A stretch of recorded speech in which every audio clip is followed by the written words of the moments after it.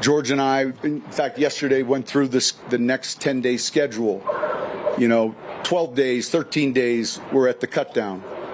And then we're signing practice squad players. And so it's all part of the equation. And I would say every year is a little different. It's just a little different than like any year before. It's just a little different. It might be because of one guy who plays special teams. It's just every year is a little different. And I was taught at a young age the most significant thing is the right 53. And so that's what keeps you up at night, making sure, we're finding that group.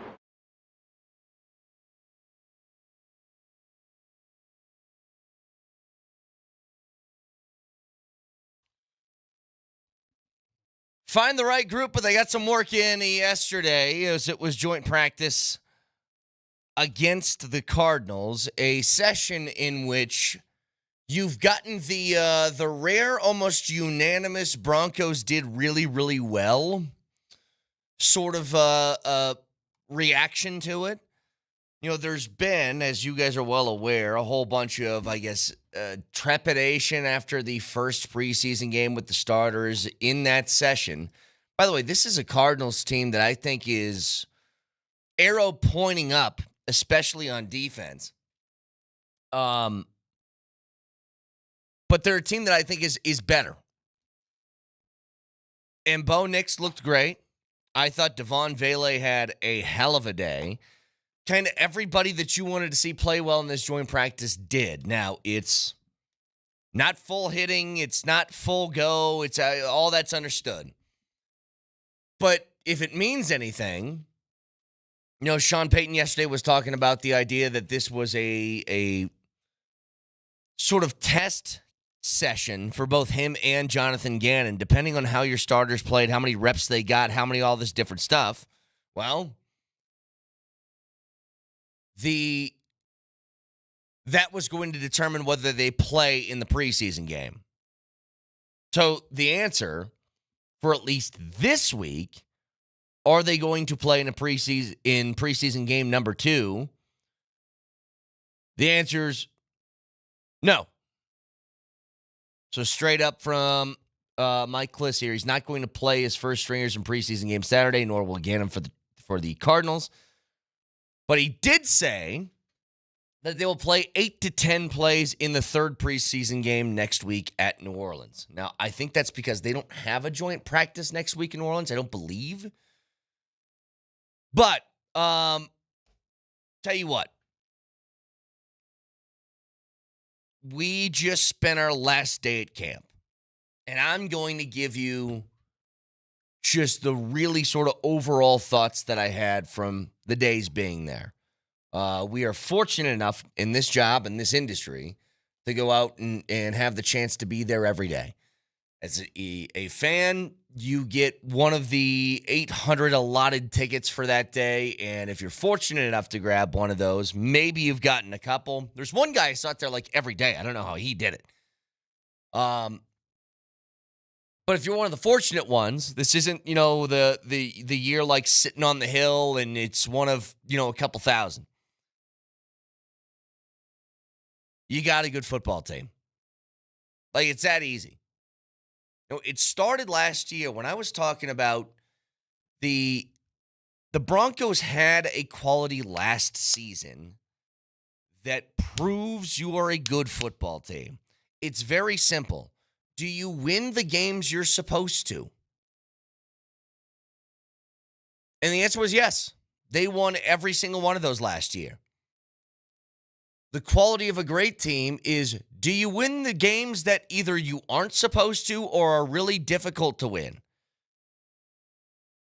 The answer last year was no. And I think every case except for the Tampa game in week 3. That was the only exception.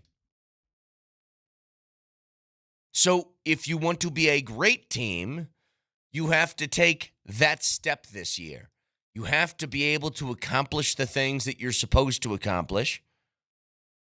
And look, it doesn't mean batting 1,000, but it's pretty close. The separator, I think, this year is going to be games like, can you go on the road and beat the Chargers? Can you beat Cincy? Like, I think that week 3 through 5, which is at the Chargers, Cincinnati at home on Monday night, and then at Philadelphia Sunday at 11 o'clock. You want to know what kind of team they are, what kind of competitive level they're going to be? If they can come through that at 2-1, that little stretch, I think it tells you all you need to know. 1 and 2, you have some questions. 0 and 3, you have some concerns. So you would think through the first 5 weeks of the season, you could be anywhere from 2 and 3 to 5 and 1, or 2 and 3, 2 and 3, or 4 and 1. That's kind of how it feels. And after that first sort of wave, yes, teams can get better. They can go on a run. They can do this. They can do that. It's at least going to give you an idea of what the expectation is going to be. And for the first time in a long time, Broncos' expectations are high. Really, really high. The team feels that way. The coach feels that way. The fan base feels that way. I think it's going to be, first of all, buoyed by a really, really solid and stellar defense. And the separator is going to be if the offense can take a leap forward. If you can get a jump from Bo Nix, if you can get an actual running game that you trust, if you can get extra production from a wide receiver not named Cortland Sutton, that's the stuff that I think would matter and would give you the extra sort of boost along with a great defense to be a major, major competitor. And I'm not even saying, like, of course, in your division, but in the entire conference. So that's just overall kind of what I noticed. Because especially, we were talking about this yesterday. If you feel like you have a defense that Pat Surtain has called, he thinks they can go down in history, then listen. If you're doing that, then winning the division is something you should expect. Being a top 2 seed in the conference, competing for a bye week in the playoffs is something I think you should expect. If you're talking historic with an offense that is hopefully improved, that's the only direction to really go. Now, I'm not saying that's going to happen.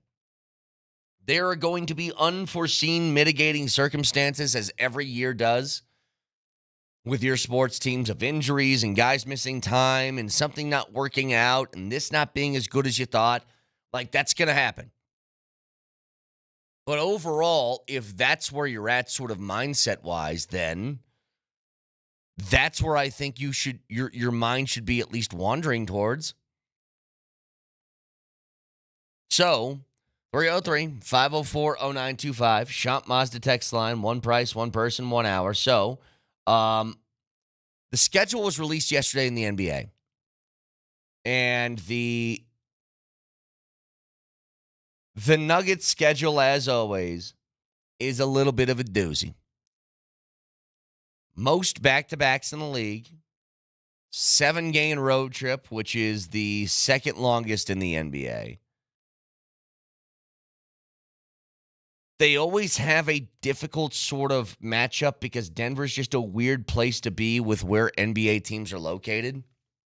You're always taking at least a little bit of a jaunt somewhere, no matter where you're playing. But that seems excessive. And I swear to God, I think part of the reason why they line up the Nuggets with so many back-to-backs, because this happens like every year, is because they know the Nuggets will play at least. No, other teams, they give them back-to-backs, and it's like we expect that so-and-so is going to be sitting out, and load management for the Clippers, and Joel Embiid's not playing for the Sixers and blah, blah, blah. I think they look at the Nuggets, they're just like, well, I know that Jokic is going to play like every game, so we might as well let them be a sacrificial lamb. But the big thing here, we all look at nationally televised games. So the max you can take, I think, is 34 from a team. So, like, the Lakers get 34 every year. The Warriors do. I think the Knicks do. The year the Nuggets won the championship, they didn't even get 34. The Thunder have now. When the Nuggets won, they didn't. The Thunder did. I don't know if that's some sort of, if that's a push. Maybe they see OKC as a young team who could be dominant for a while, and they want to get them in front of as many eyeballs as possible. The Nuggets, by the way, this year, they have 26. Now, I also can't remember. Nelly, do you know the rules on this? Does that include NBA TV? Do they count that as nationally televised? Or is that just going to be the Peacock, ESPN, ABC, NBC, that stuff? I don't know, because the NBA TV games are harder to find than the actually nationally televised games. Like, not everybody has NBA TV, but more people have ESPN and TNT and stuff like that. So I'm not sure if it does count. I don't think it does, actually. Now that I think about it, I don't think that includes the NBA TV stuff. Here's the thing. Pushing OKC 34 times, taking the max on them, I get it, it's NBA champions, but they haven't done that for people in the past that are, quote, smaller market teams. Like, I don't think they made that push for Toronto when they won. They didn't do it for the Nuggets when they won. But it's also, the Thunder aren't pleasing to watch. You ask anybody across the league who's not a Thunder fan, they would tell you, yeah, I'm not a huge fan of their style of play. But that's going to be shoved down your throat all year. And again, part of me is like, yeah, they've earned it, so who really cares? But the other thing is, why would they push that so hard and not the Nuggets when they won a couple of years ago, when the Nuggets had a multiple-time MVP that was on their roster? You know, OKC Thunder, very, very talented team, but outside of Shea, it's kind of like the Nuggets. They don't really have a marquee guy that you'd want to tune in and watch. So I don't know. Thought it was a little bit odd, but happy to be back in the Backus and Shanker studios. Serious lawyers for the seriously injured. I got some audio later today that I want to bring to from Cardinals players talking about Bo Nix, who were very, very impressed after that joint practice wrapped up yesterday. So we'll get to that in a few minutes. Keep in mind, the schedule release in the NBA means that you got a shot to pick out 3 different Nuggets games of your choosing to win a pair of tickets to this year. The schedule is out. We want to put you and a friend in Ball Arena. Win your tickets now before you can even buy them. Tickets go on sale Saturday at 10 a.m., but the form is open now, so head on over to altitudesportsradio.com/nuggets. That's altitudesportsradio.com/nuggets and get your games picked. Back after this.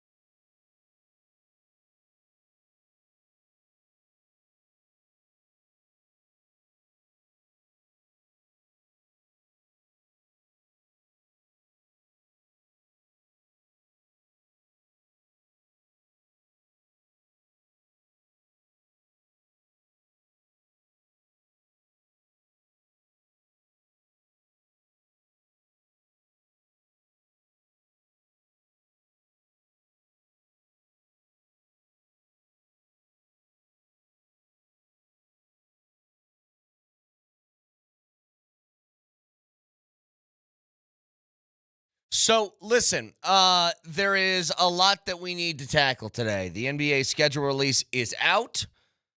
The Broncos have wrapped up joint practice against the Cardinals from yesterday. And we are, think about this, guys. We are 1 week and a day away from the opening to college football season. We are 1 week away from the preseason being wrapped up, and shortly afterwards comes the NFL regular season. We're not too far away from camps and guys getting back in the gym and on the ice for the Avs and the Nuggets. And we're doing that all in the middle of 3 different teams that will be playing at once in this town that we have high expectations for. It's something I can't get over. Just straight up the idea that all 3 of these teams could be competing for championships. And I don't know how many different sort of cities across the country can say that. Look at the odds. Now, the Broncos are still the longest of shots, okay? They are the longest. But not all that crazy. The Nuggets are second at last check in odds to win the championship. The Avs are second in odds to win the championship. Let me just see where the Broncos are at now. So to win the Super Bowl, the Broncos, so they're still a bit down on the list. 2, 4, 6, 8. 10, 12, 13th. Plus 2,500. So they're right behind Cincinnati, Houston, Minnesota, San Fran. By the way, out of all those teams, with the exception of Cincinnati, I give them a better shot. Better shot than Houston, better shot than Minnesota, better shot than San Fran. And the teams above them on that list: Rams, Packers, Commanders, then you get to Lions, Chiefs, Bills, Eagles, Ravens. So what I say they were they 13th? Is that what I said, Nelly? Were you paying attention? More or less. I didn't pay attention to myself. I think it was 13th. So I got them around 10th. And I think that's pretty accurate. They got to prove if they want to be in the upper echelon of this league. I think they have the ability to do it. But again, that's where I think these games that I was just talking about, this kind of the week 3 to week 5 stretch, are going to tell you a lot about what this team's going to be. Because it really does feel like you're gifted a win out of the gates. That you get a rookie quarterback in Cam Ward playing his first game on the road against one of the better, perhaps the best defense in the league. Good luck. After that is Indianapolis. Not a buyer in Indy. Feels like you're going to win that one too. But at the Chargers, Cincinnati at home on Monday night, and then at Philadelphia. That's the kind of stretch where I think you test your mettle. After that, you got a little bit of a breather. It feels like, who knows, but it feels like, with both New York teams, Dallas, Houston, and then Vegas. And then you go Chiefs, Washington, Vegas, Green Bay, Jacksonville, Kansas City, and the Chargers again. You got a few different testers throughout the course of the year. But between the Broncos, the Nuggets, and the Avs, it really does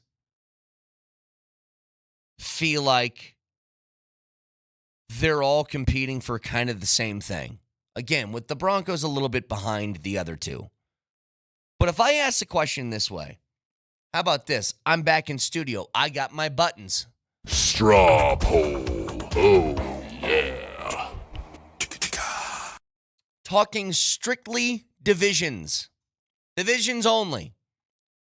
Rank what you believe to be the likelihood of the Avs, Nuggets, and Broncos to win their own division. Because here's what you're dealing with. I think both the Nuggets and the Avalanche have better shots at winning titles. But first of all, the divisions don't mean as much in the NHL, or I'm sorry, in the other leagues. The NHL a little bit more. The NBA, they mean nothing. The NFL, they mean a ton. So NFL, NHL, kind of on the same plane. NBA in a world of their own. But just on winning the division, who do you think, how would you rank the three teams as far as likelihood to be the team that's on top? The Nuggets have to deal with the Thunder and Minnesota. The Avs have to deal with Winnipeg and Dallas. The Broncos got to deal with the Chargers and the Chiefs. Where do you put it? Because I think the Nuggets I would probably put last. And I think there's a chance the Nuggets might be the best team out of all three. But I don't see the Thunder not winning 60-some games again. And I don't know if the Nuggets will get there just because they just don't do that. I have a tough time. See, I was going to put the Broncos in that third slot. Not as a knock against the Broncos, but hey, Ric Flair, why don't you take it away? But to be the man, you got to beat the man. And the Chiefs are still the man. Until I see the Chiefs collapse, I'm not going to believe that they're beatable. Wouldn't that apply to Oklahoma City?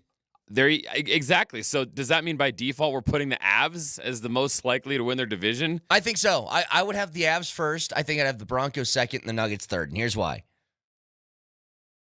The Avs were... Look, their fate was sealed, with time left in the season. They finished 14 points back of Winnipeg, but Winnipeg had that crazy start to the year. They were just a few behind Dallas. Had you not had half the entire roster injured for the first 3 months of the season, I think that changes entirely. Had you had Georgiev off the roster and the Blackwood-Wedgwood combo at goalie at the beginning of the season, I think that shifts the numbers. I think the Avs have a really good shot at finishing first in their division, winning the Central and being sort of the team on top again. And yes, it depends on health, but more than that, you have goaltending that you trust. Landeskog is finally back in the lineup. You got, I think it would be, knock on wood, I guess, impossible to deal with the same sort of stuff you dealt with last year. And really over the last few. They've been so unlucky injury-wise. But all of that shifts at the beginning of the season. I think it skews the numbers in a huge way toward the Avs come out on top. The difference with the reason I got the Broncos second,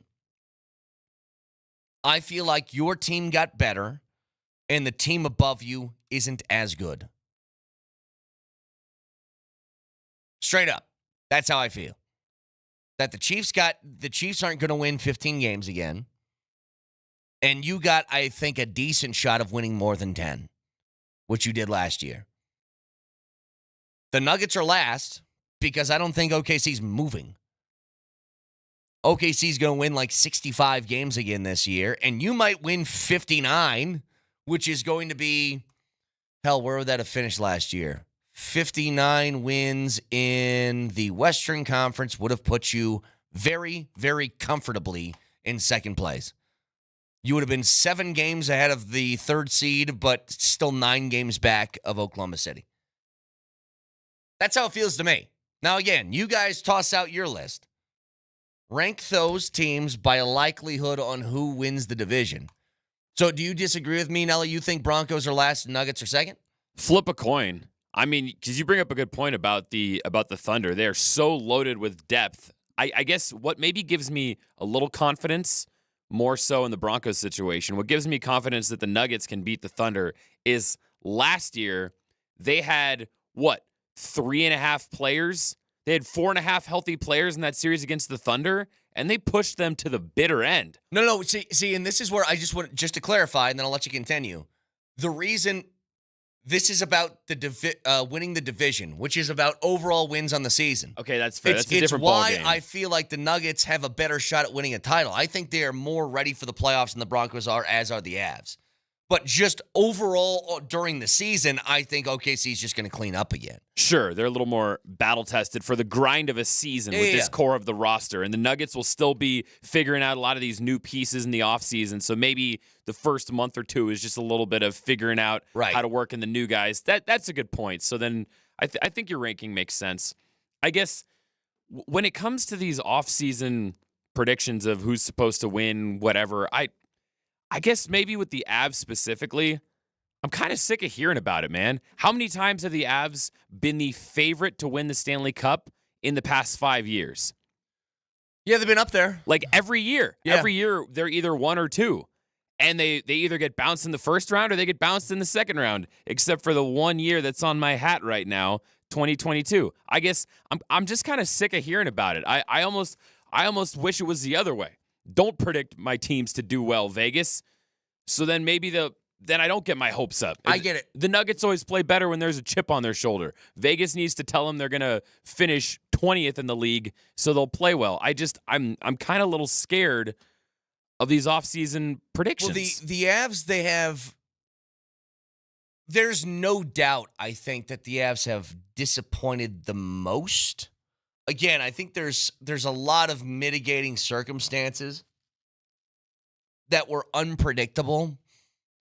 You know, when you have a very key piece, and we all know how valuable Val Nichushkin is, but for 2 straight off seasons, like, just disappears with no reason given, that's going to mess some things up. The amount of injuries they've dealt with last year, and then the overhaul of basically an entire roster. You know, it's not fantasy hockey. You can't just put guys out there at the same time and say, go. It takes a second for the chemistry to build. It does. And that's why I'm excited about this year. I feel like they finally have a team that they trust and believe in year over year. And that guys last year that were okay, you know, like your Brock Nelsons, your Marty Nachos types, like, in off season to gain chemistry with your line mates and really make that thing go, I think can make a world of difference. You know, again, what happened with the Avs last year? Inexplicably, they lost the ability to score on a power play. What's the difference in that series? Dallas scored, you didn't. 5-on-5 hockey, it felt like it wasn't really close between those two teams. Like, the Avs were much better. Much better. So I'm going to buy it. I think that the Avs have the best shot to win their respective division. I think the Broncos are second and the Nuggets are third. And here's what's funny.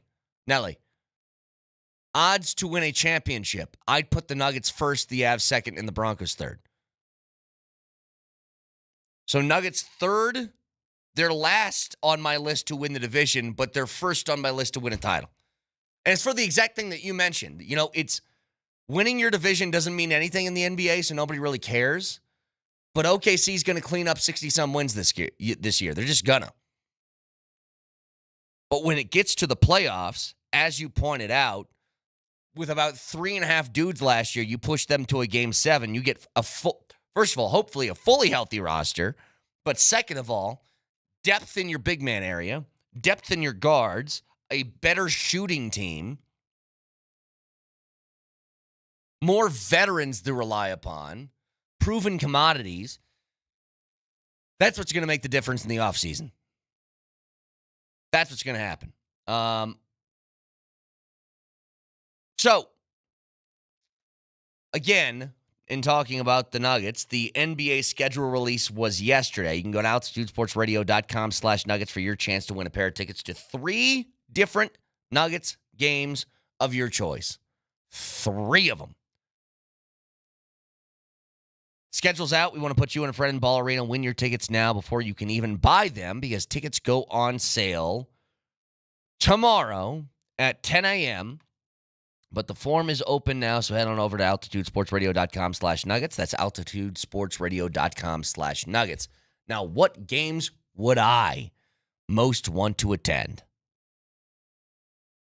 The opener, at least home opener against Phoenix, I think I'd leave off the list. there is one game in particular that I would go to. It would be Sunday, March 1st, little matinee game, 1:30 in the afternoon, taking on Minnesota. That's first on my list. I wouldn't do Christmas just because I don't want to have something to do on Christmas. Just leave that sort of open because at the same time, remember, guys, Nuggets and Broncos are going to be playing simultaneously that day. Sunday, March 1st at against Minnesota. That's one that I'm like, for sure, is one that I'd want to go to and see. You just like that. This is fair, but since it is a 1:30 p.m. game, it's a matinee, you can actually go to that one. You can bring little baby Jamal Cale if you want, and then you can still be in bed at a reasonable hour. Exactly it's right. Perfect. If you guys have never done a matinee game for like the Avs and the Nuggets, it's a beautiful experience. I love it. You get those like rare like Saturday 1:30 games. You go there, you walk outside, it's still sunny out. And you're like, what's going on here? You ever been in like I was going to say something else. I'll say a casino. How about that? You ever been to a casino and you walk out and it's still sunny outside and it like shocks your system? It was like, I was a degenerate. And then I walked outside expecting it to be pitch black because that's how it always is. And instead, I can go get Denny's.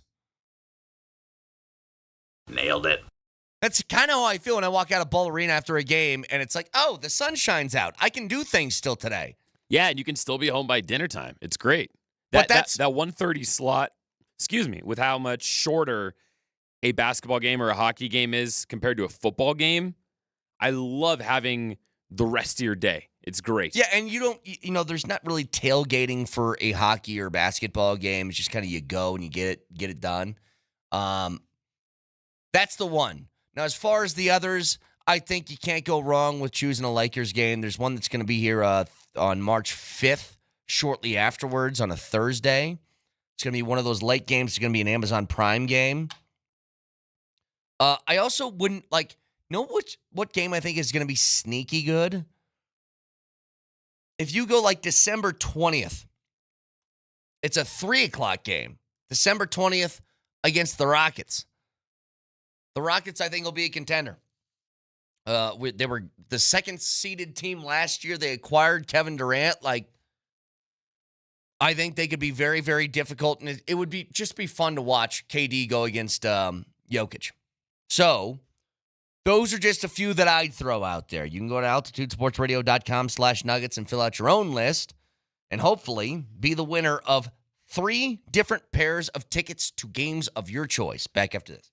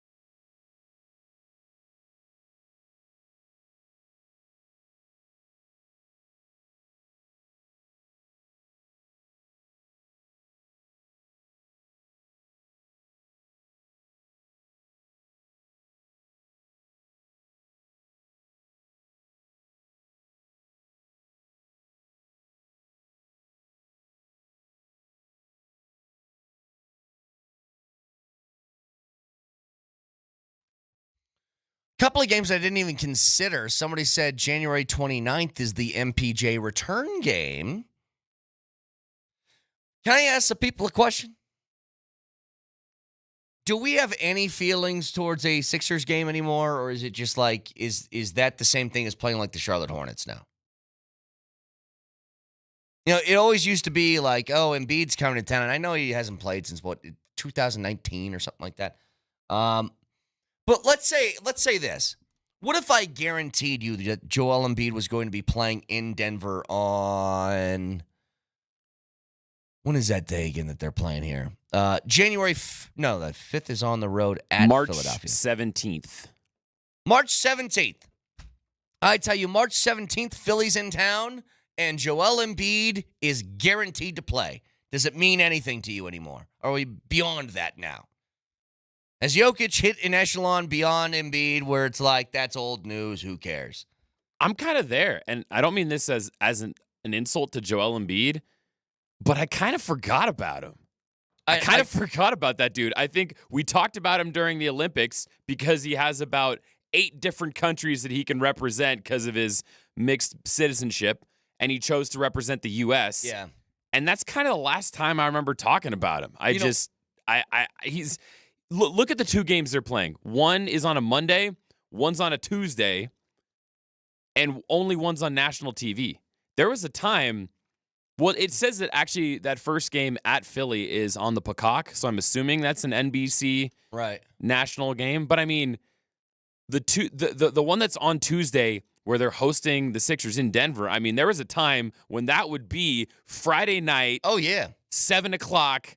Embiid and Joker the promos number one running broadcast team in town. Yeah, exactly. Yeah. MVP versus MVP. Harlan on the call. And now it's just, it's a Tuesday, 7 o'clock, altitude. I know. I've gotten to the point with Embiid, we all had these battles with Philly fans.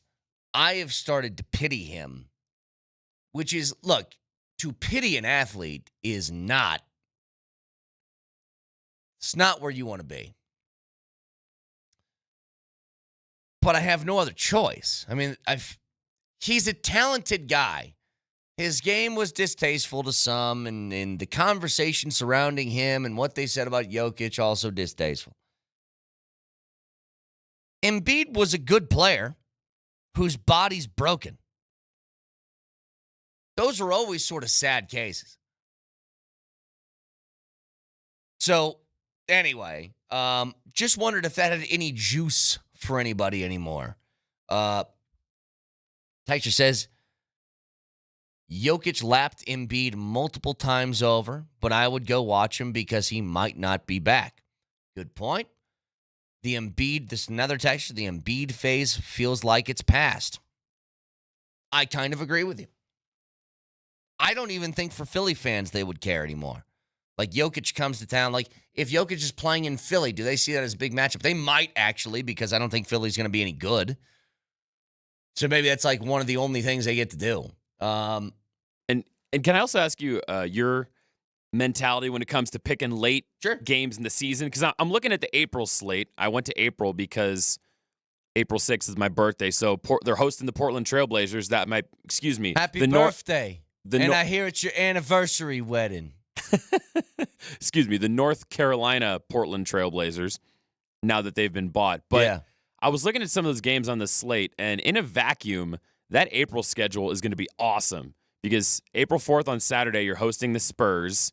Then Monday, you're hosting Portland. I don't think we know what they are yet. That's TBD. Then the 8th, you're hosting Memphis. The 10th, you're hosting OKC.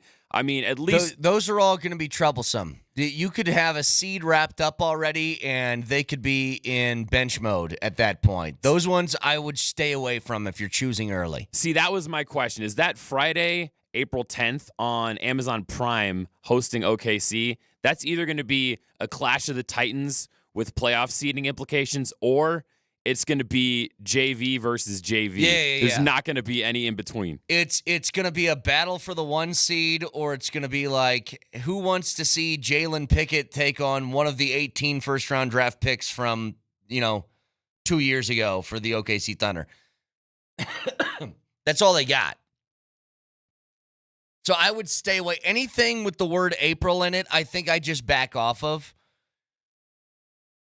With the exception of this, here's one I'd give you that I would say maybe if you want to go late in April, right before the postseason, this is one you should do.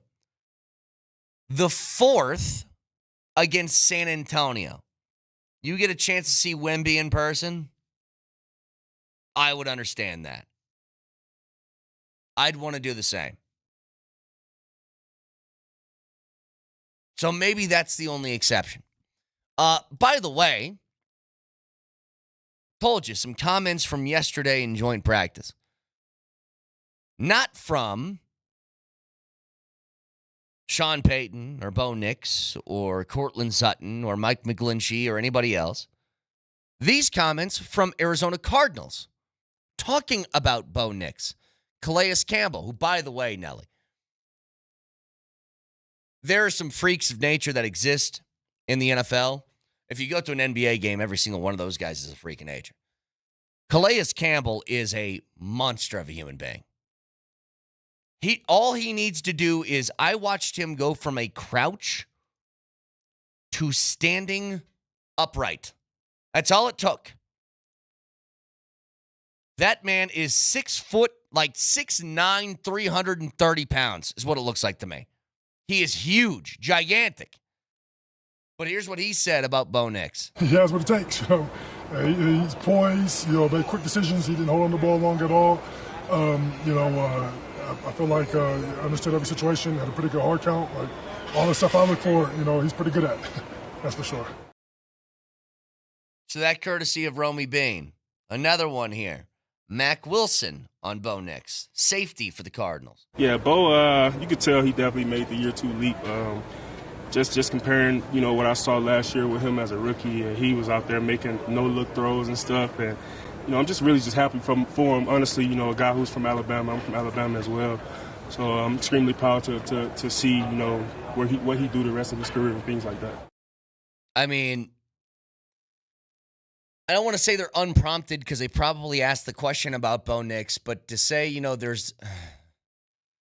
I think Payton actually talked about this yesterday, too. Can you see, Nelly? I believe I heard him say this, talking about something about the year 2 wall that quarterbacks hit, and he said it's like Bigfoot. It's just a myth that he doesn't know exists or not. But 5A is what it feels like we're talking about here. Because these guys both said something along the lines of, Mac Wilson said it straight up, a year 2 leap for Bo Nix. Well, what about a year 2 wall or sophomore slump, Sean Payton? So last week was what was it called? The second year? The sophomore jinx. And I challenged, and I meant that respectively. I haven't been able to find that first round, real good season, maybe the team. So I think that's a little bit cliche. I would say, look, the second year climb probably realistically happens more. The other is like Bigfoot. It makes for a good question, but like, give me the 3 that we're referencing.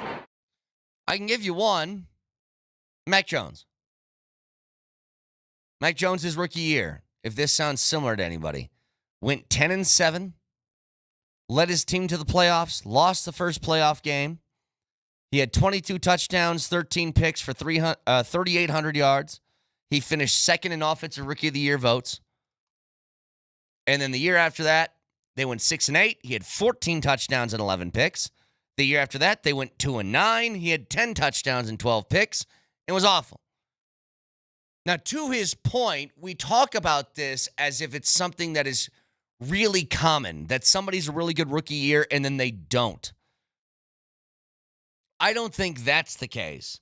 If you wanted to throw out a C.J. Stroud, well, Stroud was dealing with his entire offense like being hurt last year. He still improved a game in the win column. Did throw a few more picks, not as many touchdowns. But I think a lot of that had to do with the talent surrounding him towards the end of the year with the amount of injuries they were dealing with. To his point, though, if you have a good quarterback, it's not very common that these guys just all of a sudden regress in year 2. And if they do, it's probably not a good sign for the future of them. But it's some high praise from some very talented defensive players that were going up against Bo Nix yesterday that will not see him in preseason game number 2 because they will not play, and neither will the Broncos. Again, if you guys missed it, Sean Payton said he was happy with how practice went. He was happy with how his starters played and joined practice. And with that, neither he nor Jonathan Gannon of the Cardinals are going to play their starters in preseason game number 2. Good. He did volunteer that the starters will get, I think he said 8 to 10 snaps in the third preseason game. So that feels like a drive or 2 if they go like 3 and out after the first one.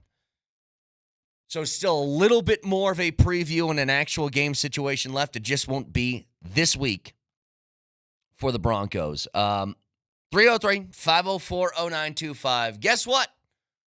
Can always watch the show on Twitch.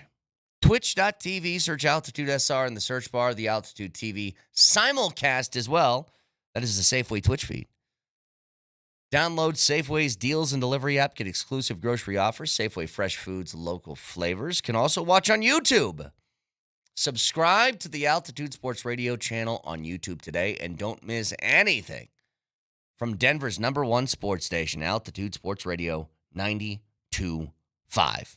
Moser, Lombardi, and Kane starts next.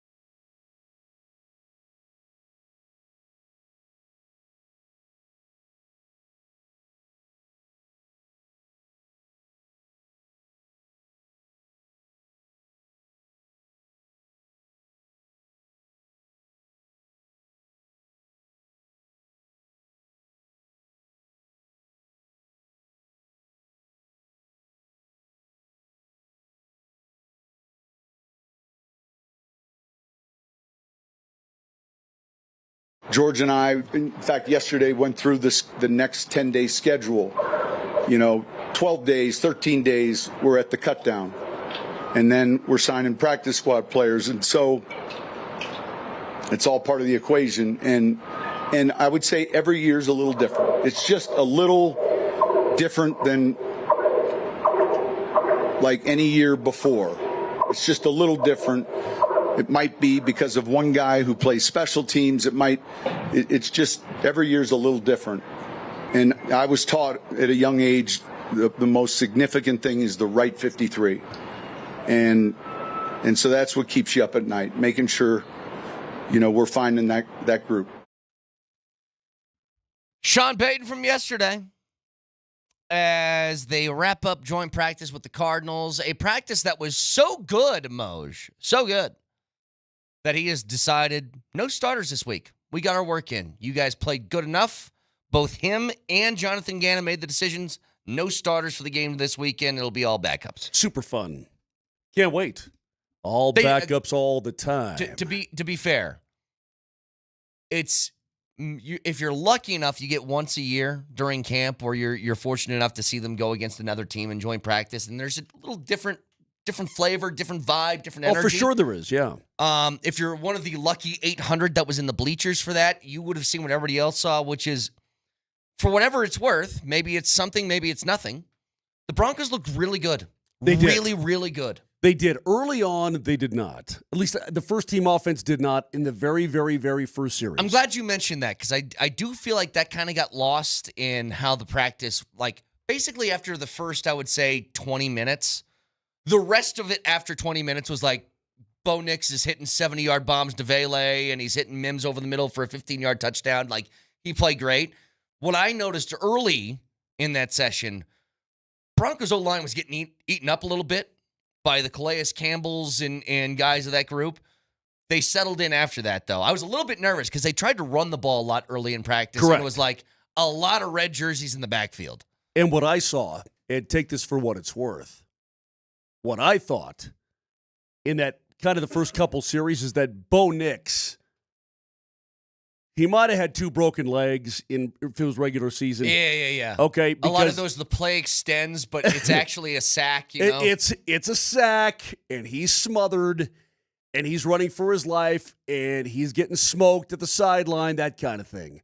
And then he settled in, and they looked really, really good. Maybe this is it, Moshe. Maybe they're just slow starters. And in that first preseason game, they needed a couple of drives to get their feet under them, and they would have taken off afterwards. Maybe that's the case. Sean Payton should have played them at least 3 quarters the other night, last weekend. But no, it was encouraging. And again, you can't simulate game action, right? Because in a game, he's taking those hits early on, and you know how it goes, and momentum, and blah, blah, blah, blah, blah. But I think when you recover from that and you go back to your coordinator and your coach, and he's going, all right, enough of this. Let's do this. And you start throwing the ball all over the field and looking pretty good. That's a very positive sign. So I'm encouraged by what I saw. I don't need to see them. In fact, I'm with Sean Payton. I don't need to see them coming up on Saturday night. I'd like to see them. It would be fun to see them, but I don't think I need to see them. On the other side, I don't know what happened between the Broncos defense and the Cardinals offense because I can't see that far. Yeah. Because you know why?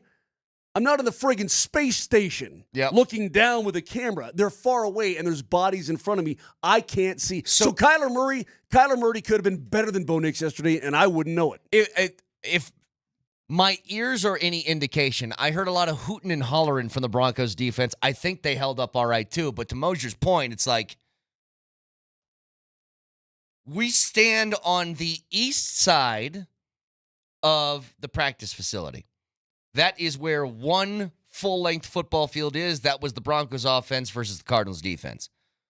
On the opposite side, where the hill used to be, was where the Broncos defense was going against the Cardinals offense, and we couldn't see a thing because guys like Calais Campbell are 6'9", and they impede your view. I saw Trey McBride. I saw him make one big catch. I remember that because he was by himself at the end of the play. Here's how I know that it's Trey McBride. I see 85, And by the way, the Cardinals had their names on their jerseys. Yeah. That was helpful, by the way. I see 85, and I see a tiny little blonde piece of head. Yep. Whatever it is.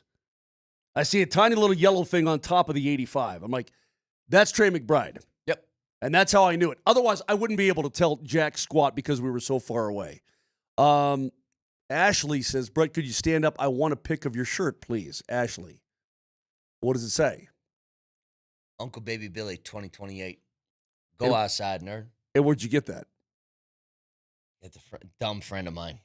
Yeah. An idiot friend of yours yes. sitting next to you gave you that. Yes, exactly right. You're welcome. There you go, Thanks, Ashley. Go outside, nerd. By the way, let's go back to Sean Payton. Nelly, could you please play the last maybe 15 seconds of that Sean Payton cut?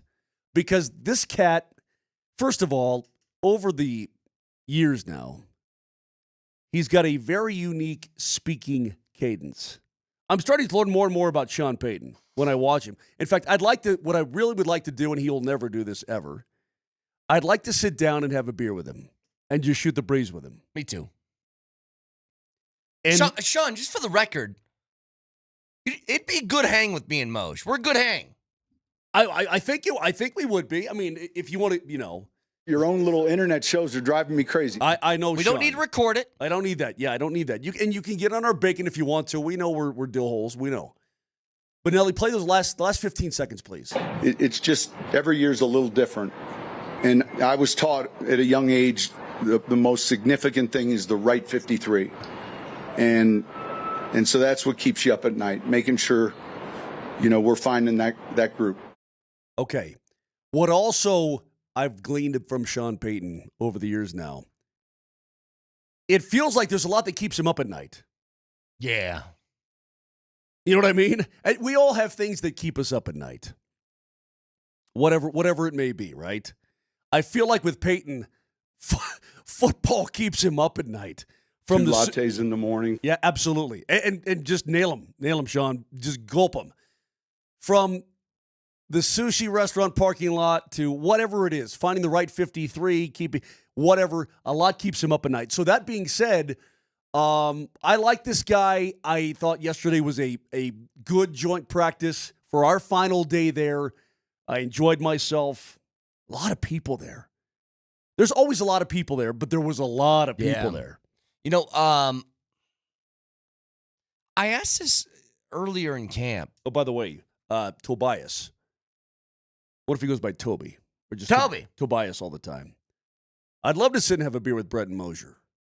Well, dude, on any given day, you can probably find us someplace. Yeah. I mean, it's not that hard to track us down. Around. I swear to you, if you jump around to just pick 3 different establishments in Aurora, Murph, 3 different establishments in Parker, you'll come across me or Mo somewhere. You'll probably find us. But here's I said this earlier when it comes to Sean Payton. I don't know what brings him joy. He seems like everything just brings him stress, but him being stressed out is almost like his comfort baseline. Yeah, that's his comfort place. Yeah. Actually, he's happy being stressed. Yeah. Like about football. He's got to be worrying about something, right? Absolutely. But that's what makes him, I think that's what makes him a great coach, is that because he worries about everything, everything's got to be so detail-oriented. And why do you think it drives him up a wall when people don't run the things that he wants to run? Why do you think Russell Wilson drove him nuts?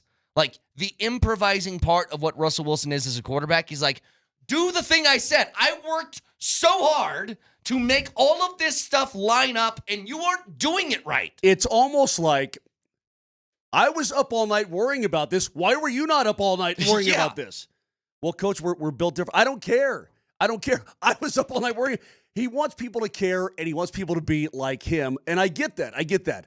Some guys are just wired different. The more I listen to Sean Payton, the more I hear him talk, the more I try to glean his brain.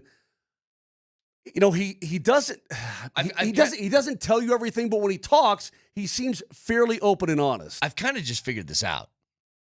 Now that we've talked our way through this. My wife is Sean Payton and I'm Russell Wilson. My wife she's meticulously detailed. She's got everything ironed out and organized. And I just go, I'll figure it out. Like, that's what I do every time. I'm like, I'll figure out whatever we're going to do. I'll figure it out. That's not how she operates, bro. It's not how that's not how Payton operates. That's not how she rolls, bro. And Russell Wilson, he's under center, and he's like, what do you see in the defense? I don't know, man, but I'll make something happen. Don't worry about it. I got it. And that's it. That's what drove him nuts. Drives my wife nuts about me. You can't just figure everything out on the fly. I go, oh, yeah? Watch me. It feels like Peyton Manning would have been an awesome quarterback for Sean Payton. Oh, my God. Of course. Now, here's the thing. I wonder about this. He had Breeze. I mean, Breeze, I think, was allowed to do stuff. But when Peyton sees something that he thinks is better than what Sean Payton said, right. How does that go? No, but it's the dissecting of football. Yeah. It's the brain surgery of football that I think they would both appreciate from one another. Anyway, a good day of practice for the Denver Broncos yesterday, and so we'll see some guys trying to earn jobs, and then it appears that we will see some dudes against the Saints, right? He said 8 to 10 plays is his plan for the starters. Perfect. Yeah. Perfect. In fact, I'm happy that he feels good enough that 8 to 10 plays is going to get it done, and then you get ready for a mollywhopping of the Tennessee Titans. God, I hope. That'd be a nice... Dude, they are going to smoke. They're going to smoke them. Smoke them. They absolutely should. I don't even know how to describe. Is there a line on that game yet, Nelly? It's 8.5. Well, I just was talking about this with Paul Klee yesterday. 8.5. By the way, I hadn't seen Paul Klee in a while. What a guy. Our boy Paul Klee. I love Paul. He looked good. His sunglasses, Paul Klee from the Gazette. Yeah, let's clarify it. Not the famous painter that's in a lot of crossword puzzles. Where did I? There was paintings in Italy. There was paintings by Paul Klee. It's crazy. Yep. Anyway, he had some cool sunglasses on yesterday that I kind of wanted to. They're fishing glasses. I don't know if he's listening right now or not, but I kind of wanted to just take him around the corner, punch him right in the gut, and steal his glasses. Paul's got two things he wants to talk to you about. Fishing and how the Zag's going to look this year. Oh, God. That's the two things he's going to talk to you about. Wait until November, Klee. So anyway, a really good practice yesterday from the Broncos. I got audio, by the way, not of Sean Payton, not of Bo Nix, not of Mike McGlinchey, of Cardinals players talking about Bo Nix. That we'll get to in just a little bit. Not to mention, Moj, yesterday, NBA schedule release came out. We have details now. Specific details. You know what makes me mad, though? This is what makes me mad. And for us hockey guys, it gets a little perturbing. What, that it's a big deal when this gets released and hockey's not as big a deal? No. Oh. When you look at the Nuggets schedule right now, do you want to talk about the schedule right now, or do you want to wait? I was going to save it. Okay. I was going to save it and give you guys how you can win 3 pairs of tickets to 3 games of your... Well, wait. A pair of tickets to each of 3 games of your choosing. Well, I think that's awesome. It has nothing to do with the Nuggets. It has nothing to do with the NBA and the schedule release or anything of that nature. Thank God we finally have it here in the middle of August, right? Mm-hmm. And I saw Katie Wingy. I saw her tweet yesterday. She says, I can plan my life now. And that's kind of how it is. When you work for a team and you know you're going to be traveling and so on. So what I do when I get the Avs schedule is I look at, big holidays and birthdays and whatnot, right? Sure. Birthdays and be like, oh, yeah, sorry, honey, for your birthday, I'll be in Winnipeg. Okay. Yeah, that's how you roll. Through all of life's moments, you're a player. And you got a little one that's turning, let's say, 6 or whatever. And you're like, happy birthday, sweetheart. Yeah, I'm in Ottawa. It's really fun here. Uh-huh. That kind of thing. The league waits for no one. Right.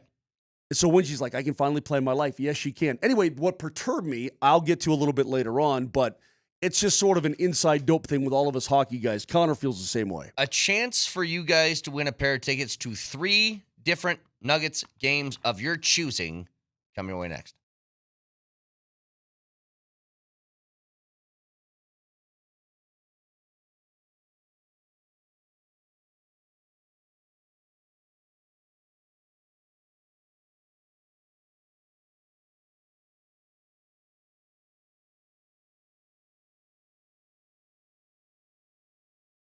Men, summertime still has a ways to go. Longer days, warmer nights. You're probably feeling pretty good, right?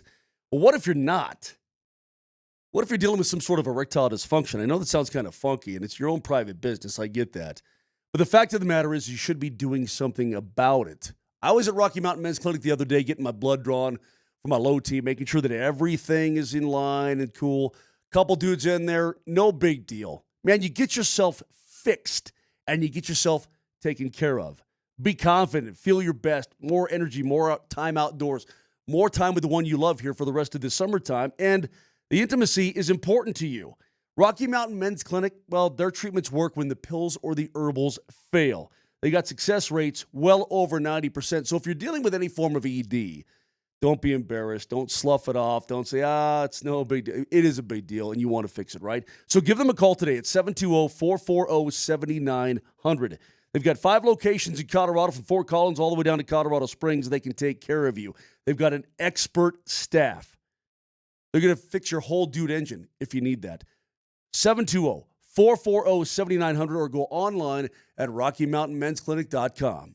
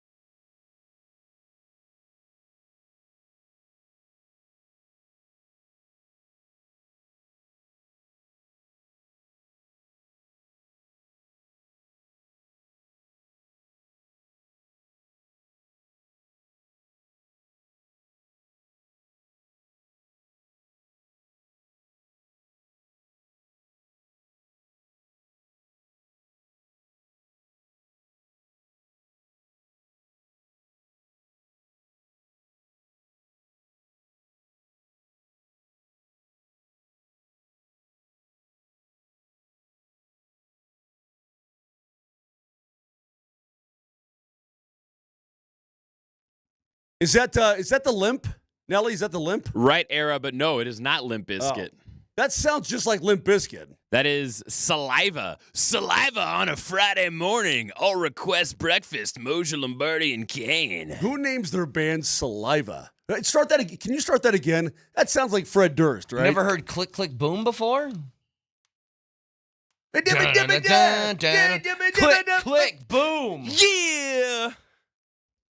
Hey, let me tell you something. If you were ever in a high school weight room in the mid-2000s, you heard this song every day of your life. Really? Well, I say this as we roll on here. This and Numb/Encore by Jay-Z and Linkin Park.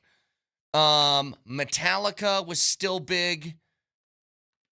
Well, somebody said that Limp Bizkit opening for Metallica It's another big one there. was over Mile High, right? Limp Bizkit Moser, first night? I gotta say, I was at that show, and Fred Durst still has his fastball, baby. I was very impressed. He looks weird. Somebody said that Limp Bizkit was fantastic.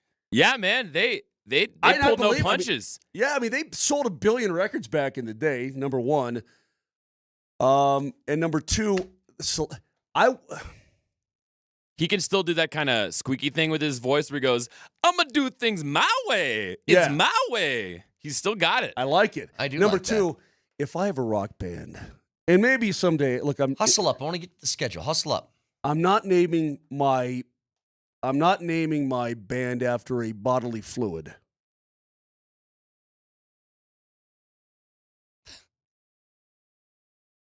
Are you sure? I'm just saying. The blank bank. All right. I'm out. You want to do the show alone today? You can do it alone because Vic's on his way to Down Lawrence. with the Sickness by Disturbed is another one. Yeah, Vic is taking his beautiful baby girl to college. Once again. Hey, listen. Because of the schedule release, because of that, you can go to altitudesportsradio.com/nuggets for your chance to win a pair of tickets to 3 different Nuggets games of your choice. Schedule's out. We want to put you and a friend in Ball Arena. Win your tickets right now before you can even buy them, by the way. They go on sale tomorrow at 10 a.m. But the form is open now, so head on over to altitudesportsradio.com/nuggets. That's altitudesportsradio.com/nuggets. The form closes at midnight on Sunday, and we'll announce the winner on Monday around 4 p.m. So do it before it closes at midnight on Sunday. Now, get there and hopefully you win. I think I have my list.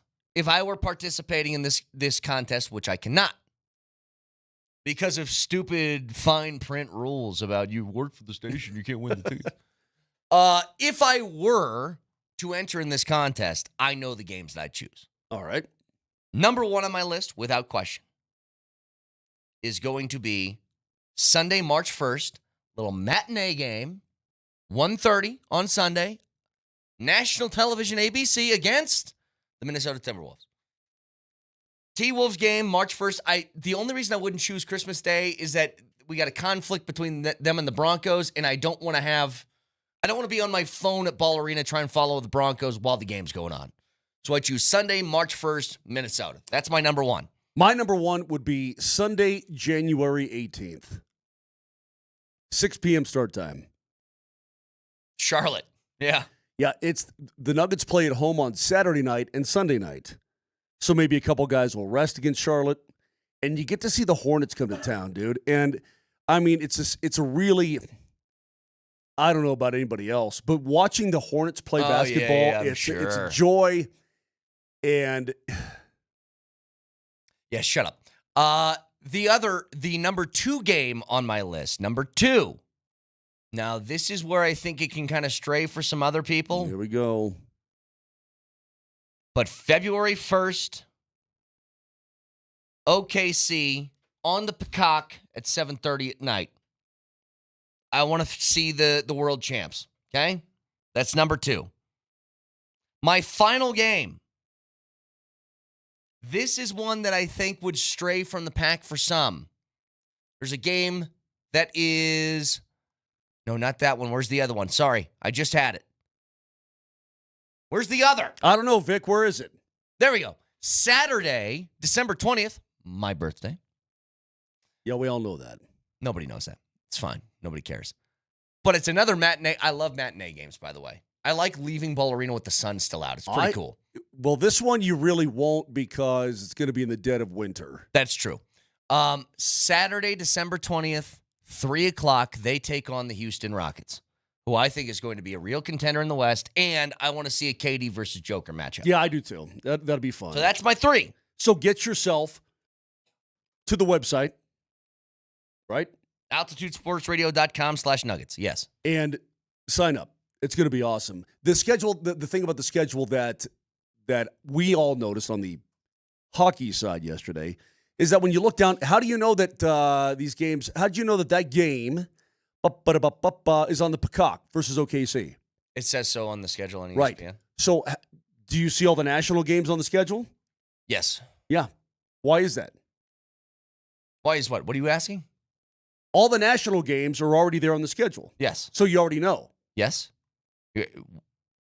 Well, the hockey schedule's been out for almost a month, Oh, and we have absolutely no idea. That's why you're annoyed. It's because ESPN and the Peacock and the Prime and the this and the that and the blah, blah, blah, they got it all worked out. The NBA is the number one priority. The NHL. Oh, so they get those done first, and then they back They're like, end. okay, we got our NBA schedule. Okay, everything's cool. Hey, what are we doing for hockey? I don't know, man. Just throw some friggin' darts at the schedule with the Avs, and we'll take some games and what. So we don't know which games we're doing yet. We're doing all the ones that the national guys don't take. And by the way, I'm sure they're taking, most of them, or the most they can, I should say. I'll tell you what's interesting about the Nuggets, though, and their schedule. They're tied for the most back-to-backs in the NBA. They've got 16 back-to-backs. And the rest of the teams that are doing the back-to-backs, they're tied with like 4 other teams with the most back-to-backs. Those other teams stink. And the Nuggets don't stink. And I think it's a joke that the Nuggets are tied with 4 other teams for the most back-to-backs in the league this year. Oh, and we'll get to that in just a second, okay? Because I want to get to some of the details of the schedule. But first, I want to ask a couple of questions. There is a game that, if I put a qualifier on it, it's in March, mid-March, March 17th. Are we done with this? Philly comes to town. We're so done. Philly comes to town. But what if I said this, Moj? I know that Embiid has not played here since 2019. What if I guaranteed you he was going to play that night? Couldn't care less. Okay, I'm actually with you. I'm just curious. I asked the people in the appetizer. I said, does that game mean anything to you, or is that just like a game against Charlotte now? And most of them said, time's passed. Don't care. And I think I agree. Like, one texter said this, and I think this is a perfect way to put it. Jokic has lapped the field with Embiid so many times that it's not even a thing anymore. Exactly. He had knee surgery, right? Was it arthroscopic? I think it was, Nelly. I think it was like one of these procedures. But this is going to be the thing that triggers his ultimate downfall. Yeah, I feel bad for him. From this point. Well, I don't feel bad for him. I couldn't care less. What do you mean? What do I care about Joel Embiid? He's a talented guy Good for whose him. body broke down on him. Do you know how many talented guys had their bodies break down on them? You feel bad for those guys. I feel bad. You know who I feel bad for? Like Al Wilson. Al Wilson is one of my favorite Denver Broncos in the history of all time. God, man, Brett, I wish you could have watched this guy play linebacker. I mean, TD. Terrell Davis. Great dude. I mean, watching Terrell Davis, that's a good way to put it. First of all, I love the way through the football. Second of all, watching Terrell Davis, for you youngins out there, all you youngins, right? That maybe you were watching the Broncos when TD was running the football, but you weren't really watching the Broncos because you were a little guy. Watching Terrell Davis punish defense in the second half and watching safeties, it's I don't know, 5 minutes left in the third quarter, and the Broncos have a 14-point lead, and here comes TD running. Yeah. And watching safeties have to come up and try to stop him, like they're got to a point where they're like, Jesus God Almighty! But you don't. Do I have to take the? I mean, I'm going to make the tackle. I'm gonna square up against him. But do I have to? It was such a joy, man. He would just he would kill defenses in the second half. Okay, but you don't feel like pity towards people like Derrick Rose, who had this great career that was just derailed by a whole bunch of knee injuries and stuff? You don't feel... I mean, I do. I guess I do. Yeah, I mean, look, I don't want to see any athlete get injured, but I've seen it happen a billion times. Embiid is not my concern. I'm sorry. Moser, I was telling Brett in the appetizer hour, the last time I remember us actively discussing Joel Embiid was during the Summer Olympics last year when he had about 5 different countries he could choose to represent, and he chose USA because it's probably definitely his best chance to get a gold medal. But before that, and then after that, I don't think we said Embiid's name on these airwaves barely at all. Yeah. For like a year. Yeah, you're right about that. When there was a time when we talked about it a lot because they were dueling Joker and Embiid. But whoever said that, the texter, Joker has lapped the field, no doubt, and lapped Embiid. Why, by the way, what is DMac here? What's he doing here? He has to record a spot, and then he also came in here, he was kind of panting, and he told me, he said, okay, I got to go rent a truck. And then he ran out. I didn't even see DMac. Get out of here. Nerd. It's our time. Go outside, nerd. To the actual part of the schedule, though, that is for Nuggets purposes, I guess something to keep in mind. They once again lead the league in back-to-backs. They have the most in the NBA. I think it's tied for the most. Ironically, with Philly, I think is who's the other one. Well, there's like 3 other teams, too. There's like 5 teams that have 16 back-to-backs. So they have that. They have a 7-game road trip that starts right after Christmas, which is the second longest in the league, which seems pretty brutal. Welcome to 2026. Get ready to learn 7 different cities. We all know the challenges of where Denver's just located on the map, that they're just, for them, the Avs, everybody that plays this often, you're going to have to just jump around, right? In a way that a lot of teams don't have to. They can take buses to some games. The Avs and Nuggets can't. But this also seems excessive. I feel like, honestly, part of the reason why they put the Nuggets in so many back-to-backs is because they know their star player will play all of them. Is that a fire alarm going off? Yeah, fire alarm's going off, yeah. Nelly, could you go make sure we aren't going to die? As long as we make sure we're not going to die, we'll just keep talking. Today's Friday, right? Today is Friday. Something weird is going on. I mean, can people see it on the Twitch feed and on Altitude? Little flash going on. Flashing going on to the fire alarm. Just kind of weird. Something weird's going on today. But I really think that they put the Nuggets in that situation because they know that Joker's going to play. I think you're probably right about that. Because they're like, all right, we got a superstar, we've got 3-time MVP. And they're thinking, when they look at the schedule, okay, Shea, all these studs, da-da-da-da, who's going to play in the back-to-backs? Yeah. Well, the odds are that the big fella is going to be there in the back-to-backs, right? I mean, I don't know what David Adelman's going to do. Maybe he'll rest him a little bit more. I don't know how that's going to work. Well, shoot, man, you'd think with Valanciunas you'd have the ability to if you want to, right? Yeah, for sure. I mean, maybe you have a little bit more leeway now than you ever have before, right? So that's good, but he's going to want to play, and you know he's going to want to play. So I want to look this up. I'll tell you what's interesting is that I'm curious for those people who have moved here from someplace else, right? You're here, whether you've been here a year or you've been here for 30 years like me, more than half your life, that kind of thing. I think the NBA and the NHL, they think that Denver, they don't really know where we are. They think that Denver is they think that Denver's someplace else. Like we're a stone's throw from the coast. Right? They think we're like in Lake Tahoe. Yeah. You know what I mean? Like they're like, oh yeah. You guys, you can Uber to LA. Oh, absolutely. Yeah, no problem. I mean, just I mean, it's what, 2-hour drive, no big deal, right? Yeah. Because when you're on the East Coast and everything is seriously, it's a driver 9-iron to wherever you want to go. Uh-huh. In their head, they look at Denver out there. Oh, you're out there. Yeah, you're right there by close Golden enough. State. You're right. Yeah, exactly. They don't really get the concept of where the hell Denver is located. So I wanted to look up these odds, but first of all, if you care. So anyway, chime in 303-504-0925. Do you now realize that people around the country, They don't really know where Denver is. They know it's out there someplace. They think it's, oh, yeah, you're right there by Arizona, right? I mean, you're in by L.A. Yeah. I mean, it's super easy. Well, you're pretty close to Vegas, which is really close to L.A. It's exactly right. Yeah. And you're right there. By the way, I want to look up Jokic's MVP odds here. Before I tell you that, though, you can bet on a live basketball game right now, as I'm looking at on FanDuel. Is it? If you have any interest in those Euro championships? Well, it's live right now. It's 7 minutes left in the first quarter. It's 21.5-point spread. 10-0 game. Nigeria leads Tunisia. If you're interested in the AfroBasket tournament that's going on right now. There's only one person up live betting that game. Yeah. And that is Mark Springer. Mark Springer is all over it. Nigeria, hell of a squad.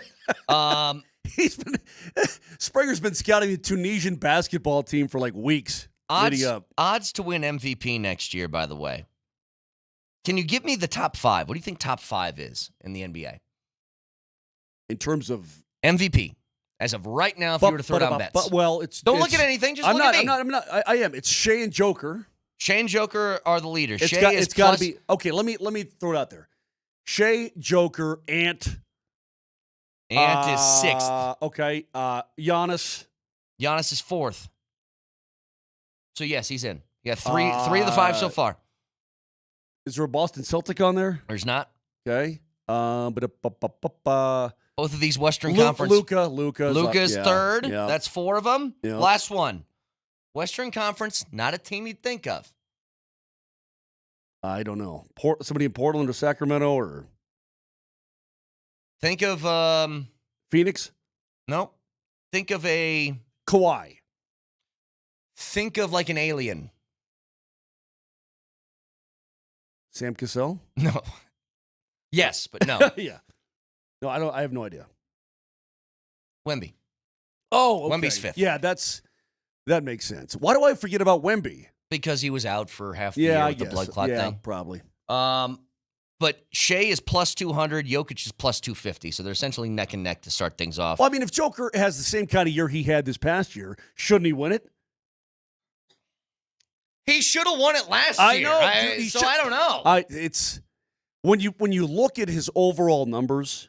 I mean, what are we really talking about here? Just the top scorer?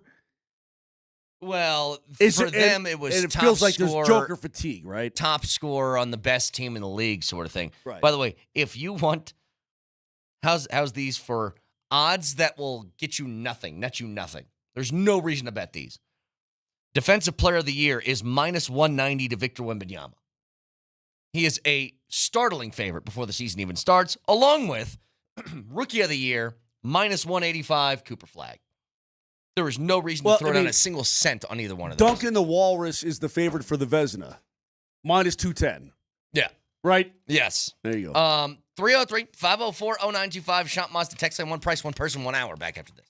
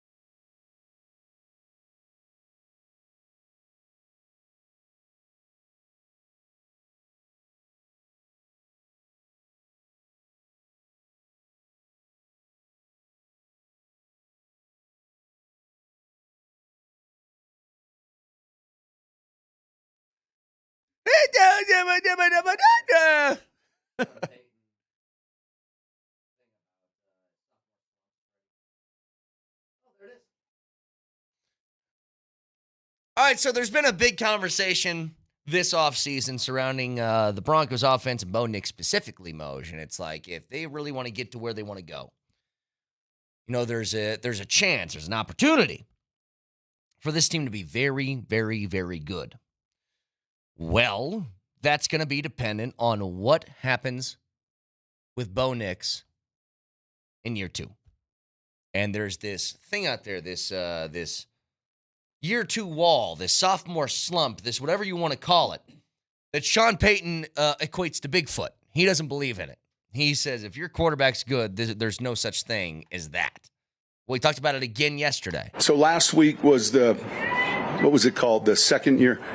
The sophomore jinx. And I challenged, and I meant that respectively. I haven't been able to find that first round, real good season, maybe the team.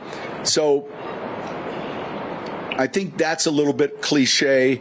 I would say, look, the second year climb probably realistically happens more. The other is like Bigfoot.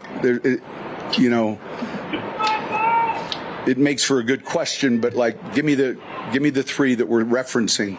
I think it's happened before. It has happened before, where guys there's more tape on them, and then they find a little bit more trouble finding success. The easy one is Mac Jones. Mac Jones had a pretty similar year to Bo Nix's rookie year in New England. If you remember, they went 10-7, made the playoffs, lost their playoff game. Numbers were similar. He was second in offensive rookie of the year votes, and then he was terrible from there on out. It exists. But his point is if your guy's good, then he's good. Right. So what are we talking about? I mean, if you're John Elway, after your rookie year, all you did was kick ass. Mm-hmm. I mean, you got better and better and better and better and better and better, right? Same with Peyton Manning. Right. But there are numerous examples to tell Sean Payton, hey, hold on a second. You mentioned Mac Jones, who's now the backup in Sanford. That's right. What about C.J. Stroud? Can I give you an example? Yeah. He burst on the scene in 2023. The Texans were pretty dang good, right? And Stroud's playing great football. Completion percentage of 64%, threw for over 4,000 yards, 23 touches, 5 picks for a rating of 100.8. So let's call it 101. Sure. Then defensive coordinators, including his own division, which stinks, they get film on him. Then what happens? Have a little bit of trouble. Yeah. His completion percentage goes down to 63. Throws for about 400 yards less for the season, 20 touches as opposed to 23, and 12 picks as opposed to 5. Now, I could also say, just to be fair, Stephon Diggs out for the year, midway through the year. Tank Dell hurt a lot last year. Nico Collins missing time. That is correct. There are mitigating factors. Yeah. But overall, he was poorer in year 2 than he was in year number 1. But I think look, what I don't want to do is just go to these guys and say that's the norm, because I think Payton is correct. If you got a player, you got a player. End of story. And by the way, Stroud wasn't terrible last season. He wasn't grotesque. I think it would. How about this, Moj? It could have looked worse had he not played in the worst division in the league. That is correct. Because he took a step back numbers-wise, and they won one more game than they did previously. That is correct, because that division. Yes. All you got to do is show up, fog a mirror, and block a couple guys, and you got yourself a division win. But just to be clear, I say that to be I don't think that it's a Sasquatch that Sean Payton makes it out to be. I think that stuff is real. I don't think it's going to apply to Bo Nix. I got 2 examples of people who also don't think it's going to happen to Bo Nix. They both play for the team that was lined up against the Broncos yesterday. One, local boy, Calais Campbell. He has what it takes. He's poised, made quick decisions. He didn't hold on the ball long at all. I feel like I understood every situation, had a pretty good hard count. All the stuff I look for, he's pretty good at. That's for sure. Mac Wilson, the safety for the Cardinals, said, slump, He thinks he made a year 2 leap. Yeah, Bo, you could tell he definitely made the year 2 leap. Just comparing, what I saw last year with him as a rookie, and he was out there making no-look throws and stuff. And, I'm just really happy for him. Honestly, a guy who's from Alabama. I'm from Alabama as well. So I'm extremely proud to see, what he do the rest of his career and things like that. Now, are those guys going to come out when asked about Bo Nix after practice and be like, I thought he was garbage? No, they aren't going to say that. But still, I think you can tell when he kind of sucked.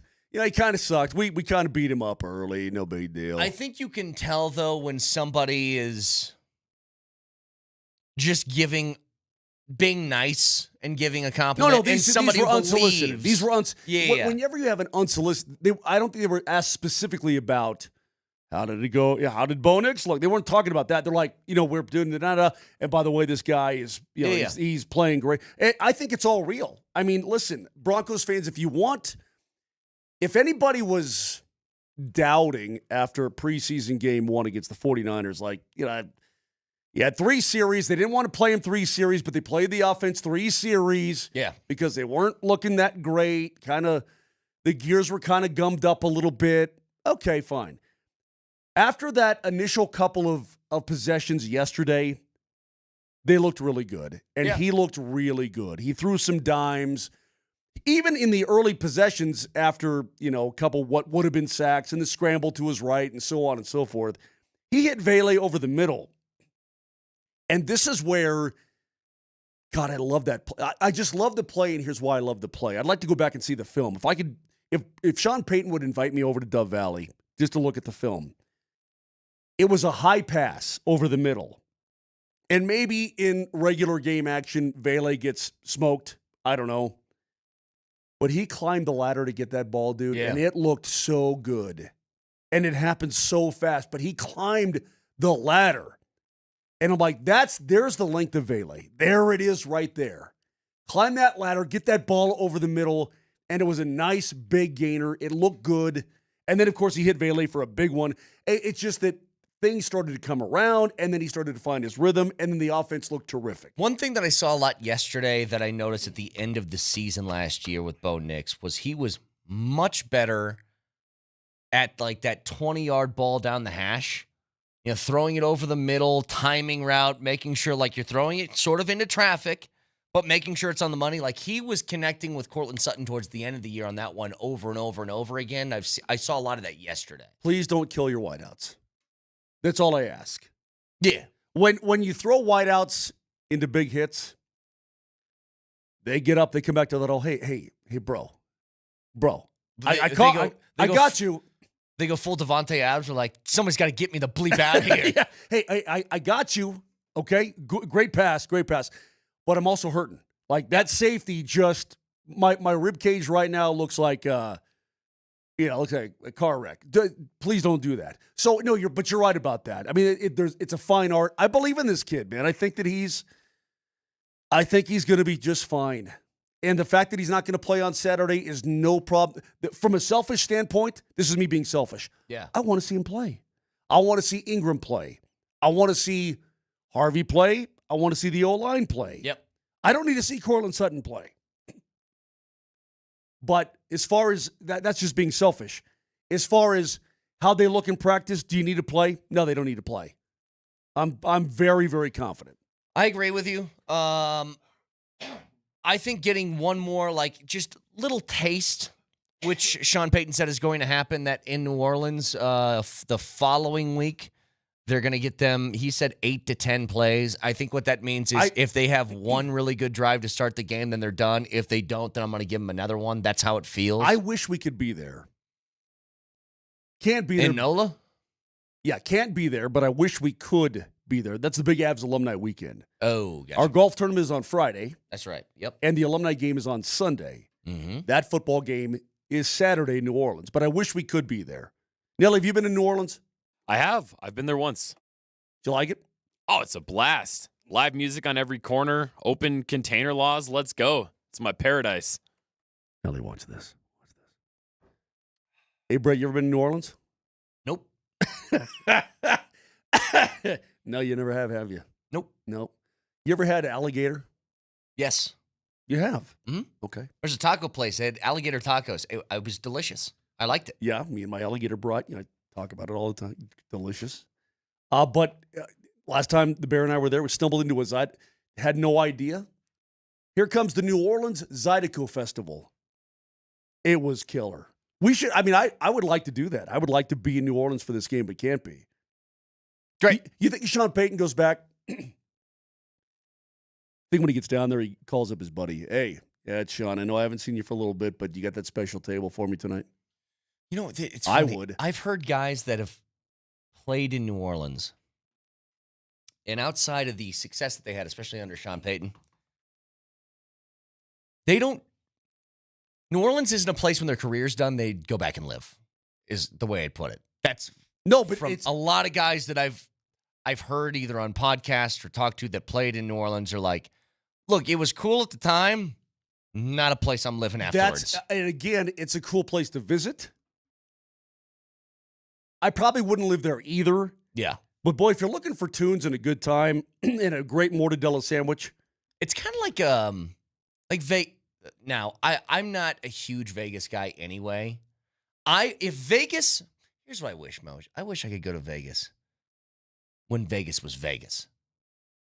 Yeah, you're with the Rat Pack smoking cigarettes 1973 at the Flamingo. But when I went there a few years back, it was like children running along all around the casino, and it was not my vibe. You were born in the wrong era, bro. I was. I'm sorry. I really was. Honestly, if you were born in 1905, you'd rake. Oh my gosh. Like you'd be a Hall of Famer. You'd be hitting bombs. I'd be in.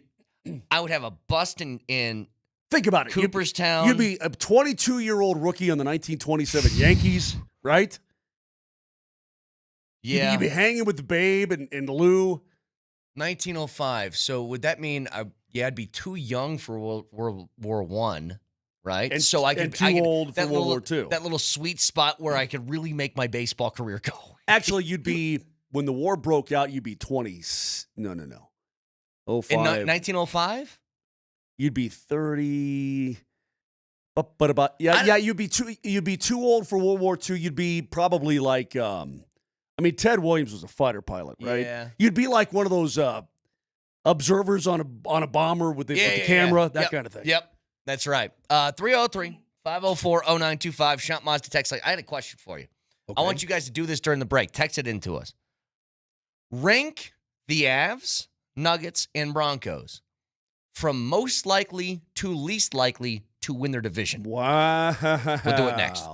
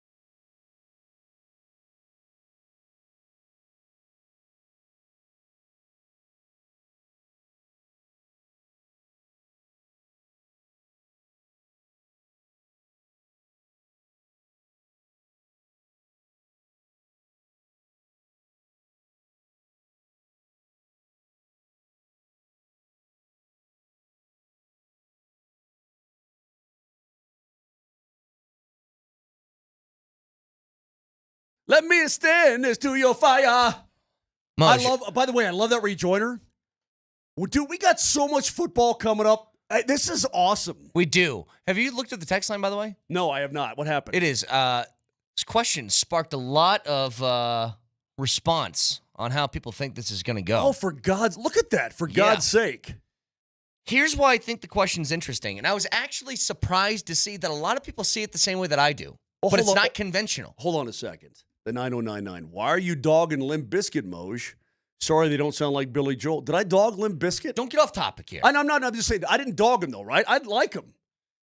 I thought the responses would be not the way that I thought about this question. But there's a lot of people that agreed with me. So overwhelmingly, the majority of people, including myself, have the Avs first. Again, the question is most likely to least likely to win their respective division. This is really, I was standing next to Romy Bean yesterday, and we were talking about this. She's like, we're pretty fortunate right now. We got 3 teams that can kick butt. And I said, Rome, I said, you're absolutely correct. I don't know how she put it kind of like that. I'm like, you're absolutely correct. We're pretty fortunate because when you look at the betting odds, now again, do me a favor. Look at Super Bowl winning odds. Okay, I'll get there in a second. Just hang on. No, but it has to do with the Broncos and where they're going to finish. They were 13th. Well, I checked this morning. Okay. They were 13th. But here's the point. When it just comes to divisions, obviously the division means a ton in the NFL. It means a lot in the NHL. It doesn't mean squat in the NBA. The way that I see it, most likely to least likely to win their division, I put the Avs first. The reason why, I think if they were healthier last year and had the goaltending change before the season as opposed to midseason, Winnipeg doesn't run away with that thing as they did early in the year.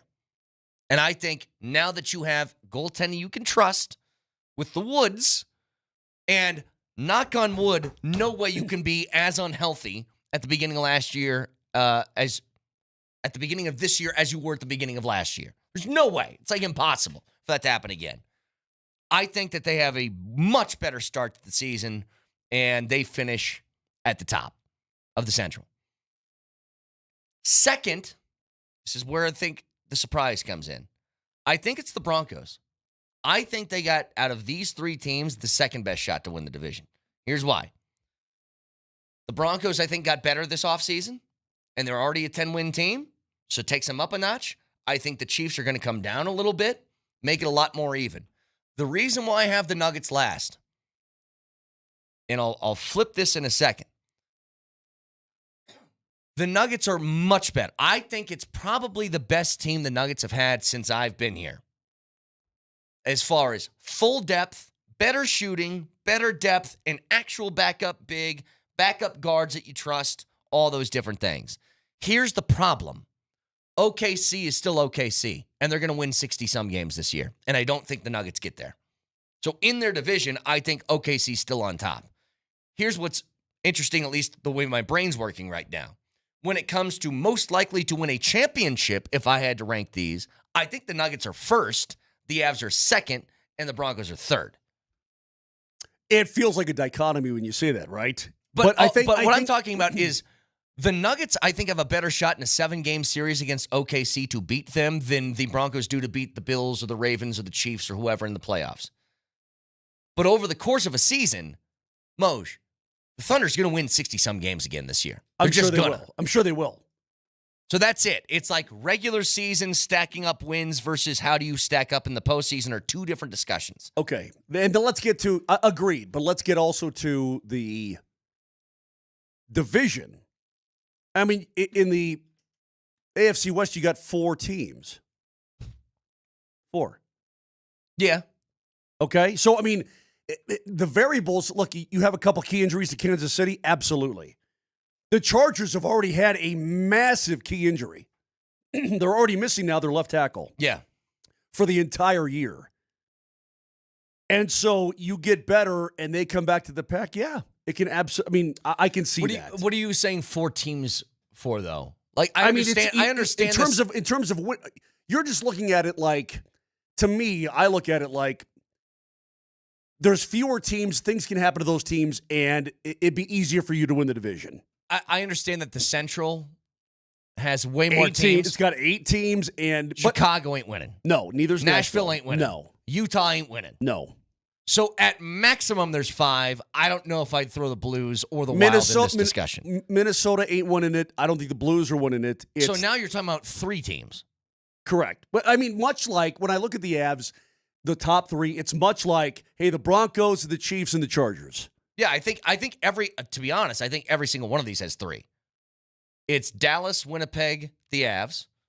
It's Chiefs, Chargers, Broncos. OKC. And it's Thunder, Nuggets, T-Wolves. Yeah. I think all of them are just a 3-horse race competing for who could win the division. That really is a very interesting way to put it, Brett.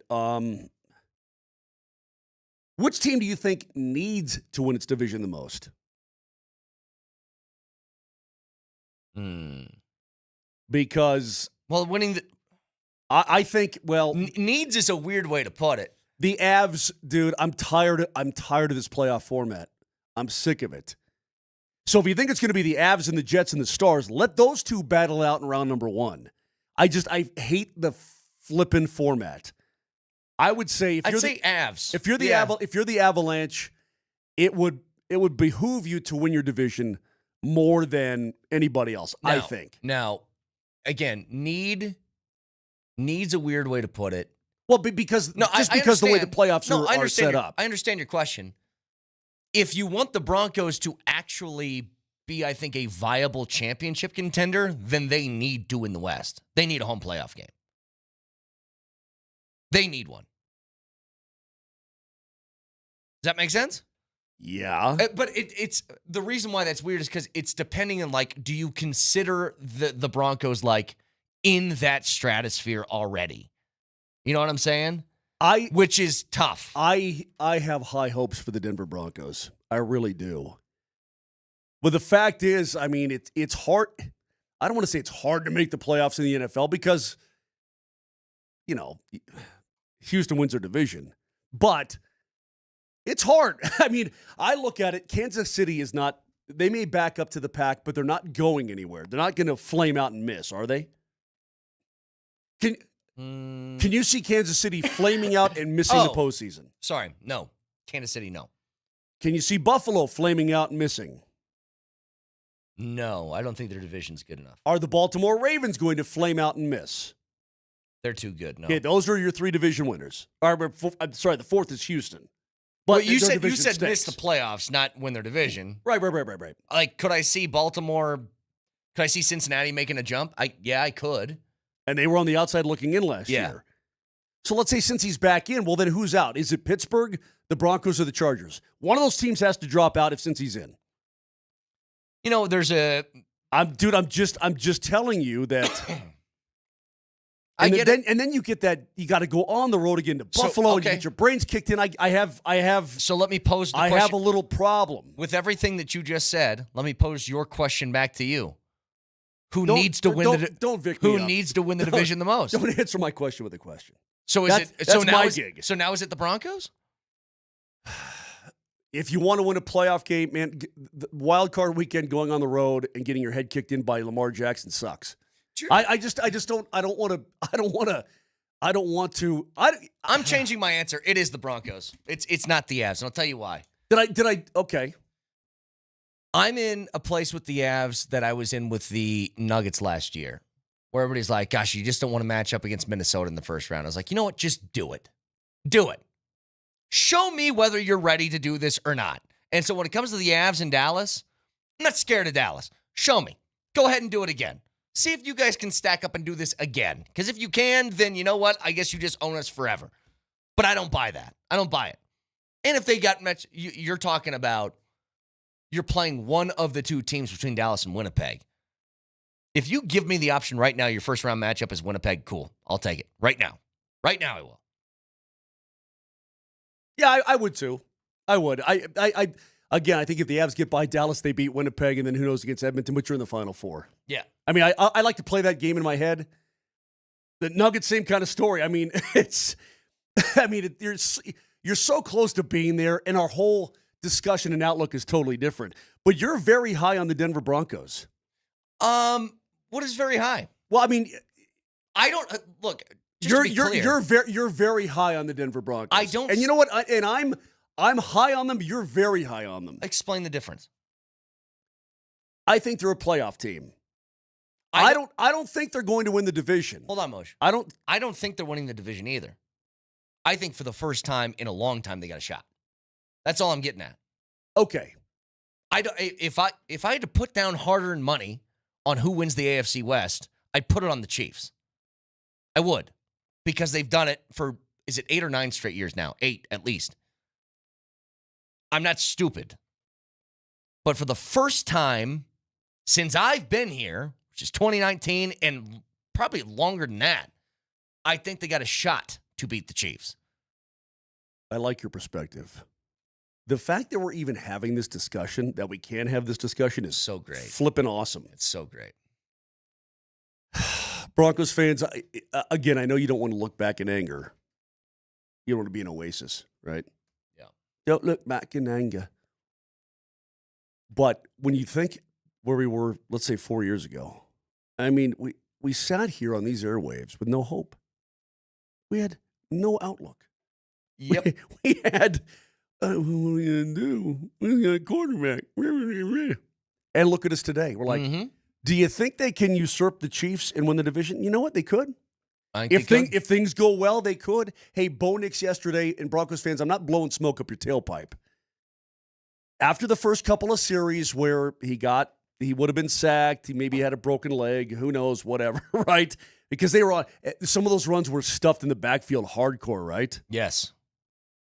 After that, they found their rhythm, and it was real, and it looked good, and you don't need me to tell you because the dang Cardinals told you. Well, Moj, let me set this one on a tee for you.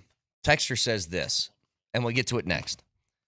I don't understand why everyone is high on the Avs. They did nothing to get better in the offseason, in my opinion. They got worse. I'm going to put that on a tee for you. We'll come back with that in just a second. Who said that? Wesley. Wes. Outside, 5 minutes, parking lot. You can go to altitudesportsradio.com/nuggets for your chance to win a pair of tickets to 3 different Nuggets games of your choosing. Schedule is out. We want to put you and a friend in Ball Arena. Win your tickets now before you can even buy them because they go on sale tomorrow at 10 a.m. But the form is open now, so head over to altitudesportsradio.com/nuggets. That's altitudesportsradio.com/nuggets and get in on this contest again. I don't know anybody else who does this. We did this with the Avs when their schedule was released a few weeks ago. You get to pick your, the 3 best games that you think is on the schedule and get a pair of tickets to them. Who else does that? That's do it around your kid's birthday. Yeah. Wife or husband's birthday. Pick. Have fun. Champion of the house. 100%. So altitudesportsradio.com/nuggets. But I don't understand why everyone is high on the Avs. They did nothing to get better in the offseason. In my opinion, they got worse. That from a texter. Moser responds next.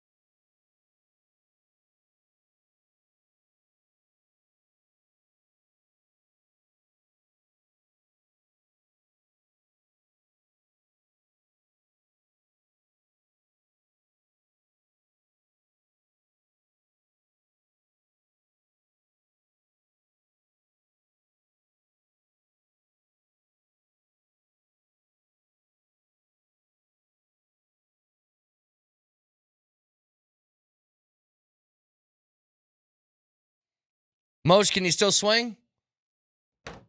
You still, if I put the golf ball on a tee, you can still hit it 300? Can you? Yeah, why? Do I hit it farther than you? Yeah. Okay, that's all I wanted to hear. What?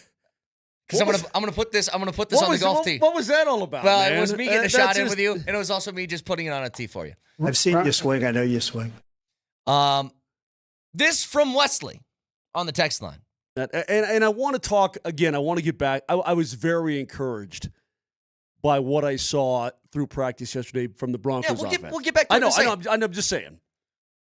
Also got some audio from Sean Payton I want to get to as well. So stay tuned for that. But I don't understand why everyone is so high on the Avs. They did nothing to get better in the offseason. In my opinion, they got worse. Moj? Take your opinion and shove it. No, it ain't work. No, give him some I context will. as to why you think he's wrong. Let me explain a little bit. Well, right now,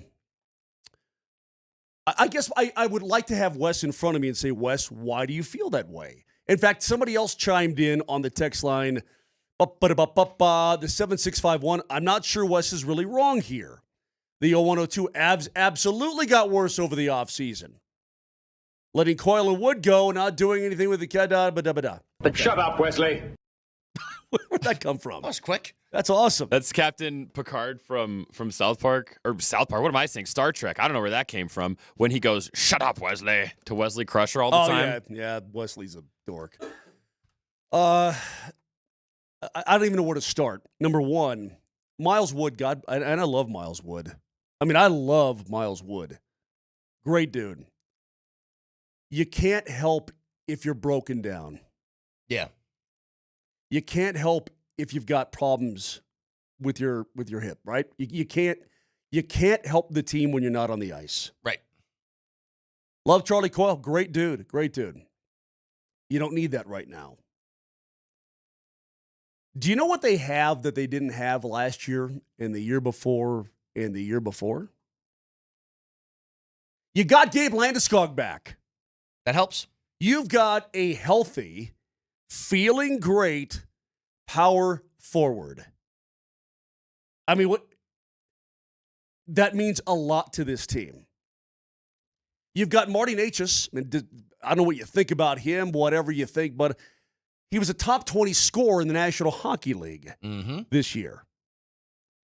According to Tom, in fact, I'm going to get a hold of Thomas Hickey, who's a former National Hockey League defenseman. Now he's working for NHL Network. Just came out about a week and a half ago. Was it 2 weeks? A week and a half ago, 2 weeks ago. And he went down the blue lines in the National Hockey League. And Nelly, if you can even find it, say Thomas Hickey, Avalanche, whatever. And I want to paraphrase his words, but this is essentially what he said. And number one for me is a no-brainer. It's the Colorado Avalanche. Got the best blue line in the National Hockey League. I don't think it's close. Yeah. I know Sammy G takes grief from people. I get it. I know that people want to beat up on Manson. I'd like to see Josh fully healthy for a full year, for sure. Your top pair is going to be a top pair for Team Canada in the Olympic Games. Devon Taves and Cale Makar just played for Team Canada and won the Four Nations. Taves already invited back to the camp. Now, will he be a big factor on the...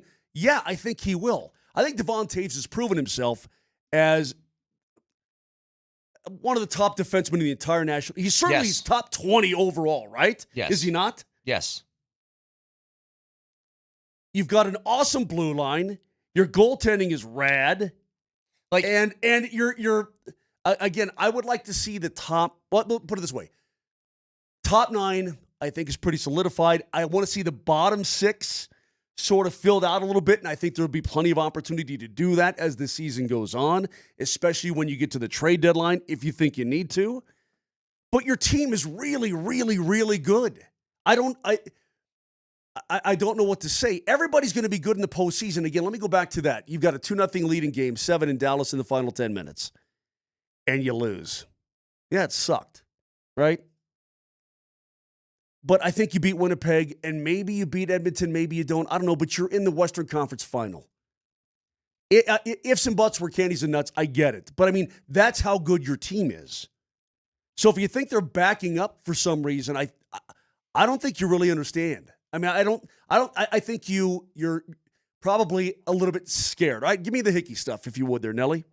All hail Kale. Number one. Get him, Hicks. This was the only one that was, should I say, easy for me. You've got the star power. You talk about getting out of your zone. Well, you got a cheat code in breakouts when it comes to Gerard, Taves, and Makar. And Taves, we've talked about how underrated he is, but that's one of the best D pairs, maybe the best D pair in the world. But then you add to that a Brent Burns and all the experience that he has, the ability to get more and more pucks through like you need it. And in Sam Malinsky, we're talking about a guy who's not Cale Makar light, but you see what he's able to do with the ice time that he gets, and it's extremely impressive. I just love the mix that they have, and Manson's one of these big, strong bodies. He's tough to play against. They've got depth. They can move the puck. They can all defend. Colorado, in my mind, has the best back end in the NHL.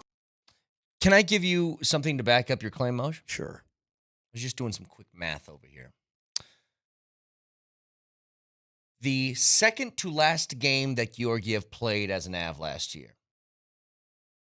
was a 4-1 loss to Edmonton. It was on November 30th, and they were 13-12 at the time. Georgiev got one more start that I can see, which was December 7th against Detroit, a game they won 2-1. After that, it was Wedgwood and Blackwood the rest of the year, with a minor mixed in somewhere. In that game that they lost to go 13-12, for the rest of that year after the trades, they were 33-17-4 since making the goaltending change. Let me also tell you who was on the ice for that loss to, what did I say, Edmonton, right? Yeah. The loss to Edmonton. Here's who was on the ice for the Avs at the time. Okay. Ivan, Kovalenko, Prishapov, Chris Wagner, John Ludwig, Calvin DeHaan. 6 guys that you would pray maybe one would see the ice again this year when the Avs are healthy. Yeah, 6 guys that are not in the National Hockey League right now. Along with Alexander Georgiev, who is out of the National Hockey League right now. That's my case, is that if they had a healthy roster at the beginning of the year, which I hope to God they will this year, along with much better goaltending, that's the easiest case I can make for them improving leaps and bounds and being a division winner this year. The 9-6-5-2. I like this. These are all things the Avs had last year, Moser. LOL. I just laid out the case that you are not correct on. Hang on. The 1-1-6-2. Wes is right. Avs didn't do anything, just subtract. I don't think Landy being back is a make or break. You guys, I can't. So then when you're talking to the 1-1-6-2, there's nothing I can say that can convince them that Landy actually means something to this team. That it's not just the player, and you want the player. You want a prototypical power forward who's healthy. It's what also Gabe means to the entire team as a dude and being there every single day, on the plane, in the room, everywhere, right? It all adds up and it all makes a difference. There's nothing I can say that can convince anybody. And by the way, let me look around. Did Winnipeg get better? No. Did the Dallas Stars get better? No. Did Minnesota get better? No. The Blues may have gotten a little better.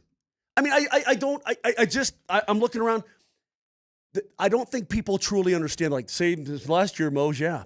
You know, do you think Dallas is good? Yes, they're good. You're damn right Dallas is good.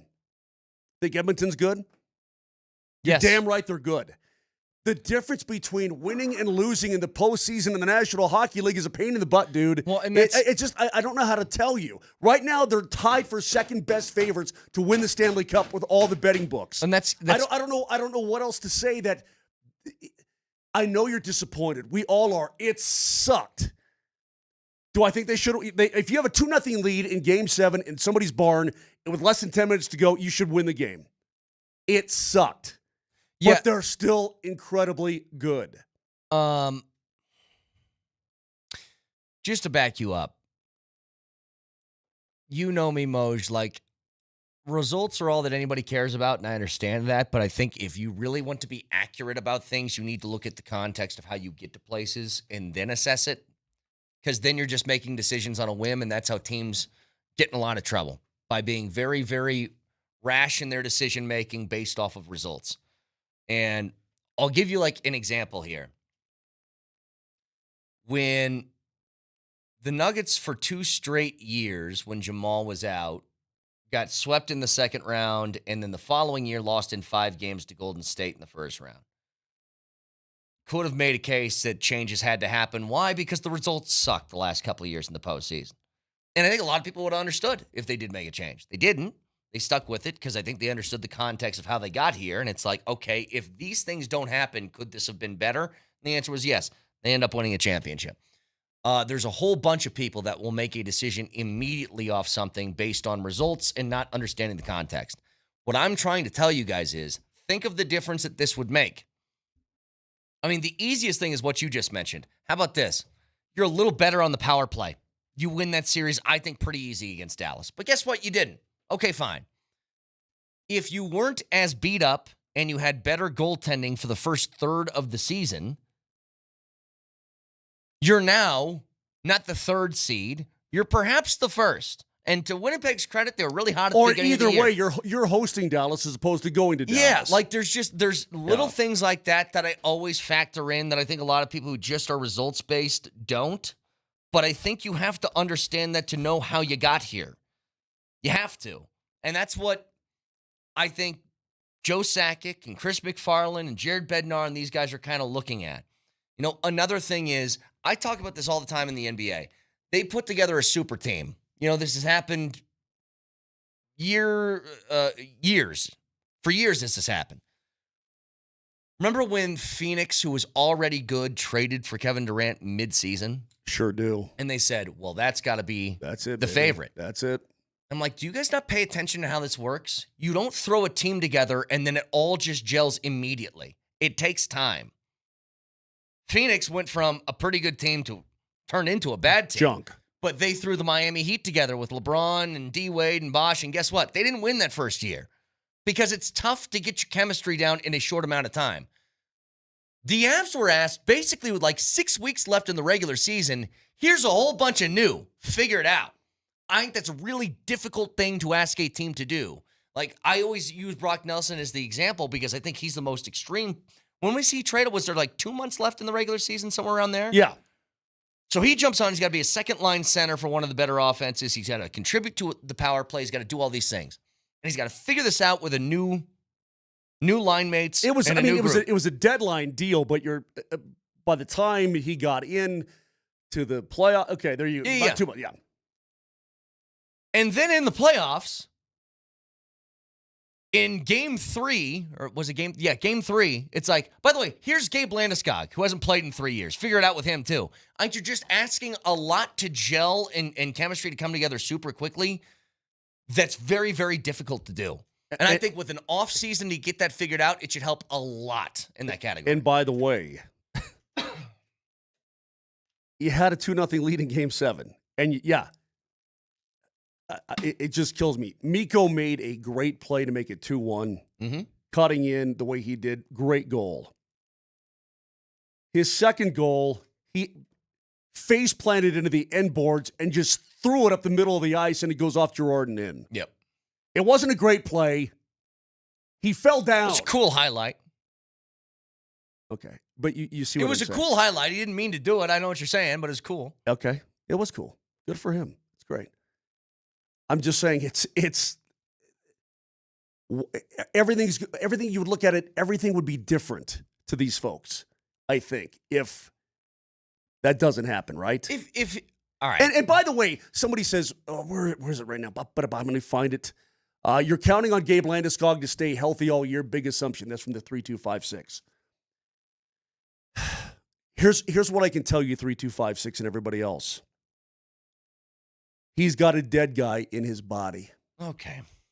And he is completely no. Now, will he blow up? We're sitting here again talking about the same things.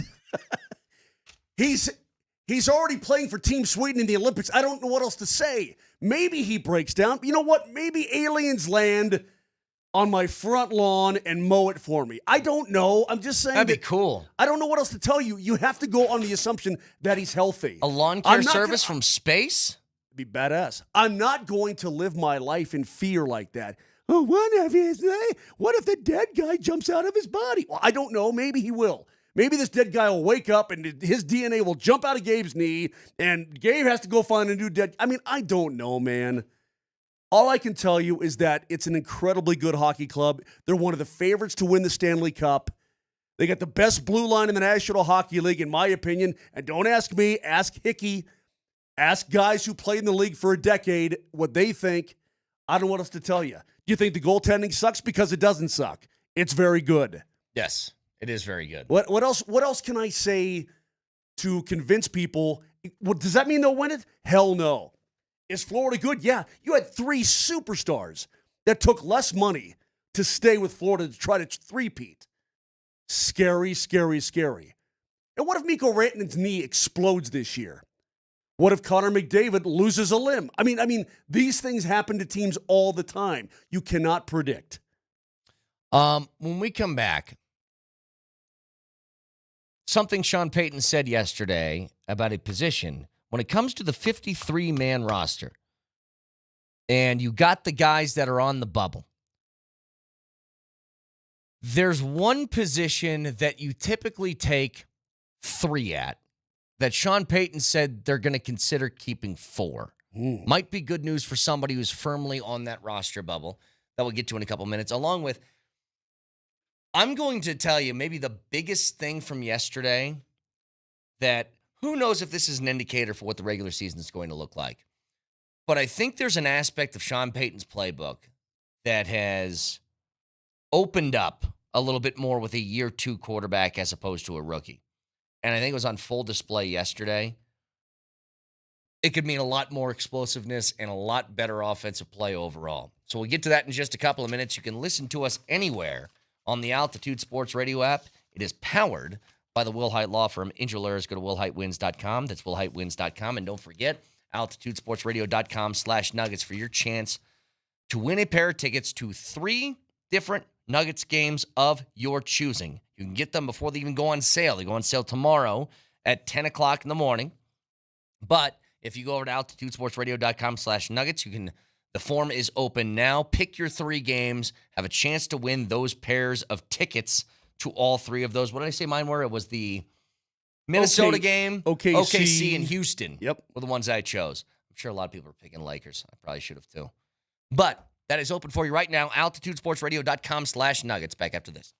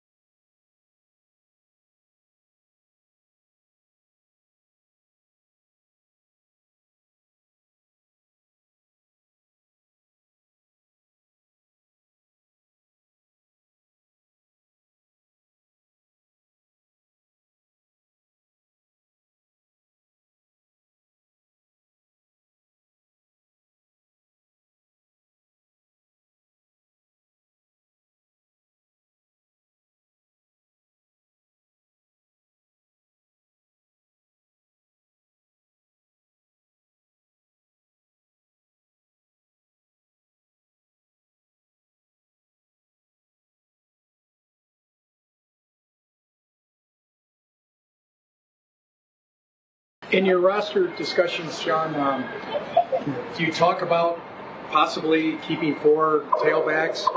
Yes. We talk about the third QB, the fourth tailback. We talk about, do you get to the game with 6 receivers? We talk there are all these, and special teams factor in quite a bit, and so, there's let's say the standard depth and then the exceptions. And because ultimately, I've said this, the right 53 is so important. And so that doesn't mean we have to constantly follow the model of what we've always done if the fourth tailback is better than it's so we do go through all of that. Sean Payton yesterday, that's one of the spots that I was talking about, Moser. It's a typical sort of number that teams usually keep at all these positions, and it strays once you get to like your 48, 49, 50 sort of mark where you're like, all right, do I throw an extra one here, there? I think I know one for sure that they're taking an extra guy, and it's going to be wide out.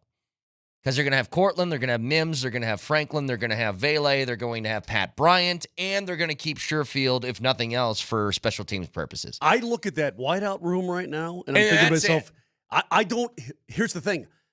I don't want to lose Sherfield. I was watching him. He's not going anywhere. I was watching him yesterday, and I'm like, he's not the biggest dude in the world. But you know what he is? He's a fighter, man. He's a fighter. He made the catch on the sideline. I'm like, this guy he's a pro. But he's also just, he's one of those guys where he's versatile. He plays multiple spots. And make no mistake, it's something we never consider. When we think of keeping guys for special teams purposes, it's like, all right, need to have a long snapper, need to have a kicker, need to have a punter. And then back in the day, Moj, they used to have a spot for a return man. You keep one for Dante Hall or Devin Hester despite them not playing anywhere else. Do you need a fullback? You need a fullback? Wow. Sean Payton seems to like him. He loves him. But Sherfield is one of those guys, like, his gunning ability is going to keep him on the roster if nothing else. I don't want to cast aspersions on Burton because I like him too. He's a football player and a total pro too. I'm with Sean Payton. The right 53 is important, but golly, getting to that 53 on a good football team sucks. It feels like you're going to have to break some hearts.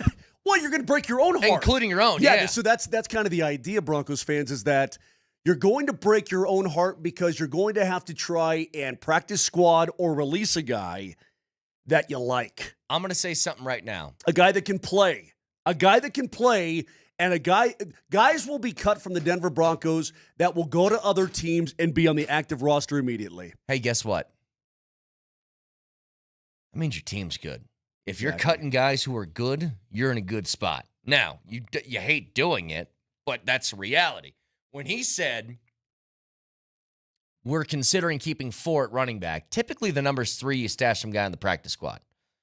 That's what they did essentially last year. Well, you've got 2 for sure. They had Javonte, Jaleel, Estime, right. And then depending on the game, maybe Bidet would get a call up, maybe Watson would. If he's saying we want to keep 4, I'll make a prediction right now, barring an unforeseen change in great play. I don't think Estime's on this roster. Because you got 6. I know this about Sean Payton. If you're talking about Watson and Bidet, you got 6. Sean Payton loves Tyler Bidet.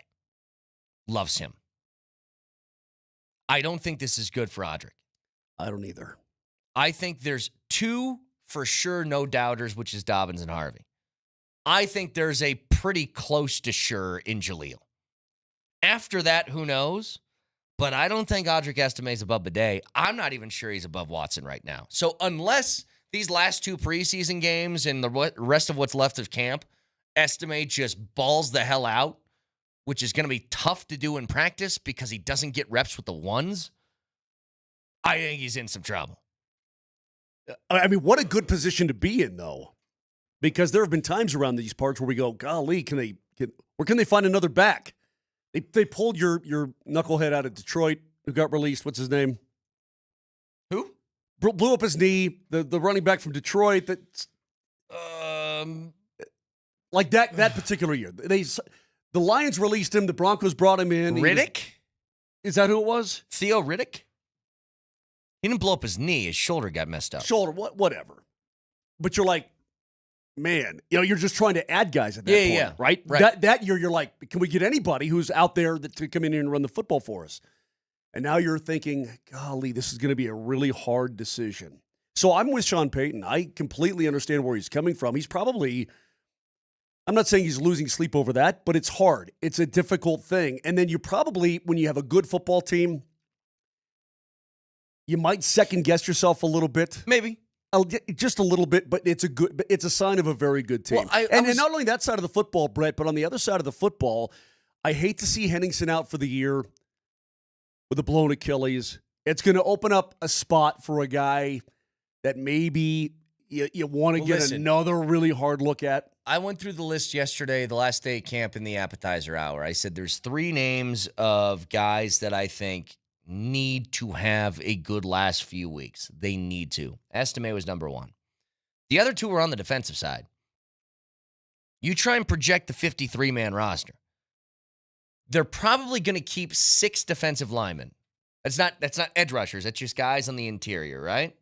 So it's Zach Allen, DJ Jones, Malcolm Roach, Savion Jones is their draft pick this year. Has looked pretty good in camp as well. And what about Jackson?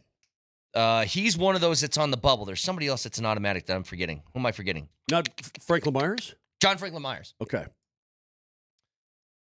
That 6th spot that I think they're going to keep. What about Awazarike? Is going to go to either Jordan Jackson or Awazarike. And the problem with Awazarike, he's 27 now. He's been in the league. So is Jordan Jackson, though. I understood. He was an Air Force guy, you know. Awazarike is a 4th-round pick. It's not a huge investment, but it's not a small one either. You expected that guy to be on the roster, and he's big. That guy's like 330 pounds. He's a big dude that I think they like because he's physical. He's pretty nasty. But missing a year due to a suspension gambling, being hurt a few other times, he's got to ball out. The other one's Damari Mathis. By the way, you remember Awazarike? Remember he was over on the other field by himself just running into stuff? Like they put like an 87 Buick out in the field saying, run into this for 2 hours, right? What else are you going to do? I know, but it's like, here, just bang this side of the car for about 30 minutes. It was pretty funny. The other one's Damari Mathis because they have a host of different guys that they already believe in. Like they have 5 established corners on this team now. In Surtain, Moss, Jade Barron, Jaquan McMillan, and again, I'm forgetting somebody else. It's driving me nuts. Why can't I think of it? Abrams Drain. Thank you. You're welcome. The 6th spot is going to go to Mathis or Reese Taylor if they choose to keep a 6th. And Damari Mathis, if you remember, was somebody they had high hopes for. They tried to start him. It did not go well. Hey, how did we feel about Skinner when he played? He was more of a special teamer. He hasn't gotten a lot of run in like actual defensive snaps. And he's still pretty young. So, tell you what, you look at JL Skinner. He's an intimidating guy. He's 6'4". He's big. I think that maybe I'm more enamored with him because I look at him and he looks like a stud. Dude, but he hits like a brick bleep house. He does. So, golly, and I'm looking back at the safety positions and going, are they a little bit stacked there too? It feels like many positions, but they've got some depth. They've got some really good depth. And guys that we like, and I'm sure guys that they like you said, where are they going to end up? Will they be with the Broncos? Will they be going someplace else? It's a great situation to have, but I can see Sean Payton and his coaches right now pouring over the roster and probably every day they're tweaking it back and forth. That's what I'm guessing. Here's the thing. All 3 guys that I mentioned right there, I think all 3, if cut, are not on the practice squad. I think they get picked up by somebody else. 100%. Awazarike, someone will take a flyer on somebody of his size in the middle that's got his upside, even at 27 years old. Damari Mathis is capable. You know, we were just talking to Legwald the other day. They go, the 5th guy on the depth chart right now for the Broncos at corner is Abrams Drain, and he could be a number 2 for a whole bunch of teams in the league. Leggy said that other GMs around the league and other teams look at him as a 2, 3, 4 guy at the worst. Yeah.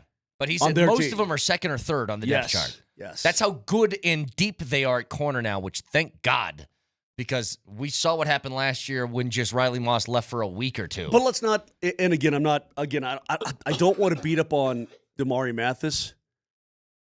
But when he gets beat, everybody's like, "Oh God!" He's got the reputation. It's Right. going to be hard to live down. At least here, it's going right. to be. So, but we like him, and they like him, and he can play.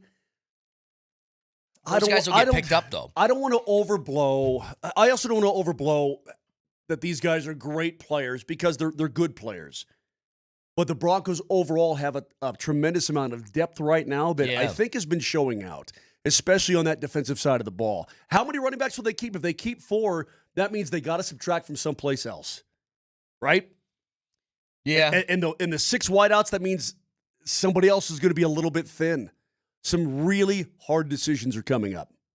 Really hard. And then, by the way, on the offensive line. Well, that would probably mean they aren't taking a third quarterback. They'll try and stash Ellinger in the practice squad. So yesterday, Garrett Bowles goes to the ambulance. That was freaky, man. That was really scary. Yeah. So, Moj, me and Vic are standing by the entrance to that place. Yep. So, Bowles is there. He's in that ambulance for like 20 minutes, and nobody's seen him. And we're like, what is going on? There's a couple of guys that said it looked like he was kind of puking outside it, so maybe it was like a heat thing or something.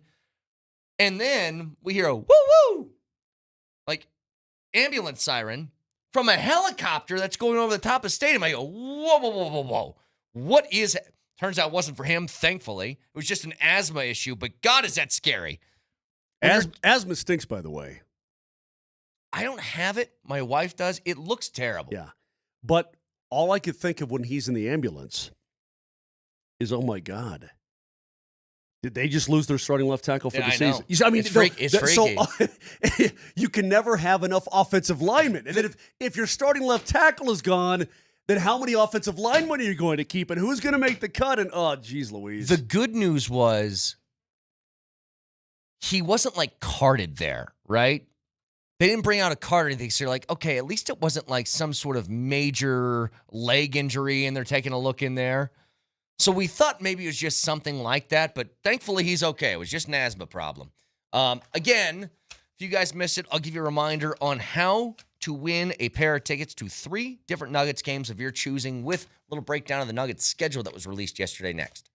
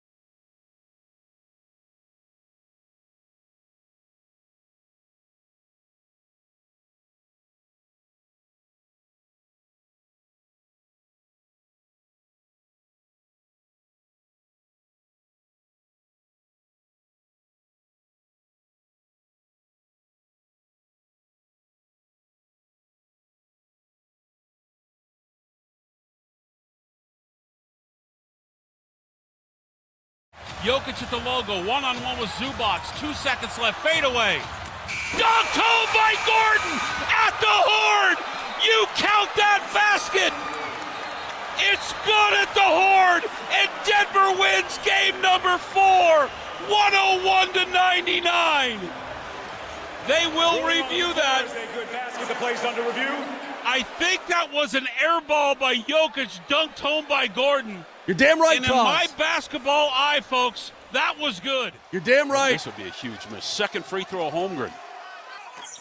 Missed it again. Rebound down to Christian Brown. You got to hurry. 7 seconds. Front court over to Westbrook. Left side Gordon for the win. Yeah! 2.8 seconds left coming back the other way. Williams from half court. Baked it no good at the horn. And the Denver Nuggets shock the Oklahoma City Thunder in game number 1. Final tonight, 121-119. Oh, baby! That gave me goosebumps. Hey, that gave me goosebumps. Like I'm ready for it again. I want you to, all you listeners out there, everybody on the Twitch feed, on Altitude Television, everybody on YouTube. We're on you. Let's go! Nelly, we got some YouTube peeps, right? Oh yeah, we got some YouTube peeps. I'm gonna make a proclamation here coming up, but I want you to tell people how they can be the apple of their family's eye with some cool tickets to the Nugs. Well, you go to altitudesportsradio.com/nuggets, and you can win a pair of tickets to 3 different games of your choosing. Whatever you feel like are the best 3 home games of the year, you write those down in the form, and you got a chance to win a pair of tickets to all 3 of those because we want to put you and a friend in Ball Arena, and you can get these tickets before they even go on sale, which is tomorrow at 10 a.m. So head on over, altitudesportsradio.com/nuggets. That's altitudesportsradio.com/nuggets. The form closes at midnight on Sunday. So get them in before then, and we announce the winner at 4 p.m. Monday. Nelly, do you have any sort of anticipation music? Like something that sort of ramps, it's a long ramp or just that whole vibe throughout the course of the tune? Because if you do, now would be a good time to kick it up a notch. Why? Okay, let me see if I can find something What's here. that one?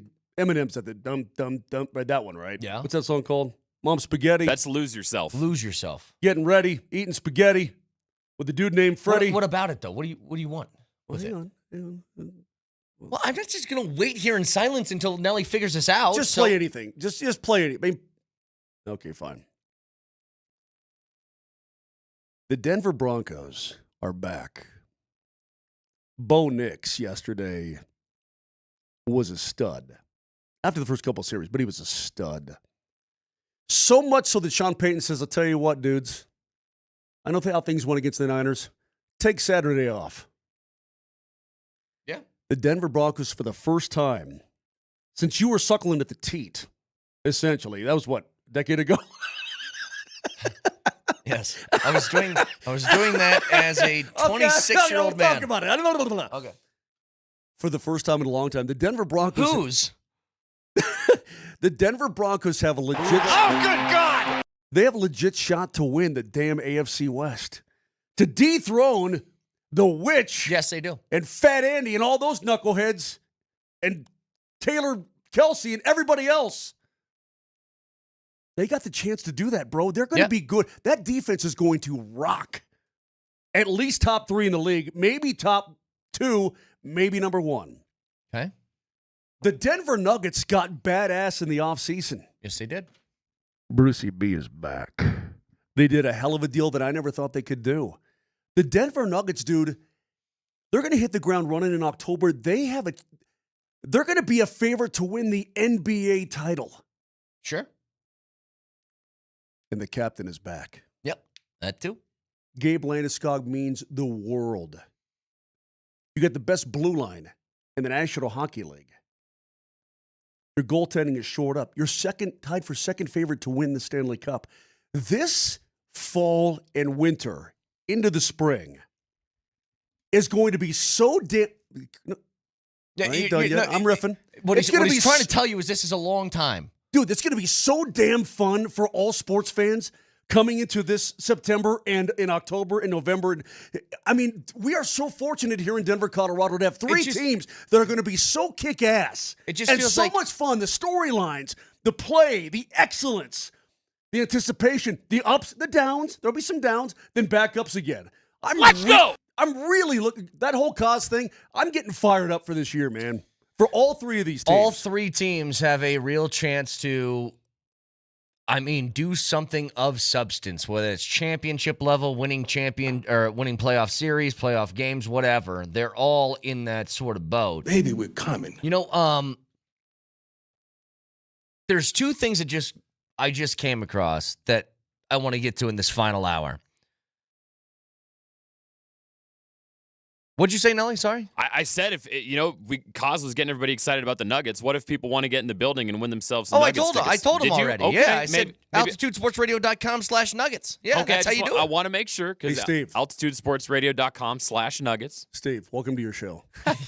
Sorry, I was too busy. Where you been? You're too busy trying to find. Well, no, trying to find build-up music. Yeah. He talked about it before the build-up music. Okay, so. all right. Hey, you know what? It is my job to make sure that when we tell people we're going to tell them something, that we actually tell them. Nelly, where did you go when you were gone, by the way? I went back to Cali to visit some family. My grandma turned 94 years young. Oh, happy birthday, Grandma. So we got the whole family together. Happy birthday, Meemaw. Are you still living on Meemaw time right now? Are you okay? Okay. All right. Relax. I am on Meemaw time because usually I eat dinner at about 5 o'clock and then I'm in bed by about 7:30. So I am on Meemaw time. That's just being an adult. It's gonna be an awesome two things that I wanted to get to. One from yesterday, an observation that I forgot to get to earlier that I think matters a lot. You have a rookie quarterback. You can't just you can't just turn on the fire hose and say, go, okay? You got to, help him in certain categories. Very obviously last year, I think Sean Payton did that through dump-offs, through checkdowns, giving him options to get rid of the football in a safe way, not put it in harm's way, and give him sort of a bailout. Year two, I think you're going to open this up a little bit more dynamic offense, a little bit bigger playbook. You know what I really noticed yesterday at practice, Moj, is the Broncos, after the first couple of sequences, really started to get it going and looked a lot better than Arizona, especially with the offense matching up against their defense. So Bo Nix was making these throws. Great throw here. Had a big one to Devon Vele, had a good one to Mims, had a good one to everybody. You know what I noticed, though? Especially on the Vele ball, the 70-yard touchdown. Did you see the same thing I did? They were wide open. How often did you see receivers running in space last year? Not very often. I think that now that they're able to open things up a little more, he's got a little bit more of a handle on the playbook. They can get a little bit more dynamic with the way that they're calling this stuff, a little bit more disguisey within the offense because Bo Nix can handle it now. There was a lot of guys yesterday that were, when I say open, I mean 3 yards, nobody around them open. And Bo Nix, to his credit, this isn't taking anything away from him, but recognize the open guy, hit the open guy. I saw a lot of that yesterday. I wonder how much, though, that was the Broncos and Sean Payton's offense finding its rhythm and then maybe disguising some things a little bit more than Arizona expected. You know what I mean? Could be. Again, you're talking about a joint practice, so what you're not going to do is you're not going to open up the entire vault and say, hey, check this out, Cardinals. Right. Hey, watch this. You're not going to do that. But I think you're going to try some things. I think you're going to throw some different looks at them. I don't know what the Cardinals were expecting. I have absolutely no idea what Gannon instructed his team or his defense to do or not. I have no clue whatsoever. But let me put it to you this way, Moj. This is the benefit of what we've been. Look, you beg for it, but you have to have the right people in charge to do it. Consistency year over year. The Broncos returned the highest percentage of their lineup from last year of any team in the NFL. What does that build? Chemistry, consistency. They do that with the same play caller on both sides of the football, offense and defense. What does that build? Chemistry, consistency, knowing where you're supposed to be. That's the stuff that great teams have. people on the same page, not kind of learning on the fly. And I think a lot of that was on display yesterday with just how wide open some of those guys were. I hate and hesitate to think about where this offense can be. You made a very good point yesterday when we were talking about the defense.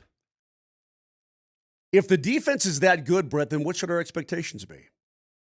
Well, Pat Surtain said that he thinks they could be a historic defense. If that's the case, how good should the Broncos be? If that's the case, then you win the division. If that's the case, you're a top 2 seed in the AFC. That's what it should be.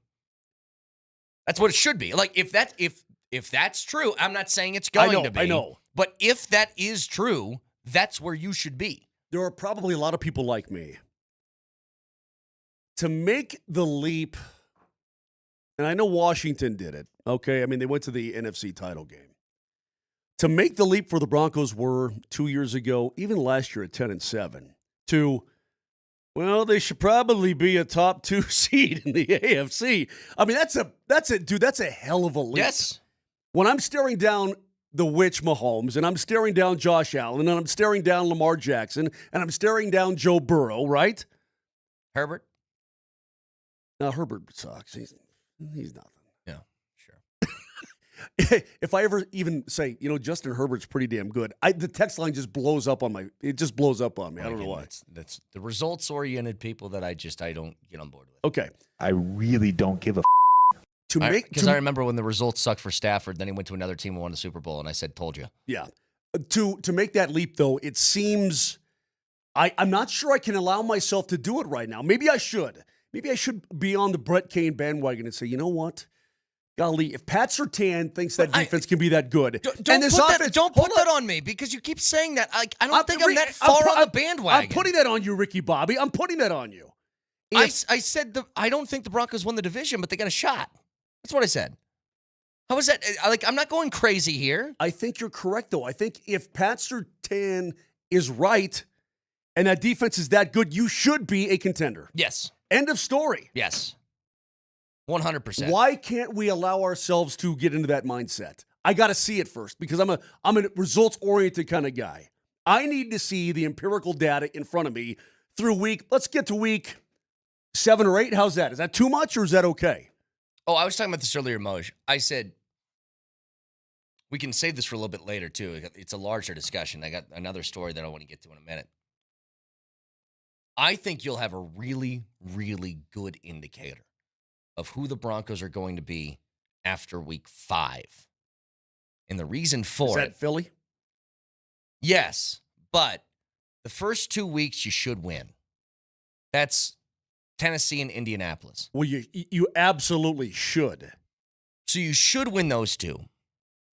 The next 3 is a 3-game set where you go at the Chargers, Cincinnati on Monday night at home, and then at Philly at 11 o'clock on the East Coast. If you're 4-1 at that point, that is tremendous. What the Broncos did last year, what good teams do, when you're supposed to win a football game, they won. They were undefeated as a favorite in every game last year. And in most of those games, the result wasn't close. It was multiple scores that they won by. They only won 1 game as a dog. Do you remember what that was? I have to look. But First win of the year against Tampa. That's correct. On the road. On the road at Tampa. First win of the year. Every other game that they were supposed to lose, they lost. Wasn't Baker Mayfield coming off an awesome week? They just beat Detroit the week before. Yeah, the week before, yeah. That's where a good team becomes a great team. Good teams beat the teams they should beat. Great teams beat the teams that either they're a little bit of an underdog or it's just going to be a really tough battle. That 3-week stretch at LA, Cincinnati, at Philadelphia, I think that's going to give you a really good indicator after the first month-ish of the season of what this team is going to be. But I think when you're talking about going to the Chargers, I don't know how. I got to look at the Chargers' schedule. The Broncos are going to be 2-0. The Chargers... They got Chiefs, Raiders, Broncos. All 3 AFC West opponents out of the gate. The Broncos could be a favorite on the road in L.A. Does that say the Chiefs game is on YouTube? Wait, their game that they're going to play in Brazil is on YouTube? What? I didn't know that. And I get the Tube, I got the Peacock, I got the Paramount, I got the CBS, I got the whatever. They could be so they're going to be obviously a favorite the first 2 weeks. They could be a favorite at the Chargers in week 3. They're definitely going to be a favorite at home on Monday night against Joe Burrow and company. And there'll be a dog going on the road to Philly because that is a pain in the tail. So we'll get to this a little bit later, but I think that is going to tell you it's going to give you a nice little indicator early in the season of what's going to happen. Now, dude, hold on a second. Hold on, real quick. They're going to be a favorite in 7 of their first 8 games. Who? The Broncos. Okay, no, they're not. We'll get to that in a second. There's also a really big story from a couple years ago that we finally got a ruling on, and it proves why the NCAA is a nothing organization that doesn't matter. We'll get to it next.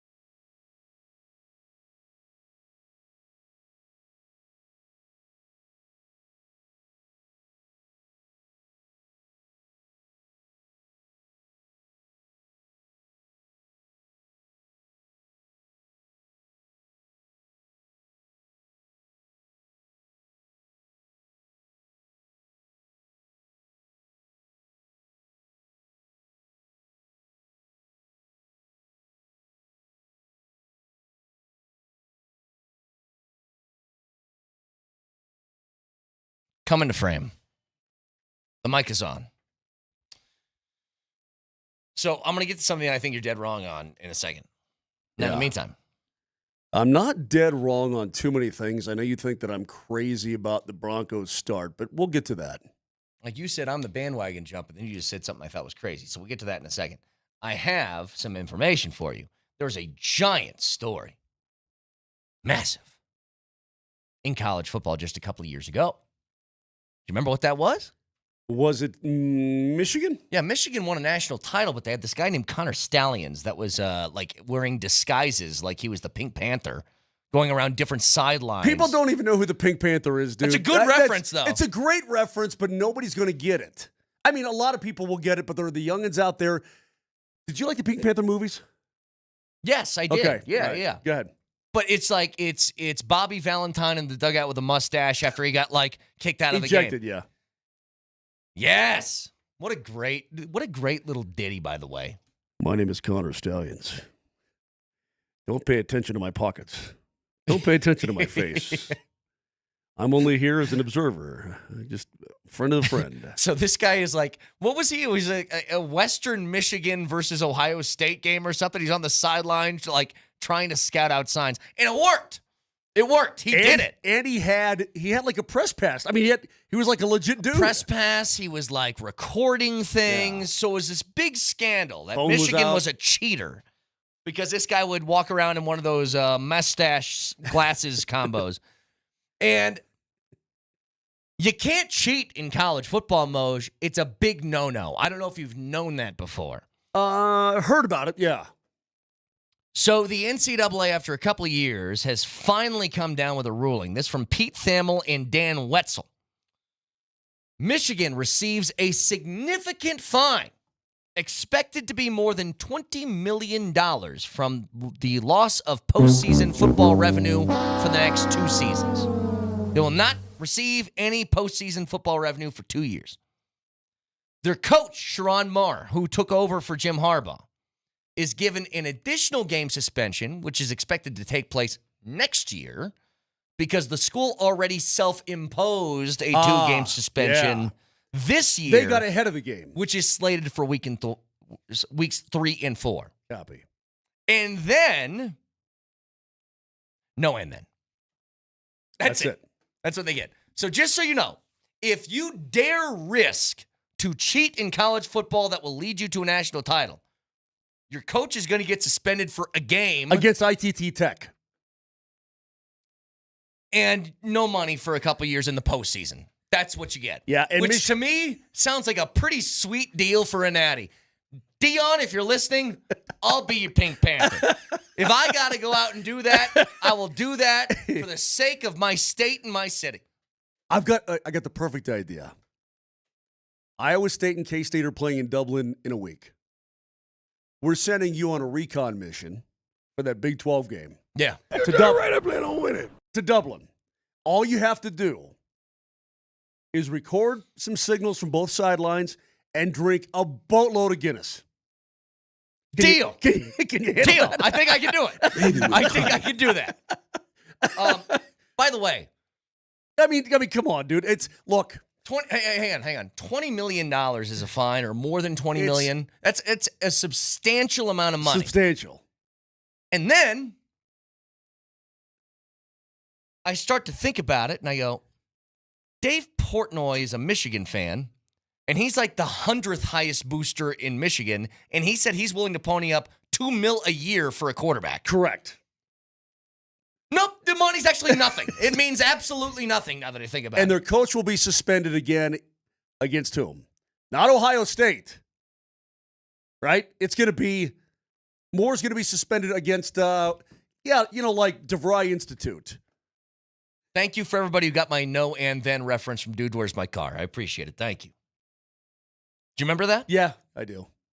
Did you like that? He's at the drive-thru? Yeah. And then, no and then. I liked that movie. It's a stupid movie, but it made me laugh. Yeah. Dude. Sweet. Dude. Sweet. Sweet. Yeah. Anyway, so it's Dion, I will be your Pink Panther. Just put me on a payroll for the low price of $150,000 a year. I will travel to where you need me to travel. I would do it discreetly. I know somebody works at Casa Bonita. They're really good with makeup. They can figure something out for me. Okay? Fact of the matter is, for a natty, would you do it for a natty? Yeah. 1,000,000%. Yeah. Of course. You know what these NCAA punishments feel like? Sometimes when PhD is in here and the guys are just ragging on Tyler Polumbus, they're just giving him the business. Sometimes Tyler will go, all right, guys, if you make fun of me 7 or 8 more times, I'm getting out of here. Exactly. That's what the NCAA, they're like, all right, Michigan, you can't have some of this revenue from the postseason and your coach will be suspended for games that aren't on national TV. So you better not double cross us again, Buster. I wonder where this Connor Stallions even came from. He literally sounds like me. They just took me and was like, can you do this? He's only 30 years old. I mean, he's a young cat, right? He's in his 20s, cruising sidelines, allegedly stealing signs. Whatever. Pretty funny. Put me in Dublin next Saturday. I got you guys, man. I'll be there. Kevin, book the round trip right now. I'll fly my own drone if I have to around that place. Whatever it takes, I got you. Don't you worry about it. Hey, coming up tomorrow night, Broncos have one home game, by the way, in the preseason. One tomorrow night. Yeah, Vic said something. Did you see what he said earlier today? What's As that? he's driving or flying to Lawrence or whatever he's doing. He said, there's only one home preseason game. Why not give the starters some run and let the home crowd see it? And I'm like, Vic, shut up. It's not what this is about, okay? People go to preseason games. They know they aren't going to get a bang for their buck during a preseason game. I don't think you have any obligation. Sorry. I don't think you have any obligation to the fans for, like, giving a guy an appearance. And if it comes at the risk of some guy being hurt for a game that actually matters, I think everybody in that stadium would understand. Does that make sense? If Cale McCarr and Nathan McKinnon play in a preseason game, is it at Utah? Is it at Vegas? Where is it? It's in Denver. Okay. So because they're only going to play in 1 or 2 games, you give them to the hometown crowd. So I can kind of appreciate where Vic is coming from. There are people who are going to go to that game, and the stadium will not be full. But take it from me, a former season ticket holder, going to Broncos games is expensive, and not everybody can afford to do that. A preseason game's less expensive. Hold on. Oh, okay. I see what you're getting at. Go ahead. There will be people there on Saturday night, tomorrow night, who maybe this is the only game they can go to, and they'll get tickets from somebody, whatever, because season ticket holders will spin off their, here, just take these preseason tickets. You got to buy them if you're a season ticket holder, part of the package, but here, take these. There will be kids there. There'll be people there who will never, ever get to go otherwise. And I don't know. I can see where he's coming from in that regard. The football side of me, the Sean Payton, and I want to get my hey, do you want to see Bo Nix at home in a preseason game against Arizona, or do you want to see Bo Nix at home against Baltimore in the AFC Championship game? I mean, so I mean, the football side of me would say, no, man, they did enough yesterday. Keep them out. What about the Nuggets fans who live in Montana that they bought one ticket? They went to one game this year. They bought tickets. They flew in. They stayed at a hotel, and it's a back-to-back. And David Adelman goes, you know what? We need to make sure the big fella's good for the postseason. Let's give him a night off. It's the same conversation. It certainly is. It certainly is. But that's why the NBA has cracked down on this, quote, maintenance stuff. I mean, and that, to be fair, I think that situation is totally different than preseason. There is no obligation to play your starters in a preseason game. There never has been. Most teams don't. Most don't. So I'm like, it's not, I don't think there's any sort of obligation you should feel to give a guy a look if you don't feel like that's the right choice for your team. I completely agree. But if you're going to play them again in the preseason, I mean, what does he want to do? Go to New Orleans and say, hey, look what I got here. Got this number 10 guy. Maybe. Got this number 2 guy. Got this number 14 guy. Mm-hmm. Is that what he's doing? I mean, listen, I don't think it's that big of a deal, but I see where Vic is coming from. I wouldn't call him an idiot like you called him. I didn't call him an idiot. I told him to shut up. Oh, I wouldn't tell him to shut up. Shut up. I see because I see where he's. What do you expect? What do you want to see tomorrow night? With the starters out, I'd say this, I think it's an opportunity for a couple of guys that we were just talking about, these roster bubble guys, that if they want to make the roster, this is where they make the jump. I'll tell you this much. What do I want to see? I want to see this battle because I don't know who's going to play and who's not at running back. I'm curious if they're going to give R.J. Harvey carries or not. Dobbins, my best guess is will not play. But maybe Harvey does, maybe he doesn't. So it's going to be a boatload of Bidet, Estime, Blake Watson sort of stuff. Who emerges from that group? I'm sad to say I don't think there's anything Audric Estime can do tomorrow night to I think he could. If he has a good showing, he could make a case for himself. If nothing else, make a case for teams across the league. Well, they already I think Audric Estime is playing for a job someplace else. Could exactly. Be. He's playing for film to give to another team. And it hurts me to say that. Sean Payton, they already have their preconceived ideas as to what he is. I don't think there's anything that he can do to change their mind. By the way, if you guys didn't see, Shedeur with that oblique injury will not play this weekend. He's going to be out for the Cleveland Browns, which is a bummer because I was looking forward to watching it again. I don't think it's a major thing. They're just you got a little something, so sit out. I don't know who's going to play at quarterback, though. Does that just leave Dylan Gabriel? Well, no, but it leaves the guy they just picked up, Huntley, right? Oh, that's right. They just got him because everybody's hurt. Because they had no quarterbacks in camp. They had to bring him Gabriel is playing in this game, isn't he? He was hurt for the last one. I think he's playing in this one. I really have no idea. I'm not paying attention to his hand. Let me go full on Joe Flacco. I really don't have the time or the energy to worry about Dylan Gabriel's hamstring. Sorry, kid. Sucks. No, but the only reason I do is I want to see if he looks better than what Shedeur did last week. I want to do a little compare and contrast. They're battling for the same spot, whether it's the number 2 job or whatever. They're battling for the same thing. It's weird. He's such a little guy. He's not big. 5'11" and 2 bills. I mean, he's not a Tyler Huntley 6'1". I mean, Flacco, is tall. Pickett 6'3", Shedeur 6'2". Deshaun is 6'3", and he's completely gone. So they said he's a real game time decision for their preseason game. If I'm Dylan Gabriel, and I see Shedeur ball out in that first preseason game, dude, I'm doing everything I can to get my butt on that field. Yeah, no kidding. I'm like, hey man, I don't care if the owner wanted me and he didn't want Shedeur. That guy just balled out. Yeah. And if I'm playing for a spot, I want to get on the field. One other thing, we got drunk takes coming up in a little bit. Do we even have any this week? Yes, is the answer. Well, Josh says, why does Moser sound like Bill Clinton? Did I sound like Bill Clinton? Hey. Did I really? What was I talking about? You said something like, hey, I do not know what happened with I think it was your cadence on one of them. I do not know what is going on with those quarterbacks.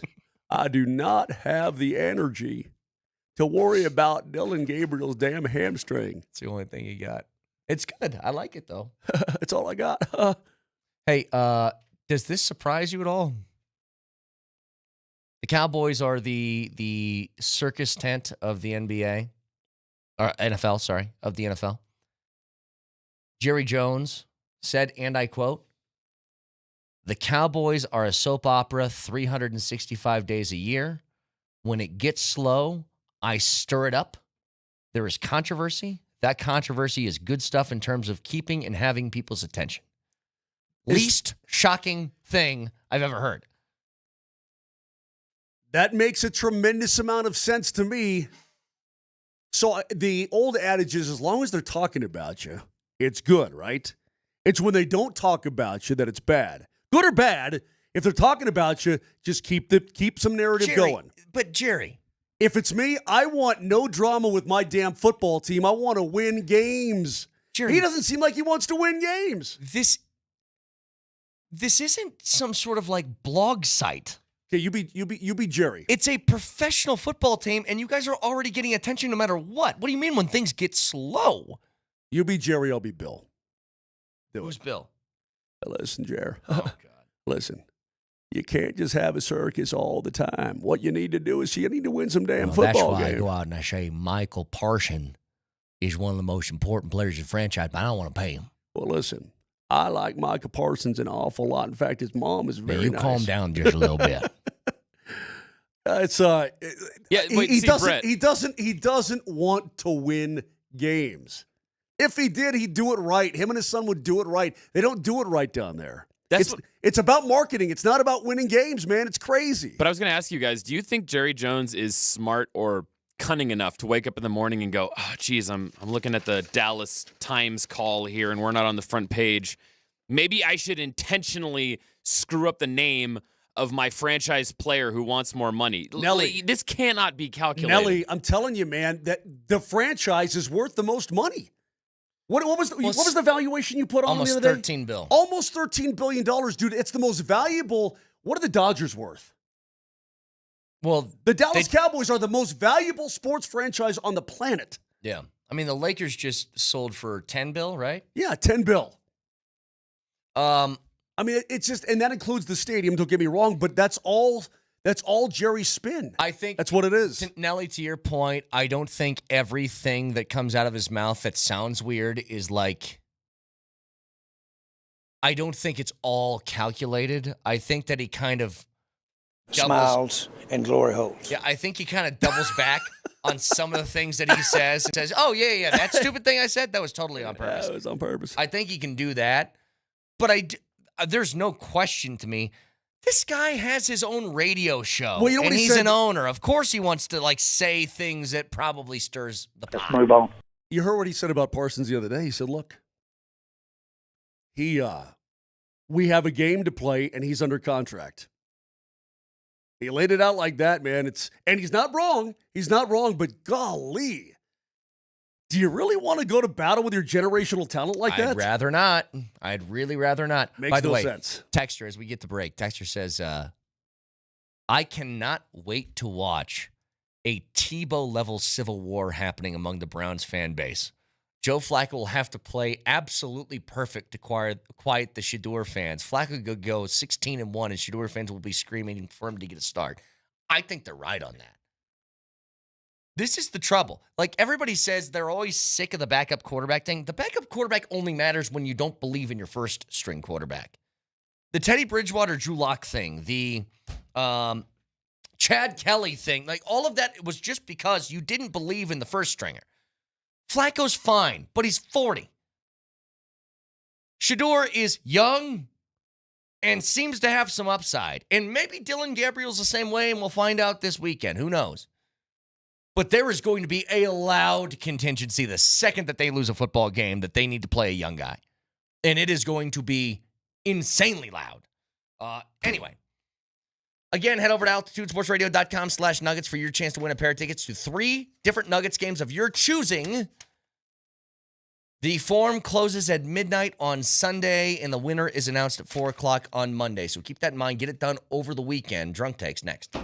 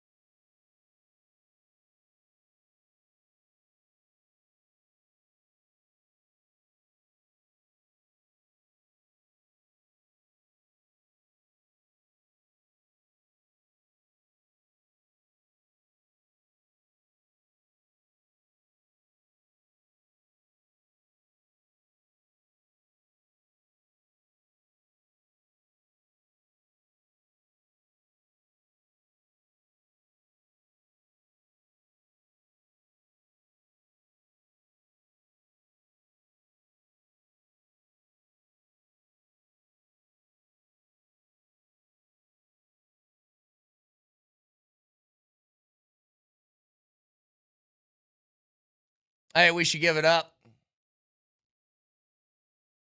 The NBA sent this out 3 hours ago on Twitter. Join us in wishing a happy 29th birthday to Brucey B. Happy birthday, Bruce. Welcome home, Brucey B. God, that's nice to have Bruce back, huh? Little 2-year hiatus for Bruce.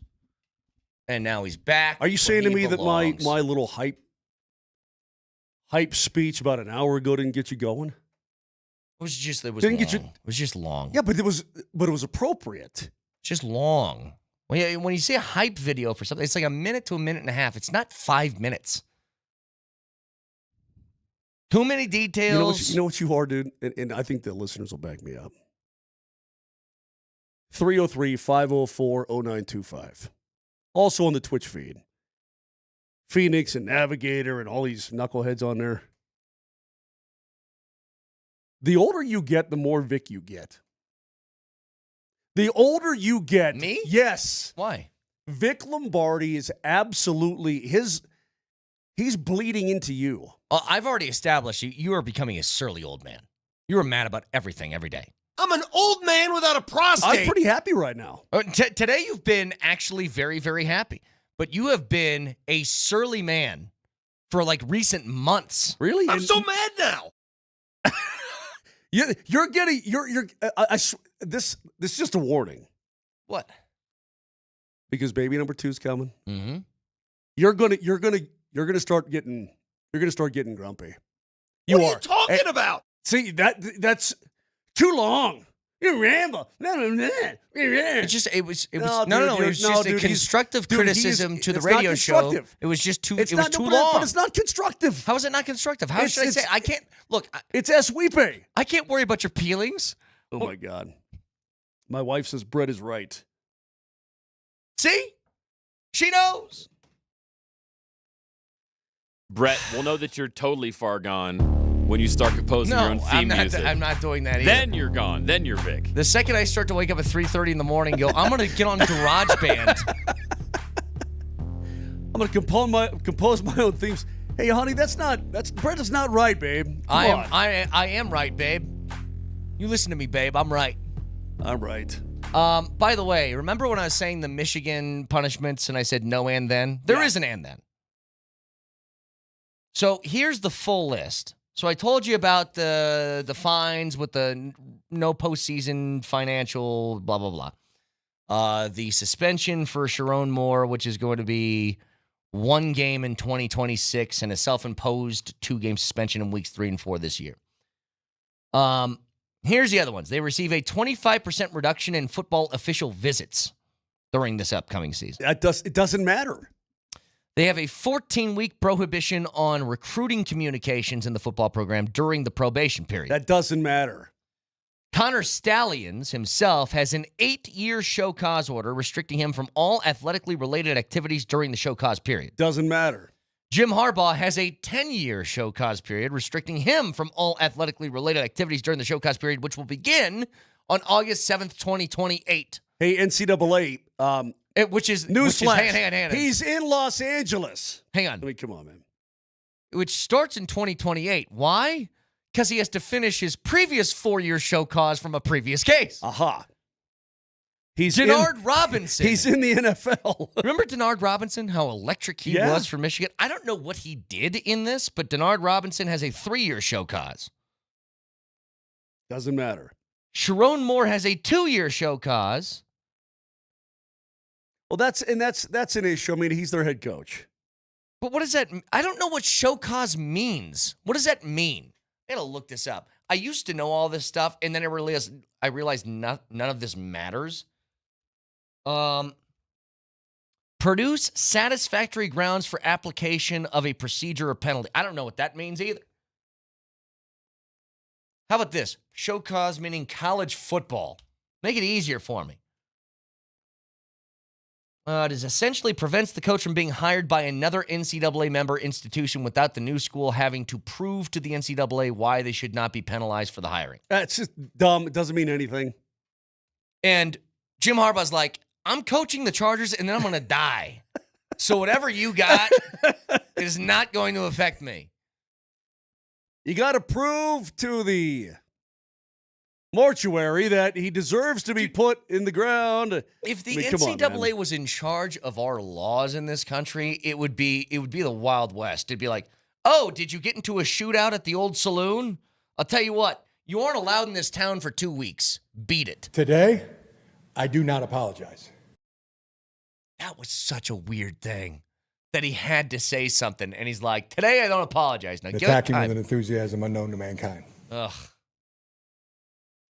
Oh, Jim. So here's the punishment. If you guys missed it, Cliff Notes version, nothing happened. Michigan won a national title, and that's it. I'm surprised they didn't go the vacated route. They will never do that again. But I don't think they won't do that ever again. They won't take a championship from somebody, I don't think, anymore. Well, if Colorado had to vacate wins, I mean, that's the previous. That's when the NCAA had all the power. They don't have any power now. It doesn't matter. They won a national title, dude. Real quick, I wanted to bring this up yesterday. It's just going to take a minute before we get to drunk takes. So nepotism was a subject that we discussed at least a little bit for yesterday, because I said, have you ever seen somebody who's a fifth-round pick like Shedeur get the amount of attention he's gotten? And the answer was no. But he's also a player, dude. He was a big-time college player. Understood. But part of that attention comes with he's Deion's son. And we said the closest example we could think of is maybe Bronny in the NBA, which a guy who is getting a lot of attention for somebody who didn't have, for where he was drafted, not a lot of expectation. How's this? There's a new movie, I think it's called Anemone? I don't know what it is. Anemone. Anemone? Anemone. Let me see. Right here. Anemone. What does that mean? Anemone. What does it mean? Well, like a sea anemone. What? Like a sea anemone. You're screwing me I don't think you have any idea what it means either. A plant of the buttercup family. No, an anemone it's a creature in the ocean that clownfish live in. It's a sea creature, anemone. Okay, whatever. It's called an anemone. The point is, this movie is coming out named whatever you just said. Anemone. It is directed by Ronan Day-Lewis. It's his first movie he's ever made. I'm guessing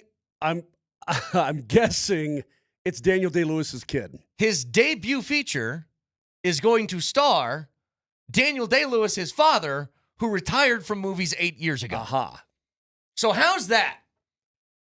You jump into the movie business, and you're like, I'll tell you what, one of the most respected actors of all time, Dad, I need you to come out of retirement and make this thing go for me. Dude, how good was he in Gangs of New York? He was good. The movie was just okay. He was I good. like the movie, man. Look, this is where I get into trouble. Dead rabbits against the butcher? Come on, man. Everybody's going to yell at me, and I can't defend myself because we don't have time. Daniel Day-Lewis is a very good actor. It's a little too much. It's almost like Broadway for me on screen. You think so?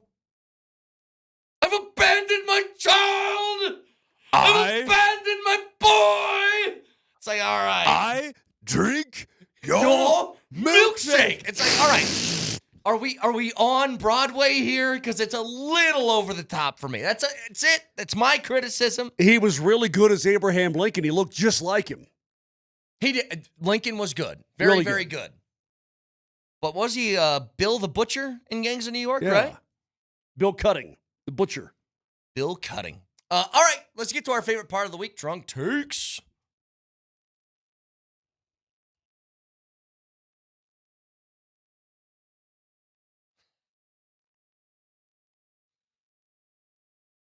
What was that?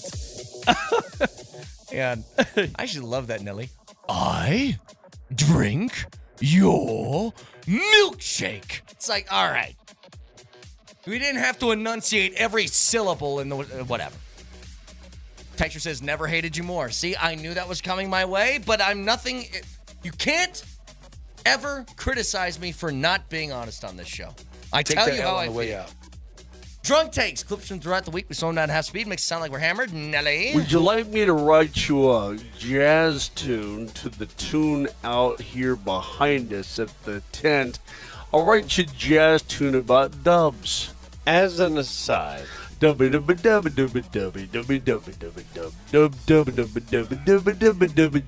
and the Giants.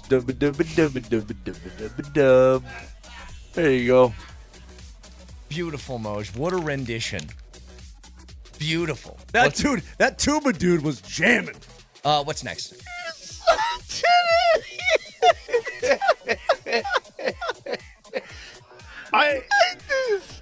Moser just said.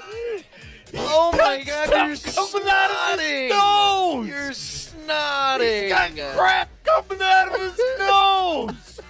That's disgusting. Get out. Oh my God, look, he's bleeding from his nose. Ripping.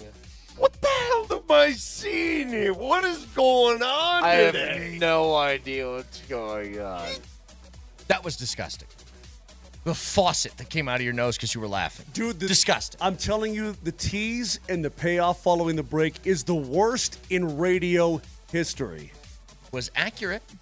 God, was I laughing? So The Nuggets were playing a team. Hard. The Nuggets were playing a team at some point next season. That was accurate. But you helped him along, but he was trying to be serious. I know. God, next? I was laughing. 14 straight days. Yeah.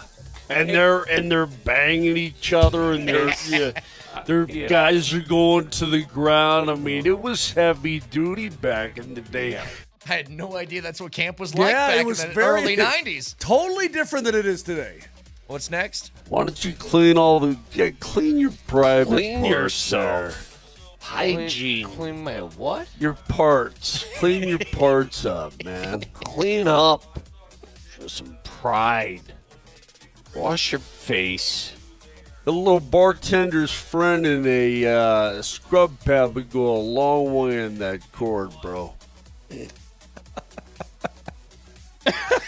I don't know what to tell you guys. I got a dirty cord.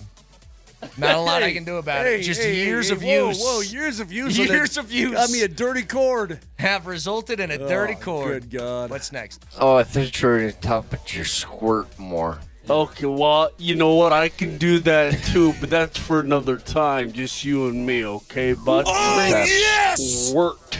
I love everything about Squirt. I love the color. I love the texture. I love the flavor. I like the green bottle with the yellow cap. I love everything about Squirt. What did I just say at the beginning of that? Play that again? Oh, I thought you were going to talk about your squirt more. Thought you were going to talk about your squirt more. And I did. All right, one last one. Go ahead, Deli. Somebody says on the Twitch feed, I'm not wearing Moser's face.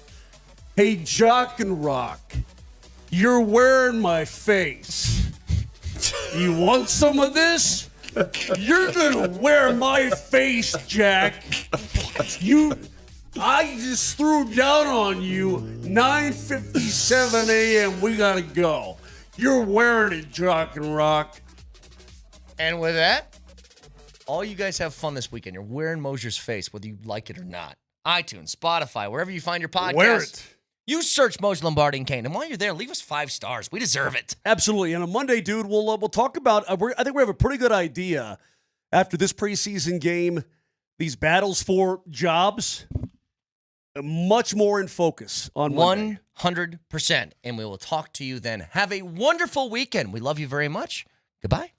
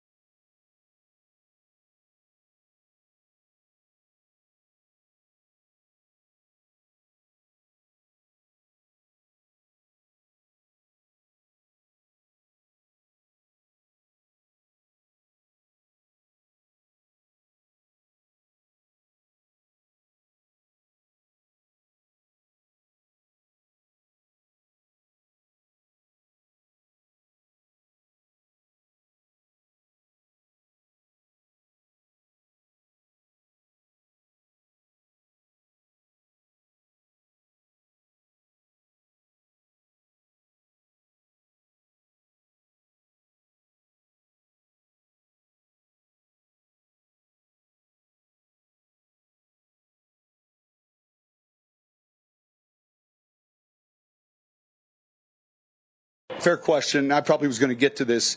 I haven't done this before. I haven't had 2 joint practices before. So I'm not going to play. Neither Jonathan or myself are going to play the ones. Now, there'll be a few. Like, there's 6 players that are on an 8-play pitch count. Real quick with Nick, he had a little spur on the top of his foot. All right. Now, I had 2 spurs removed on my big toe, and that hurt like a, you know what. And so I'm still recovering. It's better. His is something that we just had done, and we knew that he was going to miss this week. He'll be up and at it next week. So he's been fantastic. His miss, the days he's missed, has been this simple bone spur in a unique spot on the top of the foot. It's not weight bearing. He went ahead and had it done. I think 3 stitches. The goal would be to have him back at practice next week, getting some work against New Orleans. Those are the words of Sean Payton following yesterday's joint practice with the Arizona Cardinals. We are back in studio. Training camp for us being out there live is now wrapped up for the 2025 season. Thank you so much to our friends at Ramos Law for being out there with us as we welcome you guys into the morning sprint on a Friday. Coach Mike Sanford, Alex Ryanemi, and you guys. 303-504-0925 is where you can reach us on the Shop Mazda text line, getting you ready for Saturday evening's Week 2 preseason matchup where, as you heard the coach say, well, we're not really going to see anybody play. This is the right decision. There's no doubt in my mind that you got enough out of 2 joint practices. And the most important piece of this puzzle is that you got the performance out of Bo Nix that you needed for Bo Nix, but also obviously for this entire offense to get the confidence and get the groove back a little bit. Yesterday was that's how Stella got her groove back kind of day. And it was good, man. As the practice progressed, you and I doing the show live from training camp, our very last one, man, I'm going to miss it, especially after yesterday. It makes me really miss it because that was a lot of fun, was it not, Alex? Just another team out there. Not fun? No, I loved it. Are you going to miss training camp? I will miss that day of training camp. And the Wednesday that was super, super, like, physical. Remember the Wednesday, July 30th practice? Basically the last good practice that we watched. It was the one where J.K. Dobbins and who did Dobbins beak with that day? Well, Malcolm Roach was yapping. Malcolm Roach. And then, of course, Marvin Mims came out either after that practice or the next day and talked about what he's a fat, what did he say? He's a fat guy or something like that. He body shamed him. Which you're allowed to do. Football's a sport, apparently, that it's politically correct to body shame. Which is cool, I guess. That was the day that you knew Talanoa Hufanga and Dre Greenlaw were the energy leaders of this defense. Yeah, I'll miss those days. I will certainly miss those energy days. I will not miss what happened on Tuesday. Yeah, unfortunately, there are too many of those type of days that we're just like. And I got to be honest, man. What are we watching? What are we seeing? Even though the energy was vastly different yesterday, and that was something that you could feel. Like if you were there in person, you could feel that the Broncos, especially their first team offense, was there ready to perform. And they did. They needed to do that.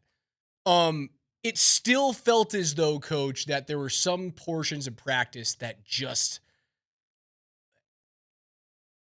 It should have been faster. It lacked energy for me from like a management standpoint. And I think that's a Sean Payton thing. I don't actually. I think it was actually an Arizona Cardinals Jonathan really? Gannon thing. So what I noticed is that people would be in position to move on to the next drill, the next period. They were in position and then they would just wait.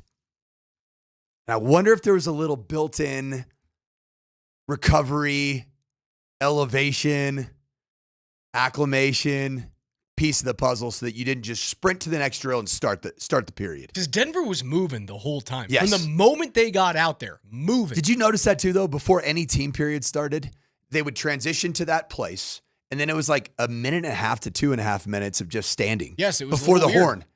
I think that was And the same thing happened the last team period where it was no timeouts. I want to say there was like a minute or something on the clock, and you had to move yourself into field goal position. And while the Broncos did get into field goal position, I believe they hit one there at the end. There were 2 sacks, including 2 quarterback hits from Calais Campbell on Bo Nix. So like while it felt positive, that was the only time that the Arizona defense really did get to Denver.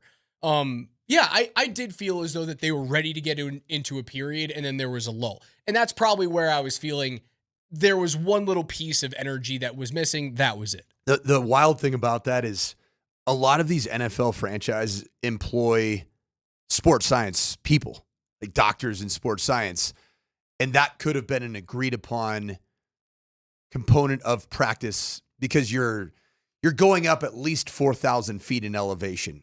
And you and I did look at it. You were right. The Arizona Cardinals stadium is the 3rd highest elevation stadium in all of pro football. Las Vegas is number 2. You were right, Raj. I got to tip the cap. Thank you. But still, even then, I mean, you're talking about what? Vegas is at 1,600 feet elevation, maybe 1,700. Yeah, you're splitting hairs. And then Arizona's at like 1,050.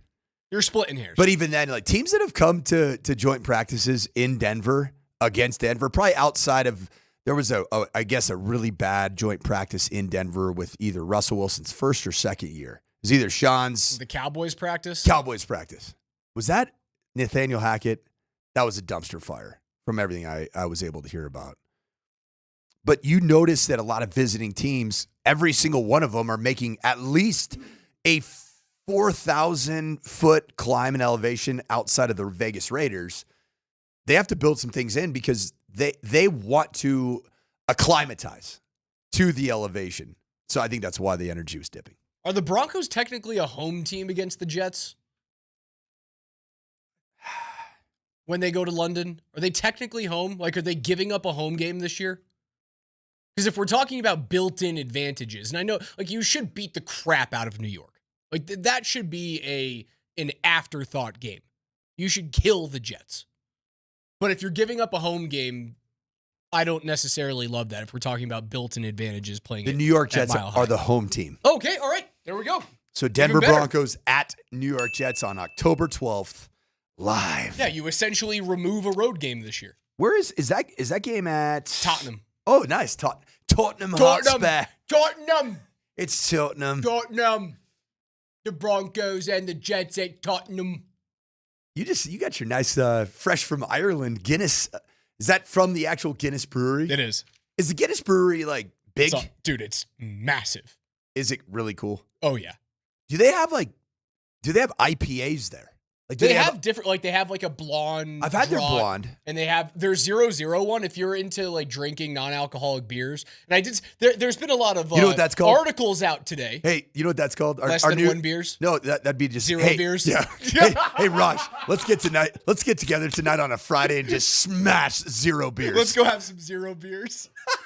There's been articles coming out about how like the mega decline of drinking and Gen Z and stuff like that. And you already know what could be us. You know what when the state of Utah had a cap on the alcohol percentage on beers. Did you know that? Yep. 3.2 beers, right? And there's some other states, I believe, even in the upper Midwest. I can't remember what states in particular. Well, for a while in Colorado, if you had a liquor license at it was Colorado a grocery store, yes, you could only sell 3.2 beer. Right. So that's called, hey, you want to get together and just slam a bunch of near beers? Near beers. I love that. That is fantastic. That's actually a real saying in Utah. Fantastic. All the derelicts that live in Utah that aren't members of the church or aren't following the ways of the Utah church. No, the Guinness factory tour is a must go. Absolutely must see. Must drink. Would you swim in a pool of Guinness? Yes. I totally would. I love a Guinness. It's a dessert beer. 303-504-0925. If given the opportunity to jump in a vat of freshly brewed Guinness, would you just take a nice little swim? Would you open your eyes underwater? It was the only... No, I would not. That would be terrible. It was the only thing I had in Ireland. I was, I like my whiskey, but I like, more of a bourbon guy. Irish whiskey's good. It is. You don't love it, huh? It It's too scotchy for me. Like, See, honestly, I hate peaty scotch. I hate peaty scotch. It's like, did somebody throw a cigarette in this scotch? Like this bourbon. Take your cigarette out, Brett Kane's dad. I don't want cigarettes in my dadgum bourbon. The Guinnesses are supposed to be low calorie too. What? Yeah. It's a lower, you think it's a heavy beer because it is a darker beer. It's a lower calorie beer. Yeah. So that's all I had. I had a bunch of, Is it gluten free? I don't know that. I probably should have been listening a little bit more. I was too enthralled with the actual like art of the, 2 minute and 10-second pour. So cool. Love that. So cool. And it's different, man. Yeah, It tastes different. They don't want the pour to be sideways glass, do they? Like 3/4 angle? No, you pour it straight in. Let it sit, and then you top it. Yeah, it's a whole thing, and then it has to sit. And that's the best way, apparently, to pour a beer, is to make it foamy, because then what gives you the burps and the indigestion and sometimes the beer farts, it's sometimes the old beer toots. Is that you don't let the carbonation actually burn out on the pour. So that's the way you learned what is it? How long is it? 2 minute pour? I don't know what it is off the top of my head. But the 2 minute pour is essentially what you need to get done. The length of a Guinness pour, of a proper Guinness pour, is, I should know this off the top of my head. I was just there. Is 120 seconds. Just under 2 minutes. Are you kidding right now? What? 120 seconds is under 2 minutes? 119.5. I rounded up.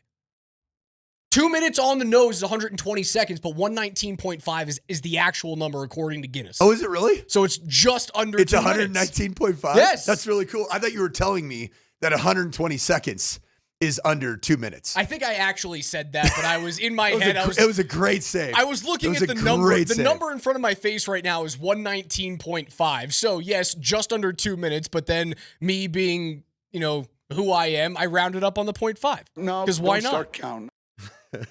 89.5 B+. Nope, that's an A-, brother. 303-504-0925 is where you guys can reach us today. We're going to get into the weeds about this depth chart and start talking about cuts, because Sean Payton got into it. He talked forever yesterday, and he got into all of these very difficult cuts that they're going to have to make at offensive line, at running back, at wide receiver. Is my guy Joaquin Davis going to make the team? There's just not enough damn spots. We'll get into it next.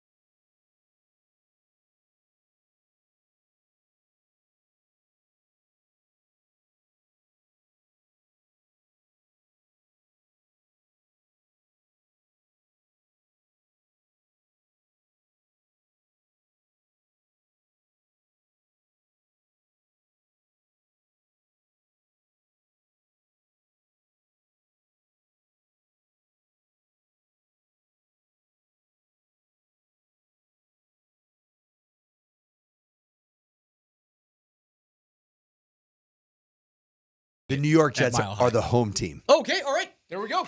So Denver Broncos at New York Jets on October 12th, live. Yeah, you essentially remove a road game this year. Where is that game at? Tottenham. Oh, nice. Tottenham Hotspur. Tottenham.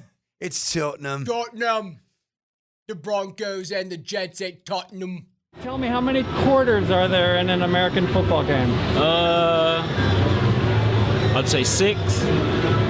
I'm going to take a wild guess and say 5. Oh, come on, you're trying to make me look stupid. 4. 4? You got that one right. Asking a Brit how many quarters are in a game, it's like asking me if 120 seconds is equivalent to 2 minutes. We have to pause and think for a second there. In my defense, 119 and a half is just shy of 2 minutes. But yes, quarters would typically mean 4. That's how that works. You fall in there, coach? Welcome back. 303-504-0925 is where you can reach us today. We will be joined by CBS 5 in Phoenix. The sports director, Mark McClune, will join us at 10:25 to talk about Saturday evening's game between the Broncos and the Cardinals. We didn't get to see a whole bunch of the Arizona offense yesterday. It was on the far side of the field. It was basically, it was reactionary, and it was typically Marvin Harrison does something cool. Trey McBride looks like the best tight end in football, and that's basically it. Trey McBride's a freak. He is big time. Anytime I peeked over on the far side of the field yesterday, Trey McBride was making plays. He's the best player on your team. I do think that Marvin Harrison Jr. is going to have a big year. After watching what I saw yesterday, I don't know how the full practice played out. I don't know if there were many reports about it, but it seemed like the beginning, the onset of practice, Marvin Harrison Jr. like established himself as a dude that was on the field, and just physical dimensions and physical attributes just look different. Here's Sean Payton speaking about the former CSU Ram, Trey McBride. Yeah, I mean, look, that's a joker. Right, and so when you get paid, those players become more difficult than the blue chip receiver out here that we can lean to, double. It's just a little bit harder. And then when you're not putting any game plan in, you know, in other words, you're spending, a night and a half with what you you can appreciate then a player like that. They're so quarterback friendly because they're just closer to the position. The halfback, that's an elite receiver. The tight end, those guys are really a quarterback's friend. And so I'm anxious to watch, because we didn't really have a lot of any crossover tape. We played him in the preseason last year. Zach had an unbelievable game, Wilson, but I'm anxious to watch that other side of the ball and watch and appreciate maybe what you guys saw and how he's playing. But when you get one, they're hard to find. They're valuable. He's the Joker, and obviously went on through that full minute gushing about that type of player. Dude, they're going to draft a tight end in one of the first 2 rounds of the next 2 drafts. They're going to find someone that they fall in love with, and they will draft the next Trey McBride, because he knows he's a second rounder. Dude, he knows. Sean Payton knows. This Evan Ingram thing is a 2-year deal, and that's it. It is. It's not, you're not getting anything more than this 2-year deal out of him. And honestly, I don't know if Sean Payton fully believes that Ingram can get to that level. I think he does. I don't know, man. My theory is I just haven't seen it. We also have to remember that what we've seen are the practices that the public can be at and they can film. And so if you make a huge emphasis of creating schemes and touches for Evan Ingram, Sean Payton knows that he's tipping his hand to the rest of the league.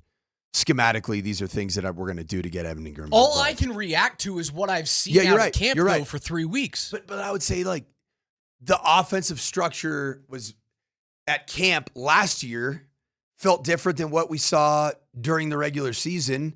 And I've always thought that Sean Payton really, really holds back, really holds in some of the scheme that he ends up employing during the regular season.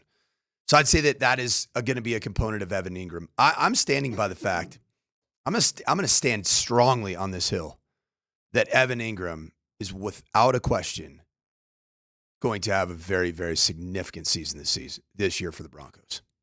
He's going to have it's going to be big. He looks healthy, and that's another part of it. When you haven't had full health in a couple of years, do you really want to exhaust every aspect of Evan Ingram in training camp? I think Bo Nix and him have a fine connection right now.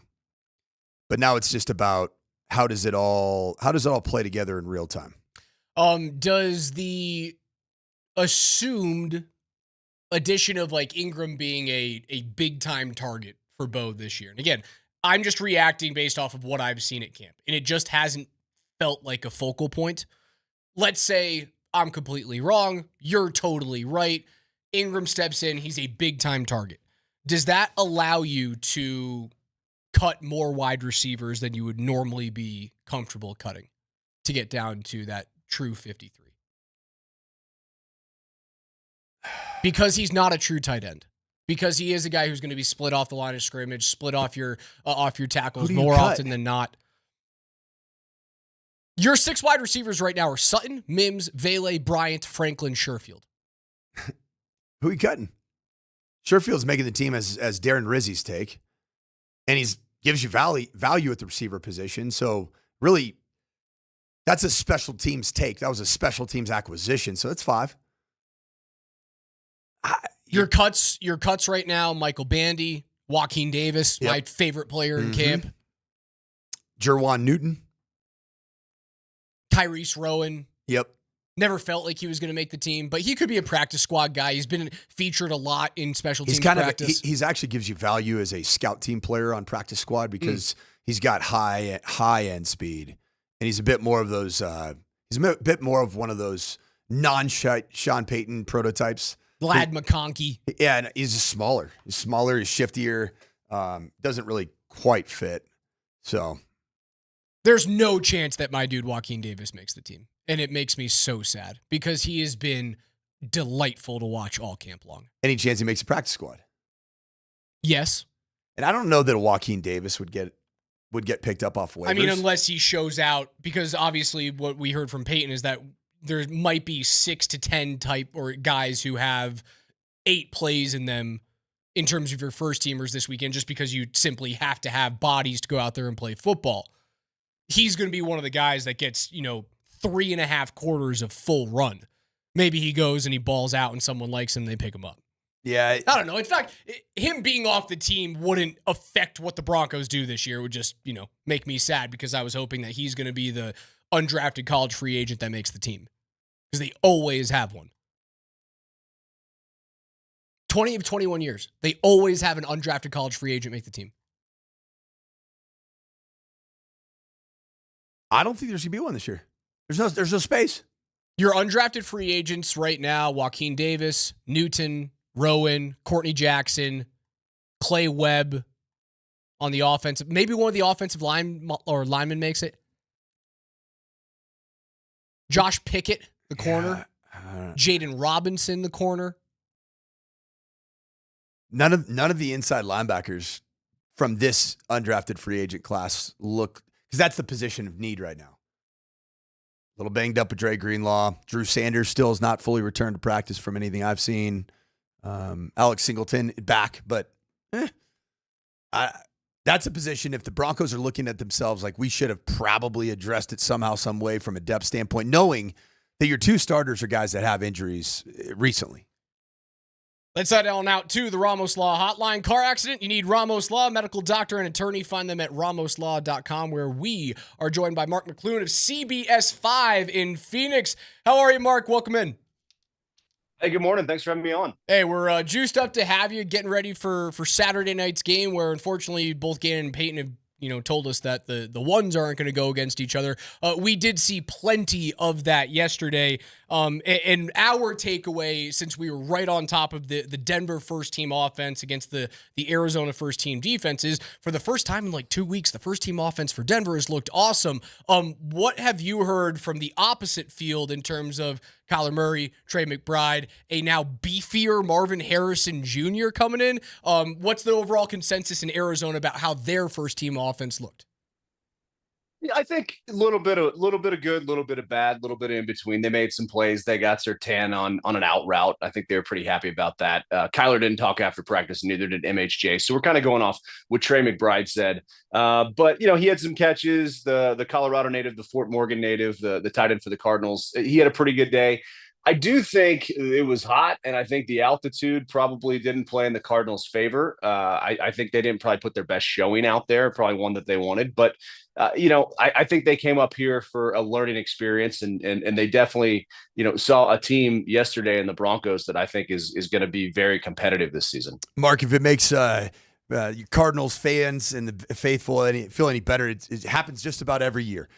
You come to Elevation, it just does this. We actually noticed that we think that Jonathan Gannon actually built in a minute and a half, like a 90-second break before each new period started that was competitive, because we've never seen that at practice for the Broncos. We thought that was like an elevation acclimation type of a period. So something of note. But one of the things I was going to ask you about, just looking at this defense of the Arizona Cardinals and what Bo Nix and this offense was ultimately able to do.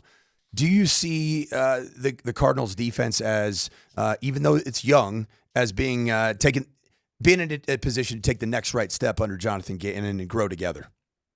I think defense is going to be their strength, but I think it's going to be the front seven. You've got a ton of depth up front, and that starts with 38-year-old and soon to be 39-year-old Denver native Calais Campbell, who told us yesterday this might be his last year. I don't believe him. I think he's going to keep playing as long as he can. But you've got some great pass rushers there. You've got Josh Sweat, who just wrecked shop in the Super Bowl for the Eagles against the Kansas City Chiefs. And then Baron Browning, a guy that you know very well from his time here in Denver, coming off the edge, along with the guy Zaven Collins, who they're calling a unicorn. So I think, the front seven is going to be the strength of the team. Will Johnson, one of their corners, a rookie from Michigan, he was the MVP of the national championship game 2 years ago. That was kind of his first real, look at NFL speed.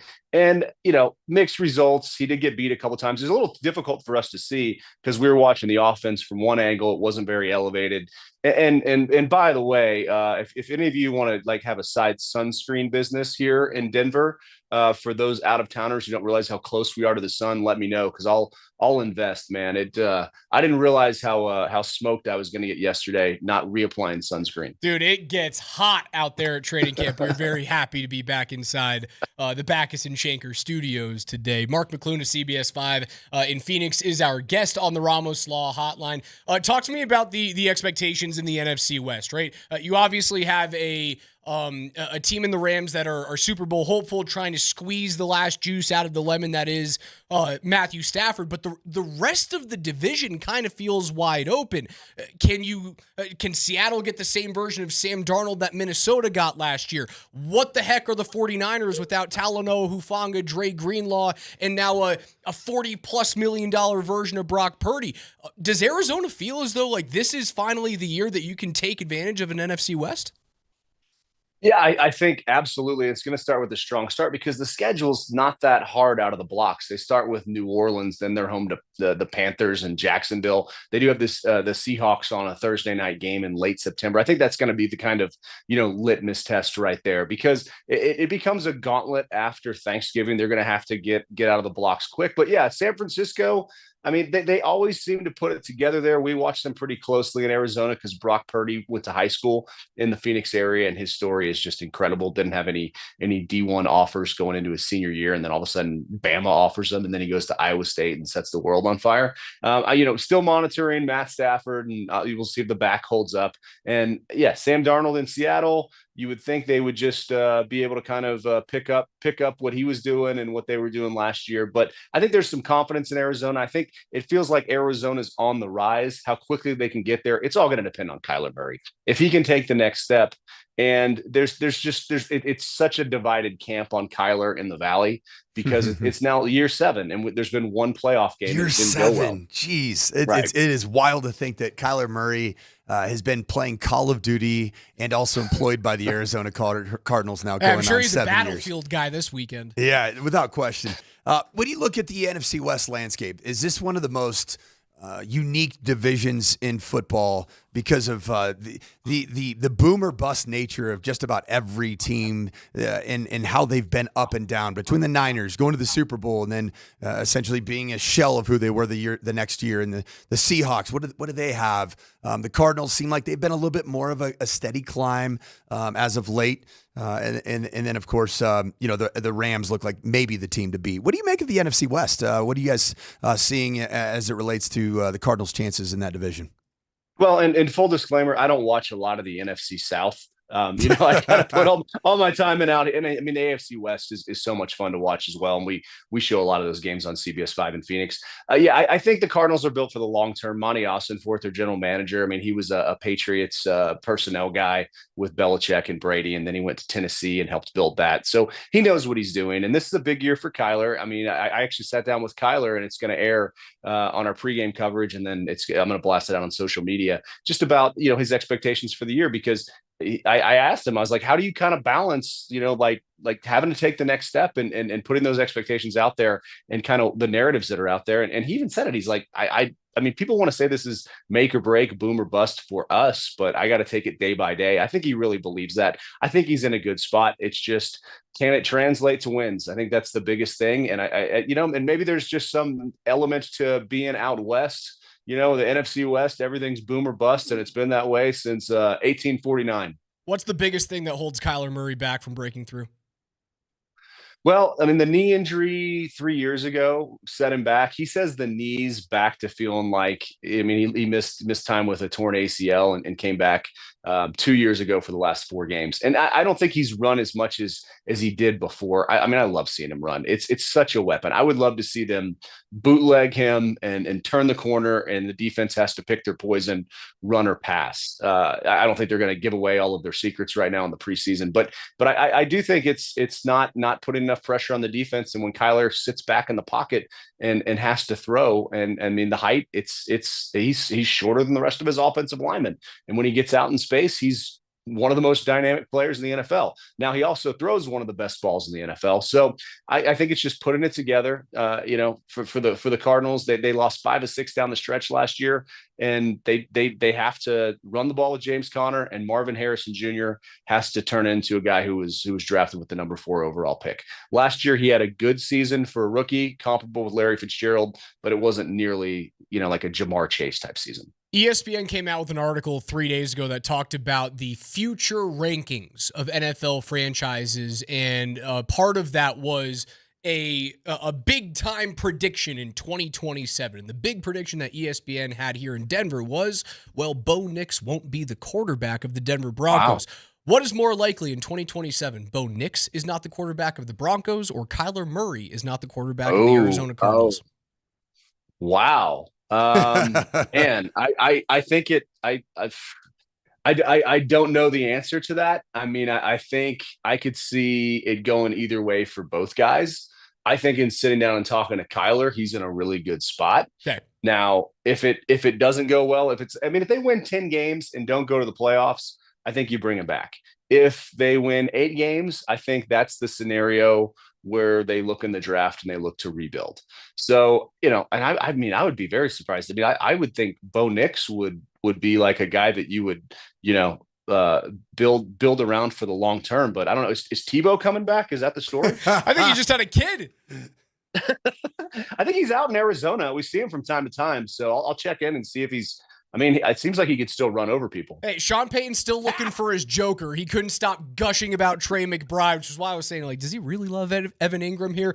Tim Tebow could have been the Joker, but he never wanted to play tight end. All you got to give is too proud. Just give him a cowboy collar and let him go run through people's faces. Don't you miss it? Don't you? I mean, I just miss Tebow. I wanted like the UFL to sign Tebow, Vince Young, Colin Kaepernick, Johnny Football. I was waiting for I was waiting for the Texas to come out of you. You had to get me on Vince Young. Yes, sir. Yes, sir. Absolutely, man. Texas forever. As we get out of here, and I know you've got an interview to get into. Very quickly, Arch Manning, the real deal or not the real deal? I was just talking to Sam Acho about this, who's the Cardinals, who's a preseason analyst. I saw Sam Acho there yesterday. Alum. Yeah. Oh, he's great people. I mean, just in a great heart for just everybody. And I mean, he's just a good man. And we sat down and we actually did an interview for the pregame show. And my first question was like, hey man, how do you think Arch is going to do this year? We both started laughing. We didn't use the answer, but I think everybody's interested. And, he says you stand next to him and he looks like he's drawn. Arch, 6'4", 220 pounds or whatever he is. But, we just have to see him throw the ball well in a big game. I think that's the last step. And then you're like, all right, let's go. Let's make our plans for late January. So super excited. But yeah, it's college football. It's kids that are turning into men, and you never know what's going to happen. But I've never been more bullish on the Longhorns, even though we are the underdog in the horseshoe on August the 30th. The underdog is the number one team in the country. How's that work? Mark McClune of CBS 5 in Phoenix. We appreciate your time, brother. Thank you so much.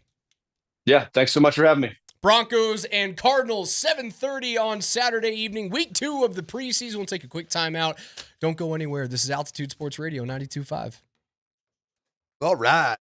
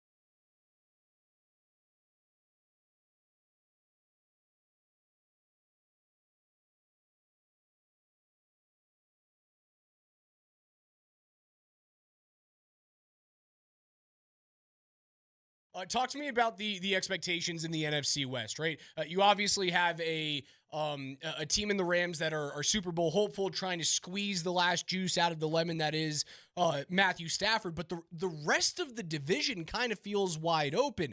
Can Seattle get the same version of Sam Darnold that Minnesota got last year? What the heck are the 49ers without Talanoa Hufanga, Dre Greenlaw, and now a $40+ million version of Brock Purdy? Does Arizona feel as though like this is finally the year that you can take advantage of an NFC West? When you look at the NFC West landscape, is this one of the most unique divisions in football because of the boom or bust nature of just about every team and how they've been up and down between the Niners going to the Super Bowl and then essentially being a shell of who they were the next year, and the Seahawks. What do they have? The Cardinals seem like they've been a little bit more of a steady climb as of late. And then, of course, the Rams look like maybe the team to beat. What do you make of the NFC West? What are you guys seeing as it relates to the Cardinals' chances in that division? You Lombardied me. Is that my first career Lombardi? You Lombardied me. Is it my first career Lombardi? I think it is. Yeah. I don't know if you ever Lombardied Dempsey, but that's the first time you've done it with me. I don't think I ever Lombardied Dempsey. I do think what we can take out of those two clips, we're very verbose. Those are you know what? So we need to. You Lombardied me, but we Mosered Mark McClune. We told him how much we know. Yes. Before we asked him what he knows. Yes. So that's the Moser. And the Lombardi is officially defined as, I'm going to follow up the question that was just asked and answered by the exact same question. With the same exact question. So that's really interesting about the Cardinals' chances in the NFC West. How do you cane something? Can you cane something? Keep it to 12 words or fewer. Is he? He's pretty succinct. Yeah. Nelly? Can we Nelly it? Nelly's verbose. Nelly likes to talk. We love Nelly. Nelly just took his headsets off and is now responding and reacting. You want to know how you can break Kane and just do this? 303-504 yes. 0925. Hey, man. Catch it wherever you get your podcasts. Yep. Very good. Very, very well done. I loved that. Very interesting about the NFC West. So tell us about the NFC West. That's all we got. I had a good time. Yeah, our listeners are so prepared for the 25 season in the National Football League's NFC West. They're ready to go.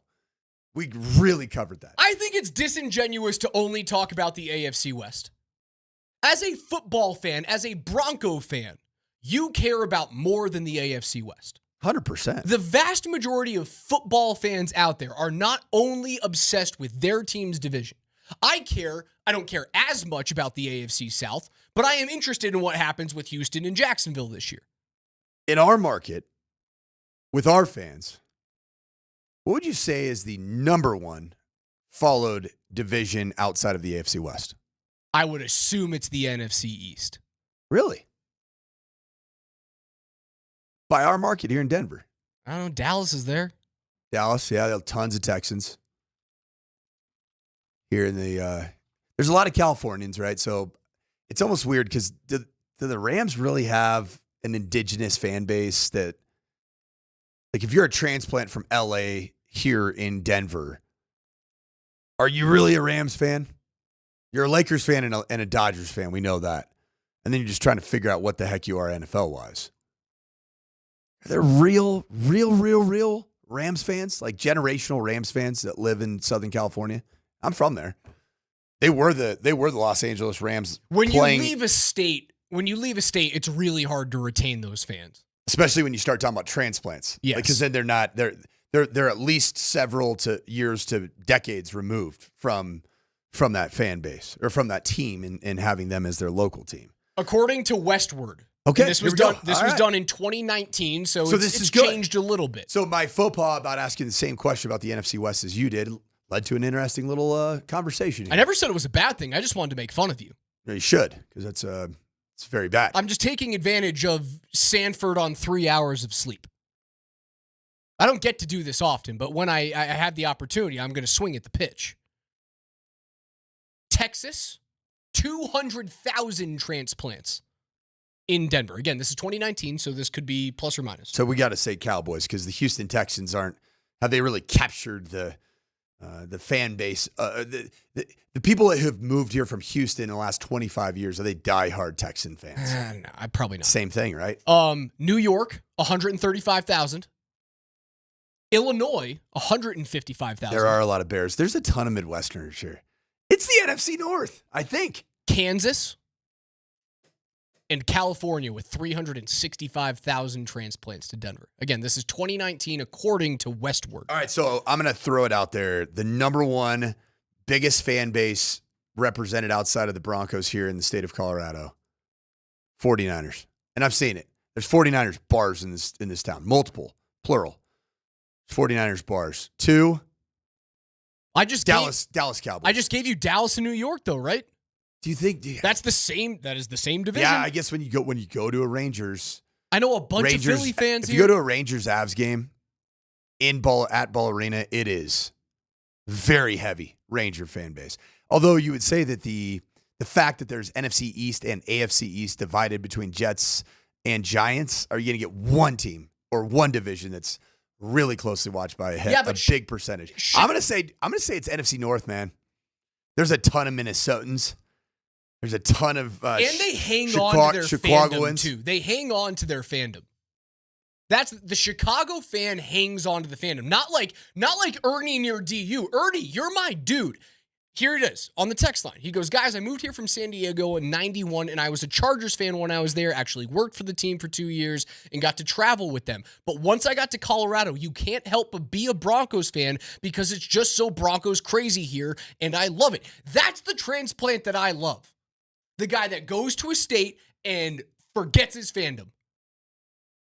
I love that part of you, Ernie. That is the best thing you can possibly be. You move to a new place, you're now a fan of those teams. You can have your fandom live in a locked shoebox in your closet from the team or the city that you came from. But you don't go to Ball Arena wearing a Blackhawks jersey.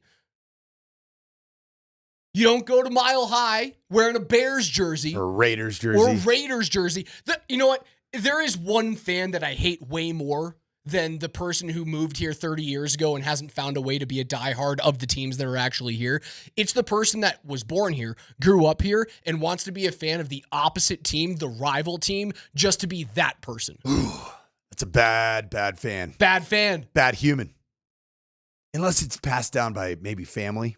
Because that's me. That was me in Southern California.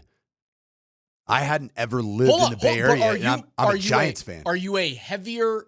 what football team did you grow up loving?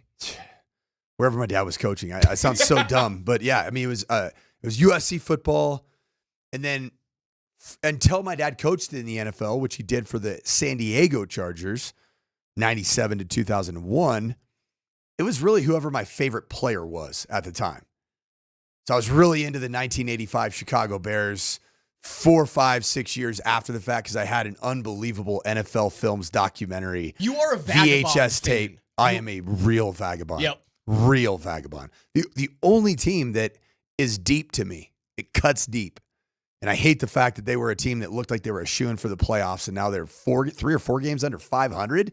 And that's the Rafael Devers San Francisco Giants that have been tanking. Well, it's like my Mets. Terrible. I love my Mets, but I won't be caught dead wearing a Mets hat to a Mets-Rockies game here in Denver. Won't do it. You wouldn't wear a Mets hat. Absolutely not. No. I love the Mets. I love the Mets. I cried when they lost the 2000 Subway Series. I had World Series tickets in 2015, went there and got kicked out of Citi Field. I love the Mets. You got kicked out of Citi Field? I sure did. For what? I had 1 beers. Okay, that's and stood on. Yeah, I had 1 beers. I heard stood. I had 1 beers and stood on top of a railing that I didn't realize had a 40-foot drop underneath me. So it's a miracle that you're physically with me today. Yeah, I was swaying a little bit, and then New York's Finest dragged me down, and then told me to exit the premises. Dragged you down? Yeah, they just grabbed me. Oh, I thought you meant like tackled you over the railing. No, just a yeet. I got him. But no, I love my Mets. But if they're playing the Rockies, I'll go to a game. I'm not wearing a Piazza jersey. I'm not doing it. I adopted the and Nuggets. And the 6-4-3, he goes, tell me, when does Brett have to abandon the Lions? You don't have to abandon the team. But if you're going to a game here in Denver and you've been here for a long time, it disgusts me if you wear the jersey of the other team. Just does. Just does. I do it at the... Just how I feel, man. What about me, having lived here for 3.5 years? Diehard San Francisco Giant fan. Am I not allowed to wear a Giants jersey? Under my rules, no. I'm sorry, I violated the commandments according to Raj. I think you've been here long enough that you violated a commandment. If you've been here for 1, 2, 3 years, maybe I can be okay Does it count with the Colorado Rockies? That's a great question. Come on. Does it? That's a fantastic question. I mean, you got to think about it. You do have to think about it. What is keeping the Colorado Rockies business model afloat? Beers. 1 beers. That and opposing fans. Amen. Damn, don't poke holes in my argument. Although, don't do that to me. As a Colorado sports fan, a lover of Colorado sports scene, is it not better if you don't wear your jersey of the opposing team to a Rockies game and you essentially just don't go at all?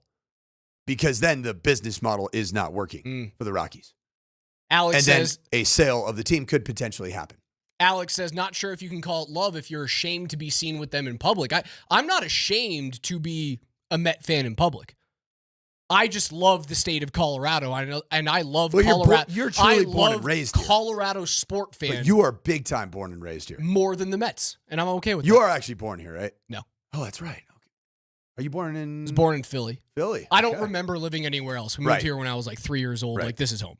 But I don't remember. So you are, for all intents and purposes, every single formative memory is in the state of Colorado. I don't have any memories from anywhere else.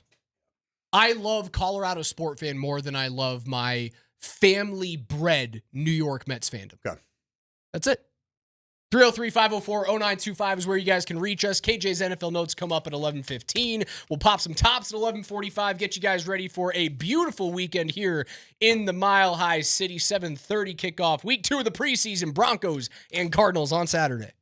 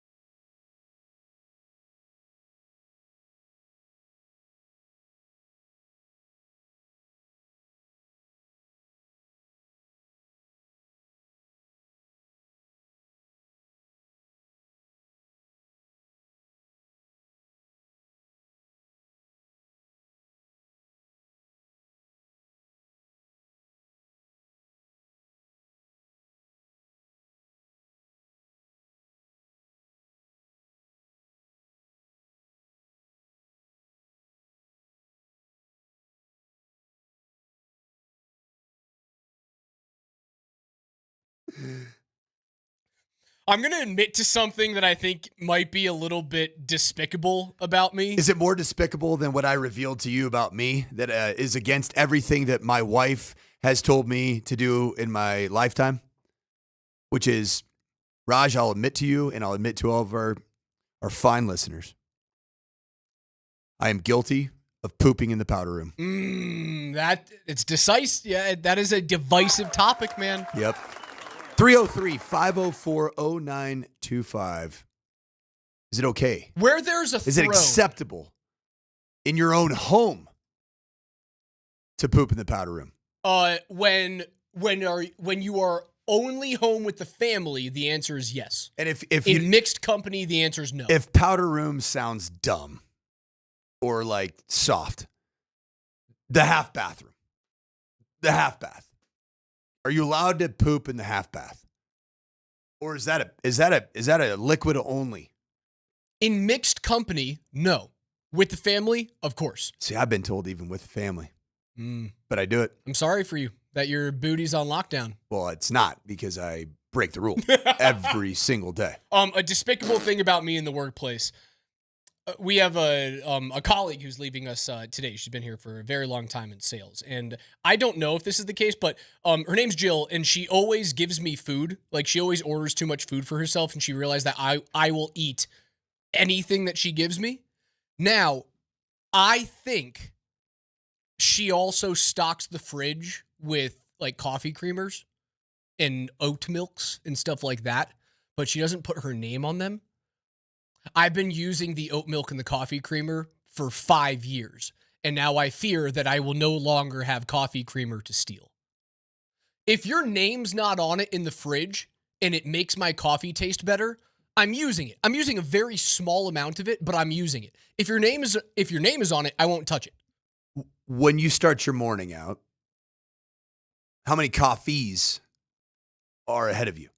I have a coffee as soon as I get out of the shower. And like so when I'm making that's a home breakfast, coffee. That's a home coffee. Wouldn't apply to the consumption of somebody else's oat milk and or creamer. Correct. That's my own. And then I come to the office and I have at least one here during the show or prior to the show. And then I steal someone's oat milk because their name is not on it in the fridge. I agree with 303. The 618 goes just drink black coffee like an adult. I agree. There's only one way to drink coffee, and that's from the gas station, sitting on a burner for hours and with nothing added to it. Scalding hot at 102-degree temperature. That's my kind of coffee right there. I've always been a little scummy in not being prepared. Like that is a non-prepared version of me. To have coffee in the morning, I don't have my own creamer here. I just bum it off of someone who doesn't have their name on it. And I hope that just by taking a little bit, much like I was a 16-year-old in high school, and like you pour a little bit of vodka out the sky bottle, and then you put some more water in it, and you hope mom and dad don't notice. Put your left foot in, you put your right. I'm doing the same thing with the coffee creamer here. I did the same thing when I was growing up playing hockey, man. I never had sock tape, ever. But I used sock tape every single day. I'm trying to think what those things are for me that I probably inappropriately bum from others. Like, what did you bum in the football locker room that you never had, but you always needed to use? Oh, it was I went through a big phase of just because you're going to practice, sometimes 2 practices, a walkthrough and a practice, and you just don't want to kind of sit in your stew all day, right? Big Gold Bond guy back in the day. I've kind of moved on from Gold Bond. I've graduated from Gold Bond. Grundle tingle? Yeah. It was kind of nice, a little how's your father kind of action going on down south. Hoo-wah! But I would always bum. Oh my God. I would bum the Gold Bond. It's in the shaker with the little, it kind of looks like a, what would you say? Like a flour shaker, right?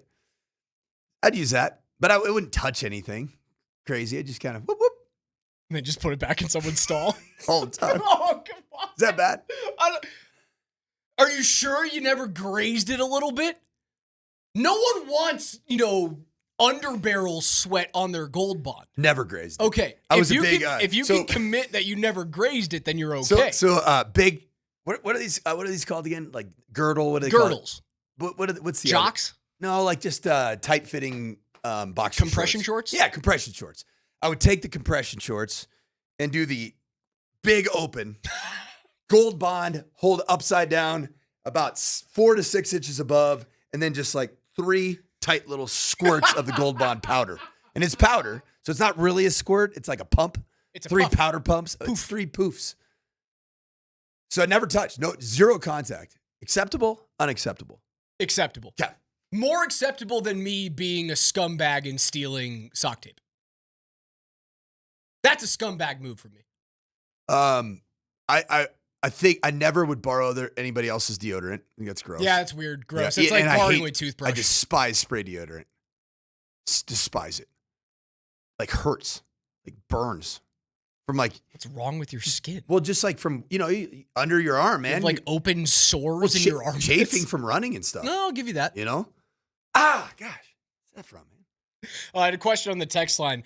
Raj, do you think the Avs improved or got worse in the offseason? It's a interesting question going into this year, right? Because anything outside of, in my opinion, winning the Western Conference is a failure this year that I think will likely cost Jared Bednar his job. I love Bedsy. I think he's the right coach for this team, but you do have to perform when McKinnon and Makar are at the top of their peaks. I think they got better. They shored up to center, a guy in Brock Nelson who fits here, who works well with Nichushkin, works well with Landeskog. That is a data-driven fact that second line is really good. They got bigger, meaner, and longer on defense, which is something that they lacked tremendously For sure. against the rest of the Western Conference. Now, the bottom 6 is not as good on the forward group. I'll give you that. If you look at the bottom 6 and certainly at third line center, you go, do we really like that? The fourth line's stellar. That fourth line of Jack Drury, Parker Kelly, and Logan O'Connor, and I know O'Connor's going to miss a couple of months to start the season. That is one of the best fourth lines in hockey. Yes. That's fine. It really comes down to whether or not you think you need more than 30 points, 30 to 40 points out of third liners this year. If you are of the thought process that you need more than 40 points out of your third liners, every single one of them, then the Avs got worse. If you're of my thought process, where I think the Avs saw major holes in their roster and they addressed them, second line center, and getting bigger, meaner, and more veteran on defense, they addressed those things. Therefore, I think they got better. What was the biggest offseason acquisition or re-sign for the Avs? Probably Brock Nelson, and then Brent Burns very shortly after that. I think Burns changes who they are. It changes their outlook as I wave goodbye to my coffee creamer lady of the last 5 years as she walks out of KSC Radio. She was my Peloton buddy. She was a big Peloton rider, and we would always compare stories and notes from our favorite Peloton instructors. Kind of cool. Kendall? Big Kendall guy? Kendall's been gone. That's a shame. 3 years, I think. That's the reason why I've been gone for 3 years. Yeah, so I did cancel my my Peloton and sold that bad boy. It's time to get really fat, really puffy. Yeah, dude, I think they got better. I think they made good signings. I wish they had done a little bit more to shore up that third line, but I don't know how much they could have done, granted the issues with the salary cap that they're coming up against, knowing that you have to pay Cale Makar big time, knowing that you're still trying to figure out what's going on with Marty Necas. Is he here for the long term? I understand like the gun-shy nature of like, hey, we're going to sink $3 million over the course of 4 years for a third liner when you go, we need those $3 million to give to Cale. Like it has to happen. I understand that. I get it. I think they got better in goal. A full season of Mackenzie Blackwood. Are you kidding me? He's a top 5 goaltender in the league last year from the moment he stepped foot on ball arena ice until the end of the year.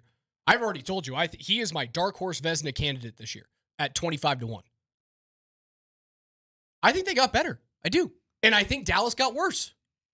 And that's the one thing that has been holding you back from success is Dallas. For the Avs and what's been the Achilles heel, them moving on from Pete DeBoer might be the number one thing that got better for the Avs as it relates to the matchup and the rivalry. They could have done nothing and they got better. Because that style of play, I mean, that's the kryptonite for the Colorado Avalanche. It just is. The muck it up. Yep. You gotta dump and chase. Like, just not the Avs' best way of playing. They play that beautiful game, and when you start eliminating the ability to play center and you become more perimeter, the Avs become what you fear the Avs are, which is at times finesse. They end up looking finesse against teams like the Peter DeBoer-led Dallas Stars. I'm glad he's gone. Now, their roommates on the other side of Ball Arena, like the Nuggets, if you ask that question, it is an unequivocal yes, they got better. How's our guy? We haven't talked much about Jonas Valanciunas.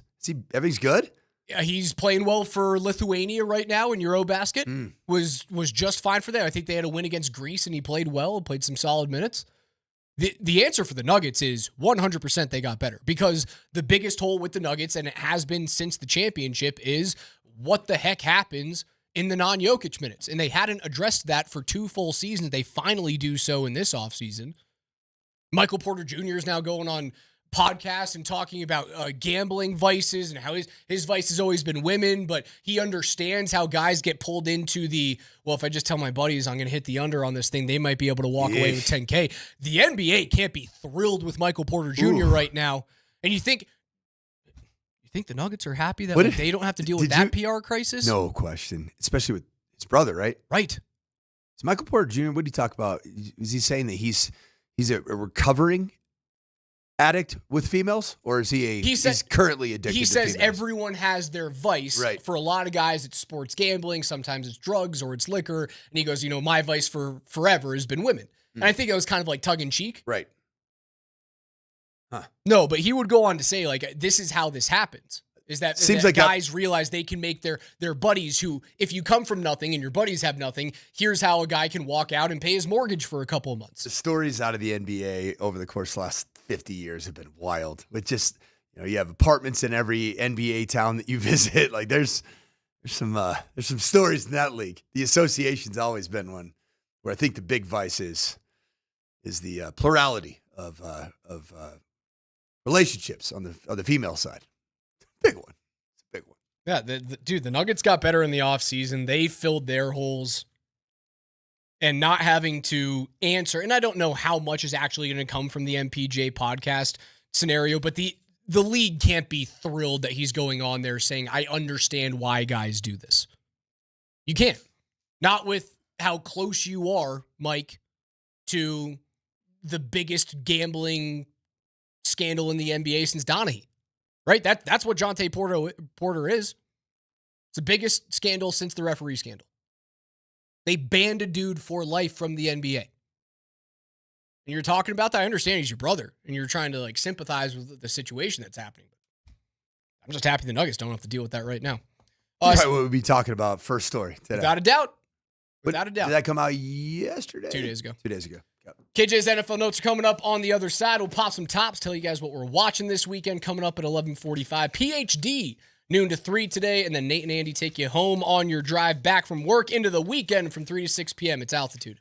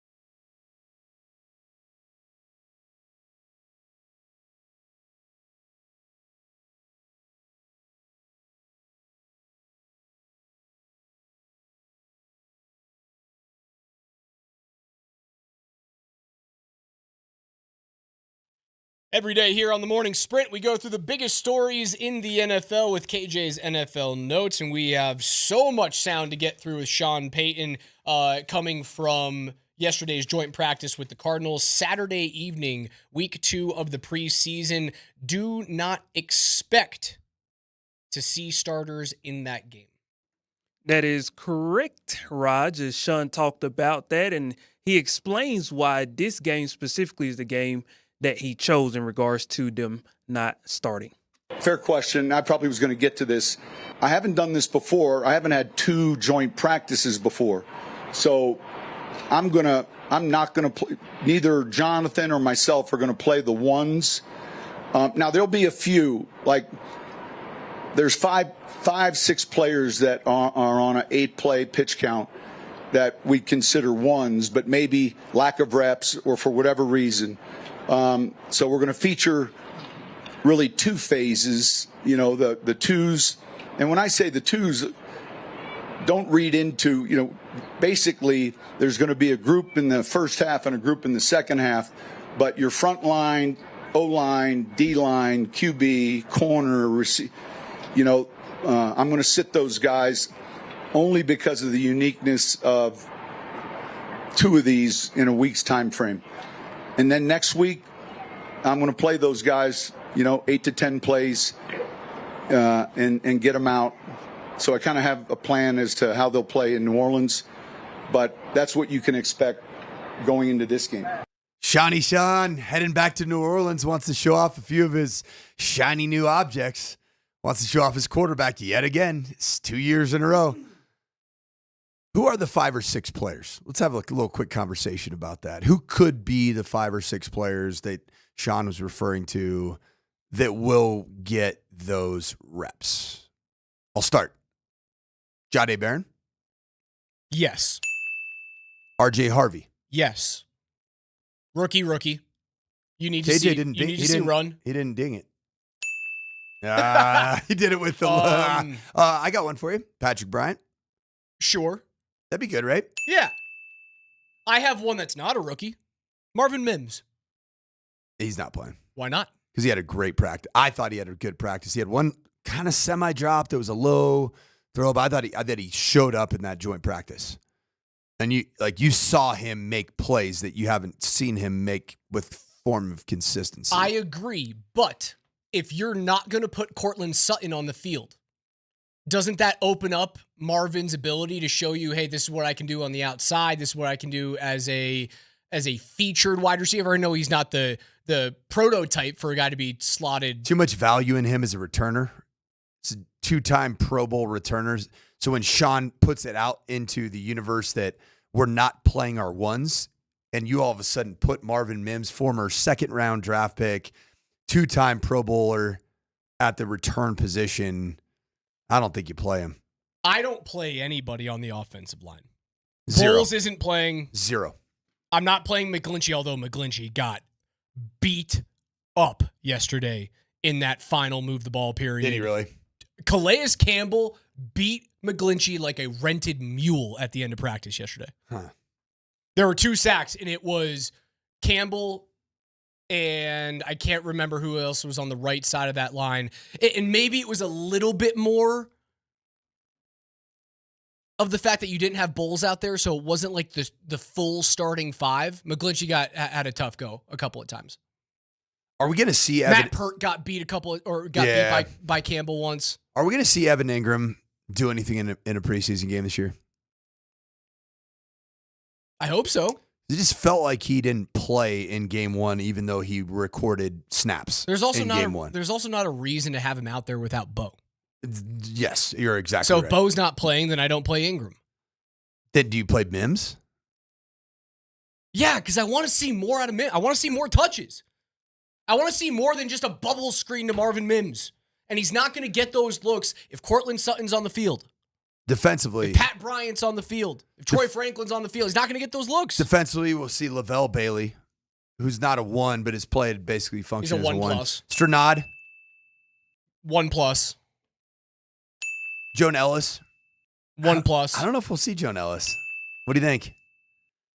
I mean, he's had a crazy good camp. With the bone spurs, you're not putting Nick Bonito in there. So if you put Nick Bonito in there right now, you should be kicked square in the family situation there, family lineage. I think you just named your 6 guys. Sure, that's fine. I don't play Zach Allen. I don't play JFM. I don't play Greenlaw. Chris Abrams drain plays.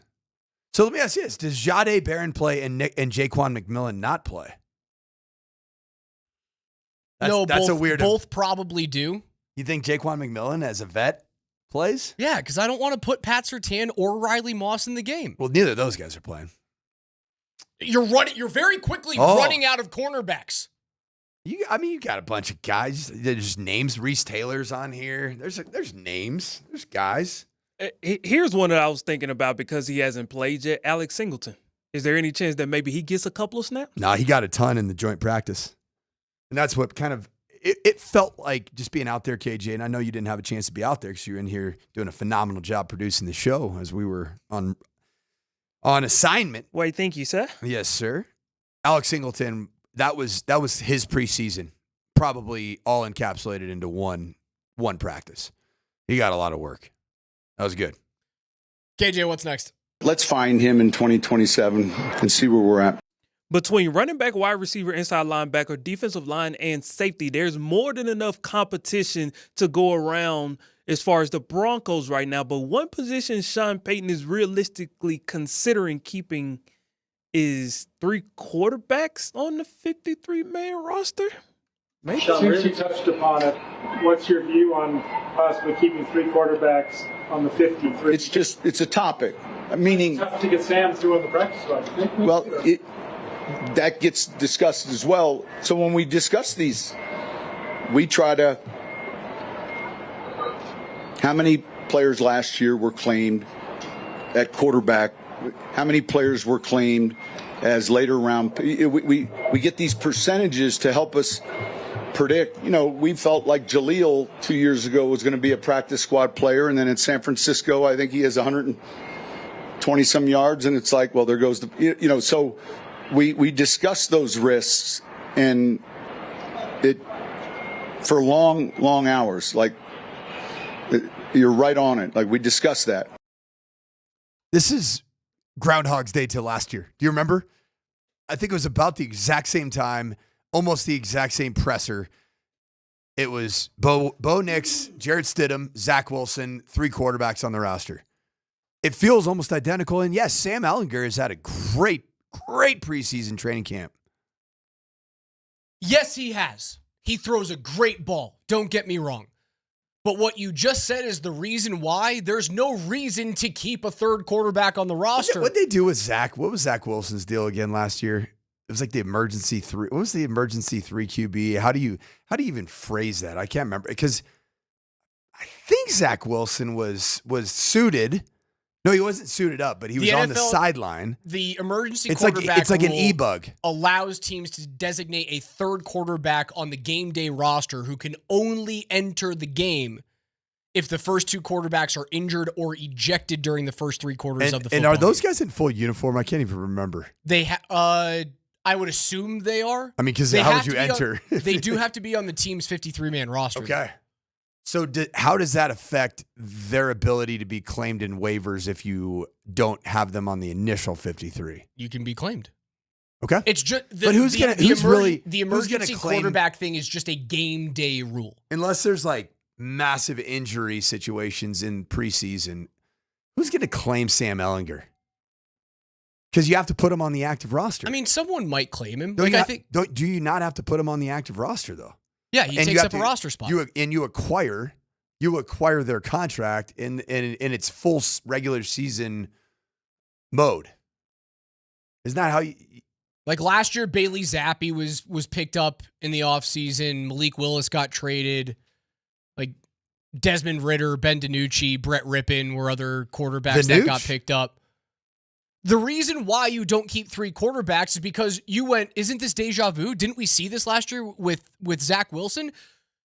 You could get Zach Wilson again this year. His name is Sam Ehlinger. You can get Sam Ehlinger next year. I don't know who his name is next year, but you can draft him in the 5th round. There's no reason to keep 3 dudes. Especially when there's other players on the team Here's that the are reason. fighting for roster spots. If I'm Audric Estime and they keep a third quarterback, I am losing my mind. Should have ran harder. Should have used your brute strength to run through people's face At like least he Marshawn can Lynch give you used snaps. to. Ellinger won't give you snaps. Here's what Ellinger will do for you. Ellinger will be a much cheaper option as your 2 once you move on from Stidham. So would a 5th rounder next year. But you know what you got in Sam Ellinger. No, you don't. You have no idea what. No, you don't. Based off of practice, yes, you do. You know way more than somebody that right now is playing at Tulane.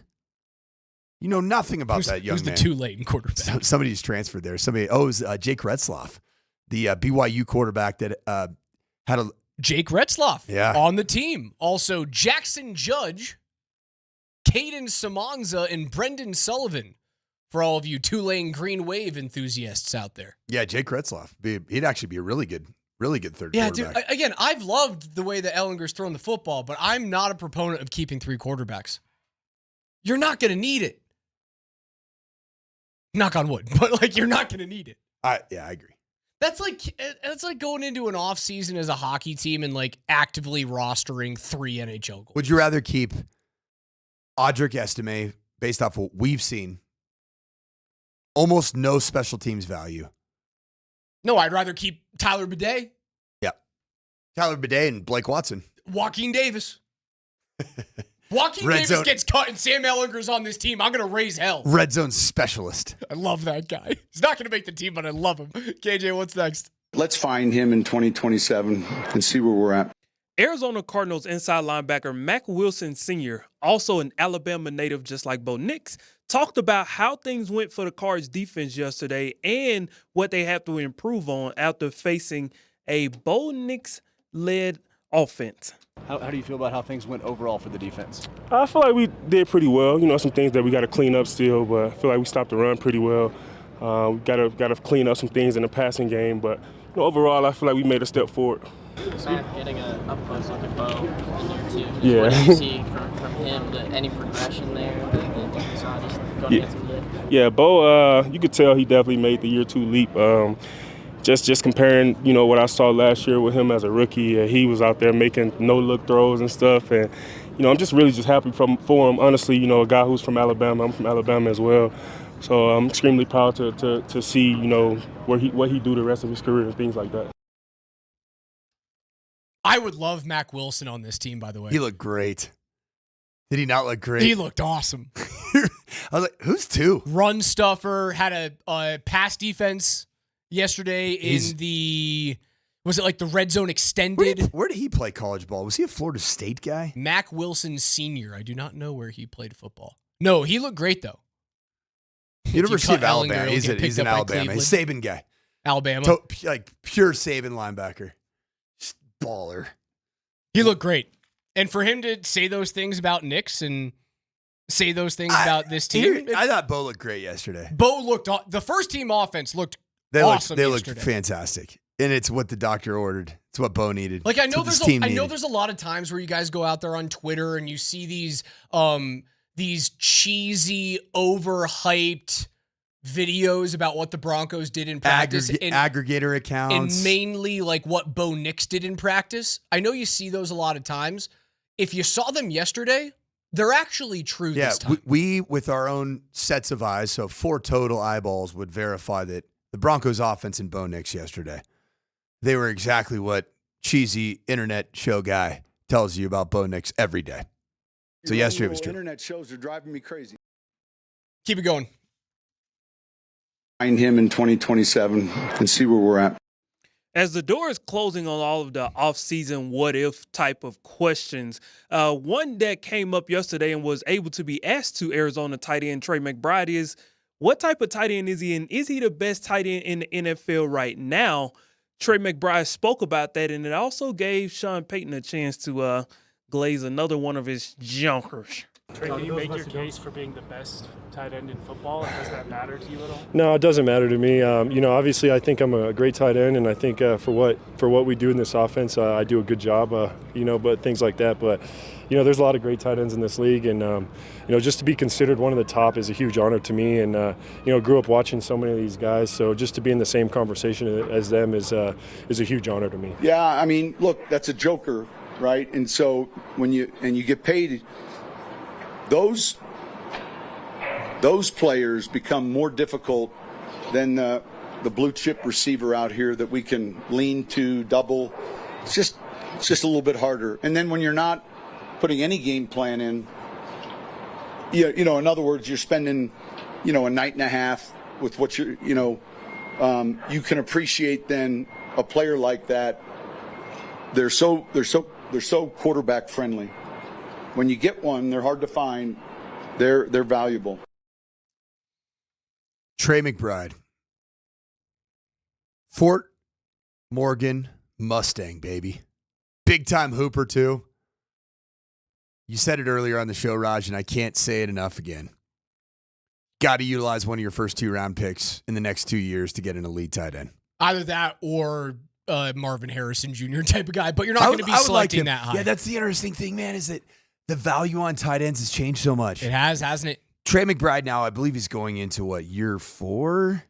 He was drafted in 2022, so 2, 3, 4. This is year... McBride has played 3 full seasons in the league. He is going into his 4th. He was drafted 55th overall. That was midway through or back half of the second round. In back-to-back draft classes, a tight end has been selected in the top 13 picks. In this past year, 2 tight ends were drafted in the top 13 picks. Yeah, everyone is searching for George Kittle and Travis Kelce. Everyone's trying to find that player. If the Broncos are who we think they are, although you got to stay around for our last segment here because the NFL just released, ESPN.com just released position rankings. Every position group in the National Football League compared to other position groups.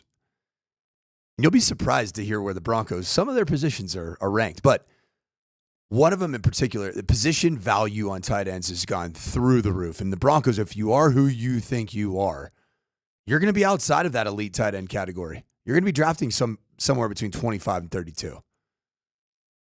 I don't know. You move up. Or do you just need to find the guys who didn't go to marquee programs? Right? Is that the reason why Trey McBride went in the second round? Have we heard anything about Harold Fannin out of Bowling Green, right? Like you have to find those types of guys, right? Who's the other one? The other one was Gunnar Helm out of Texas, but that's a marquee program. It's a marquee program, but I guess he's been good. I saw this text come in from the 921 regarding the quarterbacks and why I would never want you to keep a third one. They go, Raj doesn't want 3 quarterbacks because his philosophy is that if Bo gets hurt, the Broncos should tank the rest of the season because Raj isn't worried about the people, the fans who buy tickets. That's not the case. Yeah, I have learned that about you. You are correct. You don't care about the little man. I literally I did a full segment on saying that I care more about Colorado fans than my born and bred New York Met fandom. That is my philosophy, but it is value-based. It's not based off of I want to take away a season of contending from the fan. Like if Nix gets hurt and he's gone for the rest of the season, and it's different because this team is so good defensively that you could find a way to make the playoffs. I just look back to the Matt Castle season with the Patriots, right? That was fun. It was awesome. They won 11 games. They didn't make the playoffs. Would the Patriots in 2008 have been better if Matt Castle wasn't on the team and they won 4 games and they were able to draft Darren McFadden in the top 10 or Chris Long or Jake Long, number 1 overall? Would they have been better in the long term? Now, granted, they still won Super Bowls because Tom Brady. They would have been better in the long term, right? By losing a bunch of games and then getting a marquee draft pick, because if that quarterback goes down, you probably don't have a chance to win a Super Bowl. I'm more interested in bettering the team for the long run and gearing up than being oh, yeah, that's awesome. You made the playoffs, but you got blown out by Baltimore because Bo couldn't play. It's not that I don't care about the fan. I care about the team. I care about maximizing value. That's what I care about. KJ's NFL Notes are brought to you by our friends at Mountain High Appliance. They have locations In Denver, Louisville, Littleton, Colorado Springs, and Glenwood Springs, they offer every major appliance line and brand, and you can find them at mountainhighappliance.com. On the other side, Coach talked about it. ESPN.com comes out with their positional rankings, the best, the worst, and then 1 through 32. They've got the Broncos at 10th overall, but some position groups, they can't stand what the Broncos have to offer. We'll talk about it next.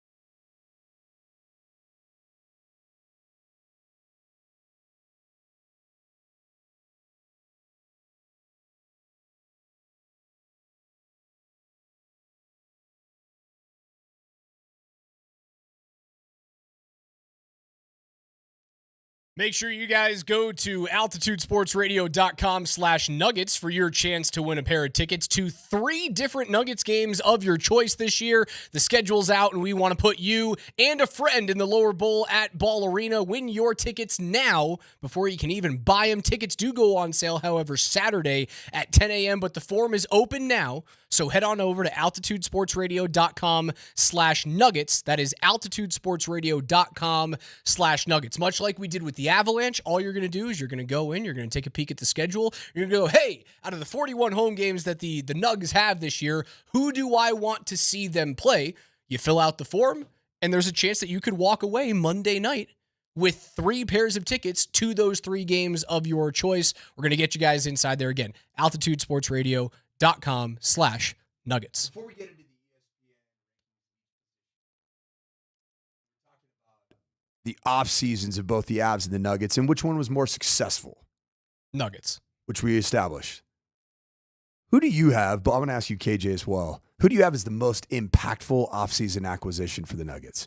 Who is going to move the needle for this team the most?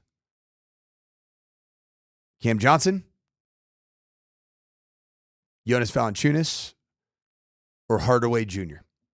You could also throw Bruce Brown in there, too. Oh, you absolutely can. Brucey B. My answer is Valanciunas because you haven't had a proper backup 5 since the days of Plumlee. Valanciunas is, for me, that is the most impactful addition that you can make, is figuring out how to not suck at center behind Nikola Jokic. Or even just wave the white flag or surrender and say, yeah, we're not even going to try down the center. We're just going to hope that Aaron Gordon essentially starting 5 can deal with it. Yeah, or just play everybody the whole game. Hardaway from 3 makes me excited. And Bruce's ability to come up and not only handle the ball, but also be dangerous from 3 is nice. But it's got to be Valanciunas. It has to be. You didn't even mention your actual starter you acquired. No, I didn't. KJ, who you got? I got Brucey B. I think his ability to be the 6th man, seeing what he brought to the championship team, I think is going to be very vital. He's the biggest chemistry addition to the Nuggets, I think, in the Nikola Jokic era. And even more than DeAndre on the aux cord? Even more than DeAndre on the aux cord. Because he plays. Because he actually plays, and I think that matters. I think him being able to help reset the culture the way it needs to go under David Adelman will be just as integral as Cam Johnson's insertion into the starting lineup. My guy was without question is the starter you added in Cam Johnson. And I think what we're gonna see with Cam Johnson, Nikola Jokic is going to find a liking to this player. High basketball IQ, reads the floor well, in the right spaces. I'm wondering, just by virtue of the fact that Michael Porter Jr. is no longer a Denver Nugget, were there times where Nikola Jokic had some frustration from a basketball IQ standpoint with a Michael Porter Jr.? Probably. I think Cam Johnson, for the first time in his career, to play for a team that's a legit contender to win a title, man, he's going to come alive. Speaking of big-time off-season acquisitions and how it changes your position groups, the NFL and ESPN came out with their rankings of positional groups, and they have the Broncos overall at number 10, which I think is solid. Like, that's kind of where people have the Broncos as a team, is that you should be a playoff team in the AFC, and if everything goes well, you can jump up into the elites. If some injuries happen or if there's regression from Bo Nix, maybe you fall out of the playoffs by 1 game. But 10 is a really, really solid starting point for them. Where they get hammered, though, is a position that they spent big-time draft capital and free agency dollars on, and that's running back. Now, the running back room last year, it was terrible. It was arguably the worst in the league. But they still have Denver at number 29, sandwiched in between Carolina and Pittsburgh, even though J.K. Dobbins and R.J. Harvey have been added to that roster. Have those 2 additions, they haven't done anything across the national landscape for people when they think about Sean Payton in the running game. I think the national landscape of the narrative surrounding J.K. Dobbins is that he can be a bit of a flash in the pan, then he's injured, or he has some type of drop off. R.J. Harvey is an unknown. It's a bit of an unknown, right? But L.A. moves up into 17. Even though they bring in a guy in Najee Harris, who I think a lot of people around the league go, is he running on racing slicks right now? Like, there's not much tread left on that tire. And also, who's the other guy? An unproven Omarion Hampton. Yep. But that's kind of the same thing. It's literally the same running back room. Were the Denver Broncos last season, in this same article release, I could be correct on this, I'm not 100% sure, but I'm going to be in the ballpark. Were they 29th in the NFL at the quarterback position a year ago? They had to have been. I think it was like, I think it was way actually dead. down there. I think it was dead on 29. My point being, RJ Harvey, the rookie, J.K. Dobbins, the semi inconsistent performer in the last couple of years, up and down, injury history a little bit. The Denver Broncos have the opportunity to take this 29th ranked running back group and it be the equivalent to what they did with the quarterback room, where it has improved from 29 to, I believe on this year's list, 17. 17. Which is a significant improvement. And again, that's kind of where a lot of people think Bo Nix is as a quarterback well, going into this Let's season. talk about this one, Raj. Do you think the Broncos have good edge rushers? I think they have excellent edge rushers. I think they have one of the most terrifying pass rushes in the league. Well, according to ESPN.com, the Denver Broncos are the 23rd best edge rushing position group in pro football. That's Nick Bonito, 13.5 sacks. Jonathan Cooper. New deal. Jonah Ellis. I'd say just what I've seen training camp wise and last year early before the injury, fantastic player, arrow up on him. And then DeAndre Tillman, who's been a quality player, certainly not a top tier type player.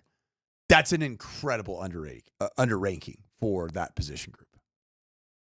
The reason why they're ranked so low there is because, again, while Bonito had a great season at 13.5 sacks, he doesn't play nearly enough in terms of the other elite pass rushers in the game to garner that type of money, and I think therefore garner the type of respect that a guy like, TJ Watt or Myles Garrett end up commanding across the league. Because if you look at edge rushers, Pittsburgh number 1, Minnesota's at number 3, Vegas with with Max Crosby is number 5. Aiden Hutchinson, even though he was injured last year, comes in at number 7 with Detroit. Yeah, the reason why they're back down there is because it does feel like the talent level falls off when you get to Jonah Ellis and when you get to DeAndre Tillman. And your top tier pass rusher doesn't feel as dominant as the other teams who rank in the top 10 of edge rusher in terms of like the position ranking. That's the reason why they're back there. You and I have already gone through this. Nick Bonito's great. He plays 62% of the snaps. Off-ball linebacker. How good are the Broncos off-ball linebacker? Alex Singleton is a tackling machine. Albeit is he a fully healthy and appears to be a guy that has a ton of gas left in the tank. He's a tackling machine. When he's on the field, he is always he's like top 5 in the league every year when he's on the field. The question on him today is what? I don't know. Is he going to be healthy? Sure. Other inside linebacker. They call it off-ball linebacker. Dre Greenlaw. Like him? Love him. What's the question on him? Health. The edge rusher group was ranked what? 23rd. So what do you think the inside linebacker group would be ranked? KJ, what do you think? I don't think you've seen this. 18 is my guess. What do you think, KJ? I'll say 16. They're ranked number 4. Whoa! On ESPN.com's positional ranking. Is that a little bit of an over-evaluation? How about corner? Corner should be top 5 in the league. Nope. Hold on. How are they not top 5 in the league when they have the best defensive back, if not defensive player in the league? They have a legit, one of the best 2 corners in the league in Riley Moss, and it shows what happens when he's not on the field. The defense, it doesn't turn to crap, but it's certainly not the best in the world. And then they utilized a first-round draft pick on a corner who, his early returns when he's out there against live football players is a menace of a tackler. 13th best cornerback group. I disagree with that. That is crazy. I'm way more upset about that than I am the edge rushing group. That one's insane. Safety group. Brandon Jones, Talanoa Hufanga acquired in the offseason, and PJ Locke. Top 10? Number 6. Sure. Yeah, give it to me. Is the safety? Who's number 1? Is it? Number 1 is the Detroit Lions. Kirby Joseph is solid. Yep. Is the safety room better than the corner room for the Broncos? They're kind of the same. Yeah, one's 13. I think they're kind of the same. And then it all leads to overall. The corner room has the higher end talent, but safety is good enough. They both have decent depth. So we established running back was 29 out of 32. Wide receiver I'm just going to give it to you and not let you have a cliffhanger. 31 out of 32. The wide receiver room for the Denver Broncos is picked to be the 31st best wide receiver room in pro football. Because they don't have a 1-1. But we love Cortland Sutton, we do, but they don't have Justin Jefferson, they don't have CeeDee Lamb, they don't have Marvin Harrison Jr. But we were told this entire roster is going to win a Super Bowl. How can you have a 30? No, hold on. No one said that. No one has said that yet. Everyone's been talking about how if you're talking about like the national pundits, it's been this could be your dark horse. They look really good. This is my like trendy pick to win the Super Bowl. And then Sean Payton goes, yeah, they could be like my 2009 team, or they could be like the 2011 team that probably should have won it all and then found a way to choke at the end of a divisional round against Jim Harbaugh and the 49ers. Surely tight ends can't be very high. John Harbaugh. I always screw them up. Surely the tight end group for the Broncos can't be high, can it? Number 12. They love Evan Ingram. They're all in on it. Tight end. They believe in the joker. All things added, and it doesn't quite make sense. The math doesn't math. The Denver Broncos have the 10th best overall roster. I agree. Pro football. I agree with that. I don't agree with 31st receiver room, 29th running back room, 23rd edge room, 13th corner room. All right, Coach, it's that time on a Friday. PhD is coming up next from 12 to 3, Nate and Andy, 3 to 6 p.m. on your drive home. But as we get into the weekend, let's pop some tops. Coach, what are you looking forward to watching? 7:30 p.m., 9 News, the Denver Broncos. Oh, you're watching yourself. Shocker. I'm a narcissist. I'm going to be popping atop the Denver Broncos and getting some deep cuts on Joaquin Davis and Jerwan Newton as Sam Ehlinger takes probably 3/4 of play. It is going to be a blast against the Arizona Cardinals at Empower Field. We're back, baby. I'm going to be a masochist here, and I'm going to watch like the worst team in baseball, the New York Mets, go up against one of the hottest teams in baseball in the Seattle Mariners in the Little League World Classic game, and they're just going to get pummeled because, well, they're the Mets and they lose, and I deserve to wallow in my own punishment.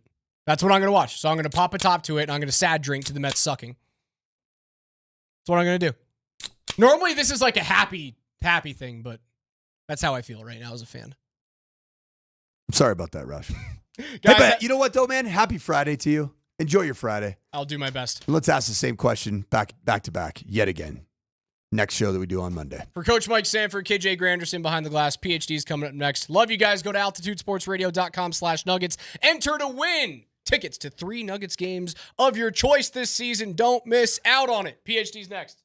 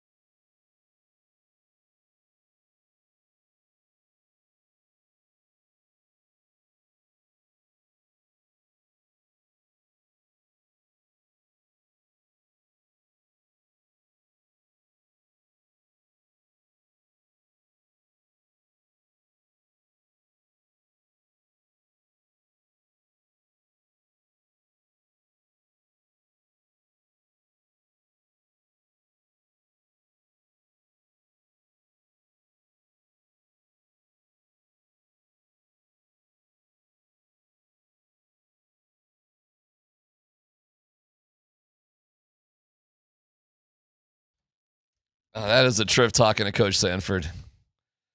Man. Big scrimmage last night between It gets started, man. I think next Friday, everything gets started for high school. Is it next Friday? I think I next should have asked Friday. him that on the way out the door. So Valor and Legend got a little scrimmage going. He said 1,500 fans showed up. Wow. I thought the Logs out there at Coming for you Thursday. They're coming for you, Dave. There you go. They're coming for you, Logs. And I think he said they open with Regis. I think it's next Friday. Oh, they open with Regis? Yeah. That's a nice little banger. Little non-conference action there. Right. Little Centennial League against the Continental League. Know your high school leagues here in Colorado? Jeff Coe. I know him. I've been there. I've done there. it. They've changed. You've been there. I was in the Continental League, but it's changed since I was there. Continental League. How good's my Continental League knowledge right off the bat here? Because we're gonna go. We're gonna stay in Parker's. We're gonna Chaparral, Regis, Valor's in the Continental League. Legend is the Continental League. What else am I See, missing? Valor and Legend weren't twinkles when I was coaching. Yeah, I bet. Well, it's weird because Mullen and Arapahoe are actually kind of closer to that sort of neighborhood, but they're in We were when I was there. That's what league we were in. Well, they're in the Centennial League, so they're with Eagle Crest Creek, Smoky, Grandview, Cherokee Trail, we had and Overland. When I was there, I'm it was impressed. Rangeview's Rangeview's in Ponderosa, yeah, Heritage, Arapahoe, Regis. Ooh, that is really spread out. Thunder Ridge, Highlands Ranch. You're going from Heritage all the way down to Rangeview? Yeah.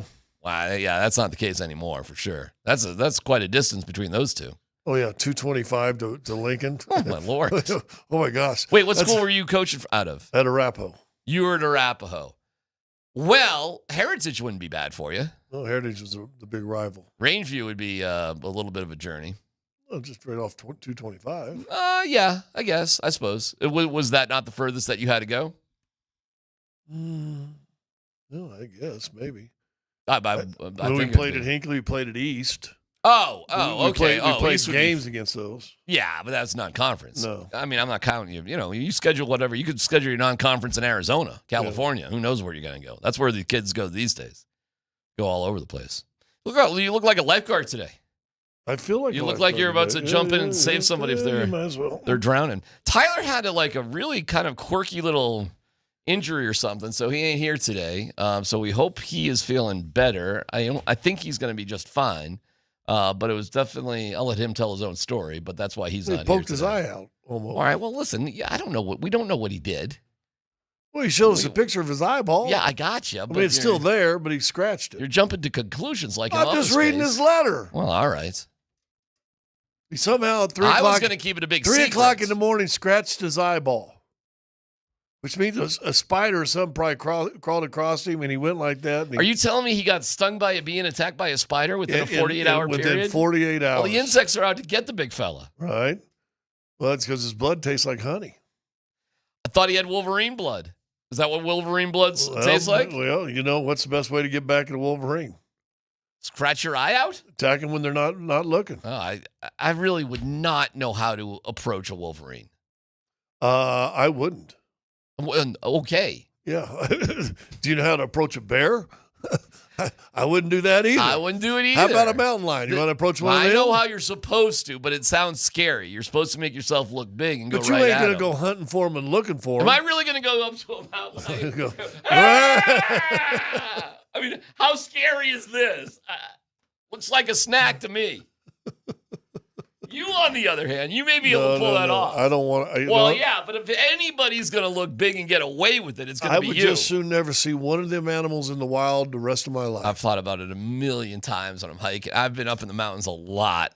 And sometimes when you're early in the morning or late at night, oh, man, does it get in your head with the creepy crawlies. Holy cow.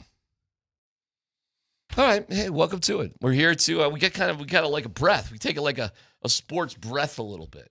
Sports breath Friday, game tomorrow. You know what I was thinking about on the way, or last night or sometime?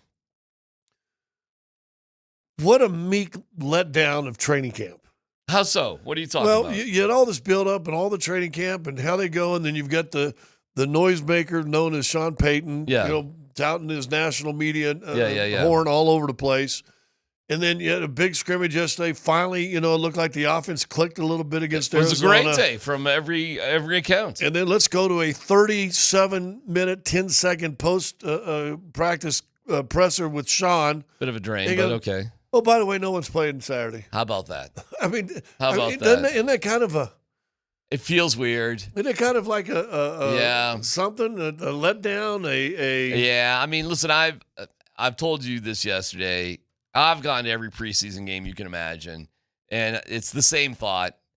Why am I here for preseason games? I still go because maybe there's something to be learned. Who knows? I'm thinking about on this one, maybe I just take the wife and we just go and just sit in the stands and just sort of chill. Or a little bit, Go to a nice dinner with a place that's got them up on the TV, have it recorded back in the house, and go back over anything you might have missed. And I got to tell you, this is a big day in the McKee household, brother. Today? Oh, is it move-in day? So why would you move in on a Friday? Dude, I would have moved him in 2 weeks ago. I moved him in a year and a half ago. What are you talking about? You don't think this is like the absolute soonest that it could happen? But when's classes start? Who knows? I don't know. At some point. Soon. What do I care? Yeah. What do I got to know? He's out of the house now. Hey, we're doing super seniors. I told him today, I go, most people who spend time, there are people that spend as much time as you did in college. Doctors. Yeah. What's the Animal House line? 7 years of college, down the drain. Lutarsky. 0.0. No, I mean his story is the journey of a college athlete, and not all. It's you bounce around. I would say, especially a baseball player. It's tough. It's tough. And I've got my own deeper thoughts of the nature of college sports. I think there's some really good things about it, but there's a dark underbelly of college sports too. Oh, you're just now realizing that? Oh, I've known it for a long time. Trust me. But now you've got firsthand knowledge. Yeah. I mean, I know things now. Well, and let me ask this because it's funny because you're brushing up against something I wanted to bring up today and ask you. And the topic, if I were to have to put a heading on it, would be, has the NIL ruined college sports? Mm-hmm. And you talk about an underbelly. I mean, and listen, the NCAA is its own worst enemy. They could have nipped this in the bud 6 years ago, started paying guys however they want to do, come up with the agreement they just came up with recently 6-7 years ago. And you probably wouldn't have freshmen coming into college who have never shot a hoop, thrown a pitch, thrown a pass, caught a pass, driving brand new Porsches and $200,000 necklaces. You probably wouldn't have that had you had any foresight a decade ago. But I don't know if it's any good. And I'm going to give you an example. Because I can't remember the name, and I know we can look it up real easy. Do you remember the big news? We were doing the show, and everybody was excited. CU, Deion gets here. CU gets its very first ever 5-star recruit, defensive back out of Florida. Yeah. This guy, da-da-da. Yeah, he didn't work out. Cormani McClain. What's his Cormani name? McClain. Well, Dan, I would not have got it. I know what you... As soon as Dan says it, I know it, but I would not have thought of that myself. Cormani McClain? Cormani McClain. Cormani McClain. But I was sitting there thinking, I was talking with somebody having a coffee, and I'm like, what's his name? Well, but do you remember? I mean, we did a whole show, and we were like, oh, my God, Tyler was jumping out of his underwear. Yeah, but the kid couldn't, get to class or something. But he stayed here a year, and where is he? He went to Florida. I know, but I think he got busted out of there, Well, he too. probably did. And listen. But how many are we losing more now because of the NIL and paying and everybody's chasing than we've lost in the past? I don't know. That's a good question. I think there's still something about an 18-year-old's an 18-year-old, and maybe they're not mature enough to be on their own, and they struggle with life things. I think that might have more to do with that than the NIL. Push your stats down, see how many games he played last year. But Scott, rightfully so. These kids are chasing the NIL. The coaches are chasing a paycheck. Transfers are happening all the time. It was funny when my son first started college, and he was, sadly, he was a high school spring athlete in 2020 with the pandemic. And I'll say this: I think those kids, specifically those got high school, a little bit more than anybody, Aside from obviously people who got really sick and that whole thing. But in terms of people impacted, I think there's some people that wish the pandemic was still going on so they could work at home. There's like, hey, there may be some people out there like, hey, those were the good old days. But all those college kids, they all got extra years. Like college sports was just like, come on back. So he gets recruited, right? And 12 kids were supposed to leave UNC baseball. 12. 7 of them came back. And then, you know what a kick in the pants was? You used to have your degree before you could transfer right away. The NCAA just threw that out. Yeah. So they, in the same swash, they threw out, they gave all the kids an extra year because of COVID. You can't go back for your senior year of high school. You don't get that back. You don't get the prom. You don't get the graduation. Mom and dad don't get the athlete, senior day. We don't get any of that. They gave all of that to the college kids. All of them just got that back. And most of these college kids, they don't know what the hell they're doing with their life. Sure, I can spend another year in college. Give me pottery 303, and I'll play baseball for another spring. So I'm going there. There's like 23, 24-year-old kids against these 18-year-olds. And then they take out the transfer rule. Before, that was somewhat fair. You could, if you wanted to transfer without delay, you had to get your degree, and then you could as a graduate student. That was fine. But before, you would have to sit out a year if you were an undergraduate. Right. Well, the NCAA said, hey, COVID, everybody can play, and let's get rid of that transfer rule too. So now what do you get? It's a whole trickle-down thing. So you're at Texas. You're at Texas, you're not playing. Okay, now I'm going to go to CU. Oh, I'm at CU and I'm not playing. Now I'm going to go to Nevada. Oh, I'm in Nevada, I'm not playing. Now I'm going to, you see what I'm saying? Yeah, it all just trickles down. And then kids don't want to face the real world and go to work. So we're just going to keep, being in fantasy land with sports forever, whether or not we're going to be a professional athlete, which you're not for the most part. If you're matriculating down the hill, what do you think? You're going to be a pro athlete? I mean, there are some bad coaches. I got you on that. Yeah. There are.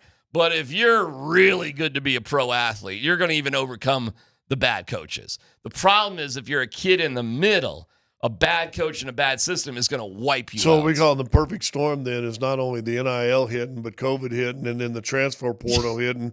And I think it's made a mess. And my kid it's a mess of college sports right now. Dude, and my kid's not – no kid who's playing college sports thinks they're going to graduate from the school they start at.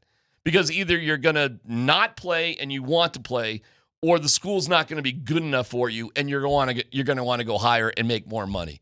Nobody, except for the kids, maybe like at Alabama or these top places, stay one place for 4 years. So the vast majority of kids who play sports in college these days, Scott, they don't think for a second, I'm going to graduate from that. They think of it like, like a pro athlete. I'll be in baseball. I'll be in single A this year. I'll be in Modesto. The next year I'll be in Hartford, and hopefully I'll be in Albuquerque before I'm with the Rockies, right? Or I'll be traded. So let me ask you, that's a great point. Is trades the next thing? In college? The next thing that should happen in college? Dude, that would not surprise. Well, how do you do that? How do you force a kid to leave? I don't know if you can. That's an interesting concept. If the college kids at some point sign contracts, and if they are signing contracts with their school, does that make them a tradable commodity? That is kind of bananas, though. I mean, think about it. Dude, I won't say it won't happen. Why wouldn't that? If you're getting the point, because that's part I'm of that. sending you an NIL deal for $5 million a year. Yeah. And part of that. But I got a salary cap. The NCAA said you can now sign these kids to contracts to the schools, and the schools can pay them. Hey, listen, I got an offensive line. I'm too heavy on the offensive line. You got an extra wide receiver. Yeah, I got okay. Well, give me that wide receiver and $25,000. Okay, boom. Why shouldn't trades? Since we're getting paid now, so why shouldn't trades be allowed in college sports? In all honesty, I look at my older son who just had 5 great years at Arizona State and loves it as a regular student, will love it forever. And now my younger son gets to finish up his college education at CU, and we're damn lucky. Oh, we're so excited. So I got a Home Depot van. Who knew? Home Depot. They rent right vans. here. Yeah. They're right there. Oh. Literally right there. Yeah. Yeah, I took it from that You could parking also lot. just get a pickup if you only needed a pickup. No, I need a little. I thought of that. I thought of you, actually. You got one of them big I'd ass- let you could, I know, but there's too much other. as long as I ain't got to carry nothing, you can borrow it. That's the key for me today, because I got my older son. He's going to meet us. I'm planning the dad move of all dad moves. They're both in their 20s, and both my kids are in great shape, better than dad. I'm planning on pulling up, unlocking the door, and saying, "Boys." Well, here's the bad thing. See you at Christmas. When I moved my daughter at KU, the dorm, a bunch of fraternity guys would wait outside and offer the girls and the parents help to unload their trucks and their vans and whatever to carry stuff up to the girls' dorm for them. And I'm like, boy, this is brilliant. He's meeting his two roommates. They're from out of state. They're both transfer students who meet him for the first time tonight. I go, Where are they transferring from? One kid from LA, one kid from Oregon. And I said, well, the power move is to have some girlies lined up for tonight. He goes, Dad, already working on it. And I'm like, hey, man, it's awesome. And you don't have to be at practice tomorrow. Just have some fun, get your degree, and let's go. Don't drive. Let's go. Why would you drive? It's Scott. No excuses. And he is halfway from Pearl Street to the hill. He's like, it's right in the middle. Right there. Enjoy your life, son. It's PhD on 92.5.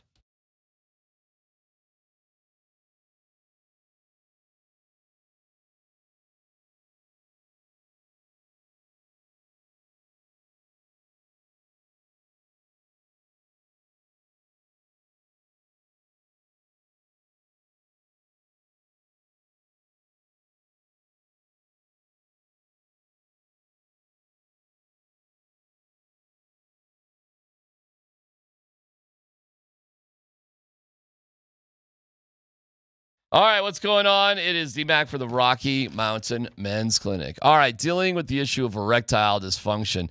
You want the right treatment for your specific medical situation, and every case is different. Finding the right treatment can mean the difference between just an okay experience and an amazing one, and I want you to have an amazing rest of the summer and the rest of your life. Research shows that men can draw apart from their partners when ED affects their sex life. If this is causing anxiety, stress, depression, let's go. Rocky Mountain Men's Clinic. Here's what you do. The initial visit's only $99. You had a consult with a Colorado licensed medical provider, a T and a PSA test. If advised, a test dose. If it doesn't work in the office, your visit is free. They've got an expert staff. Like a lot of men, you could be having sex the day after your appointment. Your personality is, well, your responsibility. Call today, 720-440-7900. 720-440-7900, RockyMountainMen'sClinic.com.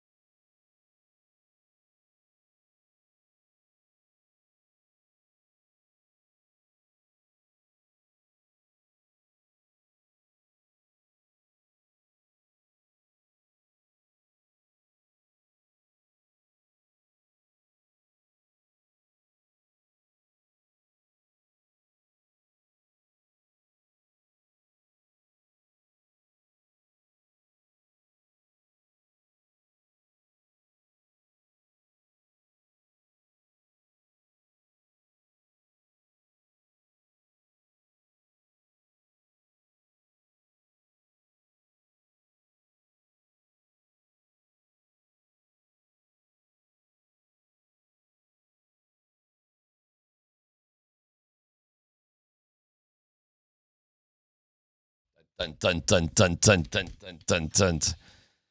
Ba ba ba da dum. Ba ba da ba dum. All right, we have some Broncos stuff to get into too. By the way, I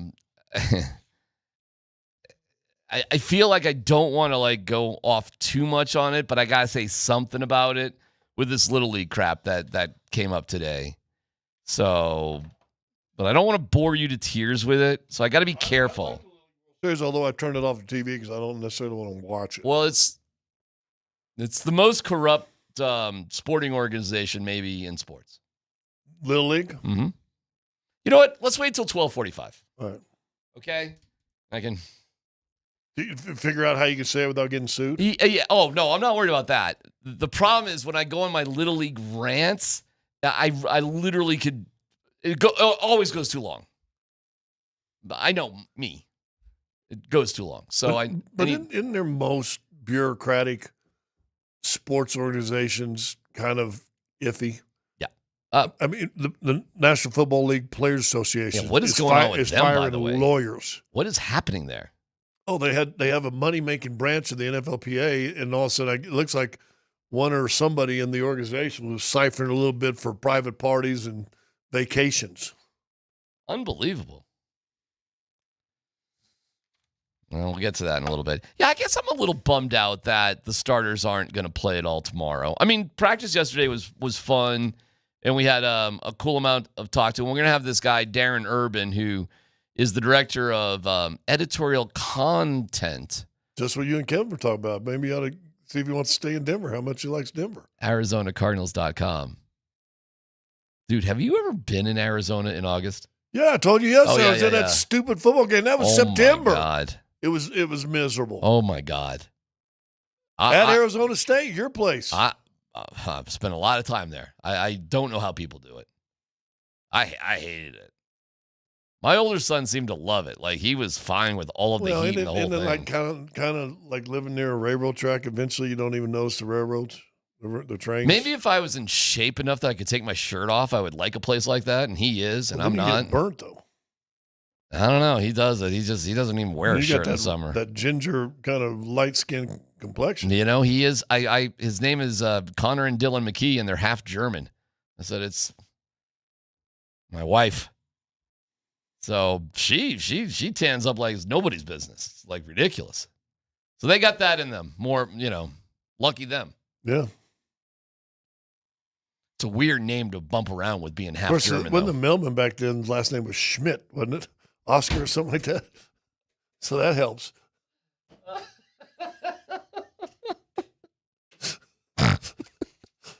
Yeah, it was the milkman, by the way. Yeah. Oscar Schmidt, the milkman. You want your dairy? You're right. You got me on that one. Got any big takeaways about training camp? You got any deep thoughts there, my friend? Well, I'm gonna go back from my thoughts from day one to what I saw yesterday.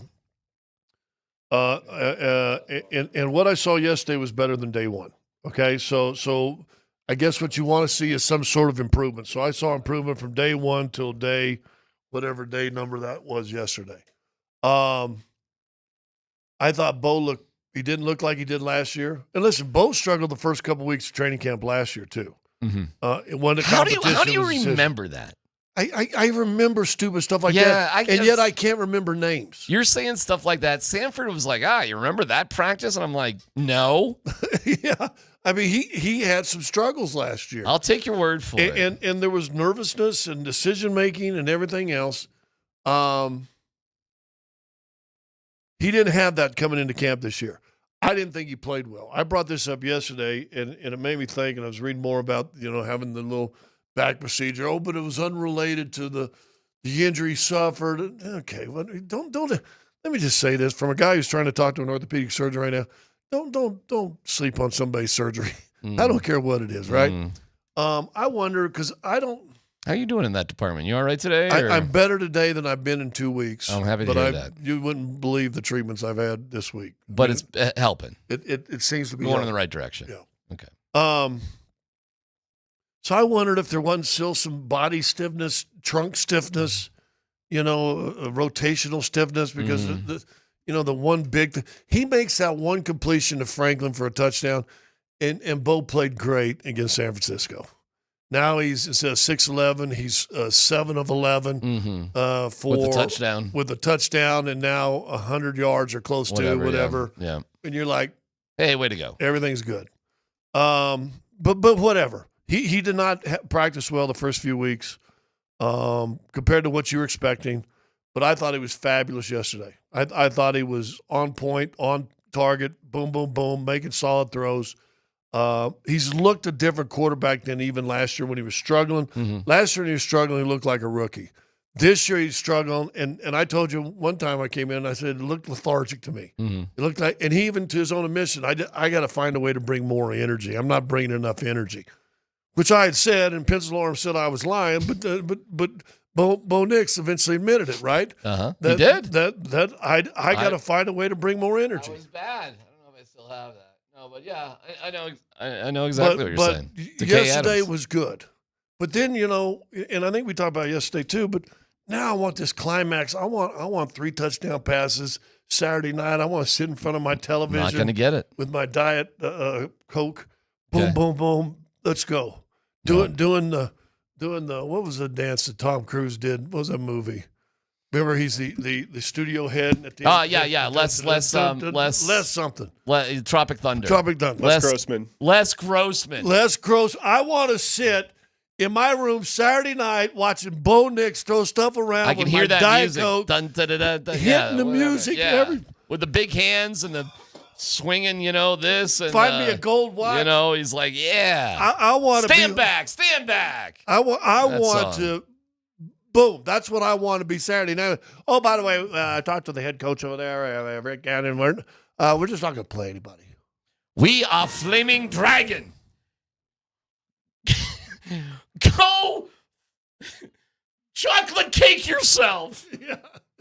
We are Flaming Dragon. Stand back. You want that? You want the big? The ball cap? That's what I want, right? Dan, you got to find that dance on video. Just put it up behind us. You got that chain? Break it, right? I got my chain. Is that not what you were hoping We Saturday? are Flaming Dragon. Come, your own face.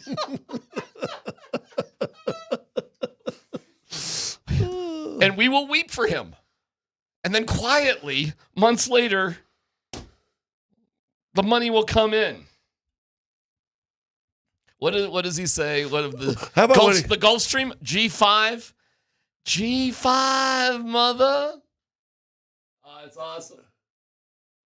Tom Cruise was the best thing in this. Do you know, I watched this. They're talking about it. Good. He actually came up with this on his own. He was taking hip-hop dance lessons, Scott. He insisted on it. It's awesome. Do you know there have been talks about doing Tropic Thunder 2 starring him? Like it would be like the Les Grossman movie. Well, I saw the interview of Ben Stiller, and he said he said if I can get a cameo with Tom because they'd done some stuff together and they're buddies. And he goes, you know what? You're picking on actors, you're messing with producers and all the people behind the scene. He goes, you aren't going after studio heads. You got to bring in the studio heads and hammer them. And so they end up 3 months before they start filming, writing the whole piece. He and somebody else, fantastic, for Tom Cruise and being whatever his name is. Who's the PA in this room? I am. Go punch that director in the face. Walk over to the director and punch him right in the face. Sorry, boss. How is that not one of the greatest movies of all time? Swear to God. Talk about a movie that could never be made again. Well, they're talking about making it part 2. They are featuring Les Grossman, like Tom Cruise's Les Grossman, which would be fantastic. Anyway, God, one of my favorite movies of all time, right there. Now I gave you a visual. That's what you wanted to see. That's what you wanted to see. That's who I wanted to be Saturday night. I wanted to be sitting up in my room just dancing. After what I saw Thursday in practice, it's time. Now he's back. And now we're ready to roll. And now you're like Simple Jack. Yeah. You want to be Les Grossman, and wow, that's terrible. Well, you can't go full. Well. We are flaming dragon. Hold on. Dan, have you seen that movie? Of course I have. Oh, okay. All right. Of course I have. Because I didn't know. Just all-time classic. Dollar, do you think Tyler's seen it? I don't know. yeah. How could Yeah, you not see Tropic Thunder? KJ, think KJ's seen it? No. I bet you KJ's seen KJ it. said no. Way. Oh, he said no? No. Yeah. But KJ is a pop culture void. I love my guy KJ. Love him. But my guy KJ's pop culture knowledge is not great. He's like 20-something years old. I gotcha. But his staggering amount of knowledge about the WNBA. Oh, he does know that now. He has got a waffle cake of knowledge with that. We have a WNBA podcast or whatever we want. Well, why not? Well, if you can sell it. If we got a team here in Denver, we know who's the leading producer right there. If we had a team in Denver, he's quitting this station and just going to work for them. He'd be gone. I heard something about the WNBA really quickly. Is it true they turned down a contract that would have quadrupled their salaries because they said it wasn't enough? I saw something where the minimum salary would be $250 up to $1 million. And they'd said, that's chump change. No. Wow. Is that true? Did you hear that? Your thumbs up on that story? Okay. All right. Hey, did you hear about the new movie coming out? Oh, never mind. All right. Well, instead for the Broncos, we're not going to get that. We're going to get KJ, have you watched K-pop Demon Hunters yet? Oh, dear. Who are you talking to with that conversation? I'm just trying to test your theory that he's void of... yeah, but the K-pop Dragon Hunters, I don't know where you're going with that. It's the number one hit on billboards from that stupid movie. All right. I'll take your word for it. Listen, you're a disc jockey. Listen, really? A two Brute? Really? You're going to sling that at me? Were you How long do I got to do talk radio before I'm not a disc jockey anymore? I understand you're a talk radio host, but you've lived 20 years. Oh, hold on, Dan. Do we want what time? In 2 minutes, would you hit some music so he can hit the post going out? Boy, I'd love to do that. Oh, well, because who does that? Listen, I got some experience. Disc jockeys. All right. I started somewhere. I know where I started. Okay. I know where I started. Well, then I would say if you hit number one billboard, is that a pretty big deal? I will tell you, I can talk up any song that Dan puts out. I don't even have to have heard it before. Golden from K-pop? Yeah, I don't know that one. Well, you just said I didn't. I'll talk it up, though. If we got it, I'll talk it up. Number one billboard chart hit. Sure, whatever you want to do. From K-pop Dragon Hunter, it's golden. All right, so what are you going to do Saturday night then, if you're not watching that? No, I'm probably... Well, you're probably at a soccer tournament. Yes, I'm not going to do... No, it's next Saturday in Grand Junction. Whoo! Yeah, think about that. Scott, let me tell you something. I know you accuse me of, hating kids, but I think some of the funnest times of my life have been going on road trips with my kids' sports teams. And I'll tell you this, and I'll get into my rant on Little League, but we were in the intermediate division. All the corruption with Little League, by the way, is the 12-year-old division. We were in the 13-year-old division in the Southwest Regional, and we played Louisiana, Texas, and some other place. And it was one of the most fun weekends I've ever had in my life, taking a bunch of 13-year-old kids and their parents, and we were the state champions. We beat one team to be the state champion. Oh, there you go. Anyways, we go. Grand Junction is great. I guess that's long story short. That's going to be a fun time. Well, good, because I'll be on remote Thursday and Friday. Okay, good. I'll be in Aspen on Thursday. You're doing that. Doing the golf at altitude Thursday, 8 o'clock in Aspen. And then you're going to... Well, I'm thinking, am I going to drive 3.5 hours back when it's another hour and a half to Grand Junction? Do the show Thursday. You're going to be Thursday in Aspen? Where? Aspen Grove Golf Club. Well, maybe your boy DMac might need to come up with you to Aspen and get a weekend up there in Aspen. Bring a headset. Where are you going to be on Friday? Well, then I was going to go Thursday after thing, head to Grand Junction, spend the night in Grand Junction Thursday. Uh-huh. Maybe at the Clarion. Okay. Yeah, the hotel choices are somewhat I don't know the hotels. It's one strip of roads. They're fine. Yeah. And then do the show there Friday, and then the family will either drive in. I told them they had to fly in. I can just pick them up, but they don't want to miss school.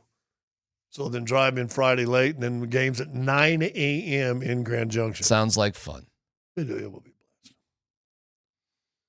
blessed. Thursday in Aspen, huh? Wednesday night, too. But I don't drink anymore, but I'll drive you around. Well, yeah, will you watch? Yeah, I have no problem watching. And I'll drive you around. It's one of my favorite places up there. Beautiful area. Even in the summer? Oh, dude. Kind of, especially in the summer. Oh, it's incredible. Dan, hit some music so we can hear the out. Okay. All right. I'm ready. Let's hear the disc jockey. It's 103.5. Well, now I'm going the format. All right, here we go. Sports Talk Radio for the people, by the people, right here in Denver.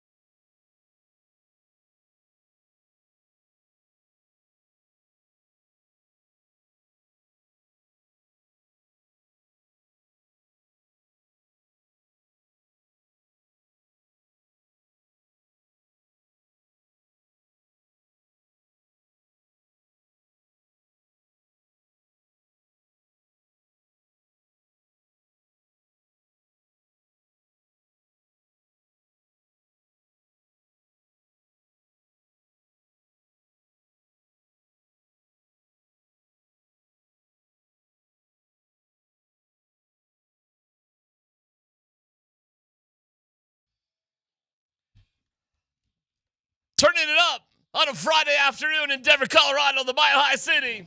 Stacks of wax and full of flax. Let's get this weekend started here on Altitude Sports Radio 92.5. Let's go. See?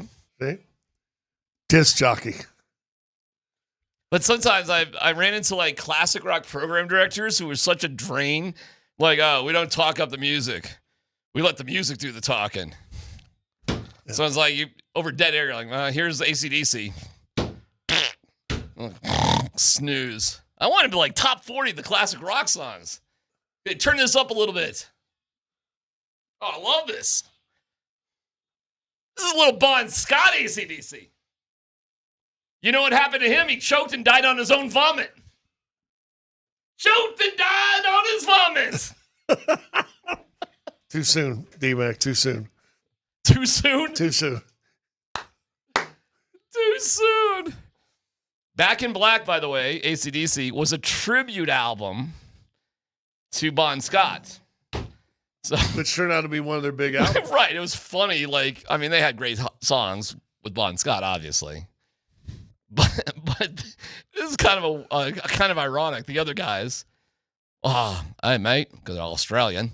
Let's do it. Except for the lead singer, who was English. Well, Bon was Australian. Yeah. He's dead on his own vomit.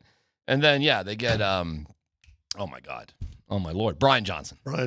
And with the Young Brothers, Angus and Malcolm. And, mate, let's do a tribute to Bon. All right, good day. Let's do that. Sad and all. Huge record. Yeah, bigger thing. Like double platinum. Apparently, we don't really need Bon, do we?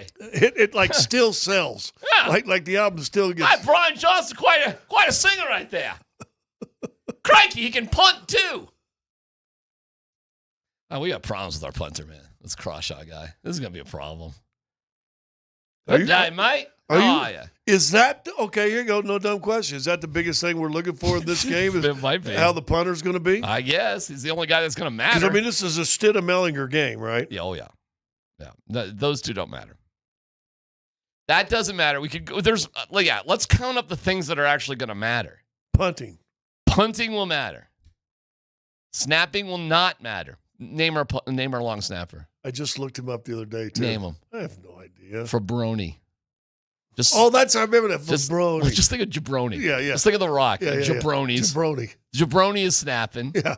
We got some Jabroni snapping to some other Jabroni from Australia. Right. We got a Jabroni snapping to a crawfish. We have no competition at any position. There's zero. Who's going to be the fourth running back? Oh, let's dig into that again. Who's going to be the fourth, fifth wide receiver? Who cares? Are you going to keep Vele or not? I don't know. Let's spin off 3 hours on that topic. I'm rolling my eyes. But whatever. That's what I guess Saturday night's all about. It's a little bit of a ripoff. I do feel a tad bad for the fans on that one. I do. And listen, teams got to do what they got to do. They got and none of this matters. This previous 2 weeks standing there watching practice, sometimes in underwear, for the last 2 weeks, doesn't matter. Tennessee, game 1, matters. And for the next 17/18 weeks, matters. That's what matters. Are they taking the next step after a highly expected, I think, season last year? Mm-hmm. I mean, I think if we were here this year right now, mm-hmm. and I think it was after game 2, they said Bo Nix could be our starter, mm-hmm.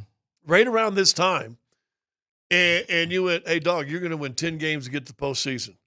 There wouldn't have been a Bronco fan said, no, right. I won't take that. Not been a fan that said I wouldn't have taken that, right? Mm-hmm.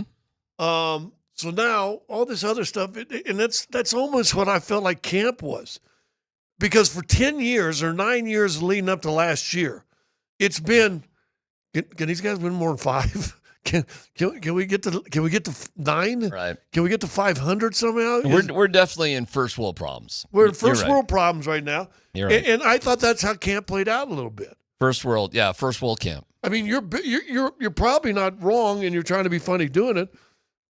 Biggest question is, what's your punter going to be like? As it turns out. And that's first world problems because guess what? We just got another punter. You can always get another punter. A, B, if your offense is working, let's see if hopefully not having 6 and 7 punts per game. Yeah. That might help a little bit. Yeah. Move the ball a little bit. Now my punters, I'm not sure. It's 4th and 3 on the 41. Go for it. Yeah, dude, this was funny, man. In the first preseason game, the first drive with Bo Nix, okay, we got to play these guys. It's 4th and 3 on the 50. Why did you punt the ball? Why didn't you go for it? Because you're still trying to win. You're still playing numbers. Because we're playing situational football now? What would we do in a real game? But you're only going to get these guys out. I could not believe Sean Payton didn't go for it on 4th and 3 on the first drive from the 50-yard line. Because he did it was it the second or third drive? It was the third drive. He went for it, but then he didn't, and he got a little further down. He didn't go for it the next time. Well, because it was 4th and 9 or something. Was it 4th and 5. Well, they picked up the 4th and 5. They got it. It was one of the Bo Nix's nicer plays. And then, the drive stalled out, and it was I don't know what. It was longer. But even that, Scott, I get it. Hey, Will Lutz can kick field goals. We're good. We got that dialed in. 4th and 9, so what? Go for it. So what in the world bad would happen? These coaches, they're idiots sometimes. They don't see the forest through the trees. There is no God, if I have one hill to die on with stupidity still in football, it's the overemphasis of special teams. If you all can't figure out how to kick a field goal and kick a punt, your team just sucks, I guess. But you don't need to practice that in games. And even though you feel he made some unwise decision in postseason play, you appreciate Dan Campbell's vision as far as that, wouldn't you say? That's in the regular season anyway? Regular season stuff. It's different. In preseason, there is virtually no reason to attempt a punt or a field goal. Right. Zero. Maybe one, just so your kicker knows what it feels like on the field. Don't even care. If I cannot get that figured out and simulated in practice, then I suck as a coach. Of all the things you can kind of simulate in game action the most, it's probably kicking. You can put pressure on. You can really go through it. You can really block. You can do these things. And yeah, okay, I'm rolling my eyes. Fourth quarter, we'll let the kickers kick. If I was running a team, I would not kick a football until the fourth quarter. Because then I got my third and fourth guys in there, and all right, I got to get my kicker a couple reps. I got to get my punter. And let me ask this. But we're punting and kicking in the first quarter of a preseason game? Why? And on that theory right there, so if you're in the fourth quarter, and who cares about the third-string line and the third-string quarterback, get the ball back on the 35, why not just kick a punt then? Kick a punt on first down if you want. Sure, if you want to work on it. If you want to get the punter some work, punt on first down. That's a great idea.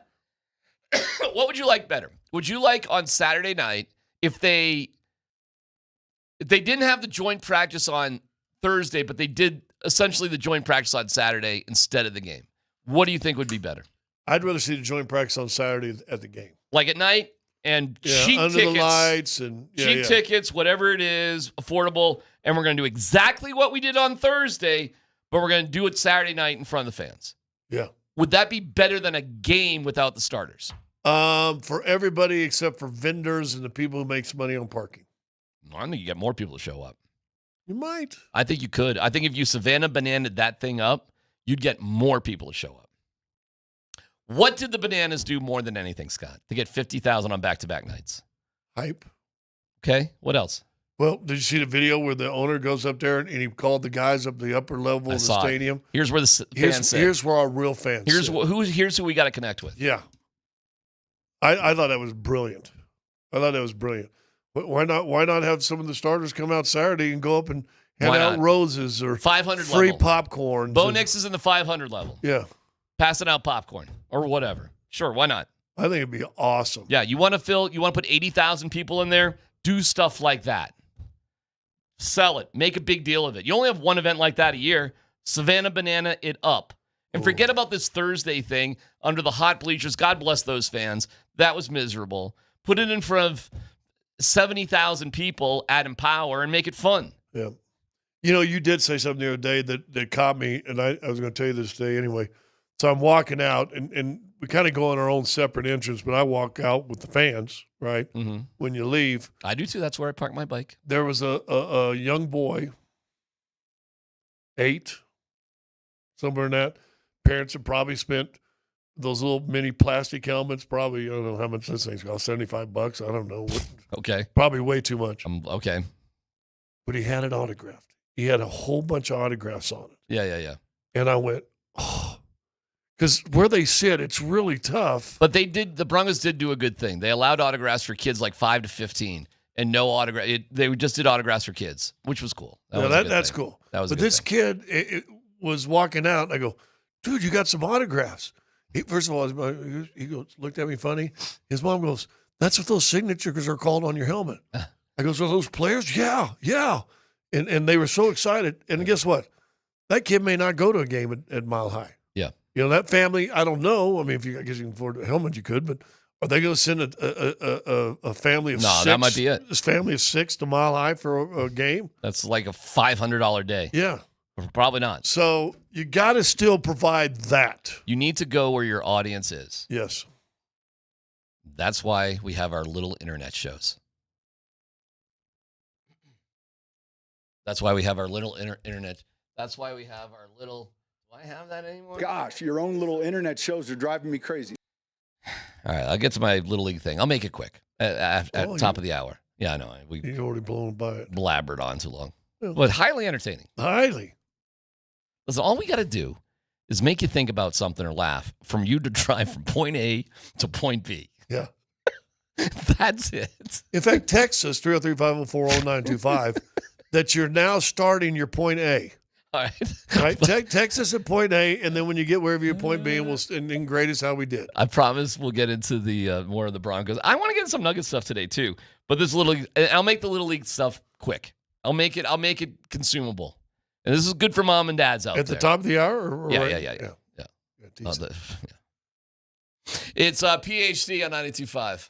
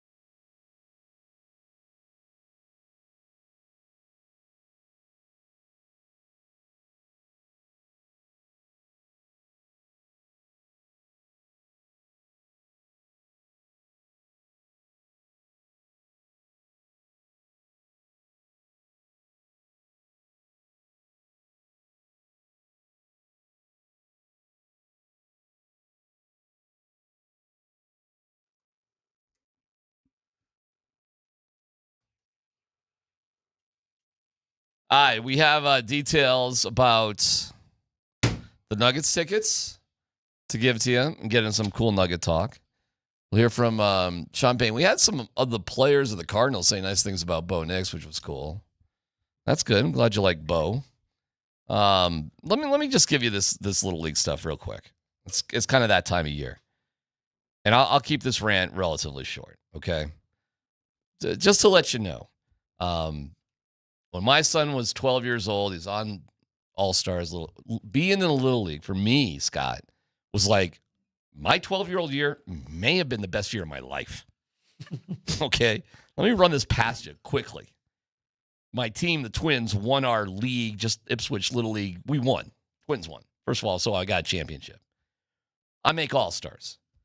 I make our All-Star team in Little League had never won anything. All the towns were bigger, and we had this kid. We had one of them kids, one of them, 12-year-old 6-footers. Didn't grow after that. Sean Dooley, amazing. We played Peabody. They did a song about him. We beat Peabody 1-0 and made no errors. And I played third base, made a couple of nice plays. I got quoted in the newspaper. And, it's just, you want to talk about riding high. You're in a Little League. You guys beat a much bigger town in front of a lot of people for a little kid. And so my Little League experience was at the end of the year at the banquet, I won, it was kind of like the MVP, but it was also like kid who tries hardest MVP sort of guy. Miss Congeniality? Yeah, it's kind of like the Miss Congeniality Award, but still, it didn't go to the big 6-footer. It went to, the kid with the most heart. But I was still a good player. So Little League at 12, I had a girlfriend, Kathy Janvrin, made out with her 100 times to High Infidelity. Which is a good movie, by the way. That's High Fidelity. High Fidelity. High Infidelity is REO Speedwagon. Yeah. High Fidelity is a good movie. We were doing some sucking face at 12. I listen, I don't want to, I know it's, 11-year-old. I know. I know. Let's leave I'm it there. going to be careful. Let's leave the sucky face right there. I'm just saying 12 was awesome. Okay. So there was part 7th grade? 6th grade. 6th grade going into 7th grade. Junior high, no middle school. So in 6th grade, we were the oldest kids in the elementary school. Yeah.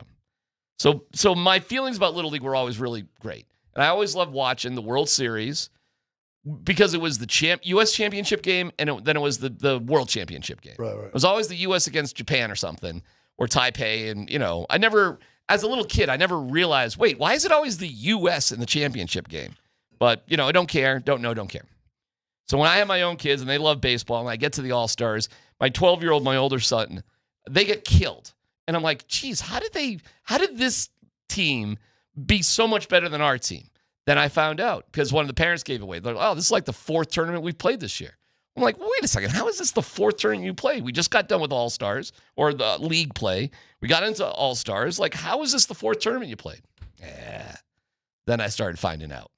Oh, this is first news for me. Oh, here you go. So when you're watching Little League, keep the following. So it's not just the regionals. It's one regional, Scott, one crack at it, you're done. I'm about to give you the secret sauce. You ready for this? Yeah. Little League rule, you only have to play in 60% of your league's game to qualify for All-Stars. So what happens is these really good kids, they play during the week in Little League. So it's just the Reds against the Twins in Little League. Guess what they do on the weekend? Play these club teams. That's right. But as long as you play 60% of your league games, you can qualify for All-Stars. So all these parents and all these leagues, they trick it up. They take the best kids on the variety of Little League teams in one Little League. They pool them all together. And you say, see you later, Twins. I'm going for the high elite pro level slammer bammers. And we're going to Arizona this weekend. And then they come back during the week and they'll just play their piddly little Little League games that they don't really care about because they're the best kids in the league anyways. Why? Well, they're doing winter training, private coaching, ba-ba-da-ba-da-ba-da-ba-da. So when you're watching these Little League, and guess what they do in Little League? Oh, we're not playing 300-foot fences like we do on the weekends. No. Let's move those fences in. Let's play 200 feet. Oh, that's interesting. Oh, we're not going to pitch from 50 feet we're going to pitch from 46 feet. Oh, the base paths aren't going to be 70 feet long. They're going to be 60. So they go 46-60 instead of 50-70 that they're playing on the weekends, traveling all over the place. So now it's easier for them. Easier for them. It's a joke. When we get to Williamsport, guess what we're going to do? We have bat sponsors. And we're going to give all these kids these juiced up bats who are high-level kids who've been training year-round, who've been playing together forever. Who knows what the international teams are doing? Probably the same thing. They got their own little schools. Yeah, who knows what they're doing?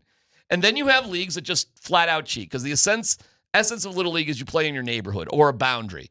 But teams have broken that rule over and over and over again. But when you're playing youth baseball, sure, whatever. You can – Eric Karros. You know who Eric Karros is? Yeah. His son right now is the starting third baseman for the Rockies. We played them when they were in the 13U tournament in Field of Dreams tournament in Arizona. They got all these little fields that look like Comiskey and Fenway and whatever. Really cool. 64 teams from around the country, mostly the West. I could not believe how good Eric Karros' team was. I talked to him after they beat us 13-2, and I said to our kids, you guys played awesome. That was you. I cannot believe you kept it to 13-2. I talked to Eric Karros afterwards, not as a fan of him as a baseball player, but as a coach. He used to be a Rockies killer. Okay, so I go, Coach, you got the best team I've ever seen in my life. 13 kids, they were unbelievable. He goes, yeah, we got a roster of about 20 or so kids, and we just sort of call them in for wherever we go. We just play on the weekends. We just travel across the country. Yeah, year-round. We just play year-round, so we'll play in Arizona. Then I'll figure out the 13 kids. We're going to Oregon, or we're going here, we're going there. They're a team of California all-stars playing at the highest level at 12, 13 years old. That's how they do it. Well, that's not Williamsport. That's not Little League. That's like high-level youth baseball, which is fine. They're not disguised as Little League.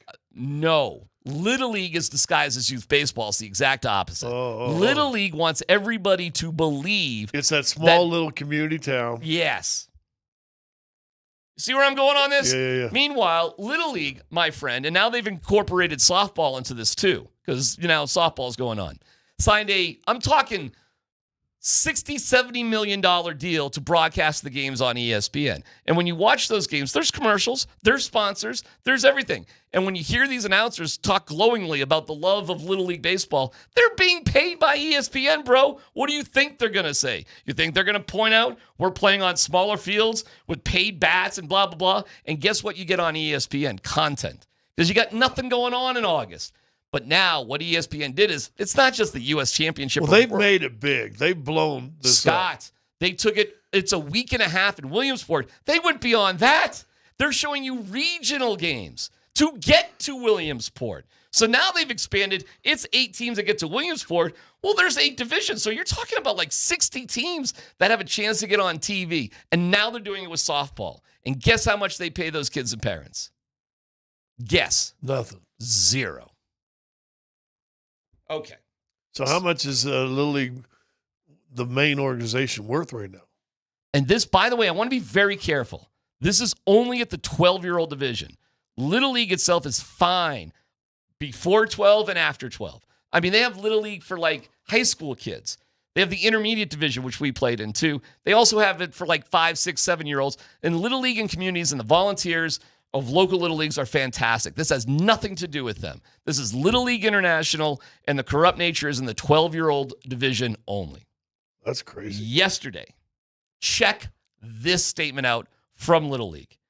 While Little League International continues to monitor the complexity and ever-evolving world of sports betting, we feel strongly that there is no place for betting on Little League games or any youth sports competition.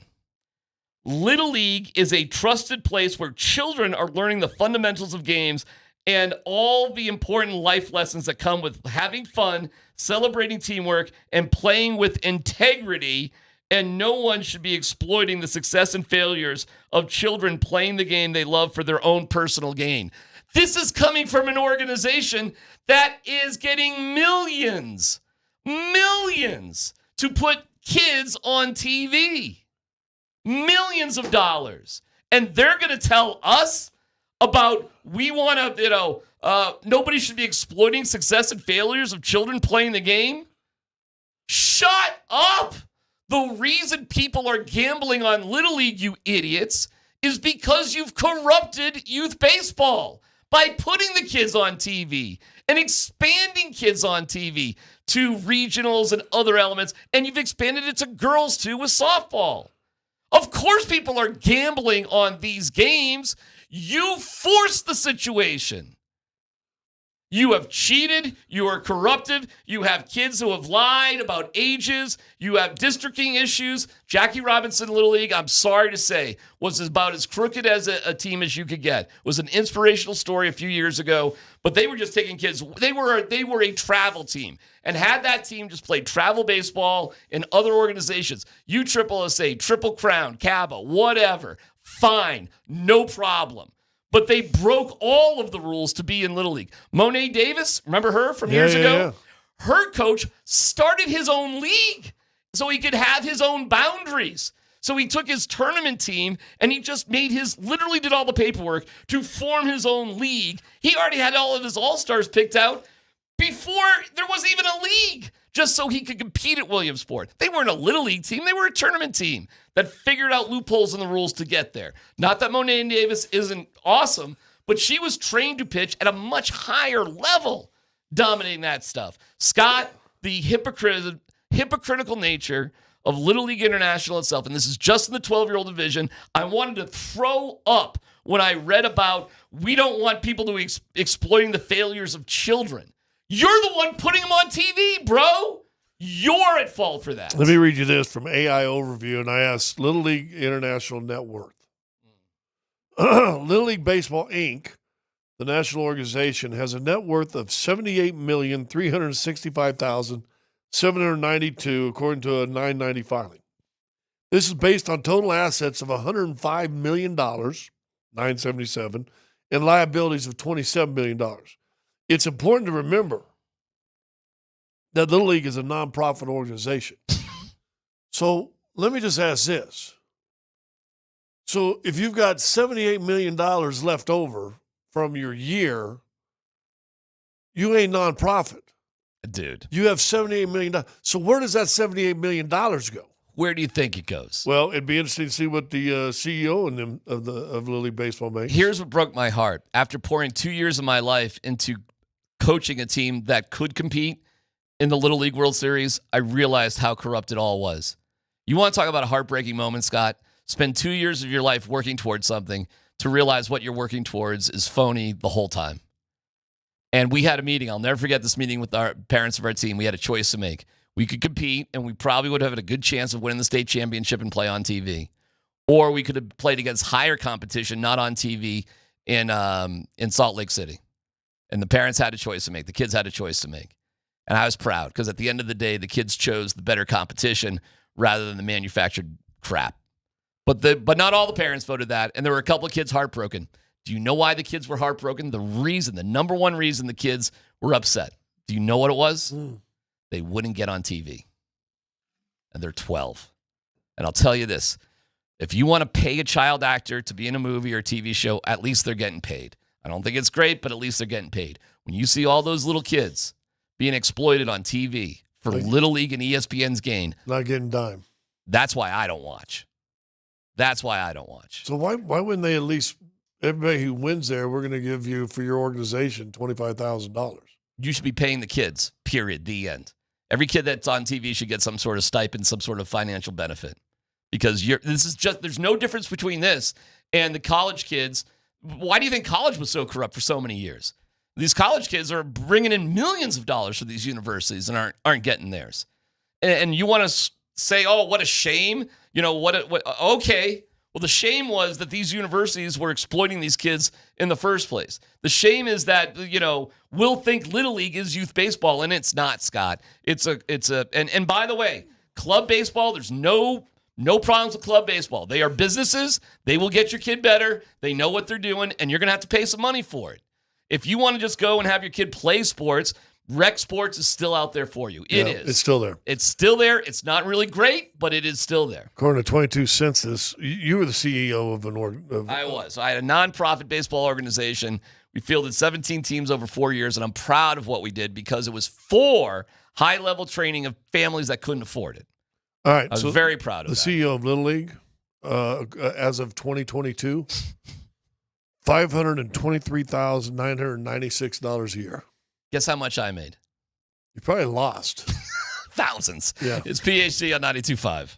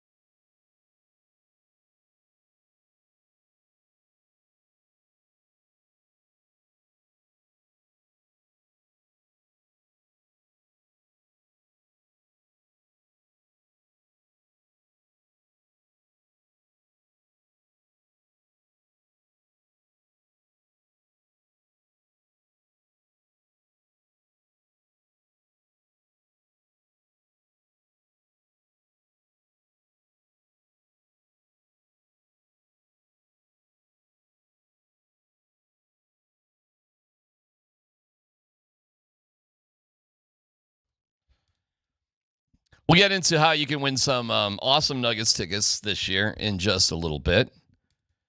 No dumb questions, so if you want to fire those away, 303-504-0925. ESPN's got a interesting, it's Leggy. Leggy wrote this one. We respect and love Leggy, no doubt. And the concept is the ceiling and the floor for the Broncos. Dan, have you seen this? If you haven't, that would be better. No, I have not. All right. And I'm going to assume Scott is making probably a deposit right now, if I had to guess. So let's let the big man take his time. I'd rather have him come back comfortable, Dan. Making a deposit. Yeah. I've never heard that. Yeah. That's good. Yeah.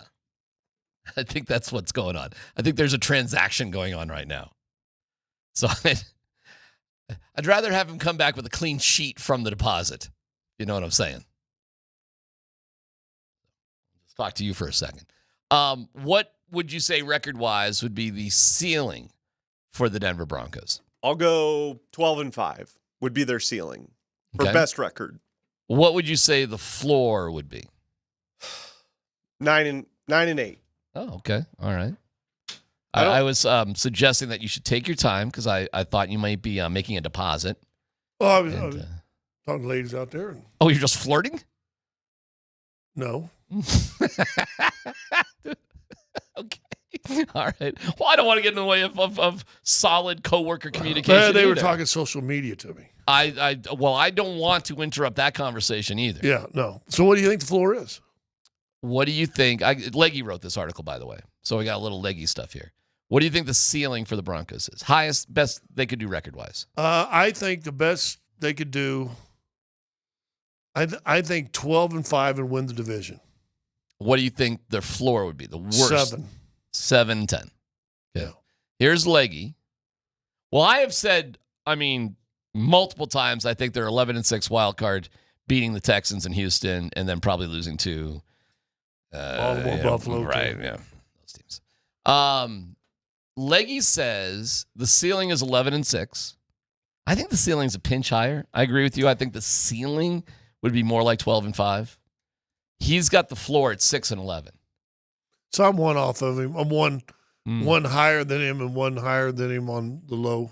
I have a hard time imagining the Broncos not winning at least 7 games. So I guess I'm a little bit higher and a little bit lower. Here's what Jeff writes. The Broncos took an already top-shelf defense and added Greenlaw, Hufanga, J.D. Barron. Greenlaw and Hufanga battled injuries in the past. Greenlaw missed the Broncos' on-field work in the offseason program, blah, blah, blah, blah, blah. Singleton also missed some time. Drew Sanders out for several weeks. Brandon Jones held out of joint practice with the Niners. If the Broncos get healthy and are able to keep largely the same group on the field for 15, 16, or 17 games, that's what we're most concerned about.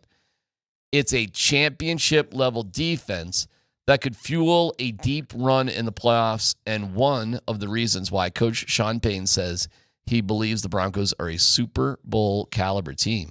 Wow, Leggy. Wow. I'm a little surprised to read that from Leggy.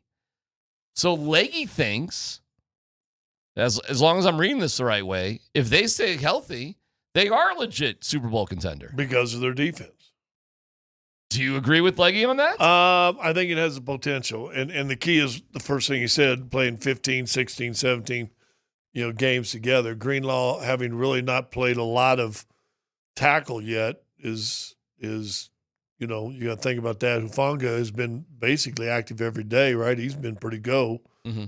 I do, and like Tyler, I think Drew Sanders can maybe train some, but they both went to Arkansas, so maybe they both could give you something. I do. I think defensively, and you said it after game one, they're going to have games where they're going to give you field position on the 40 all the time, 35, 40. Now you got one first down and a field goal at least. Mm-hmm. The key for me between 7 and 12 is the offense. The defense can win you 12 games. 12 games offensively is the key. So the difference between their floor and their ceiling is what is their offense going to be. Like, I don't think you can be a 15, 16, 17 offense and win 12 games. I don't think. Unless you're a 1, maybe. You know, there's a way for Bo to overcome a lot of the problems he's had. And that's simply ducking his head and running a little bit more. Because even if you're having a bad day, it's about converting third downs. And if it's a little riskier, for sure. But you realize that is what Josh Allen did early on. Like, before he really figured it all out, he just was like, okay, let me go. Let me just But you also saw Kyle Shanahan putting a little spy on Bo and kind of kept him more contained, including that 1 sack, really. Well, we'll see. Yeah, we'll see what adjustments teams make, knowing that might be the bailout possibility. I think this Broncos offense, I think we got a taste of it yesterday. Of course, Saturday, unfortunately, there's nothing to take away from it. Sean did say, by the way, because the starters aren't going to play Saturday, they would be having a Sunday practice. It's not open to the public, but they're going to be having a Sunday practice.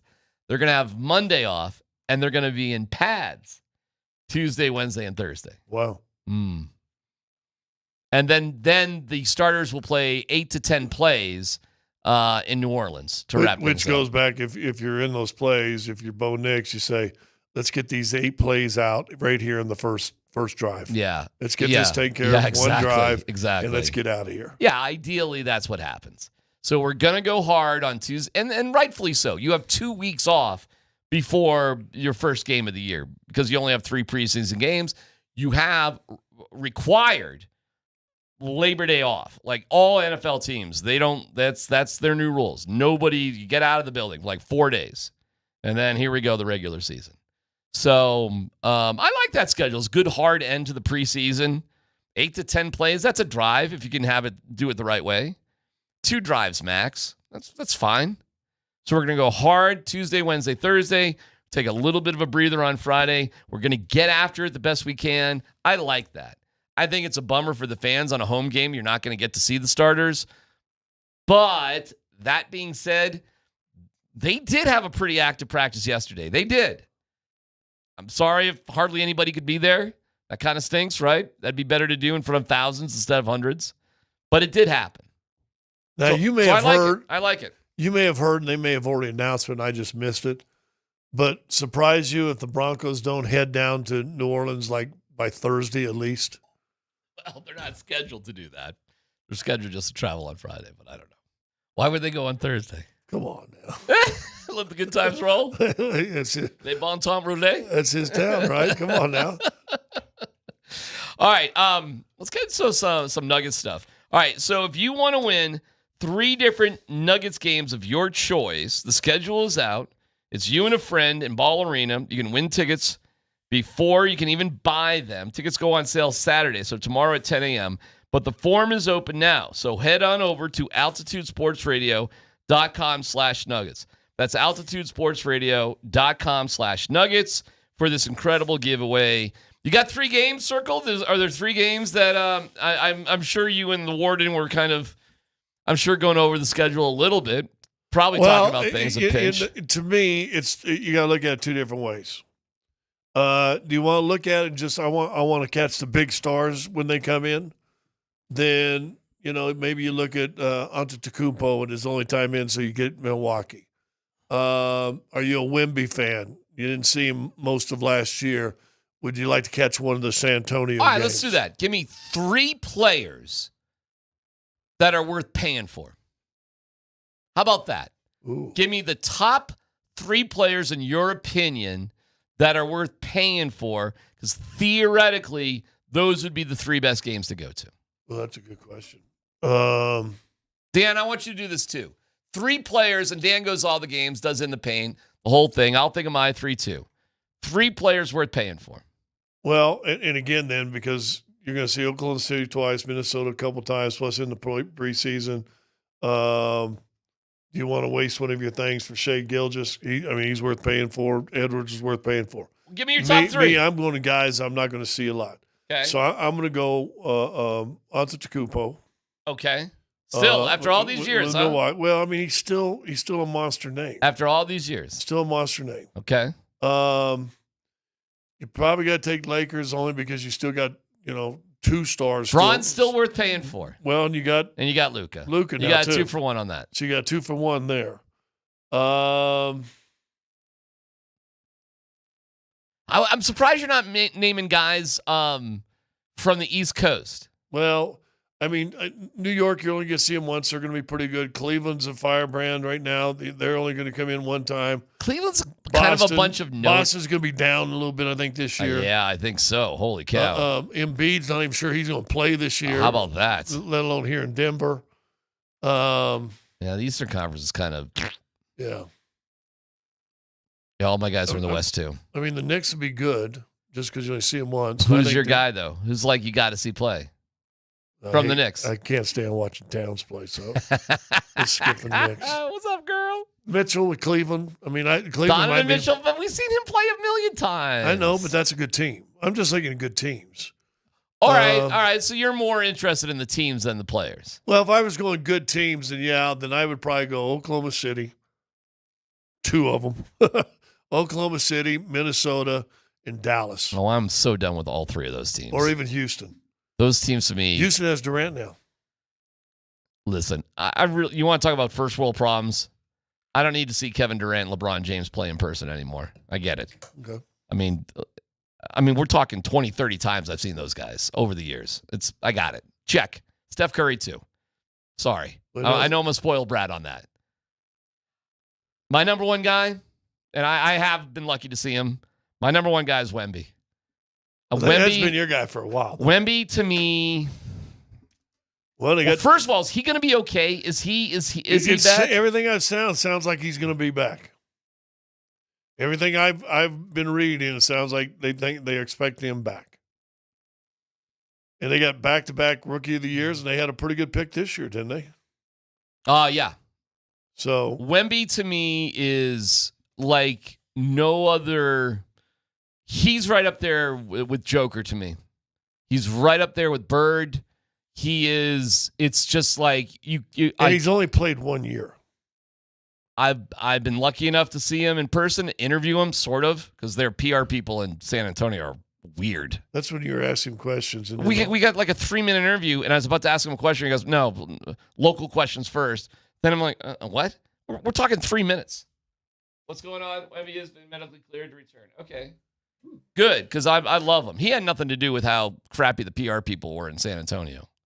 And I know you're friends with Pop and everything, and I know he's not coaching, but like, he was a weird guy to be around too. Okay, yeah. You know that. Yeah. I know you're buds with him, but I knew him off of not just. Okay, but you realize if your coach is a weirdo, it's gonna filter down to everybody else. Oh, I know. Everybody is gonna be weird about stuff.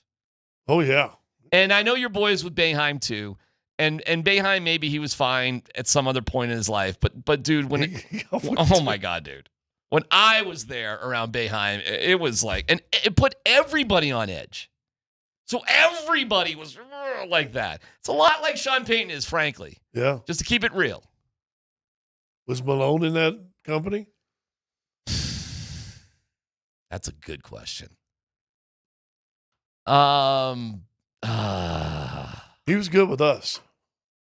Like whenever he sat down with, in his pressers, but he could be scratchy. God, Michael Malone was one of my favorite guys I've ever covered. He really was. I mean, I'm not lying, man. I thought he was smart. I thought I didn't think he was playing games with the players. I thought he was just being honest about how he felt about stuff. But I don't know all the stuff behind the scenes. And I think they made the right decision. I understand why they did it. I just really liked the dude. I just personally liked him. Professionally, I liked him. I mean, Brucey Bay and the parade and we had the Michael Malone show. He was great. He was great on our show. With us. Great with us. Did he put people on edge? I don't know, man. I don't actually, I mean, I'm sure there are people that would say he did, but I didn't feel that. I feel he had here's what I loved about Michael Malone and all coaches. I think he had a philosophical direction about how he wanted his team and how they should play, and he stuck to his guns. And at the end of the day, the NBA catches up, I guess, to everybody. But he had a way he wanted to do things that he believed in, and I respect that. And it didn't work out. I mean, it worked out for him. It did work out for him to be the winningest coach in Nuggets history with a championship. I mean, what's the bigger story, him getting fired or what I just said? You know, Doug Moe's up there in the rafters with less wins and no championships. I know. So does Malone go up there? How does he not? That's a better question. Does he go up there? The bigger question is, how does he not go up there? Different regime? I don't know, man. I don't know. I don't know all the behind the scenes stuff, dude. You know way more than I do. So whatever you want to share, you can share. Whatever you don't have to. So to quote my old mailman Schultz, I know nothing. All right. Well, I'm just giving you my perspective. All right, so give me your teams. Wemby's one. Wemby's one. I would pay to see Wemby. I'll tell you. Flag at all? What's that? Are you interested? I would definitely pay to see Cooper Flag. So Dallas. Hell yeah. So two Texas teams right there. Dallas and San Antonio. Seeing Young, the rookie. Seeing the rookie is always awesome. And, I'm going to give you a quirky one. 2 years ago, I thought the most dynamic player to come into Ball Arena was John Morant. And I know that might not be the case anymore, and I'm not exactly sure where he is in his life, in his basketball game or whatever. But a couple of years ago, when the Nuggets were really going back and forth with the Grizz, I thought John Morant was the best player I had seen in the building. And I don't know where he is now. So he's still really good. I'm surprised. You're not surprised that maybe some team hadn't got like 3 or 4 strippers and set them right in the front row right behind John Morant's or Memphis bench. Yeah, back in the 70s they would have. Right? Can I tell you something sad? You were there earlier? No. Oh. I'd probably still pay to see LeBron. And you're not going to get many more years of it. I know. And I've seen him so many times, and there's just... He's charismatic. Dude, there's just something about it. What is it? What is it about that dude? He's been around now multiple generations. I mean, think about that. There's been guys that have had long NBA careers that came in after him, had a long career, and are retired, and he's still going. I mean, good careers in the time length that he's done it. So there is something about his longevity. Showed up video the other day. I saw him working out. Looks great at 40 years old or whatever he is. But no, I can see that. I mean, he's still a name, man. And now you put him with Luka. I may pay money to see Sacramento for the Jonas Valanciunas revenge game. I mean, that's going to be fun. How about Brooklyn? Oh, man.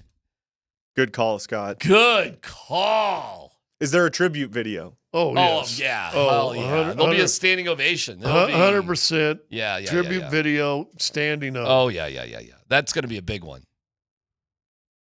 Does MPJ get his freaking number retired here? No. You don't think so? Not quite enough? Wow. Is MPJ in Brooklyn the game of the year? Now, you ought to put a banner up for the whole team, maybe. Kind of like this year, aren't they in one of the alumni things for the Broncos honoring the entire 2015 team? Is that what they're? I didn't know. Is that what they're doing? I thought that's what Tyler said. Oh, that's awesome. I did not know that. That sounds great. So I do somebody. All right, Dan. Who's your 3 game? So you got. Well, hold on. I gotta see when is that? When is Brooklyn here? I believe it's in January. I'll look it up. It's January 29th. Awesome. January 29th. Brooklyn's in Denver. 7:00 game. Not on national TV. There you go. I'll be doing it. Knock it out of the park, son. Yeah, circle that one. That's going to be awesome. It was pretty awesome when Miko came back here, I got to say. Like being part of that, being around that. When one of your like bigger guys of all time come back that first time, it's pretty cool. It was cool when KCP came and he was only here 2 years. Okay. Yeah, all right. It was cool. Yeah, that's not going to be like MPJ, though. No. Like, I forgot. Like, sometimes I'm like, oh, yeah, there's Monte Morris. He forgot he was on that team. You know, that happens. Oh, Bones is on his 4th team. There he is over there. Gotcha. Bones. There he is. I guess they weren't too wrong about that, were they?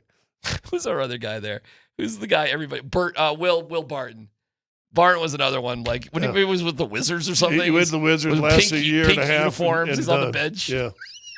Remember those pink uniforms the Wizards had? Like, all right, Dan, who's your 3 games? I'll go quickly. So I'm with DMac. I love seeing Wemby. I think just the dynamic of Jokic going up against Wemby is so fun to watch, to just see how that works. I am very interested in seeing Cooper Flag, but I'll give you one of my more quirky ones. Okay. Thursday, December 18th, the Orlando Magic come to town. Scott, you tell me. I think Orlando has a chance to be the next dominant team out of the Eastern Conference if they can stay healthy. They've got Paolo Banchero, the Wagner brothers. I'm just interested to see what Orlando can do if healthy. They did something, I think, good draft too. They're a very good team. Jamal Mosley, the head coach, is a good buddy of mine who I love to death. Their problem is they couldn't shoot or score. They had a top 5 defense, but they just couldn't shoot it. And I think they made the playoffs. Well, but they had a bunch of injuries to their top guys last year too. Yeah, well, Ben Carroll missed the first 20 or something. And then I think Franz Wagner missed a bunch of games too. How's the other Wagner? Mo Wagner? Mo Wagner was one that was out almost all year. Yeah. The Wagner brothers. But Mo's not as good as Franz. Yeah, but they are twins, though. Mo and Franz, we want to pump. Wait, are they twins? I think Mo's no, older. they're not I think twins. Mo's it's older. the Lopez brothers are twins, right? Right. Yeah. And the Morris Bros. And the Morris Bros. So Orlando, San Antonio, and Dallas. Yeah, I'm really good. And yours Super is flag. San Antonio, Dallas, and did you pick your third final? Well, I guess I'll go to Dallas, San Antonio. No, I guess I didn't. Oh, you said Memphis. I said, well, yeah, but it's really the Lakers. Sorry, that's such a poser pick. And I'm gonna go. I'll go San Antonio, Milwaukee. No one's picking Zion. Zion's supposed to be in shape this year. Oh, please. Yeah, they said that last year. Give me a break. No, they say he's like lost a lot of weight. We'll put some croissants in front of him and some beignets, and we'll see how he does. It all kicks off on Banana the road. Foster. That's right. Golden State on the road, October 23rd. October 25th, Phoenix, who's probably terrible. That kicks off the season. If you want tickets to 3 different Nuggets games, simply go to altitudesportsradio.com/Nuggets. No dumb questions next.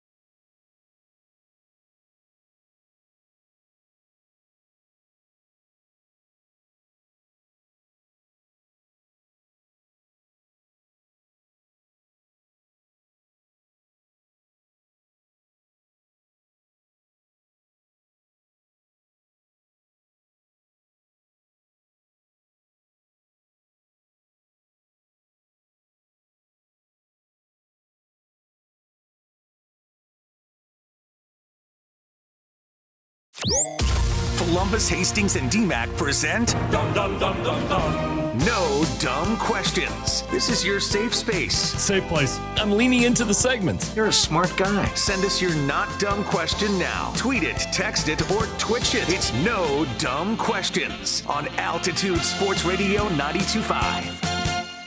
Scotty, I got one no dumb question. Go for it.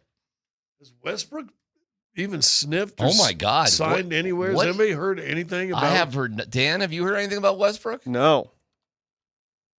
Nothing. Okay. Is the shine off the bloom with Russell Westbrook? Well, help me out here, NBA wise. Like, when does it get kind of weird? Like, hey, is Justin Simmons signed with a football team? Is he? I don't think so. Sometimes that does happen in the NFL. Talk to me about the NBA. How unusual is it to go into camp being unsigned if you're a player? Well, it seems like didn't Westbrook get signed like in August or September of the year last year? Dude, we already went through this. I don't remember. I don't know. I have the world's worst memory with stuff like that. I don't know. It was July 29th. He agreed to deal with the end of July. Right. End of July last year. Well, we're a pretty healthy chunk past that, Scott.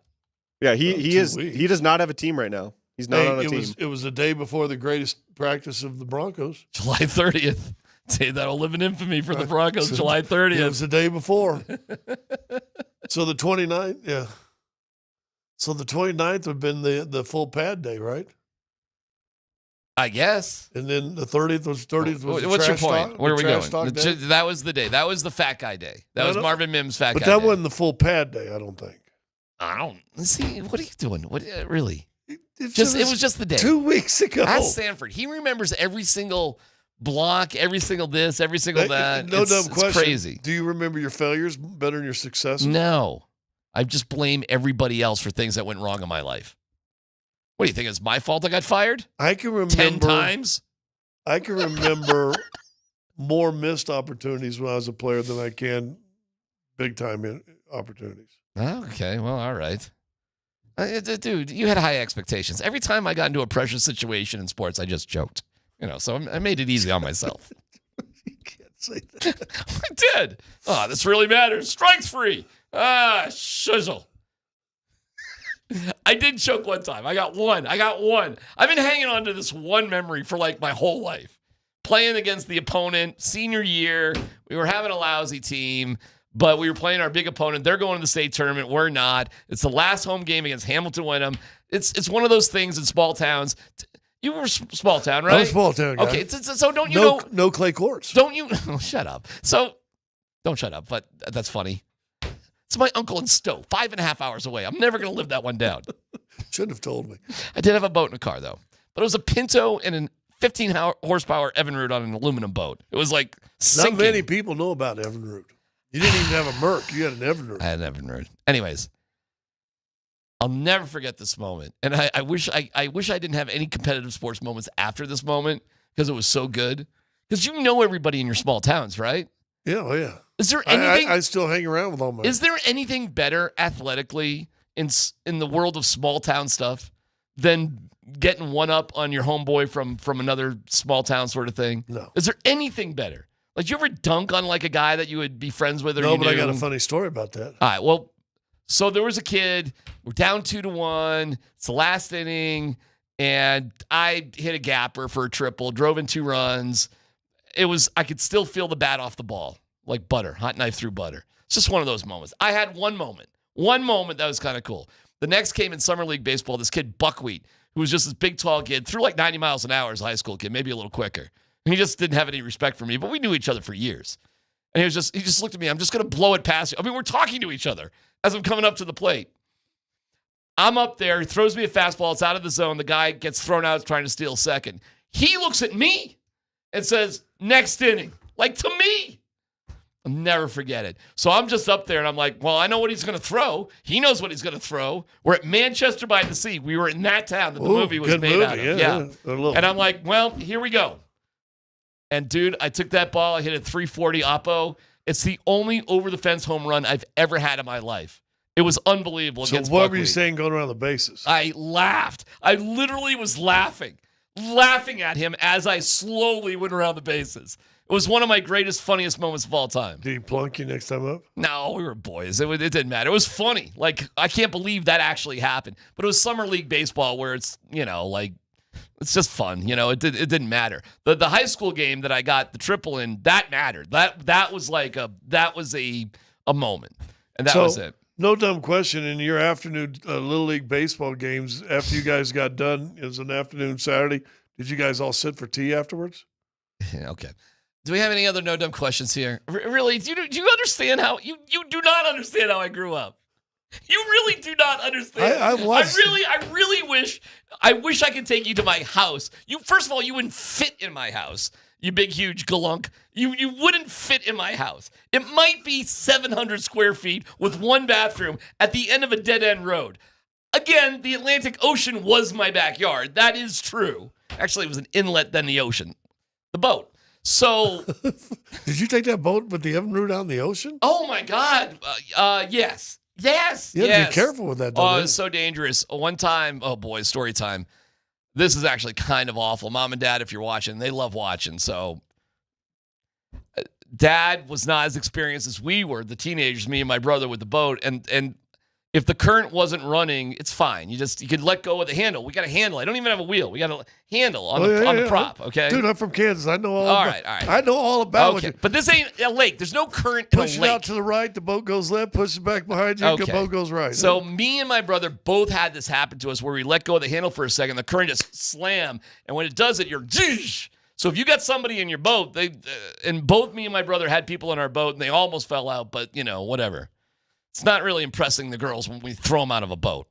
My dad did that to my mom, and my mom went over, and the propeller hit my mom in the arm and the neck, and she had to be rescued by another boat and taken to the hospital. So it's kind of a serious moment. So that was... You're lucky she didn't kill her. The next day, he got actually... You're right, actually. It's actually kind of a sick little story here. It's not really that funny. You sure he wasn't going, hey, Martha, swim over here. Swim over this direction. And then he married Suzanne Plachette. All right, so no dumb question. We got anything else? Somebody was asking who guards MPJ when the Nets and Nuggets go at it. Who wants to stand in the corner and do nothing? Is that what you're asking? Cam Johnson will be expected to be that corner guy at times, but he'll move more and cut more. But who guards MPJ? Well, Cam Johnson probably. Cam Johnson? Yeah. Who else is on Brooklyn? Is there anybody else good on Brooklyn? Do they have they had anybody a big else? scorer that's still there, I believe. But MPJ is going to be their number one guy, right? On paper.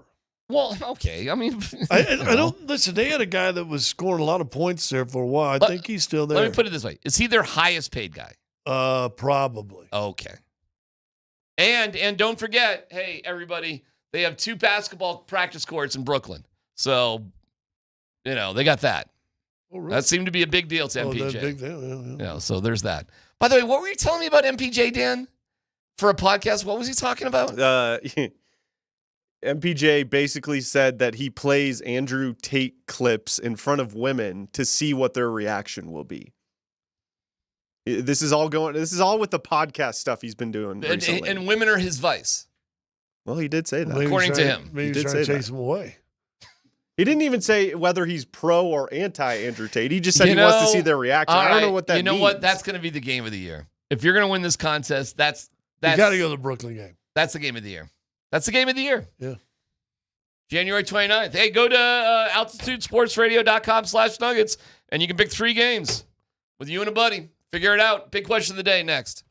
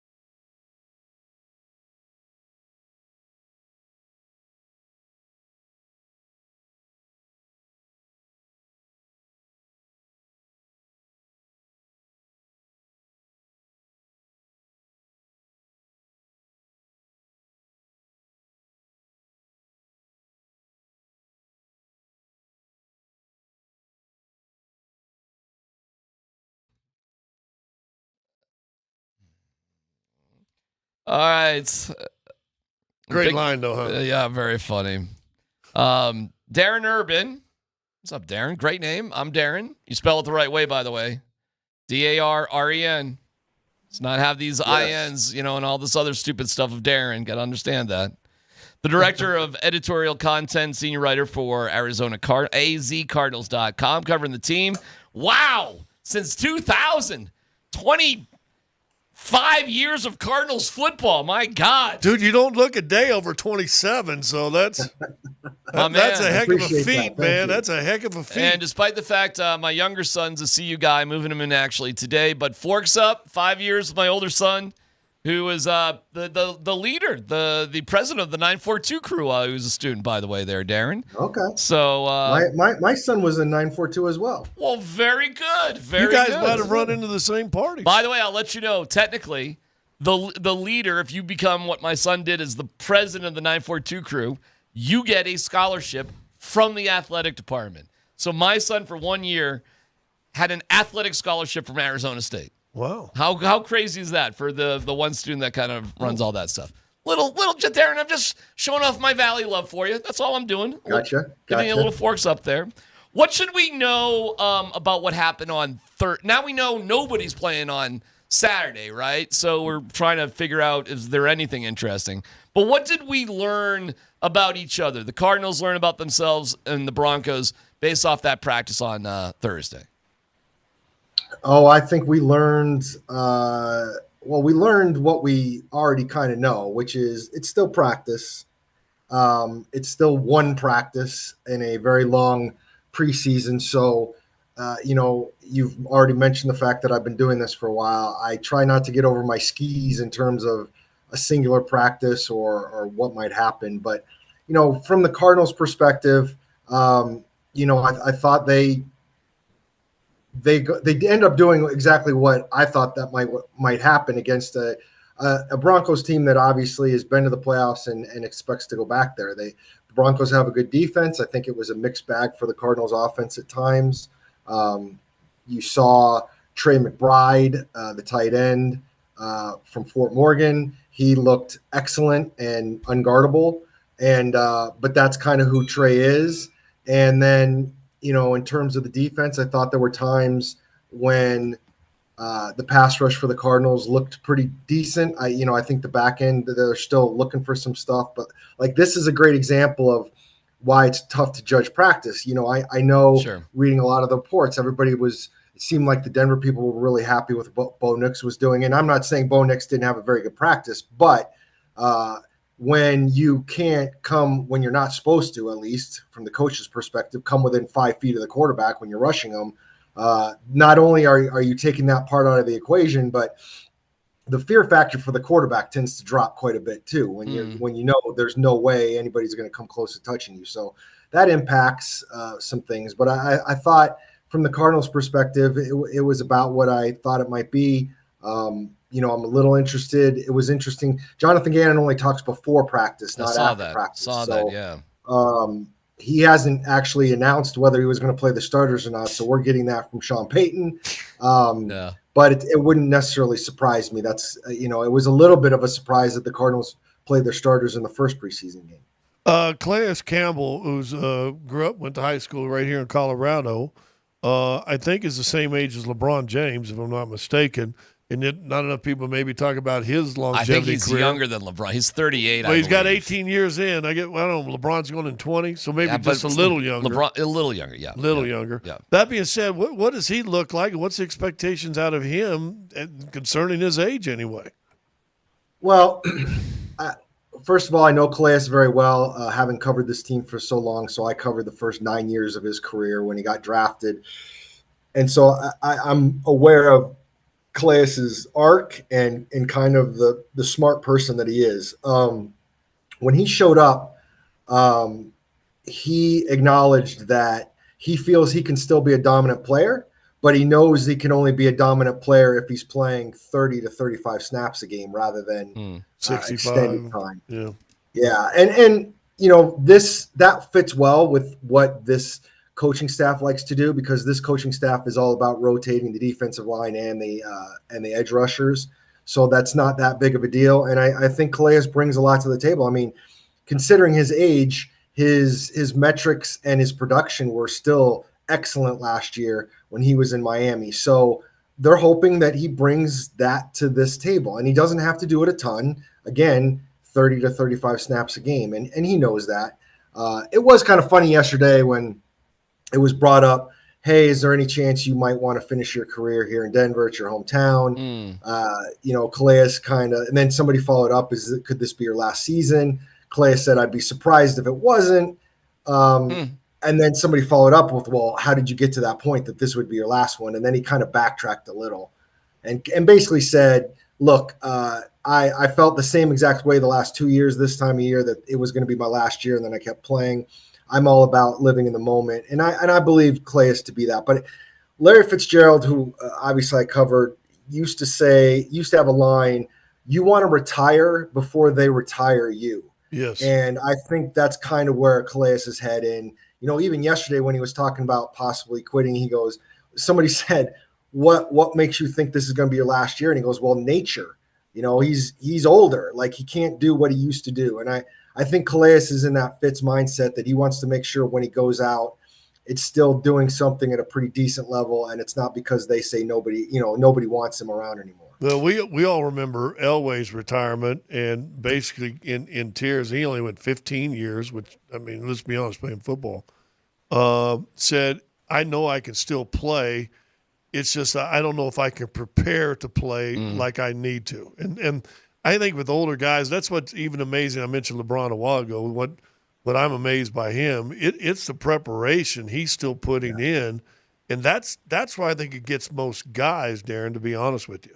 Yeah, it's funny you bring that up because that was Kurt Warner.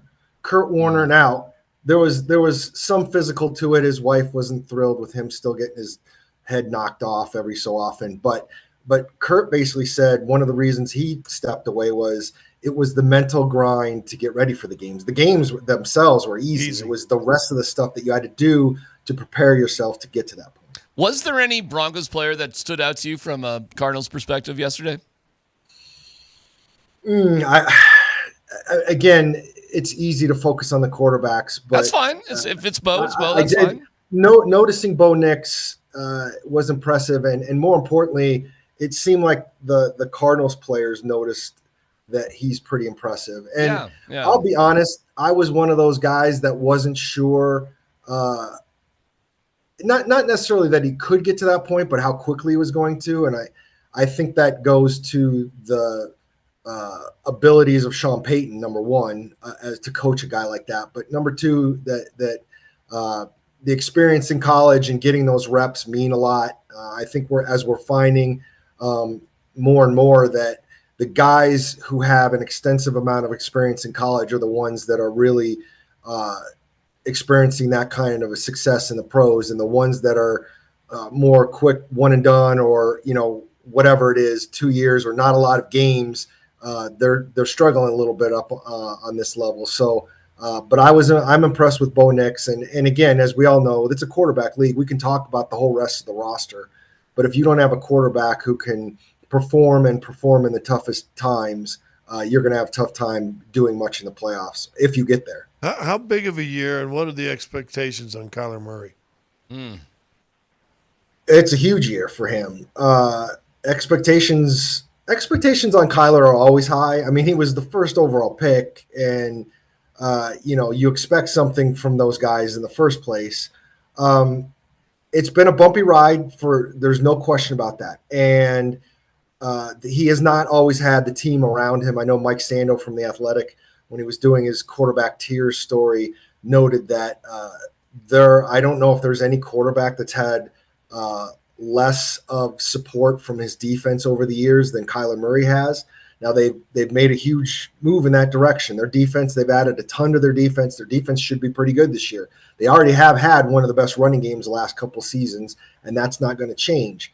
So then what does the quarterback do with that? I think he's got his best supporting cast that he's probably had overall, like top to bottom on the roster. And he's going to be expected to perform at a higher level, more consistency. I don't want to say a higher level because he always hits certain levels. It's it's getting to that point on a consistent basis. I mean, this team was 6-4 last year, and then came out of the bye and just went into a ditch. And Kyler's play dropped too, and they can't have that, obviously. And they're going to probably be in the same boat this year because their schedule, at least on paper, when you go into it, is a lot easier in the first half of the season than the second half. All right, Darren Urban from azcardinals.com. Hey, listen, your timing is amazing here in Colorado because you could just go on over and see more uninspired baseball from the Diamondbacks and the Rockies. That those two teams. I actually am going tonight, so there's that. Yeah, like I don't know, bro, and you gotta be in the same boat as us. Like every time, hold on. Every time we see the Diamondbacks on the schedule, it's just like okay, all right. You know what I'm saying? Like these two teams, I don't know if two teams can play more uninspired baseball against each other. Seriously, dude, it is awful watching those two teams play against each other. I understand that to a point, although with the mess the Diamondbacks, with the expectations the Diamondbacks had this year, and have it just totally get derailed, and then they made the trades, and now all of a sudden they're playing better. Now, again, a lot of these games against the Rockies, what's your measuring stick? I understand that, but it's been a disappointing year for the Diamondbacks, no questions asked. But they still got some players that are interesting. And for me, having been in this hotel room for a couple of days, just getting outside and being in an open air ballpark sounds good to me. Well, of course, because your field sucks, bro, and you know it. It's good because it's got air conditioning, but that field has no atmosphere in it. I'm sorry, I don't mean to be insulting here, but I've seen games there, and it sucks. There's there's no vibes in there whatsoever. If I'm speaking out of place, I apologize, but. Oh no, it's okay. Although if this is when you don't mean to be insulting, I'm afraid to hear what happens when you are insulting. Well, we can talk about the Suns anytime you want. We can really get there if you want to. Yeah, we get into that right no, there. But you'll see. Well, I don't know. Have you been to Coors Field before? I kind of assume you have. Yeah, I've been there a couple times. Okay, it's awesome. Gorgeous. It's beautiful. For 25 years old. Yeah, and you'll have an incredible sunset tonight. And you'll love it. You'll love it because it's an amazing place to be. But that's our problem. You realize that's our issue here in Colorado. Fans just are morons, and they just keep giving money to the ownership no matter what. And there's unless the Diamondbacks, unless they move the baseball season from like November to March, the Diamondbacks have to have something that's indoors. That's just the bottom line. Yeah, hey, we talked about that? Where do the Cardinals do their training camp? They spend a little over 2 weeks. We're out at the stadium itself. Inside in the stadium. Inside, yeah. And then there's this week where they had a couple practices outside in blazing heat, and then came here, and then they're going to go back to the facility. Okay, well, we were debating that. I thought that was the case. Did the Cardinals used to go up to Flagstaff, though, for training camp back in the day? They haven't gone to Flagstaff since 2012, but yes. Okay, a long time ago. Because these guys are like, no, the Cardinals, because they were like, the Cardinals, they're used to the heat. And I go, I don't think so. I think they practice inside in air conditioning. That's crazy, yeah. Right? Because yesterday was hot for Yesterday was hot. That was a hot practice.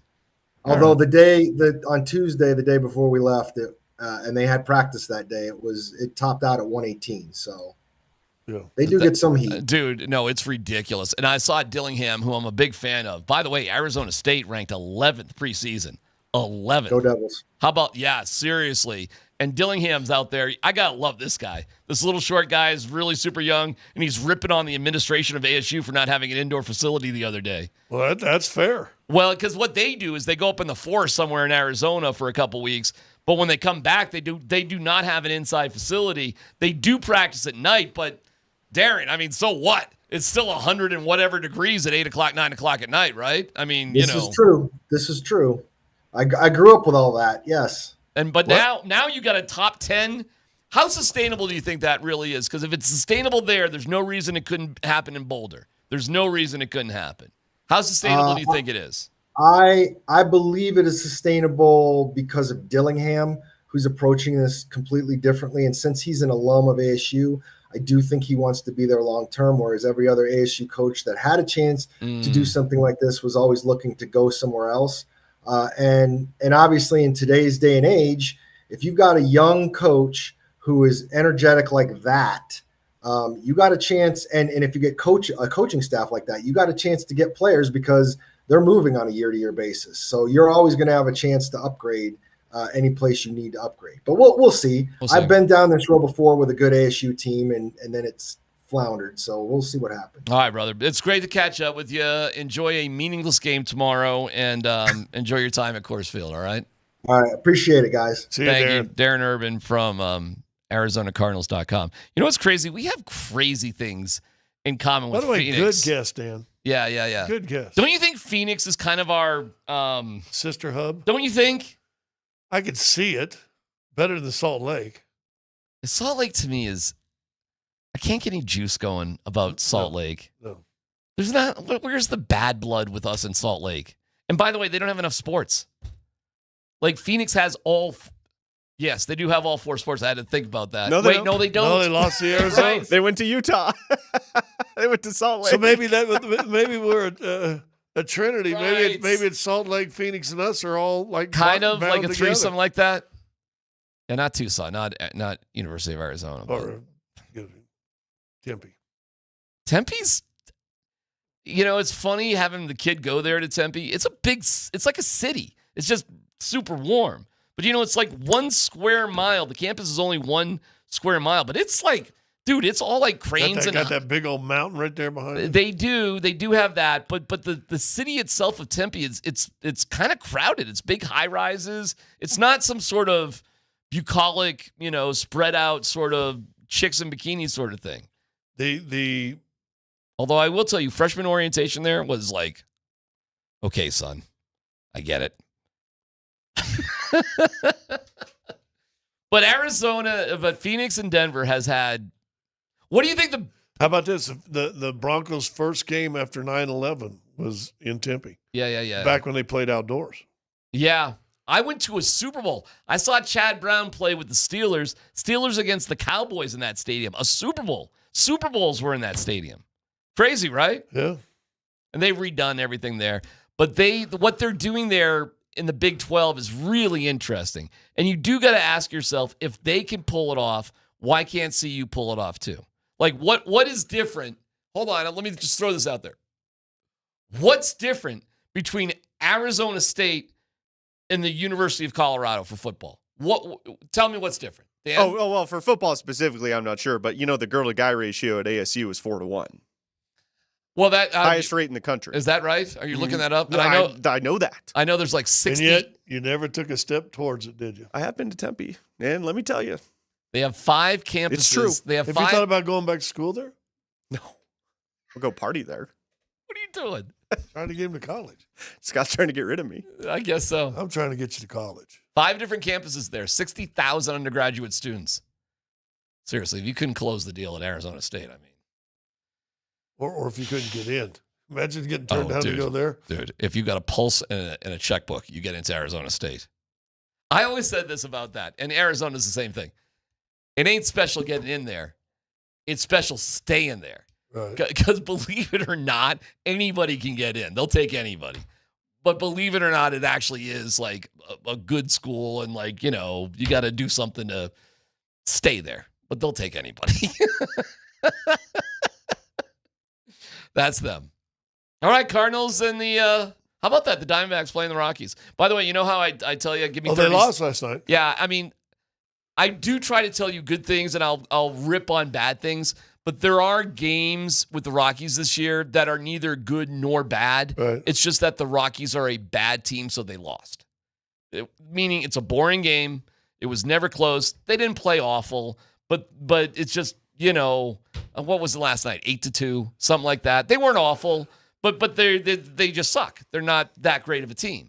So they have a lot of those games too. So there's nothing to talk about. It was just one of those games last night. So no podcast.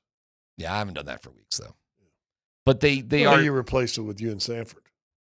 Well, we had our final show last night, my friend. Was it over? Well, unless Why don't you slide your sponsors over to well, if we had sponsors, we'd still be going. Literally had it to start. We did. Just slide them over. Well, I'll tell you. Open mic. Why don't you work? You don't even know the name of your show. All right, let's football go with Dan Tanner next.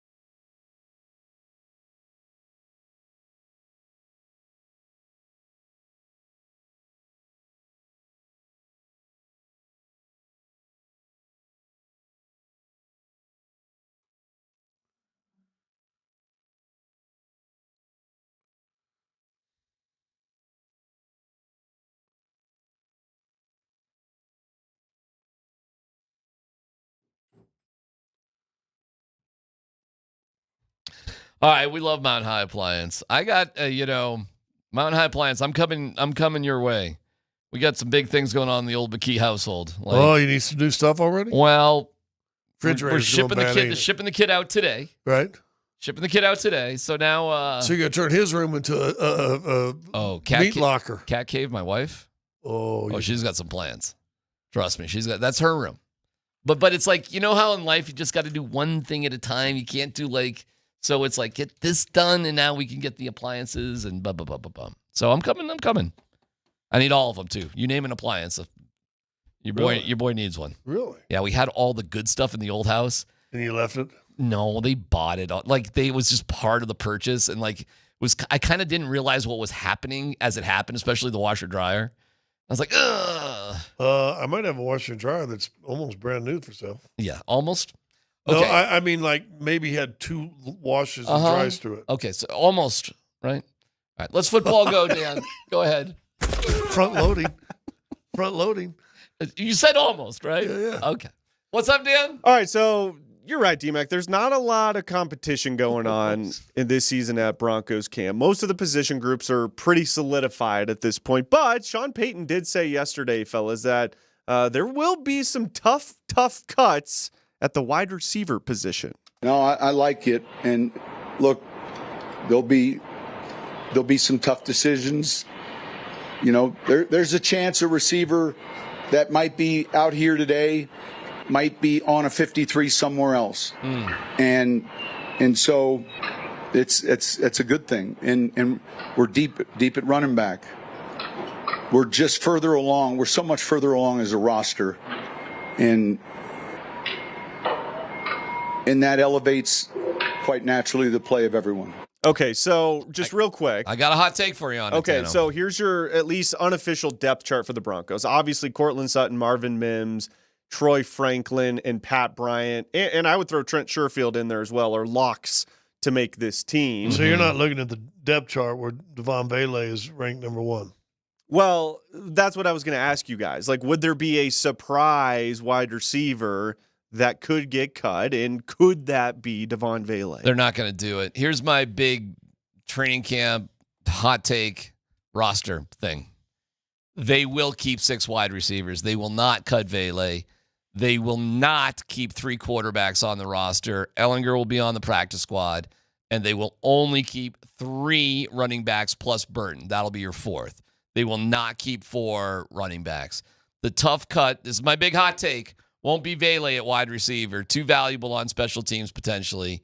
It'll be Audric Estime and Jaleel McLaughlin, and Bidet makes it as the 3rd guy. How's that for the hot take? So 2 kind of higher profile guys get there with Jaleel and with Estime. And Watson will be your practice squad running back. And Watson will be your practice squad guy.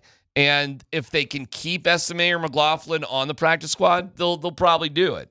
But Vele will be deemed too valuable. And if anybody is going to sign on a 53 of everybody I just mentioned there, it's Vele. Estime, nope. Jaleel, nope. Bidet, Watson, nope and nope. What are the other? Ellinger, nope. The only player that could land on another 53 is Vele. And they're not going to do that. They're going to keep 6 wide receivers. Hot take. And my hot take is I like Watson better than Bidet, but I think Bidet is a Sean Payton guy. You can't escape the fact that in the playoffs last year, even though they didn't even run the ball because they were just down by too many points, you cannot escape the fact Bidet was added to the playoff roster and Estime was benched.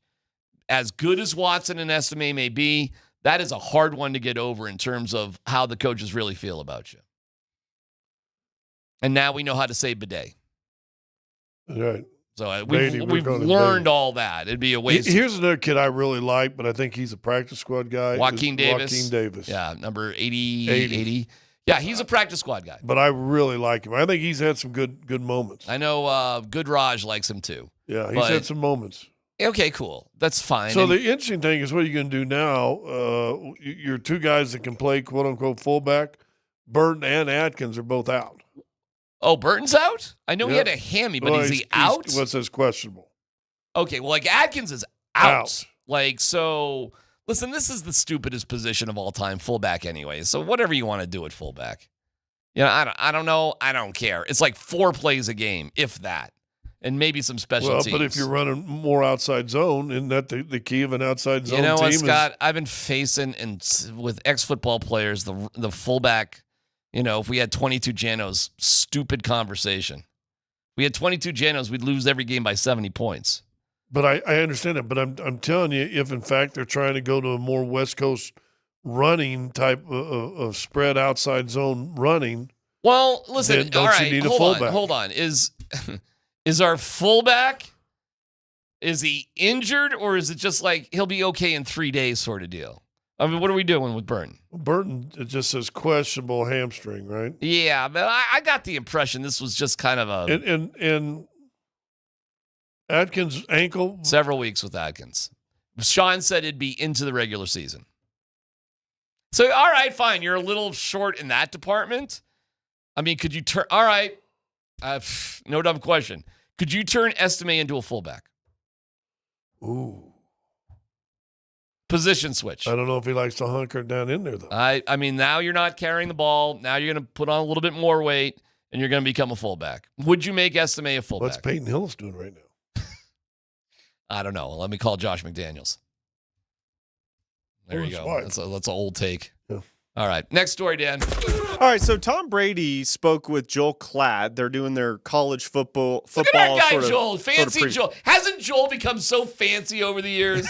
Remember when Joel was just a cute little blonde high school kid rolling around here in Colorado? Now he's Mr. Fancy Pants. Yes, what was Joel talking to Tom Brady about? Honestly, if you guys get a chance to listen to it, it was really, really fascinating, some of the stuff they got into. By the end, they were just talking about, like, hey, here's what you do on Sundays to be better at broadcasting. That was kind of boring. But the first 20 minutes was great. And I wanted to play this specific clip for you guys because they start getting into the transfer portal in college football. And Joel asks Tom, if you were playing today, if Tom Brady was at Michigan in 2025, would you have transferred? Because Tom really didn't start until his last year in college. We're going full circle because for him to transfer, Scott and I talked about early in the show, theoretically, for him to transfer at the time, he would have had to spend a year out of college.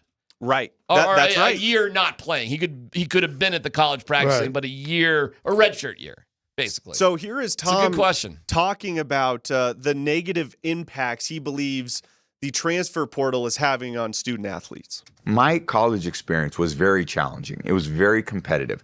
The lessons I learned in college that I referred to earlier, and certainly about competition, those traits transformed my life as a professional.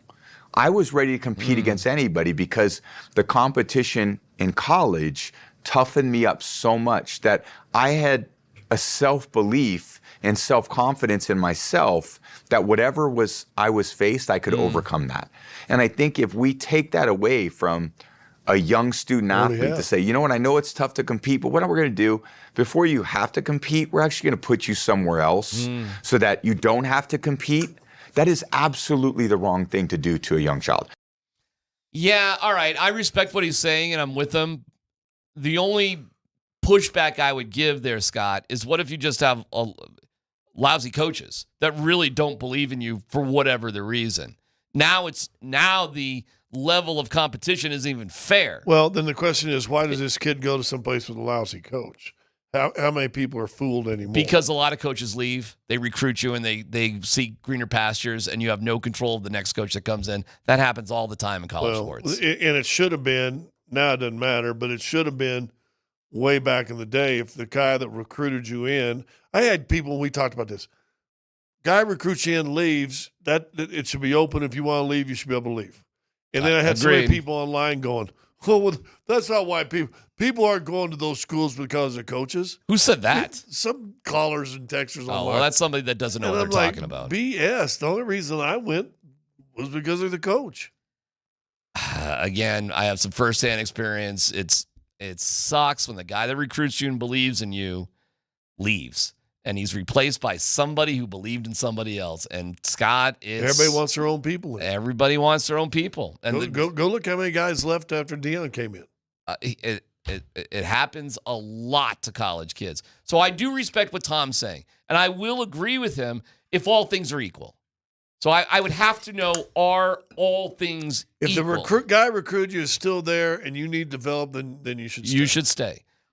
But you should go if the odds, for whatever reason, are stacked against you and you're not going to have an opportunity to play. So I respect what he's saying, but I think you've got to look at the situation. I think what he's also trying to say is we've made it too easy for people to quit, make an excuse. You joked a while ago, I never failed. It was always somebody else's fault. Right, and we've made that the preeminent opinion on too many young people.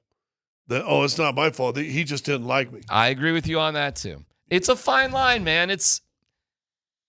You kind of got to take everything, I think, case-by-case basis. So, yeah, I mean, how many kids did tap out to see you with Prime? I get it. He brought a lot of kids in. That first year was like 50, wasn't it? How many kids were like, I'm out? This ain't for me. By the way, the report I heard this year is their offensive line is big. I saw that. And their special players, their wide receivers are long and lanky. Do you think CU can commit to running the football? Because last year was a joke. Let's be honest. Well, let's be honest. You don't have the coach's son quarterback, so you don't need to worry about getting him a completion record. How much? So now maybe Shermer gets the offense. I was just going to say, do you think that, like, Shermer it'll be his show? There are some up there think that they can be better than they were last year. I've heard that. Because Prime will likely just let Shermer have it. Why wouldn't he? Why wouldn't he? He brought all of his coordinators back, which was cool. He added an unbelievable. The coaching staff there is bonkers. They got 3 gold jackets on that staff. They got gold jackets, and they have returning defensive and offensive coordinators. It's pretty cool. And if Prime could just, understand in overtime, the other team should go first, dude. Like the basic fundamental things. Just don't mess up the easy things as the head coach. If he can do that, then who knows with CU? It's going to be fascinating, don't you think? Yeah. They got a tough schedule, too. It starts off with Georgia Tech. It's going to be, and then it's, I don't know. I mean, you got Delaware. I guess you beat Delaware, right? Yeah, you should. At home. You play Wyoming. Your only local game. How do you feel about that? So it's no Nebraska, no Air Force, no CSU. Your only, local team is Wyoming. I mean, that's okay. I don't mind playing Wyoming, Still but D1. But don't you think it's kind of weird? You don't have the typical, I don't know. Well, unless they do it on a rotating basis, that you rotate Air Force, CSU, and Wyoming every 3 years, you're rotating each team, then go for it. I just don't feel the same zing with Wyoming like CSU or Nebraska. I'd rather play Air Force than Wyoming. But you don't think Wyoming's going to be a big game for them to come to see you? Well, yeah, of course. I mean, what else they got going on in Laramie? That Houston game's going to be interesting. Yeah, that's scary. Every game scares me. Every game on their schedule scares me. Well, at least you get Georgia Tech at home. So let's see if you can take care of business your first 2 home games. And then who knows? No one thought you were going to go into TCU a couple years ago and win either, did they? I think this is why college football is so damn exciting. I think things are played on a more even playing field because the kids are getting paid. I actually think, all in all, because of how corrupt the system was, at least the kids are getting paid now. It's not perfect, but I really actually think college football is as good as it's ever been right now. Because everybody's corrupt. So I'm fine. I mean, if one side's going to be corrupt, we might as well corrupt everything. Right? So here we go. What's the first date? August 29th? 2 weeks from today. Holy cow, man. That's a Friday night? And how about their last regular season game, November 29th? Dude, I think we got to be doing the show up on Pearl Street, August 29th. How about just good old Daddy DMac up on Pearl Street? Daddy DMac up there doing a Pearl Street jam. Daddy DMac doing you got tickets? No, but has that ever stopped me? Do the show from your son's apartment. Would that be fun? They've got Wi-Fi there, I'm sure. Would that be a riot? Tailgate at your son's crib. Coming you live from Marine Street. What's happening? From the couch on the front porch.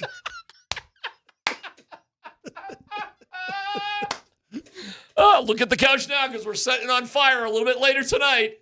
It's PhD on 92.5.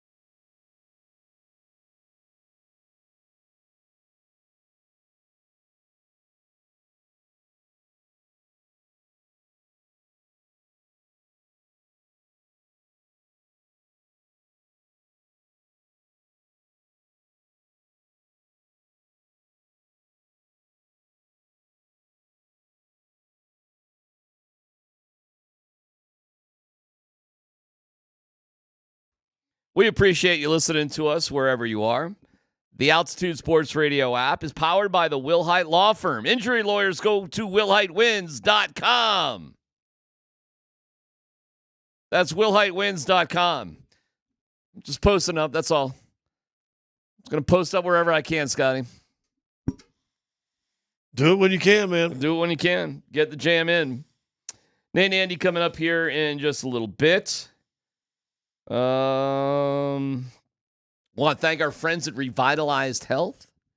Couldn't do the show without them. You can visit them at revitalize-health.com. What you got cooking this weekend? You got anything? 9-inch nails tonight. Oh, are you going?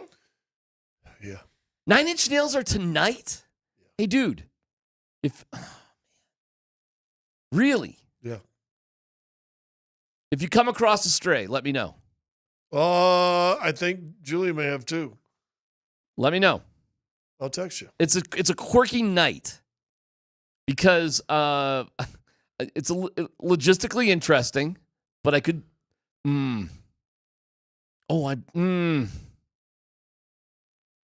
She had 2 that we bought that she hadn't been able to get rid of. 2 people backed out. It's shaky.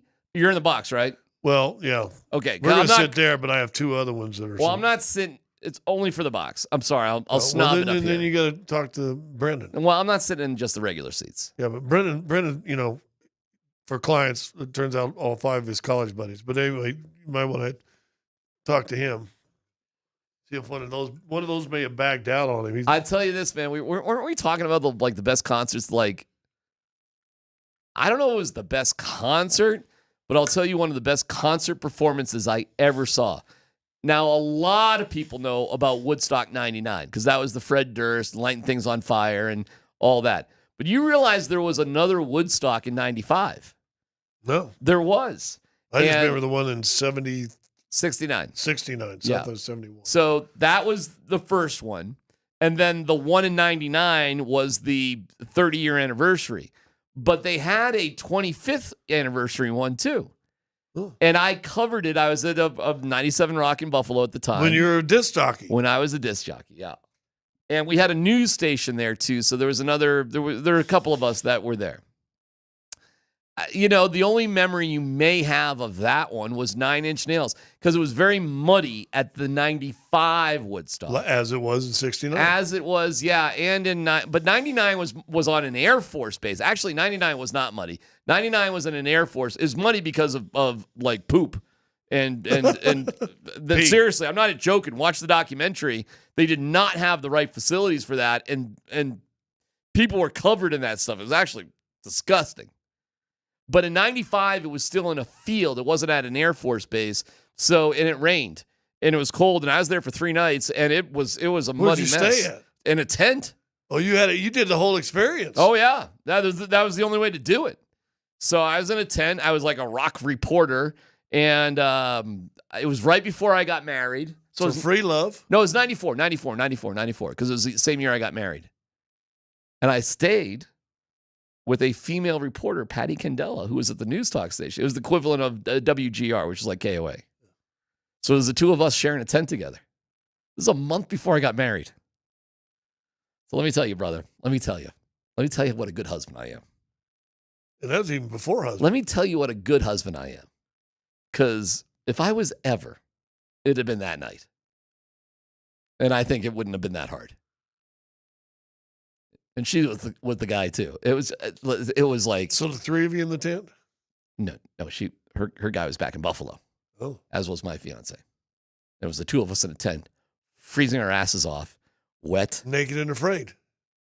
It was like, if it was ever going to happen in my relationship, Scotty, let me tell you, it was after that 9-inch nails concert. So how many fights did you have after about that? 0. We became friends. We hung out. No, I mean the wife. Your wife didn't have any accusations? She trusted me. As she should have, as it turns out. Because, guys, I couldn't even cheat on my wife if I tried. No, but I remember it. It was kind of weird like that. There was that moment. And I'm telling you, it was kind of crazy. Because 9-inch nails came out, Trent Reznor, and they covered themselves in mud. Like, they got into the spirit of everything that was. Yeah. It was the best live performance. And I've been to a lot of concerts, and that was the best live performance I've ever seen in my life because of the moment and the mood that they got into. Now, they're not going to be covered in mud at Ball Arena tonight, and I don't know how it's going to go. But I do love their music. And you know 9 Inch Nails is going to put on a visual show as well because that's who they are. Yeah, I'm not going to do a Tool thing. But I do love Tool. I do love Tool. Music. Yes, I do. And I really respect Maynard and Danny Carey, and I do. I have huge respect for him. But you couldn't pay me to go to a Tool concert. Yeah, I will never go again. If I were to see Tool, it would be like if they were in a small club. If they were in a small club and it really was just about the music and whatever, yeah, okay, you could, fine. Maybe an acoustic set? No, dude. Tool acoustic? With a little carpet laying down, they can Are you come out kidding barefoot. me? Tool acoustic? I'd kill myself. Nirvana did an acoustic. And by the way, that is going to be the most overrated performance. Those songs sucked. That show sucked. Kurt and his stupid sweater sucked. Dave Grohl barely playing drums. That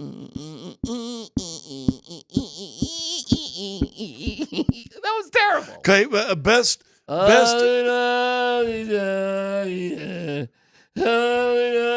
Bunch of smelly hipsters pretending that this is good.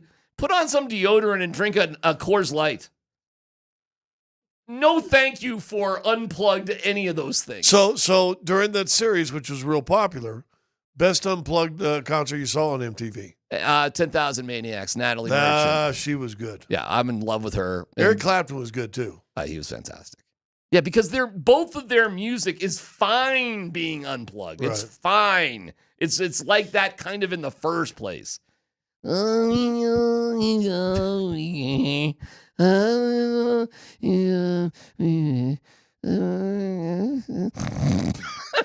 come on, dude. What are we doing here? So you're going to 9 Inch Nails? 9 Inch Nails. Well, if my old NIN shirt is getting worn out, so I probably ought to get a new one. All right, because I got the kids stuff. We're going to Boulder. Oh yeah. I'm like leaving from here. So do you have the Winnebago and packed up it's right right now? out front. You can take it. It's pretty funny. Who knew Home Depot rented vans? I didn't know that. So did you rent it before the show? Yeah. Now you got to go back and pack it up? It's been a fun day. I'm a little bit like in Goodfellas, making the pasta. I'm a little bit like, I'm making the pasta. The helicopters are circling overhead. Right. I got to go here. I got to get the cocaine packed up. I got to get the whatever on the sauce and, all that's going on today. So I was here at 7:30 this morning. So I rode my bike here. Uh-huh. And I walked to the Home Depot. They couldn't rent. It was the renting. Got it eventually. Went back, packed, drove it back here. It's all packed up. It's ready to go. Yeah. And now I'm up to Boulder. And then I got to come back. But my wife is going later tonight. So I'm on my own tonight. Oh. So yeah. So I only need one. I only need one. So you maybe could just drive the Winnebago back to Ball Arena and park it down there somewhere. Yeah, but that's the problem. I'm supposed to return it at 7:30. Now I'm thinking, if I just return it Sunday, is that bad? Well, you might want to call them. Yeah, I wonder if you get one, would that be pretty funny for me to... They'll charge you 2 more days. God.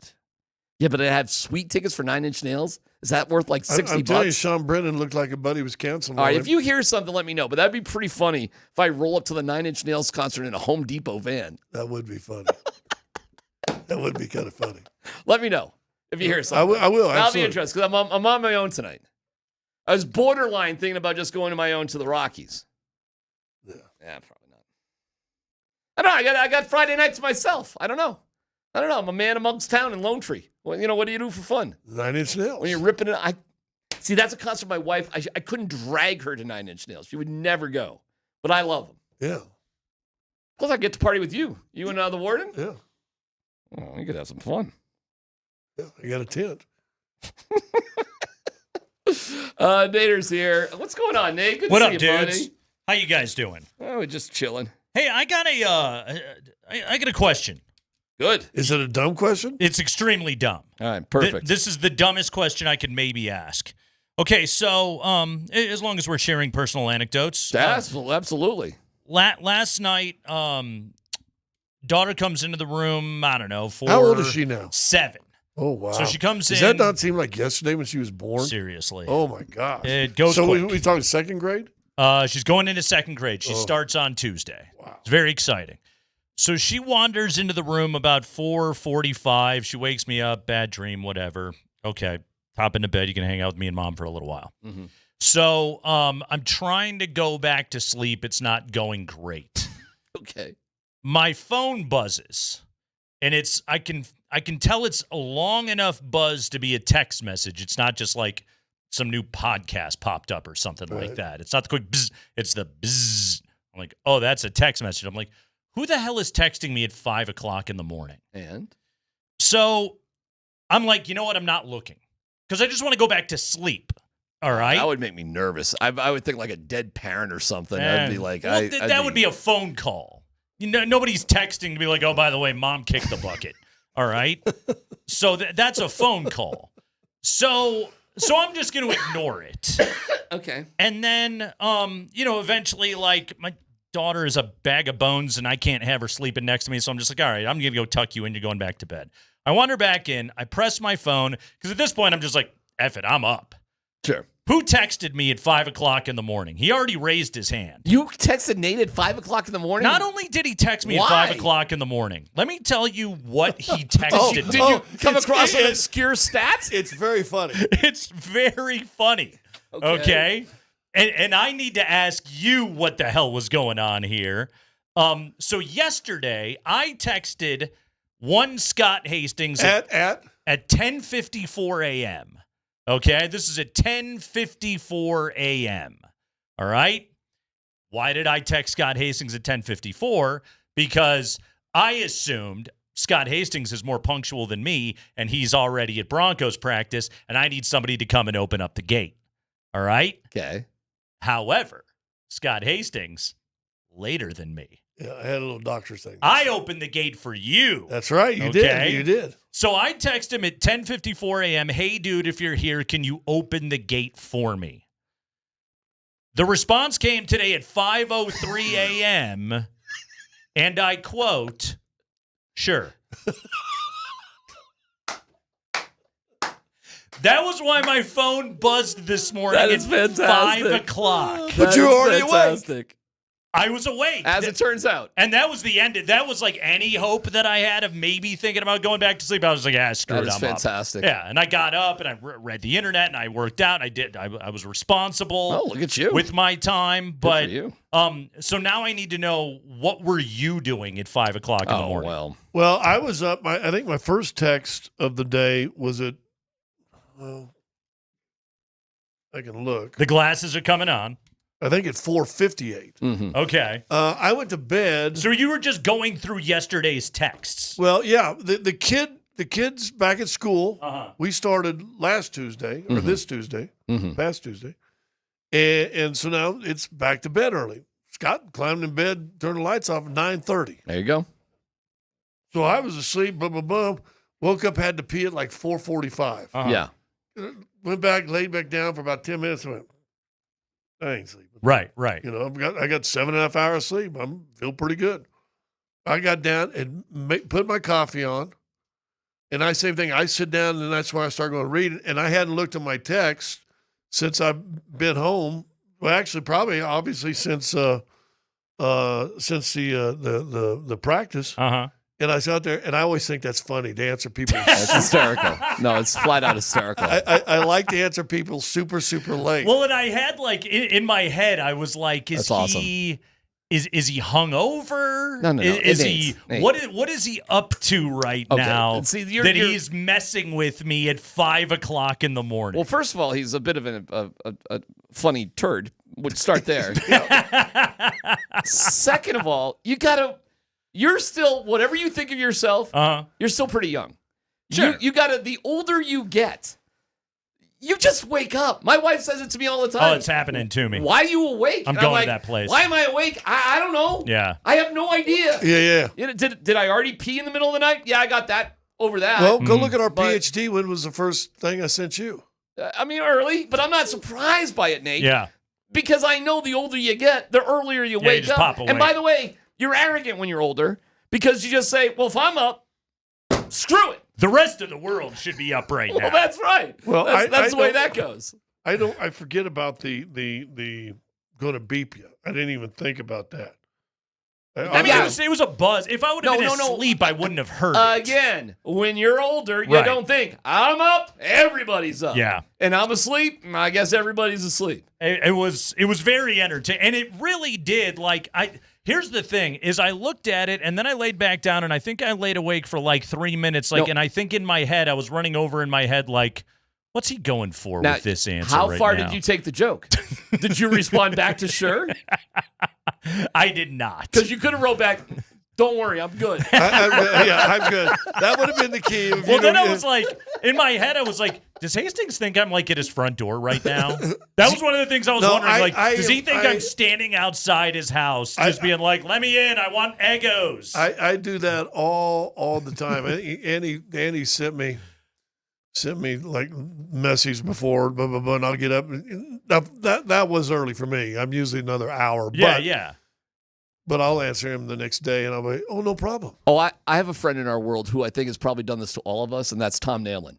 I will send him something, or he'll respond to something maybe 3 months later. Oh, yeah. Or something, just to continue the conversation. Yeah, he'll get around to it. Oh, yeah. Eventually. I got a good buddy who does that all the time. It's pretty fun. Yeah, but I always answer people if I get it late, and especially like I saw you, and I'm like, well, he let me in. Oh, this is funny. Hey, sure. It's KKSE, FM, HD1, Broomfield, Denver, Boulder. I got to kick it. I got to go. You got to go. Well, hey. Hold on. Before you wander off, I want to respond to something, and I think you only said it as a throwaway comment. All right. But I laughed at it. Oh, good. Okay. Because I promise you're the only person that thinks this. All right. So you guys were talking about scheduling front range opponents in college football. Yes. And I chuckled because you made the comment, well, I'd rather they play Air Force. Yes. And in my head, I was like, DMac's the only person that would consider himself a CU fan or involved in the Colorado program that thinks that, because nobody at Colorado wants to play Air Force. No, from a competitive standpoint. No, but again, like All from right. front range interest level, yeah, you're right. Like it's kind of fun, but like if you're wondering why are they playing Wyoming instead of Air Force, I can tell you why. Why? Nobody wants to play Air Force. Just because of who they are. That week is hell. Okay. Coaches fair. hate playing I was Air just Force. thinking, I was literally Well, just they thinking got to play more. Georgia Tech this year. This has been a great year to play Air Force. All right. Maybe it would have been, but did you guys know, okay, and actually, the coach that always played Air Force the best was Gary Patterson when he was at TCU. You know what Gary used to do? He would spend a period of practice every week. It didn't matter what week they were playing Air Force. They did an Air Force period every single week of the season in practice. So when they got to that week, it wasn't shock. It wasn't like reading Chinese for those guys. It was like, oh, we're prepared and we're ready for this. Now, Gary had good teams, to be sure, but Air Force beats good teams all the time. Gary Patterson and TC used to kick the crap out of those guys. If I had recordings of what Gary Barnett would tell us, right, of how big, because I was on the sideline both down in the Springs and back at CU the last two times that CU's played Air Force. Right. And Gary's like, you can't get ready for it. Because not only do they zone block, but they do, it's funny you bring up, they do the Tom Nalen zone block. They cut. It's not this modern, it's the We're diving at you. Oh, we're going to turn your kneecap sideways. I've had a few guys tell me is the goal there. So and they're military. They're tough. You understand what we're training them to do? A little knee injury is no big deal. My recollection is 2 times ago they killed CU. Was that when Sanford was coaching too? I mean, it was embarrassing. It was a Durrell team, and then Durrell. I'm sorry. And then the Sanford next year, took over. Yeah, Air Force got him in overtime. Okay, that was the one in Boulder. The one down at Falcon Stadium, Air Force just kicked the crap out of them. It was raining. In the rain. Wet the whole day. Yes. I don't even know who our guys were that were playing. And that was a really good Air Force team. Haven't they beaten Air Force though since then? I mean, hasn't it? Have they not beaten Air Force? 0-2 their last 2 against Is that Air right? Force. Oh wow. Okay. Because again, All they're not ready for that run game. That's crazy. And let's be honest, prior to Dion getting here, because I watched the teams, the recruits were not up to par. You think Air Force would beat this CU team? No. I don't either. You think? This wasn't that CU team. Hold on. I'm not sure. Really? The Air Force going to be good this year. You know what? My favorite win total on the board is Air Force over 6.5. I cannot believe it's as low as it is. Troy's got. First off, they were a little down last year, weren't they? They're never bad 2 years in a row. Is that right? The key with Air Force football is if they're down, it's because they're young. And Troy has no problem saying my young guys are going to play and figure out what the hell they're doing, and then they'll come back the next year. They'll win 9-10 games. And they'll annihilate everybody. If he's got veterans, they're good. Is Air Force not regarded as a Colorado school because it's so specialized? Well, here's the thing that's weird about it. I wouldn't say that, but this is the odd part of it. They have no alumni base. Right. Sure. Like nobody. Well, yeah. I mean, they do. I worked in the Springs for 5 years. It's weird because there's a lot of retired military in the Springs. Sure, but do you have any buddies that went to Air Force? Like we all know 1,000 people. And all that stuff flying around San Diego. We all know everybody went to see other you. places. But the Springs does embrace them as they have a their huge home military team. We're not in the Springs. Like again, you can get the CUC issue fight going down here. I do know some former Air Force guys that didn't go to the academy that are diehard Air Force. That's cool. Fans. I mean, there's just not many of them. They exist. Yeah. Well, we have some hardcore listeners from our days at KOA. Trust me, that are one of my favorite families. I'll tell you a funny story talking about the option and all the different stuff and how they run that offense. And it was when Dave Logan was young into his high school coaching career, and Greg Robinson. Yeah. So how many years ago is this? 96, 97? The Super Bowl years. Yeah. Is the defensive coordinator. They spent an entire flight back, I think to and back, because what was the one team that was up north and west a little bit that always ran that real spread wide kind of option football? Overland did it. It was Overland. It was Overland. Because like Wide gap, Tony Manfredi when we were doing the high school, because I remember the first time I saw it, I was like, why are the offensive line? I was like, can't you just run right through there? The gaps as far as you and I are sitting away from each other. But that's the only team that ran an option or anything like that. And here he is, an NFL defensive coordinator, sat with Logan, seriously, for the flight out and the flight back, going over schemes and how to practice and how to set drills up and boom, boom, boom, boom. And they got him. And that was back with Manfredi, and they were winning, 8, 9, 10 games a year. Manfredi was a stud. One of the legendary coaches of this area. You know what's so funny is because we talk about it, and look, the reason real quick, so the Zoomies don't think I'm disrespecting them, me saying CU could win now is, they've got the better, bigger athletes. But Livingston is a hell of a defensive coordinator. Yeah. I mean, it's my respect for him and what he adjusts to why I say that. Oh, it's Power 4 versus Group of 5, like a service academy, all of that. Like, there's no doubt the athletic talent is better at Colorado, but so is every other team that plays Air Force. But Livingston knows what to do with it. And they played Alabama. Remember a bunch of years ago when Alabama was winning a national championship, Saban. And they beat him like 23-0. Yeah. But it was a close 23-0. Oh, Air Force is a pain in the ass. And Saban said, man, we were happy to get out of this game. And they're beating teams 52 to whatever. Nobody likes playing those guys, and Calhoun is as good a coach as there is in the country. I'll just say, by the way, I did get a text from my favorite family up there, but I don't know if I'm allowed to read it. But not everybody enjoys trying to get to and from Air Force games is what I'll summarize. Hey, real quick, though, isn't it funny? Because you talk about when Dave has had so many championship contending teams, and yet it's the running game. There's like a certain style that'll give them a better game than anybody that tries to do what they do. Columbine always gives them a tough game. And we talked about it at the college level. It's the same way. It's why I will say this. I'll bring it to a Bronco topic just for you. If you can find your unique offense that you kick butt at, you know what I mean? That's why what I give Sean Payton credit is for this. It looks like he's trying to find his thing in his. I know he talks about New Orleans all the time, but it feels to me like he's trying to find his Denver version of this thing. Maybe it is going to be all the behind the scrimmage line of passes or whatever, line of scrimmage passes or whatever it's going to be. But just go like the Eagles did that. The Eagles offense, Saquon Barkley was great. Jalen Hurts is pretty good. Sure. But I mean, it's not like they came in there with some high flying, five wide version of an offense. They just did what they did. They did better than anybody. Well, and it's if they have any short yardage situation, it's an automatic because of the tush push. So like they've got that going for themselves as well. And yeah, like when we find these. And I don't even want to call them gimmicks because honestly, the tush push, like that's just it's just smart football. Well, and we're just gonna line up and overpower you. Like what kind of gimmick is that? It's like the Wildcat when it was first introduced was okay. There's something novel to what is going on here. I think Flores' defense in Minnesota has like a certain degree of like novelty and gimmick to it, and they do it so damn well, and they are so well practiced at what they do and disguising everything, and it's a pain in the ass to deal with. If you can make your opponent have a rough week of preparation, you're already a step ahead. A step ahead. Some coach told me this in the last 4 or 5 years. He said, we've got more athletic, talking about D-lines, more athletic, lighter, fast twitch type dudes because everybody's throwing the ball. Yeah.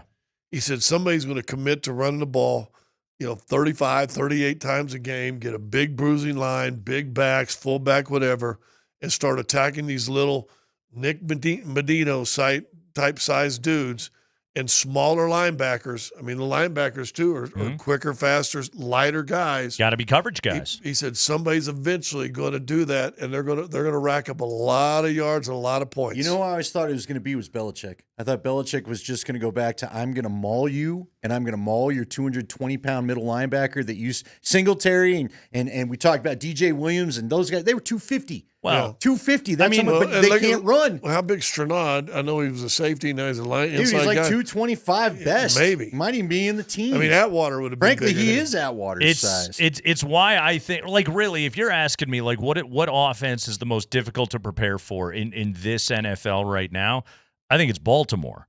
And the reason why I'm going to point them out is because they have the most bruising back in the game. Then they have the most mobile quarterback in the game. And, oh, by the way, if you want to load up the box, that guy will sit there in the pocket and pick you apart all day long. Good luck replicating that in practice. Yeah, that's the who was the dude last year that played Lamar Jackson in practice? Some practice squad scat dude that Sean Payton was using. I think it was one of the backs. Right. It was something like that. Like again, like how do you replicate what they're going to bring for you and how well they do everything? And by the way, they'll just run you over. And think about this, and a lot of it involved luck and stupidity on other teams. How do you practice to get ready for what Tebow was throwing at you that 8 or 9 games where he went on a streak and no one could stop it? Yeah, it's true. No one can stop it. Quarterback power run game. Look out. So many stories from that year. One day, I'm going to get all the particulars, all the former linemen, Leggy, Sacco, Adam Gase, Mike McCoy. They're all going to get a shot of truth serum, and I'm going to make them all just talk. That's all I'm going to say. I told the story on air the other day on our show, and they're on a run, and they'd won, they win like 7 in a row or a bunch of games in a row. They'd won one, another one, great comeback. But I said, man, and I texted Elway. I said, man, great job. Keep it rolling. He goes, yeah, it's fun now if we can only find a quarterback. Dude, there's how many times were you and I at the end? I think back to the Bears game where I was like, remember where Marion Barber went out of bounds? Yep. And I just remember, well, this is where it ends, and I guess we'll see how they respond. Then all of a sudden, here comes Prater. It would never end. Look, the Saturday Night Live skit where Jesus comes into the locker room and tells Tebow, you need to thank your kicker who you need to thank, not me. Yeah. Still cracks me up to this day. What did Prater make in that Bears? He got a 59-yarder, I think, in the Bears game? Yeah. Yeah. Well, and then he had about 15 yards to spare. I mean, the guy had a boot on him. I'd have taken that kick against Baltimore a year later. Would have helped. We're going to talk to our pal Mike Sanford when we come back. We're getting you ready for backup night. Broncos, Cardinals coming tomorrow night. So much to do. K&L, Ska Friday. Keep it here.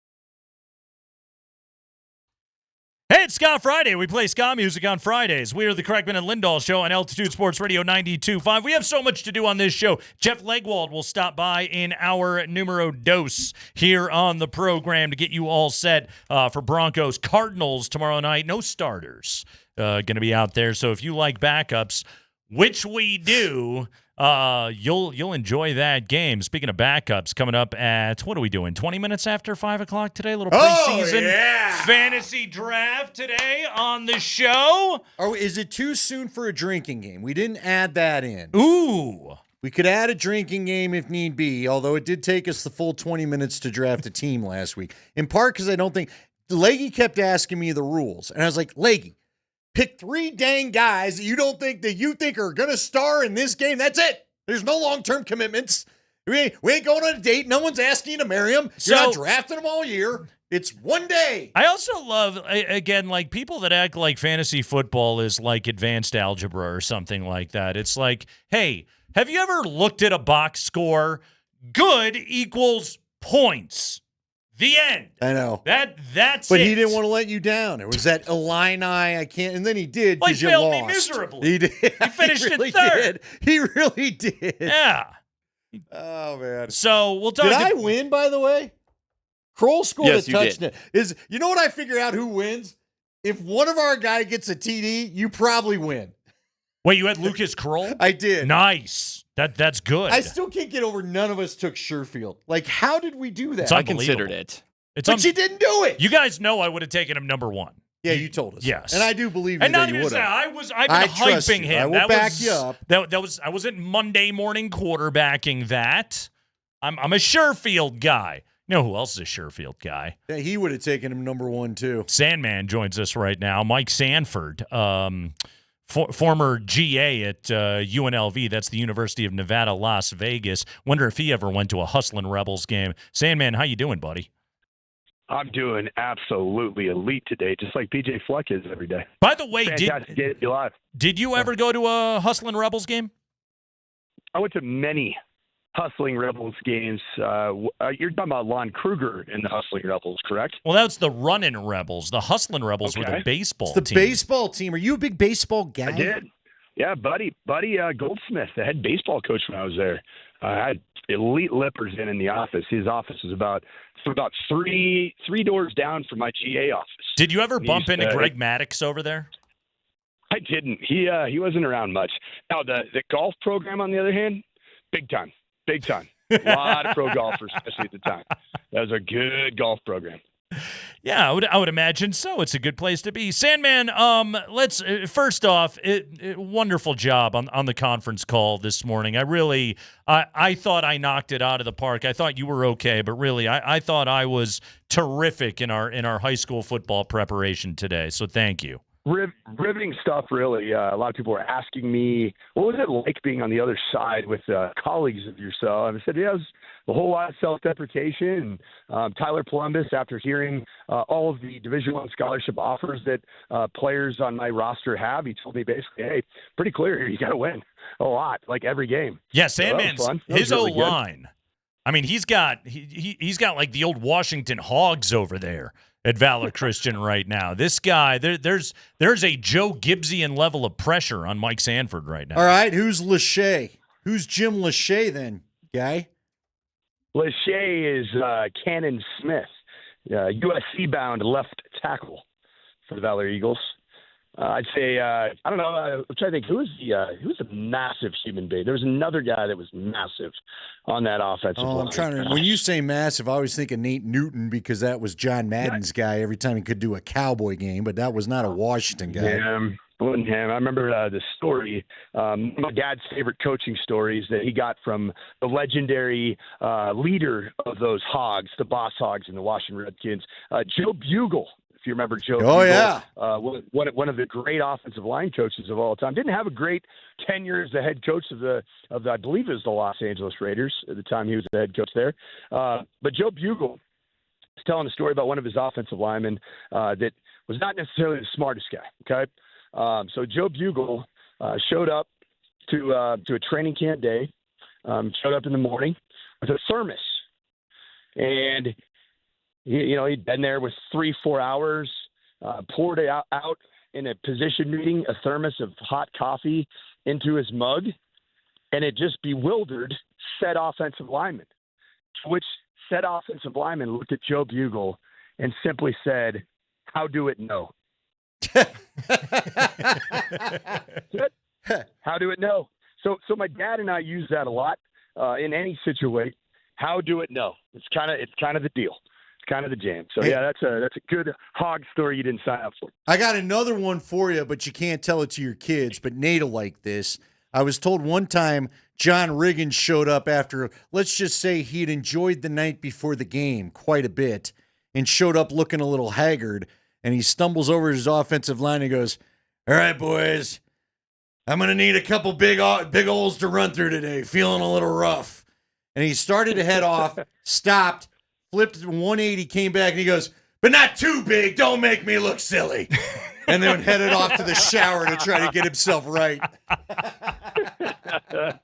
Oh, I love it. Yeah, it's as good as it gets, man. I'm dealing now with the more the Riggins of the Friday Night Lights series variety here in high school football. Damn right. Season opener a week from today. Valor Christian and Pine Creek down in the Springs. Eagles on Eagles action. By the way, You get that a lot, don't you? You really do. It's A lot of Eagles battling for territory. Who are we? The Wildcats. Who are we going to beat? The Wildcats. Yes. So, but yeah, season opener next week. You can watch it on Altitude Television. Listen to it here on Altitude Sports Radio 92.5. Also, I only just learned this about the production yesterday, and then I got some insight into it. We're going to do a little mic'd up, if you know what I'm saying. Sandman is going to be mic'd up. We're going to have it on the broadcast. We're going to listen to Mike Sanford coaching his football team, and he said something today that quite frankly stunned me. Sandman, in all of the time that you have spent around the Valor Christian Eagles, you claimed today that you have not used a curse word. At a practice, in a film section, in any circumstance around any of the players or coaches or staff members, I'm 100%, man. I've zero usage of foul language. Really even colorful humor. It's a lot more colorful what I do on the air with you guys than what I say around my team. So yeah, it's quite a feet. But yeah, that's kind of something I'm fairly proud of. So with the mic'd up segment, I was like, yeah, you guys can use me whenever. I'm pretty trained. Yeah, so we're just going to go down to the sideline and listen to this guy. I tell you what, though, Mike, It's going to be awesome. This is why that your strategy right now is so smart, though, because it's August 15th. Okay, again, they haven't played a game yet. They had a scrimmage last night, but big deal. Okay. But when we're talking, man, when it's October, November, and you're getting your team primed for a playoff matchup and you see something on film that really irks you, dude, that first F-bomb that you drop is going to cut to the core. That is going to get everybody in the room's attention. This is a savvy move by you. It's the old, you can't flip over the Gatorade table every single day. You got to keep the powder dry, the bullet in the chamber, so to speak. That first F-bomb, man, you're going to get something done with that, Coach. Thunder Dan Hawkins, my former head coach at Boise State, he had a strict no cussing policy for players and coaches, but did add the caveat when installing the concept in front of the team that a well-placed expletive can be extremely valuable to get a point across. So I learned it from the greatest, Thunder Dan Hawkins himself. Yeah, the greatest. I got some stories for you about that, too, but we don't have time. Mike, what are you expecting this weekend? We got 2s and 3s out there, and I think a lot of people are worried this game's going to turn into a 2, but, whatever. What are the position battles you watch for? You know what? You got the coach's eye. Who needs to make maybe a splash with the extra time this week if they're going to be considered when it's time for the 53? I would say there's got to be some jockeying at the running back position again, right? It felt like there was some separation that occurred I thought Tyler Bidet, Blake Watson, they certainly looked a little bit more explosive than Audric Estime in preseason game 1. Those 3 players are going to be legitimately vying for whether that's the 4th running back spot. We pretty much on the K&L with the Sandman. Are we all in agreement that Jaleel McLaughlin he's going to be back as a Denver Bronco? Not everybody. Okay. You know, right. Let Nate tell you. Where are we at on this, Nate? I would say that I was. If you would have asked me this question 2 weeks ago, I would have told you 100% Jaleel McLaughlin makes this team. Right now, I'm 85% Jaleel McLaughlin makes this team is where I'm at. And the reason why I'm wavering is nothing that McLaughlin has done. I think both. First off, Bidet was out there with the ones yesterday against Arizona. He's making this team. I'm convinced he's making this team. I think the battle is for the 4th running back spot right now. And to me, that's a McLaughlin and Watson battle right now. I thought Watson looked really good last week against San Francisco. Maybe Jaleel, because of his ability to do more things, be kind of a joker light. Maybe Jaleel's going to get the nod, but I am not as sold on the certainty. I still think he makes it, but I only say that with kind of a lean right now instead of going all in. You bring up a valid point. The Blake Watson showed what we've all been waiting to see from Blake Watson is some of that adjacent explosiveness, quickness, shiftiness that Jaleel McLaughlin does have. Because if you don't have a Jaleel McLaughlin or a Blake Watson, are you a little redundant at the position? Right. It feels like those 2 might be the outliers. Strangely, I actually feel like Tyler Bidet feels like he's the guy that might be one of the safest. That's what I'm saying. In this battle. And the reason for it is because Sean Payton and the staff trust him in pass protection for what they like him as a pass protector. They like his mental chops.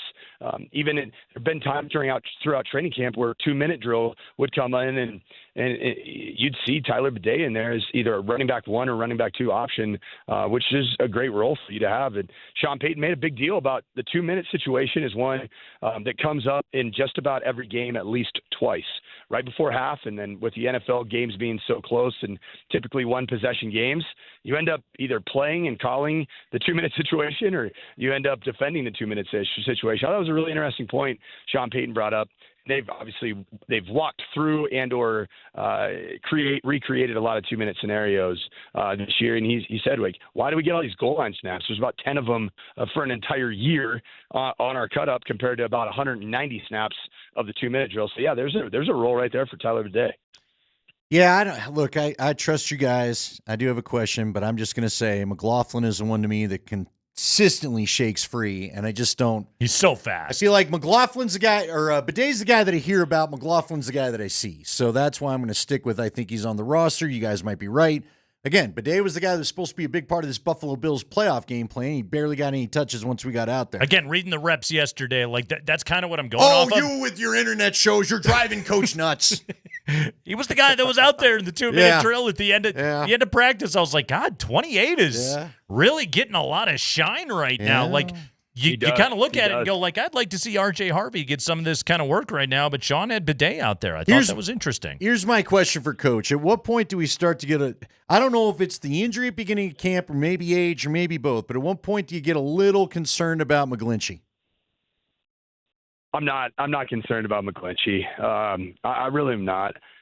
Here's if you turn into a team that is pure wide zone, so outside zone, that's really not McGlinchey's. That's not his game. So if you go based off of what you saw a year ago, which is a lot of the run schemes have double teams, they are gap schemes. That is McGlinchey's game. And then you have the play action game off of a lot of those kind of combination block at the point, move another man at the line of scrimmage. I think Mike McGlinchey is very, very comfortable in that. Where he becomes potentially at risk is if the rumors are true and what our eyes have told us about training camp, that Sean Payton and Zach Streif, the O-line coach, are moving more in the direction of being a pure wide zone team and a big drop back team. Because frankly, like that's why San Francisco got rid of him. because he's not a wide zone guy. Wide zone guys are built like Mark Schlereth, like Ben Hamilton, Ben Hamilton weighs 250 pounds. Tyler Polumbus, that's a wide zone runner, whereas Mike McGlinchey's a massive human being. In fact, at Notre Dame, I think he was listed at 6'9", 325 pounds. That's a guy that's more of a man mover than he is a lateral runner and/or an elite drop back protector. If we see a lot of Sean Payton's similar trends in play calling that we saw last year, and this wide zone kind of deal is a mirage, then I think that Mike McGlinchey would be just fine. Mike Sanford, let's flip over to wide receiver really quickly. How many wideouts do you think Sean Payton is going to keep this year, and what do you think that math looks like at the very end of it? It's got to be 6. It's really got to be 6. You don't think 7? One of those is. Do they give up the fullback for 7? 7, man. That's the number. I agree. Trent Sherfield is a special teams take, but he's going to factor into this. He is the little. I think he's going to end up being the little Jordan Humphrey of this year's team for Sean. Kind of the dependable guy that's going to make some plays, going to make some catches, but you don't want him to be necessarily wide receiver 1, 2, or 3. But yet he's going to end up turning a ton of reps. Mind you, little Jordan Humphrey had the second most amount of snaps of any wide receiver on this roster just a mere year ago. Not exactly the number that you're too fired up about as a fan. By the way, he caught a tutty last week from Jackson Dart. Yeah. Little Jordan Humphrey, first tutty of the career. Yeah, look out for Lil Jordan. First study of the career of his preseason career. How'd that play in your guys' preseason fantasy draft? Well, listen, we got to count stuff for a 70-yard field goal guy doesn't get any shine either. Andy has out-of-market preseason fantasy drafts. Yeah, listen. that he's running in his DMs right now. I watch more preseason football than anybody. I strictly stay in market on this show. That's my rule. Is only the Broncos because that's the only preseason football I will watch. But Andy will do it all. Is that offshore market available in some obscure Eastern Bloc country that ends in Stan? Is that where Andy's getting these fantasy preseason leagues and dialing up some serious numbers? It's called NFL Network. Look it up. I was going to say they show about 1,000 games. They show it all. I love this month. They just show nothing but old preseason. They show all the preseason games. And that's all you can watch. Yeah, it's awesome. Yeah, Andy will even watch them not live. Yeah. I watch the replays. I judge the broadcasting. I'm curious of the commercials. Before we got fully unhinged there, that's my fault. Nobody else's. The wide receiver position, you're going to keep your draft pick, and rightfully so. Pat Bryant's been great. I threw a lot of shade at him during draft night. Right back at you, Krecker. The Illini, they ran a 4.68 or whatever. He's been great. He's explosive. He's strong. He's going to make the roster. Devon Vele, his arrow's been trending significantly up after a slow start and a tough offseason with injuries. And we know, obviously, Cortland Sutton, Marvin Mims are certainly on this roster. And so I don't really know outside of that core group of guys who else has a chance to make the roster. Yeah, outside of, I don't know, Jerjuan Newton or Joaquin Davis. I mean, these are deep cut guys that are going to be on the practice squad. Hey, my guy probably. Joaquin Davis, none of you said it. He had the sweetest touchdown catch of the day yesterday. He did. He caught it. He held it above the DB who swiped at it a couple times. Mm-hmm. He then stared him down. I'm telling you, man, there's a football player in there. It is. That's a guy you can get to practice squad, though, right, Coach? There's a reason he's in an NFL training camp. Mike Sanford, everybody. Coach, have a great weekend, man. We appreciate it. You guys too. And again, work on that game plan. Think about some good quips that you can use for your mic'd up segment. We'll talk to you Monday. Yeah, we need some hot takes Monday. Oh, yeah, and I'll tell you this, for that game on Friday night, that Krecker, you're going to be calling on Altitude TV. When I get mic'd up, you're never going to see coaching cliches like you're going to see on Friday night. So tune in. I can't wait for you to forget you're mic'd up and we get the good stuff. We'll take it. We'll just take it one segment at a time here on the Kreckman and Lindahl show. Coach, thank you. Thank you. Training camp coverage on Altitude Sports Radio was powered by Ramos Law, the official injury law firm partner of Broncos Country. Jeff Legwald coming up 20 minutes after 4 o'clock. Preseason fantasy draft at 5:20. Okay, we'll take a break. When we come back, we're going to try to have a serious discussion about position battles to watch on a Saturday night, all backups preseason game. You got to come back. Yeah. The name I never thought would get so much play on this station reemerged this morning. Oh, I can't wait. Let's do it. That's next.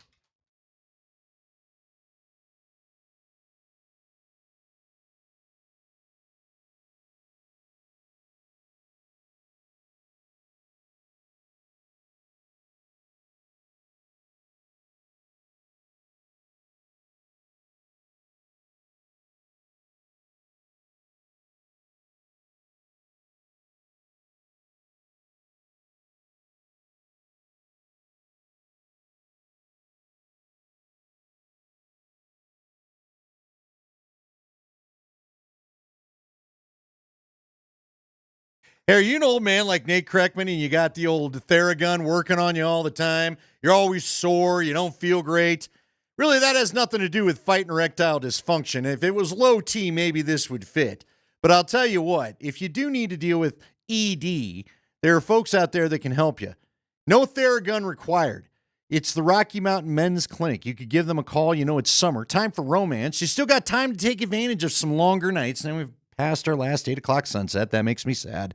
But you got plenty of time to still get in all the action that you need to. And you know what? The sun goes down a little earlier, I guess. So the good news is it's more time for nighttime. That'll help you. Anyway, you're not doing any of this if you're dealing with ED. Let's get this out of your life. All you have to do is go to the Rocky Mountain Men's Clinic because they have treatments that work when pills and herbals fail, and treatments with success rates well over 90%. Some can even have you last in an hour or more. So when the sun goes down, you've got time. Rocky Mountain Men's Clinic has served the Front Range of Colorado for nearly a decade, and they've successfully treated tens of thousands of men. Schedule a consult with the Rocky Mountain Men's Clinic. Here's what happens. You'll go in, you'll talk to a Colorado licensed medical provider, you get a T and a PSA test. And if you're medically advised, they will give you a test dose to help your ED. But if you're not feeling your old self, if it's not working in the office, then your visit is free. They have 5 locations throughout Colorado to serve you, up in Fort Collins, also in the Springs. Give them a call, 720-440-7900, or go to RockyMountainMen'sClinic.com.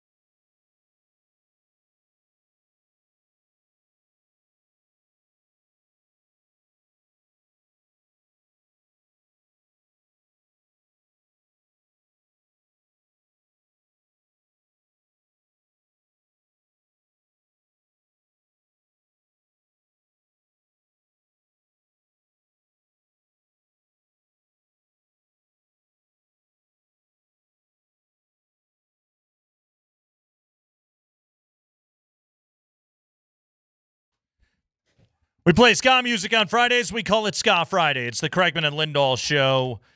Broncos Cardinals, 7:30 tomorrow night. Preseason action coming at you. Starters not playing because of the joint practice yesterday, so it'll largely be the backups, and jobs are up for grabs. And, Andy, I think running back is probably the first one that jumps off the page at me for the Broncos coming up here tomorrow night.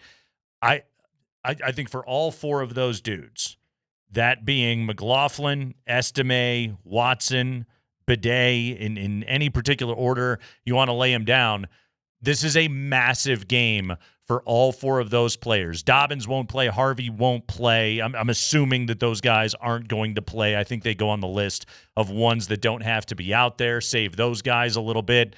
But I think right now those four backup backs are in an absolute dogfight.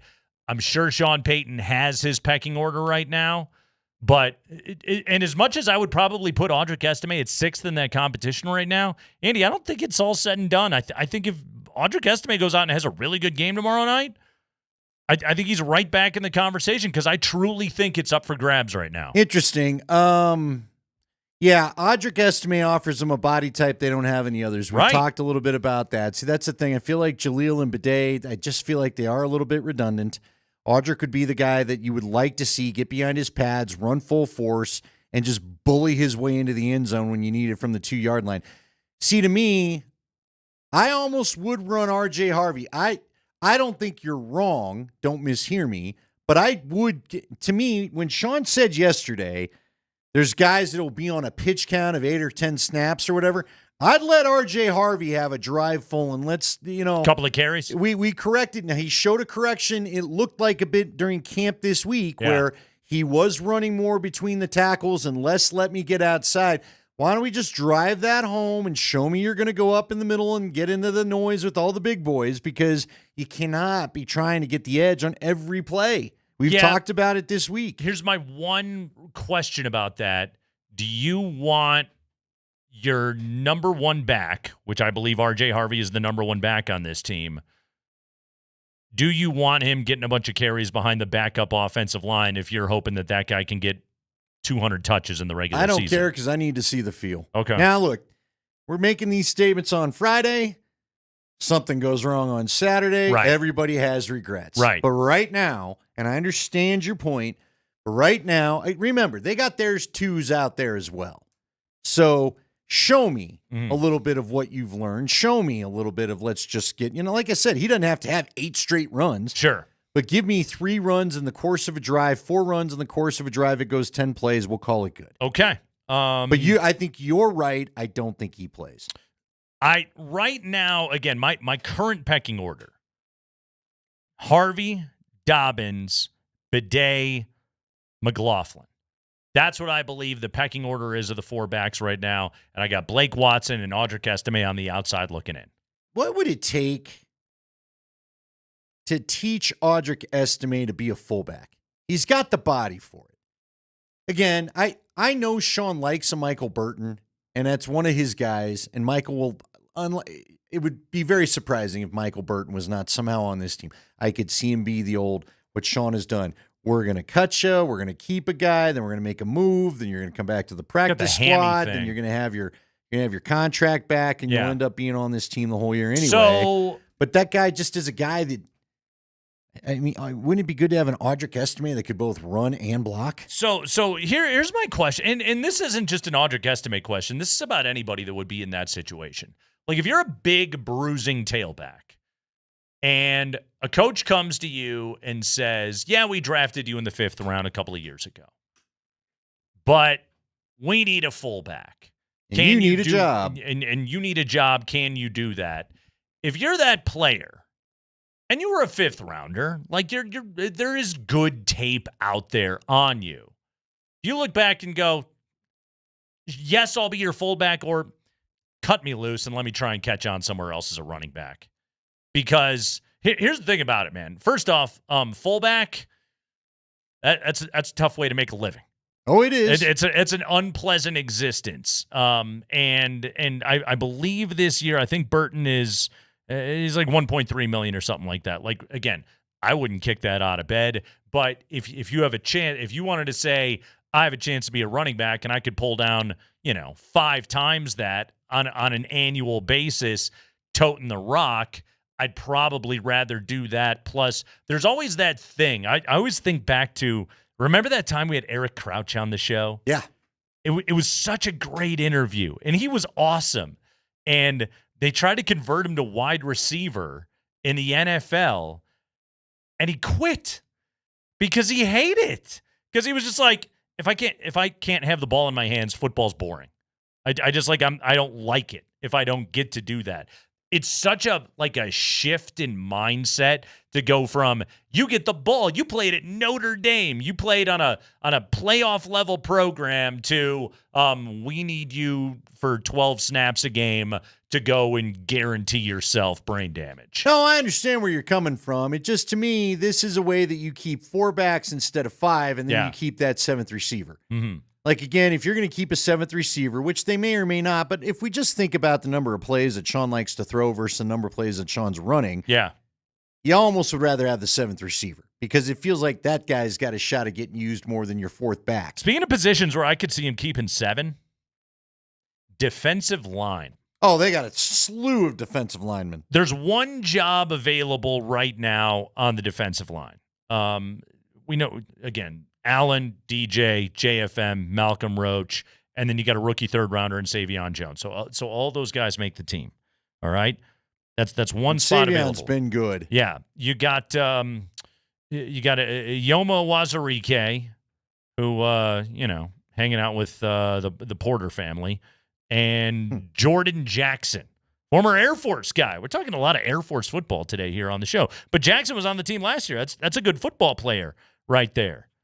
Is there a world where Denver could say, we're going to keep 7 defensive linemen, knowing the high rate of injury at that position, we'll keep 7 of them because we like 7 of them? See, I would ask you, there's a possibility of anything, and if you do like them and you think that 7th defensive lineman's better than your 7th defensive back, by all means. Sure. Now, again, you and I both know a lot of these back half of the roster decisions. Do you play special teams? Can you contribute on special teams? Huge. Because if you can't, then they probably don't have a place for you.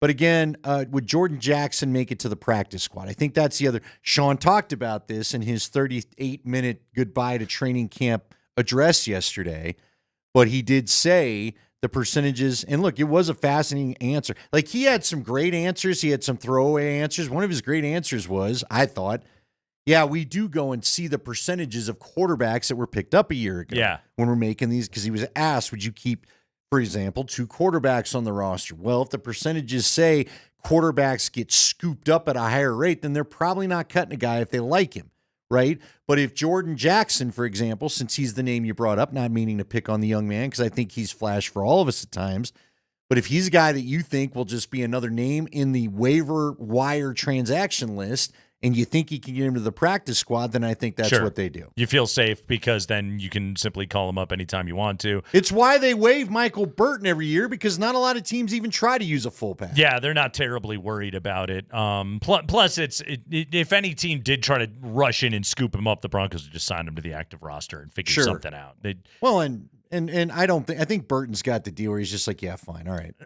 Staying on the defensive side of the ball, safety, okay? Hufanga, Brandon Jones, PJ Locke. I would call him a lock. After that, let's see. You got JL Skinner, special teamer, former 6th rounder out of Boise State.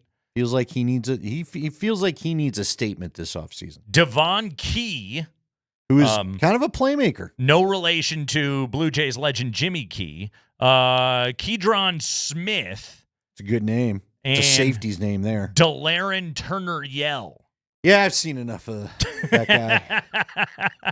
I'm good with that. You're gonna turn and say goodbye. Yes. Turner-Yell. Yes. Mm-hmm. Plus Sam Franklin, who they signed on as a special teamer this year, who I think the Rizman's going to want that guy around. So what are we going to do there? Yeah, I think there's a little bit of competition at safety. Isn't this so funny, though, to be talking about this? Like, this is a Broncos team that in years past we were like, they got like 2 guys at every position. Like, and quite frankly, some of those positions, they're like, you're lucky if you got 2 guys. Right now, with this Broncos team, these are the conversations we're having. Are you going to be able to make this team as a 7th defensive lineman or 5th running back or whatever it is? Broncos are in a good place. If Sam Franklin Jr. was signed to be Riz's guy, then JL Skinner's in trouble. Yeah, I just don't think he's quite developed the way they thought. Yeah. Yeah, he's had some flashes. Seems to be coming along a little slowly. I would agree with that. Training camp coverage on Altitude Sports Radio, powered by Ramos Law, the official injury law firm partner of Broncos Country. Jeff Legwald coming up 20 minutes after 4 o'clock. Cannot wait for that discussion with our guy Leggy here today. We're getting you ready for the weekend of preseason football and so much more. Keep it here on Altitude Sports Radio 92.5.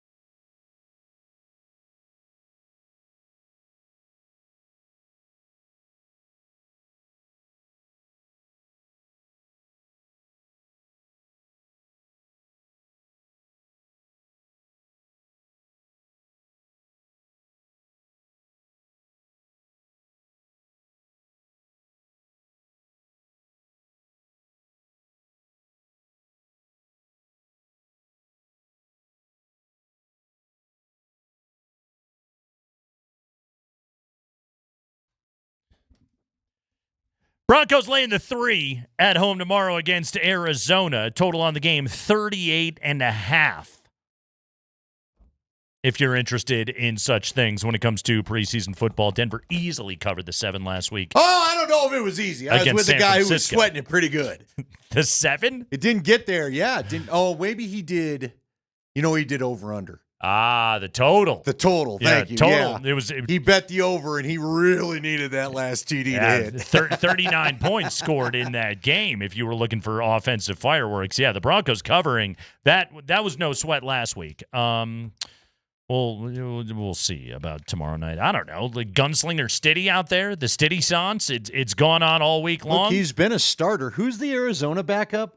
We all just kind of got stuck watching the Broncos offense. Not stuck, but we all, I think, had more interest in the Broncos offense after what we've seen all preseason. Not a lot of us wandered over to the far corner to catch what the Arizona offense was doing. The backup quarterbacks for the Arizona Cardinals. And you know what? I think Spring asked me in the backup quiz, and I already forgot. Jacoby Brissett. He did. Clayton Tune. Yeah, that guy I don't know. Jacoby Brissett, my Bronco Jacoby Brissett memory was him eluding Von Miller in his own end zone. Safety. Might have even been like 3rd and long to convert, and Arizona went down the field and won. And I believe that was the last Joe Flacco start, wasn't it? Yes, because after the game, he sort of went nuclear on, what are we even, come on, what are we doing? Right. And the Broncos kind of, they puked that game up as they were wont to do that season, and that was the end of that. Yeah, the offense actually had a good showing, if you remember. Got up, and then the vaunted Vic Fangio defense couldn't prevent the go-ahead score. Yeah. That was 2019. 2019, yes. It was like, because first year of Fangio, right? It was. And we had, remember, Jacksonville, the same thing happened where Leonard Fournette on a failed holding call. They didn't call the holding. Leonard Fournette goes gambling down the field, rumbling down the field. He ran they blew that game against Gardner Minshew. Right. My God. Right. But I'm just saying, they just had a bunch of those that year. Where for all of what Vic did do finally on defense that was good that first year, he had a lot of wins in his pocket that he could blame himself for not getting. Their defensive metrics were good. It was that they couldn't close a friggin' game. No. Yeah, they would dominate for 3 quarters and then puke it away in the 4th. So yeah, that's the last I remember of Jacoby Brissett playing against the Broncos. It probably happened some other time, but that's the one that sticks out of my memory. So Jacoby Brissett, Clayton Tune, your quarterbacks. Didn't we see Tune? Didn't they play last year and Tune came in? Don't you remember that? Sounds right. Wasn't that who Zach Wilson battled in the last game? It was Clayton Tune and Zach Wilson down in Arizona. Sounds like a tune I've heard before. I think it was going on here, whatever. Hey, one more Cardinals note. Did you happen to read Luca Evans' piece today in the Denver Post about Calais Campbell? No, was it good? I saw some quotes from him on his Twitter page. I don't have your gold standard a better person than all of us. And I think we knew that. I mean, he's the Walter Payton Man of the Year. But he brought his youth football team out, the Park Hill Pirates. He brought those kids out there. He's shouted them out on national television before, but he brought them out to practice yesterday and spent time with the kids, and he's donating money to the program and everything else. But he comes back, Denver South alum, comes back to Denver for this joint practice with the Broncos, and he brings the Park Hill Pirates out there, his youth football program. Yeah, again, that's how you get Walter Payton Man of the Year. What a dude, man. It is a shame that he never got to suit up for the Broncos, that Denver didn't feel like paying him. I was going to say, they had a shot. Yeah, they had a real shot to be able to get him. He's been marvelous in this community, even though he's never actually played in a Bronco uniform. He went and played his college ball at Miami. He has had a marvelous NFL career. He's a future Hall of Famer, Andy. But what a dude, man. Just everything that you read about that guy. Also, apparently, 2014, Peyton Manning chased him down after an interception. And Peyton Manning apparently likes to brag about that. What team was he on? God, it would have been, I think it would have been Arizona. I was going to say, was he, Because this is a return to Arizona for him, right? Yeah. It was 2014, and yeah, Payton got picked off by Calais Campbell, but then kind of chased him down. Look out for Wheels Peyton Manning. You don't leave. You don't. Is that what they talked about yesterday after practice? Yeah. Look, you ruined my one moment to get a touchdown. I hope you feel good. Who doesn't love it? He denied a fat guy touchdown. Manning tripped him up at the 5. This is not fat. No, he's in all kinds of shape. When you say the expression "mountain of a man," that's that guy. Oh, it was so funny because we were looking out there, and from across the field, you're like, normal defensive line, and then I don't know, like 2 guys got out of the way, and there he was towering over everybody at the line of scrimmage. That Arizona, first off, I don't think that defense is great by any stretch. There's good players on that defense. I guess there's good players on every NFL defense. You hope. But you look out there and you're like, hey, Buda Baker, all right, that guy can friggin' play. Calais Campbell, we know how special that dude is. Like Mac Wilson, yeah, he's a player. And then, God, man, Bo Nix and the Broncos just carved those dudes up yesterday. Yeah, they're fun. Yeah, they certainly did. Frankly, they should have. Yes. All right, give me the name. I need to know the name. Well, I know. Spring, do you have the little line ready? Because they couldn't quit quoting this line. Okay. So, yesterday, you and I, we like to have a little fun before we get out of here for the night. We like to get one more ha-ha in if it's possible. If we can. You brought up Denzel Washington. Thank you. There it is. Sean enjoyed it. That's Bill. Well, who was that? Belichick. Let me hear it again. Oh, that's right. Yeah. That weird psycho laugh with Strahan. So, you know what? You went off on Denzel Washington, the guy that gets paid to play fake movies, was telling everybody quit acting like you're, hold on, actor. Don't tell anyone else to quit acting. So you had your speech, and that got us into the list of great American actors. Sure. And towards the end of the show, one Daniel Day-Lewis is brought up that really stumped you. And then what do I do as I head out to go get a little oil change this morning? The morning guys are talking about Daniel Day-Lewis. I don't even know why. And they couldn't quit saying this line. I drink your milkshake. I drink it up. And Brett feels like, so Brett called him a Hollywood, he felt like he was a Broadway type actor. Brett called out Daniel Day-Lewis. I almost wanted to get you two in for a grudge match. He said he feels like he's acting on Broadway and overdoes it all the time. Yeah, but that's a part of why he's great. Brett felt it was too much. His character in There Will Be Blood is completely over the top. They really didn't. What was Gangs of New York? They really couldn't handle him in that. They really thought he overdid it. They didn't like him as Lincoln in Abraham. When he played Honest Abe. Just so you know, it was Moj and Brett today. No Okay. Vic. Okay. But yeah, they were really going in on the guy. There Will Be Blood is one of my favorite movies of all time. That movie is insane. From like the opening jump, and it gets crazier as it goes on, and Daniel Day-Lewis is incredible in it. So, but like, is he over the top? Yes. That's like what makes the movie so friggin' good, is that his character is pure insanity. Do you what like? What do they want? Like a subtle performance? Well, they want him to De Niro the thing? Like, no. Yeah. Joe Pesci, that sucker. Daniel Day-Lewis is supposed to be over the top. That's why he's a brilliant American actor. Hey, guy, drink your milkshake. Is that what he wanted? You wanted a little Vinny to the thing, or what do you want? Drink your milkshake. Yeah, like I don't want that. No, that movie is absolute insanity, and it's great because of Daniel Day-Lewis. Do you like Winona Ryder? She's been accused of overacting in Stranger Things. And she does kind of overdo it. Like everything is a hysterical scene. It's Stranger Things. It's the Upside Down with like weird creatures running out of the walls. I know. What do you want? Subtlety? But she walks in to buy a toaster and has to have a breakdown. I don't know that you just buy your toaster. Get out of there. Can I just read the emotion on her face? The computer-generated monsters are jumping through the window. No, I want it to be over the top. Like I'm doing right now. How about the movie Over the Top? Was anything over the top and over the top? Everything is over the top and over the top. When Stallone puts the hat backwards, and it's almost like his version of the crane kick. Uh-huh. Yeah. The Robert Loggia played the doubting father-in-law, not doting, but doubting father-in-law in Over the Top. I once attended a party. Our friend Benjamin Hockman, who we had earlier in the week, he had a great apartment in the Glass House downtown, and he used to throw these great parties.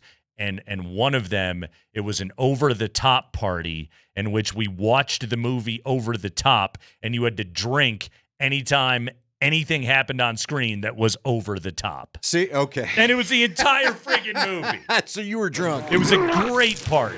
Yes. My only thing close to that was after a nice evening of imbibing like you did, a group of us decided we take in Top Gun, the French version, off the DVD. And like I said, every time a MiG comes out of the sky, it was the first time I'd heard, Sacre bleu! Sacre bleu! And I don't know how they, I was like, they really say this? That's really a saying? He apparently is going to yell it because the MiG is on him. I don't know what the French have to do with fighting in the Naval Academy anyway, but that's what happened. How did you guys have to be to think it was a good idea to watch Top Gun in French? That wasn't going on, but there was plenty. Let's just say there was not a lot of beer left in the fridge the next day. That's about as good as it got right there.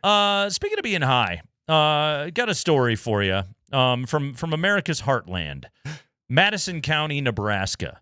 Okay. I don't know how many bridges are there, but let's go to Madison County, Nebraska. Spring, we've got a traffic stop. Now, hold on, I got to pause you. Okay. That was an excellent reference. Thank you. But is Bridges of Madison County a well enough known movie that you just throw it in and fly by? Yeah, I think for so. the entire audience. Yeah. People don't know Bridges of Madison County? Well, 303-504-0925. Did you pick it up when Nate said it? I think it's some classic.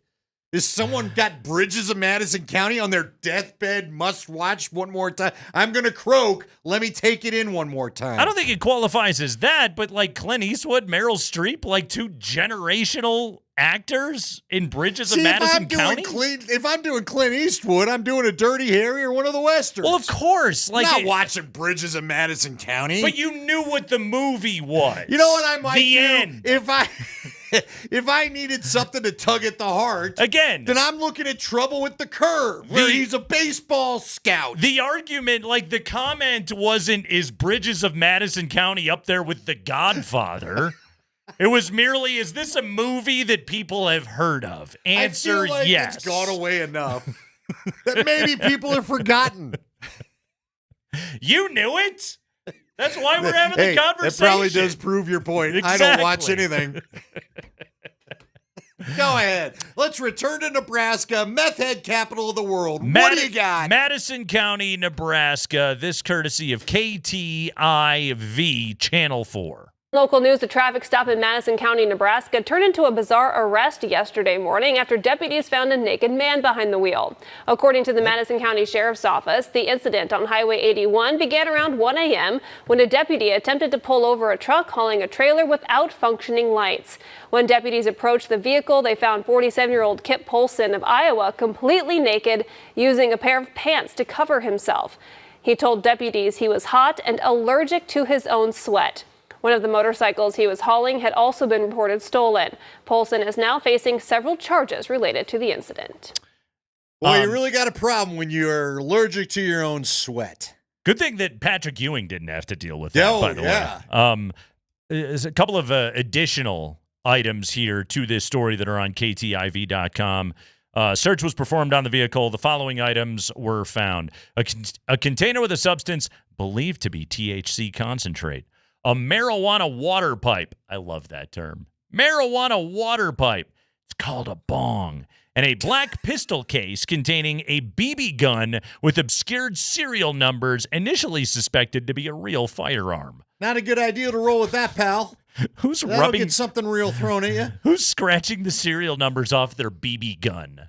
I want to know, is there a Freakies? I don't want to get tracked while I'm out here shooting squirrels, okay? Where was the Freakies receipt for the water pipe? So he was naked. But he attempted to he cover had his up pants with a pair of pants. But he was sweaty. Maybe just put those on? But he's sweaty and he's allergic to it. But he's allergic to his own sweat. This is where I feel like meth comes in. You know the funny part of this story? if he just had functioning taillights, none of this happens.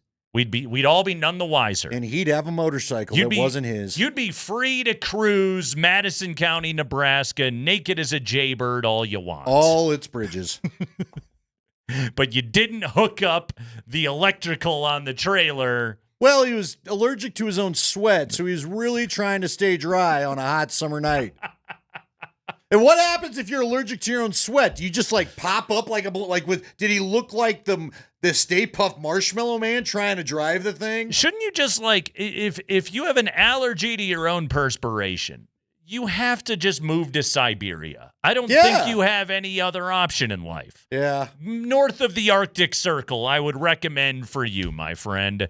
Jeff Legwold of ESPN to get you set for preseason football. We're talking Broncos. We're talking joint practice with the Cardinals, Bo Nix's performance, and so much more. That is all next on the Kreckman and Lindahl Show.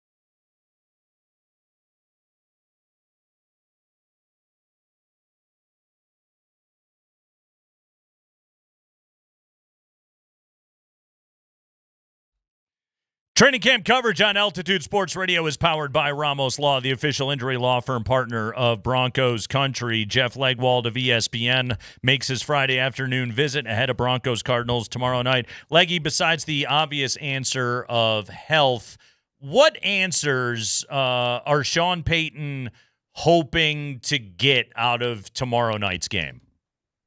Well, first of all, he's clearly made the decision with Gannon.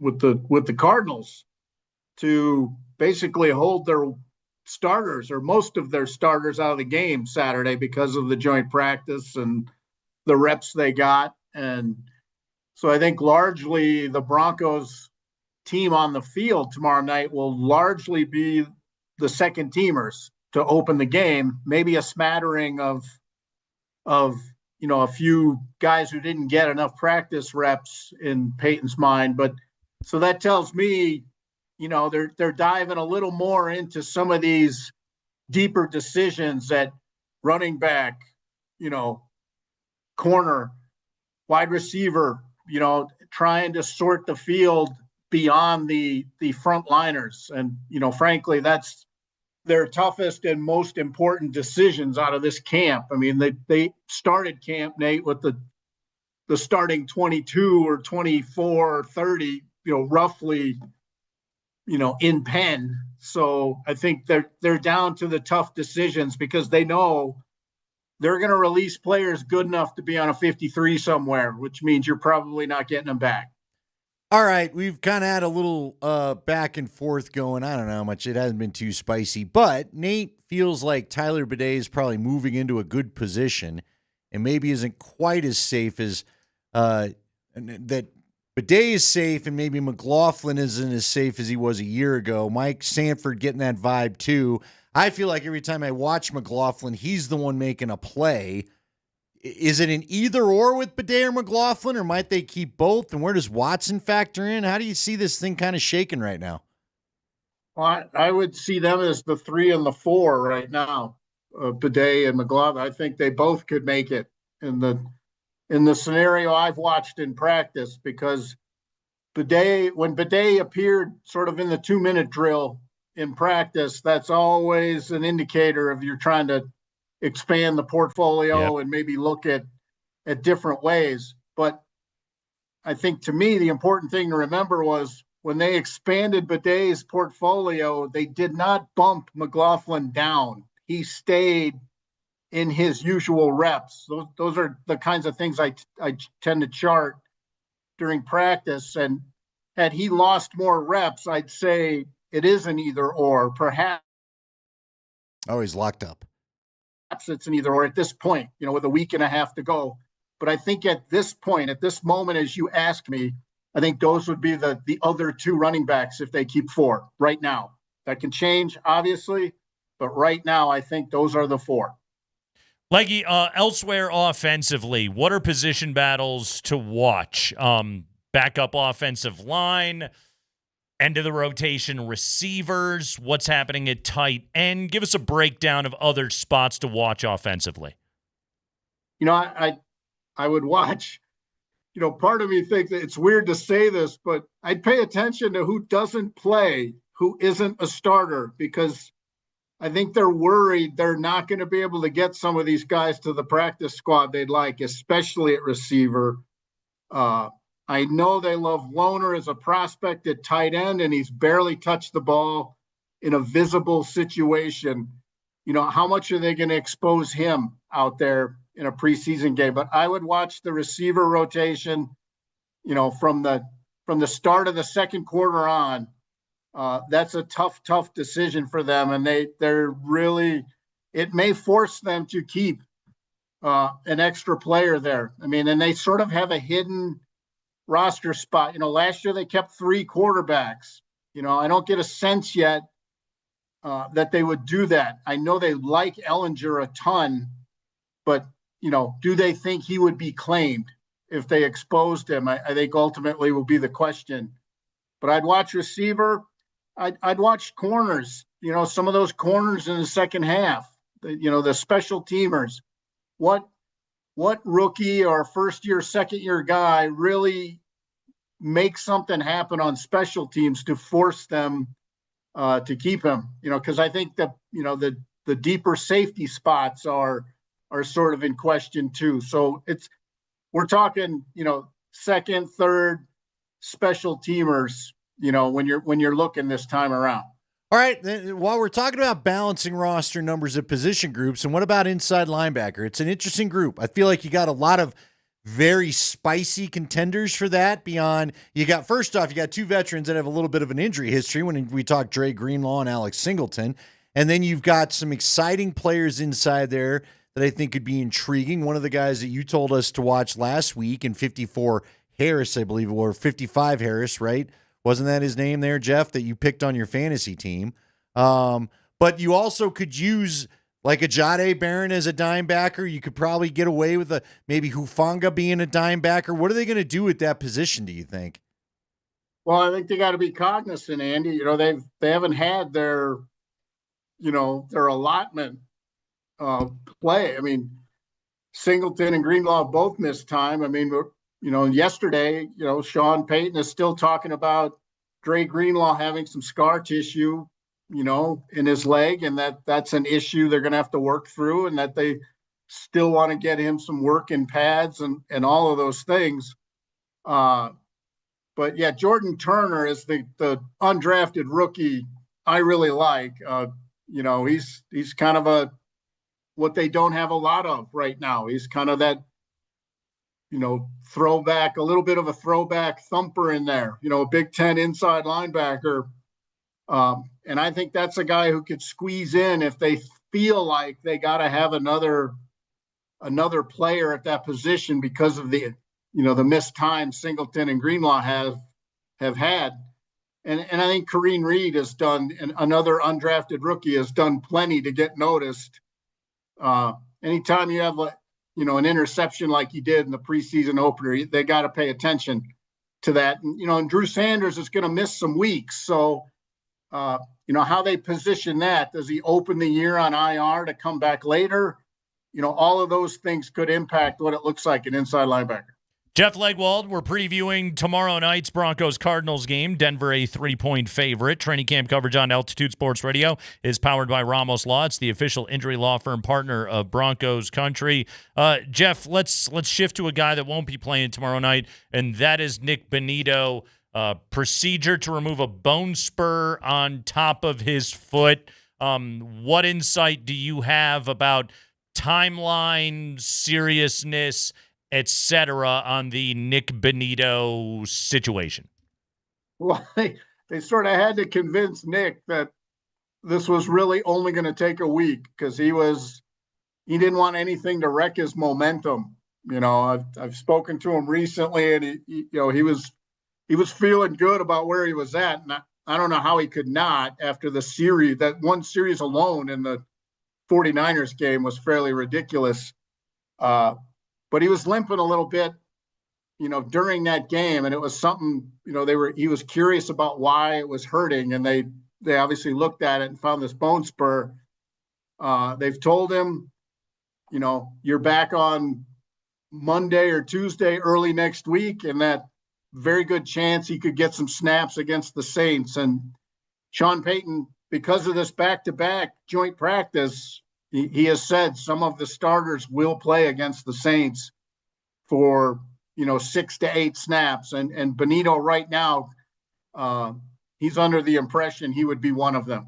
Leggy, I got a Bonitto-related question for you, and I know you didn't write this, but it was on the site where your work is published, okay?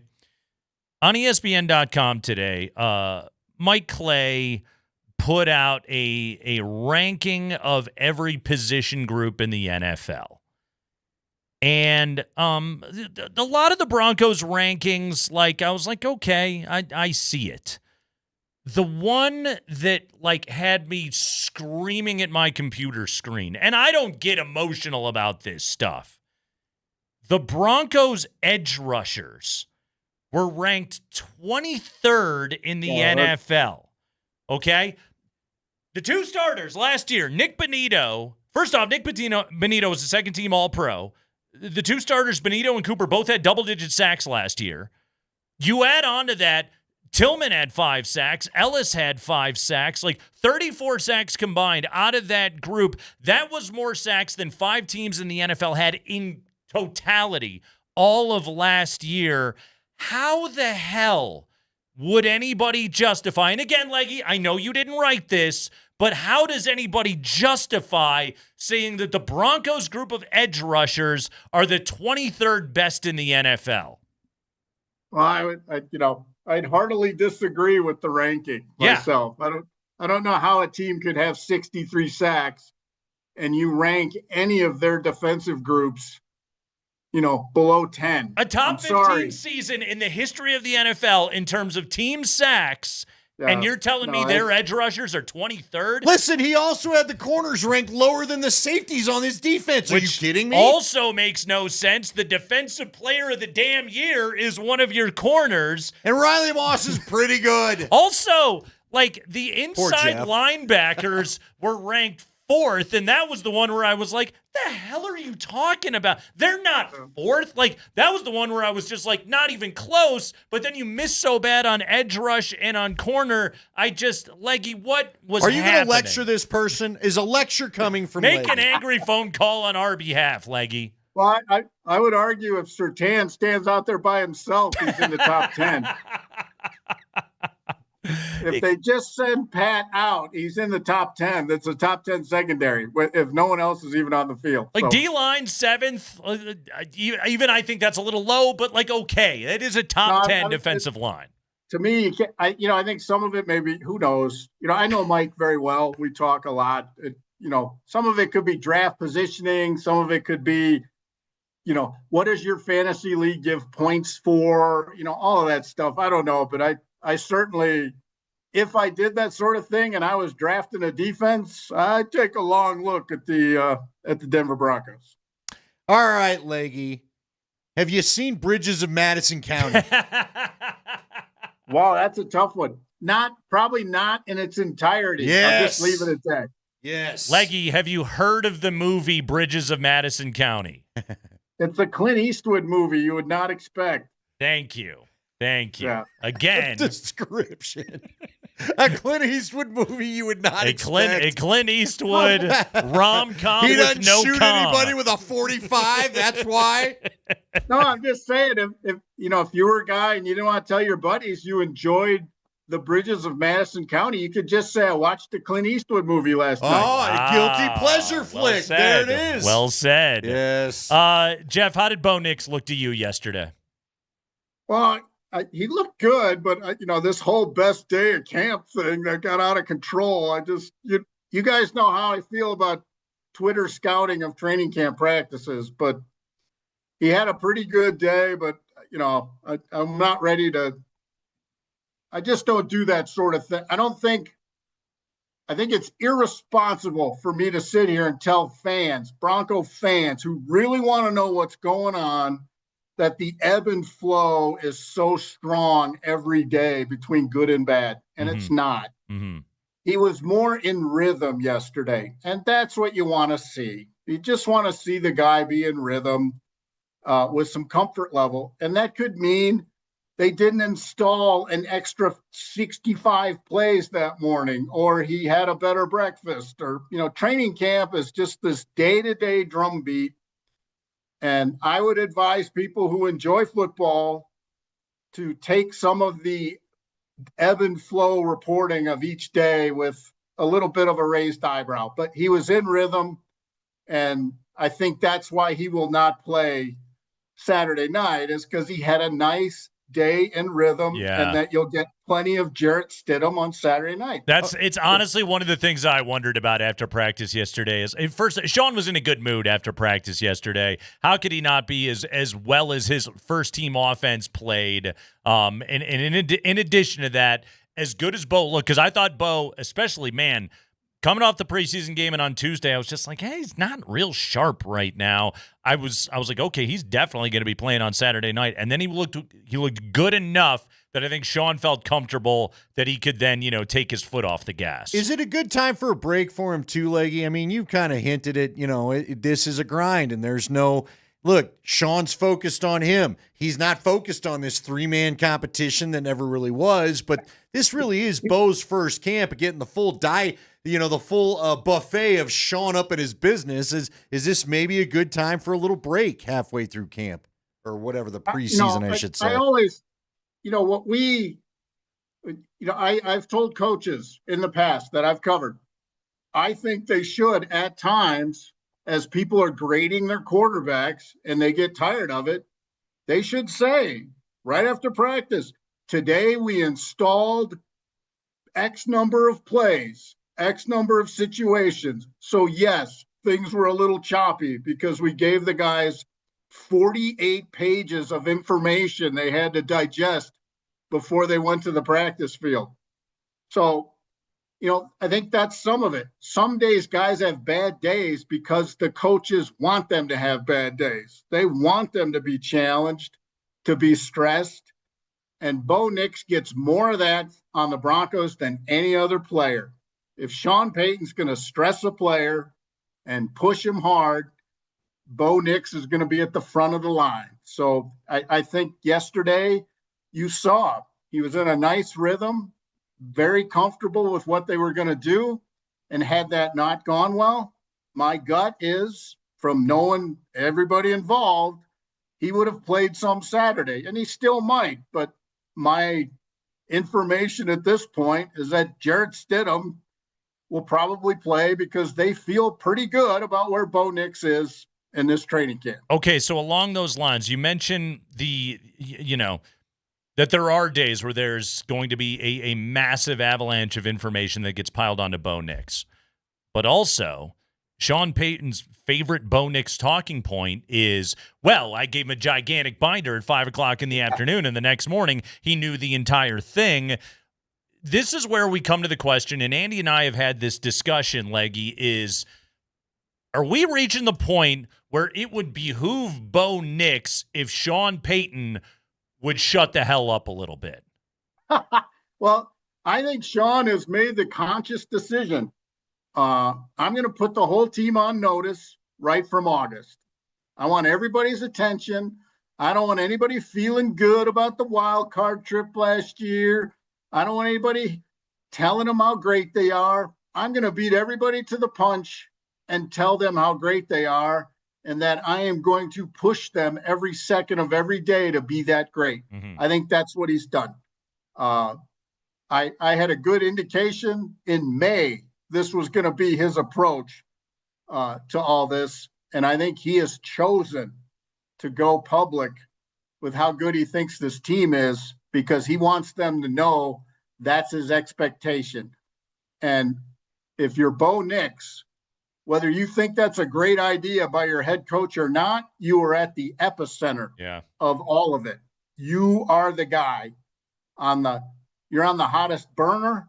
You're just in the middle of it. And I think that's just, if you're going to be Sean Payton's quarterback, I think that's going to be part of the deal. And I think it's one very big reason Bo Nix sought out Drew Brees this offseason to have a discussion about all that. Well, and Nix's comments to Kay Adams earlier in the week, again, it was, we haven't done anything. It was, we got to walk the walk. Like, the hype is great, but we need to go out and we need to do it, and it's not about talk. And when you hear that, it's just like, is there an indication that some of this pressure, I call the term that the Broncos are everybody's hipster pick to win the Super Bowl right now in the NFL, and that Bo Nix may not be wild about the position that you're talking about right there, Leggy, of being dropped into the middle of the damn volcano. Yeah, and look, there's no way Sean Payton isn't telling his team in the meetings, you haven't done anything yet. Yeah. There is no way that is not being discussed. He has made very clear. He's told them, I'm going to tell you what is required to be as good as I think you are. That's been his message in-house. And that's a tough message, and he couldn't do it if the players didn't know he has won a Super Bowl. This is not a gambit a coach who has not won can pull off. This is a coach who's won, telling his team, I've seen it, I know it, and you are it. But this is what it takes to get there. I think the messages are combined. It's just when he goes public, they aren't combined in that moment. Yeah. But they've been combined when he's given it to the team.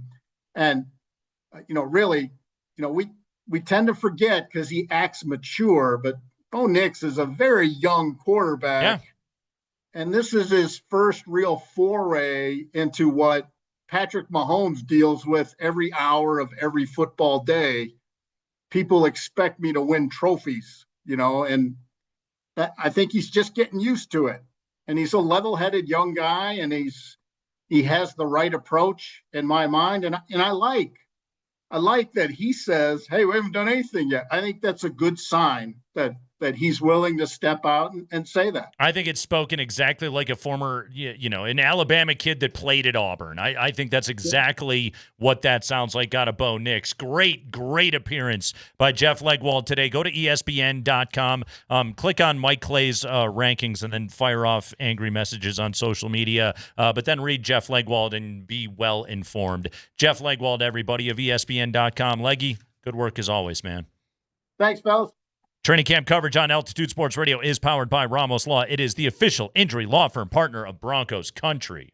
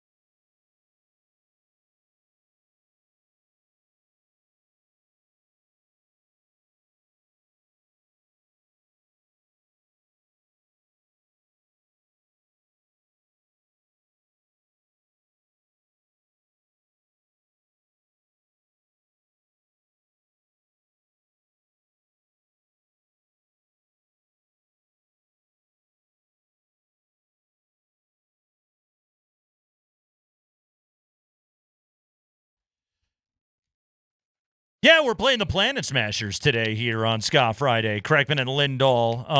Preseason fantasy draft coming up at 5:20. 5 biggest stories of the day from around the NFL at 5 o'clock. ESPN.com today yelled about this a little bit with Legwold last segment, but let's take a deeper dive.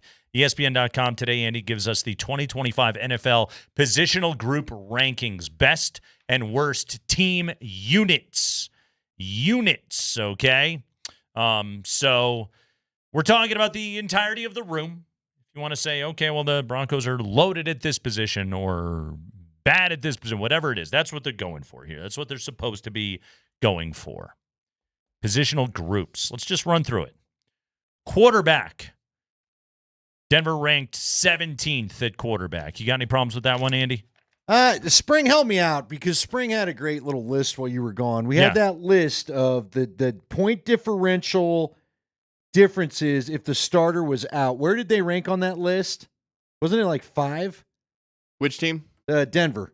Oh, it was like a 3-point differential essentially. Yeah, and that was like 19th overall. Yeah, but it was something where they basically, like, to me, I don't mind this because I feel like Jared Stidham, at least in a game, could do what they want Bo Nix to do, not to the effect of Bo Nix. I don't think he can, although he did run last week. He can run the offense. He can run the offense. I had no problem with them being 17.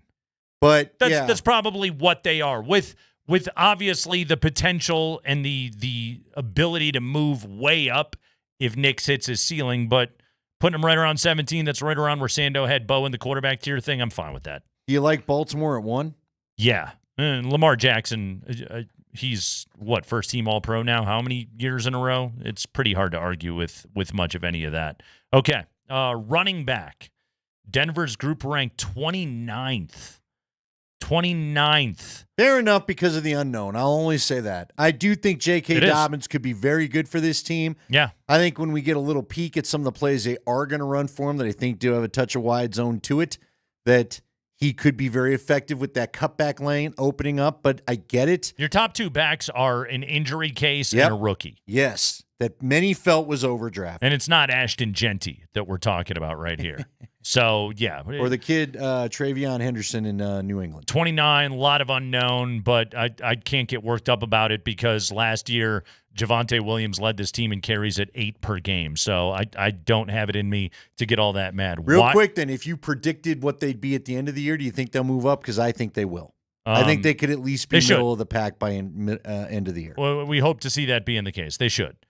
Wide receiver, 31. Yeah, I'm kind of shocked by this because it feels like everybody likes. Does the league just not really know about Courtland Sutton? The guy's had a 3 highlight reel years, or I guess 2. One with Russ, one with Bo. But he's made some of the top 10 catches of the year. Well, I don't know. Gosh, I went off on this big rant, and I guess I don't even know who the hell they've got after that. Well, and then, I love Marvin Mims, but I don't know if he's ever going to turn into what I think he could. Troy Franklin's largely an unknown. But go back and look at where Sutton rated in the NFL last year. You're right. He was down in the 40s and 50s in a bunch of metrics, You're comparing him to other wide receivers. And beyond that, the number 2 is Troy Franklin, who was a 4th-round pick, who barely played last year. Pat Bryant was not a favorite of a lot of people. 3rd-round pick that even though he looks like he's considered to be overdrafted. Sean. Denver, I think they'll outperform that ranking. But if you were looking at the Broncos group from the outside and just going, what proven commodities do they have? It's called Courtland Sutton, and that's pretty much it. Yep. And kind of half a season out of Marvin Mims. I can't get that worked up about it. Their number 2 wide receiver was Devon Vele last year, and he had 41 catches. Yeah, good call. You're right. I feel like it's a better room than that, but what you just said, they'll be higher ranked probably at the end of the year. Tight end. This one surprised me. 12. Yeah. They really like Evan Ingram. They do, because I thought it would have been lower. Last year, your leading tight end on the team was Lucas Kroll with 19 catches.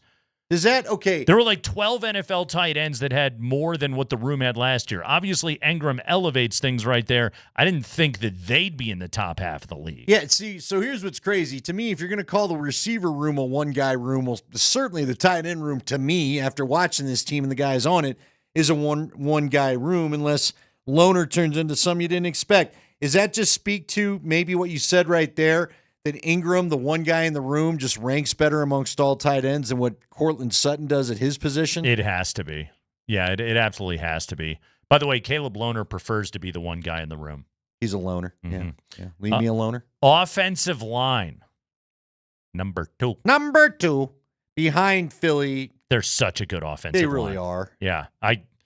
Yes. I was pleased to see Denver getting that kind of shine and attention. And when you go back and look at pass block win rate, run block win rate, they were very high on all of those. This offensive line, and they've had crazy good health the last couple of years. It doesn't feel all that likely that it'll happen again based on the law of averages. A little tricky this camp. Yeah, McGlinchey's kind of been in and out. Bowles had his thing yesterday, so we'll see. But their offensive line is very good. There's 4 very well compensated veteran players on that offensive line. So yeah, I'd say they're pretty damn good. So that's what they got going on offense. I really think I think wide receiver was underrated and tight end a little overrated, let's just say. Probably. And offensive line, I was glad to see them get their shine. Because even if Evan Ingram is everything we hope he is and he's the joker, yeah, you don't have much after. On defense, interior defensive line 7th.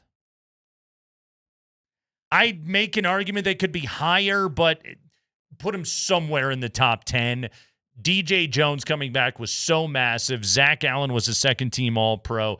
If John Franklin Myers is your 3rd best down lineman on the defensive side of the ball, that's a pretty damn good group. Defensive line at 7th.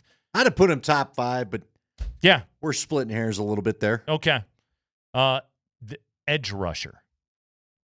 23rd. Yeah, did you watch games on this? Did you just go and check the Madden ratings? What did you do here? I don't understand how you got this one this far off. But even like you saying that, Andy, doesn't make any sense because if you just go and look at what their stats were last year. Nick Bonito, 13.5 sacks. Jonathan Cooper, 10.5 sacks. Jonah Ellis, 5 sacks. Dondre Tillman, 5 sacks. Okay, that's 34 sacks out of your top 4 edge guys. 34 sacks. That was more than 5 other teams had in total all of last year in the NFL. That was just from your edge position. Okay, again, if your number 2 edge rusher had a 10.5 sack season, on what planet are you telling me that's the 23rd best edge rushing group in the league? How the hell are they not top 5? What in God's name are you talking about? I'm with you. Now, look, Baltimore's also down at 22 ahead of them. You know, did Arizona, what I think is funny is Arizona's got one of their edge rushers as a Broncos cast-off, if you will, in Baron Browning. Browning, I thought, gave McGlinchey plenty of headaches yesterday.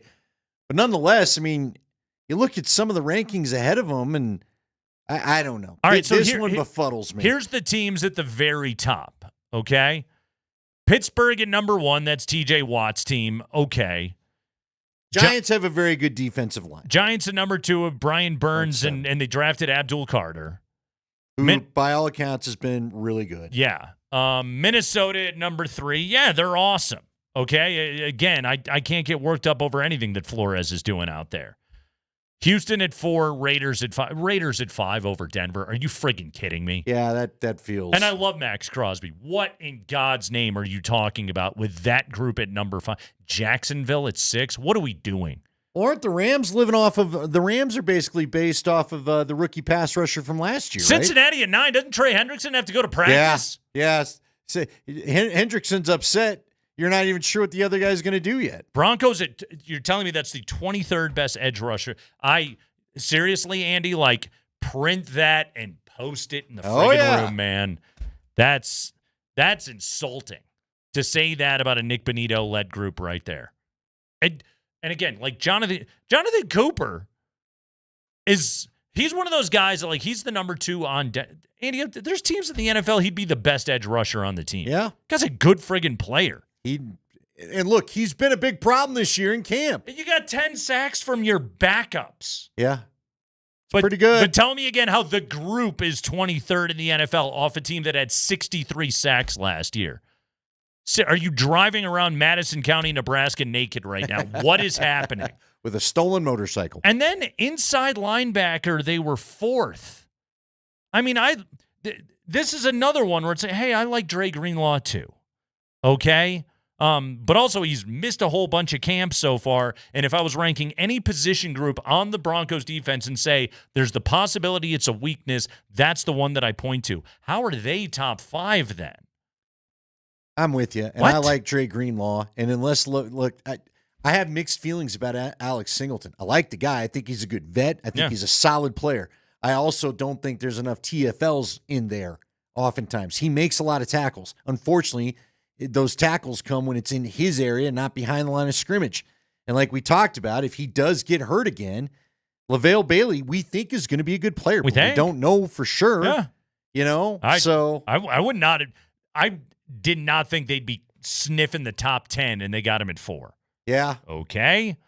Now we go to – this one might be more egregious than edge rusher.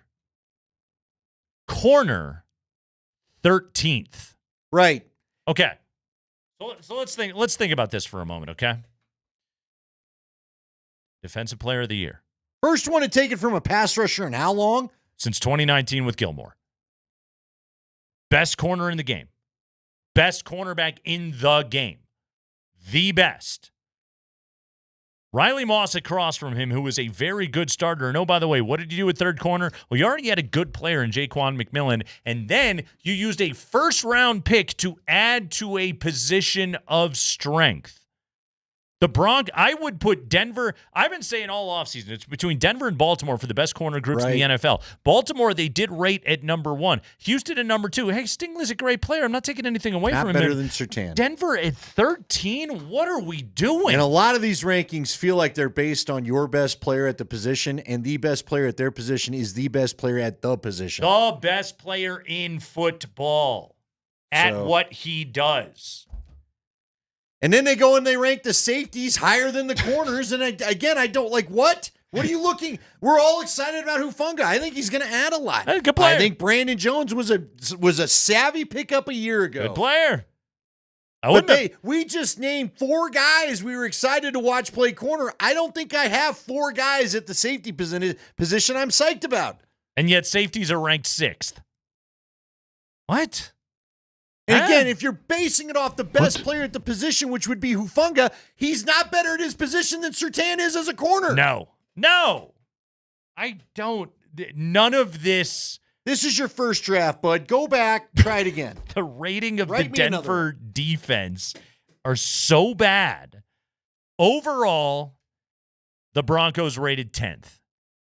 With a majority of their position groups being outside the top 10. What? I don't know.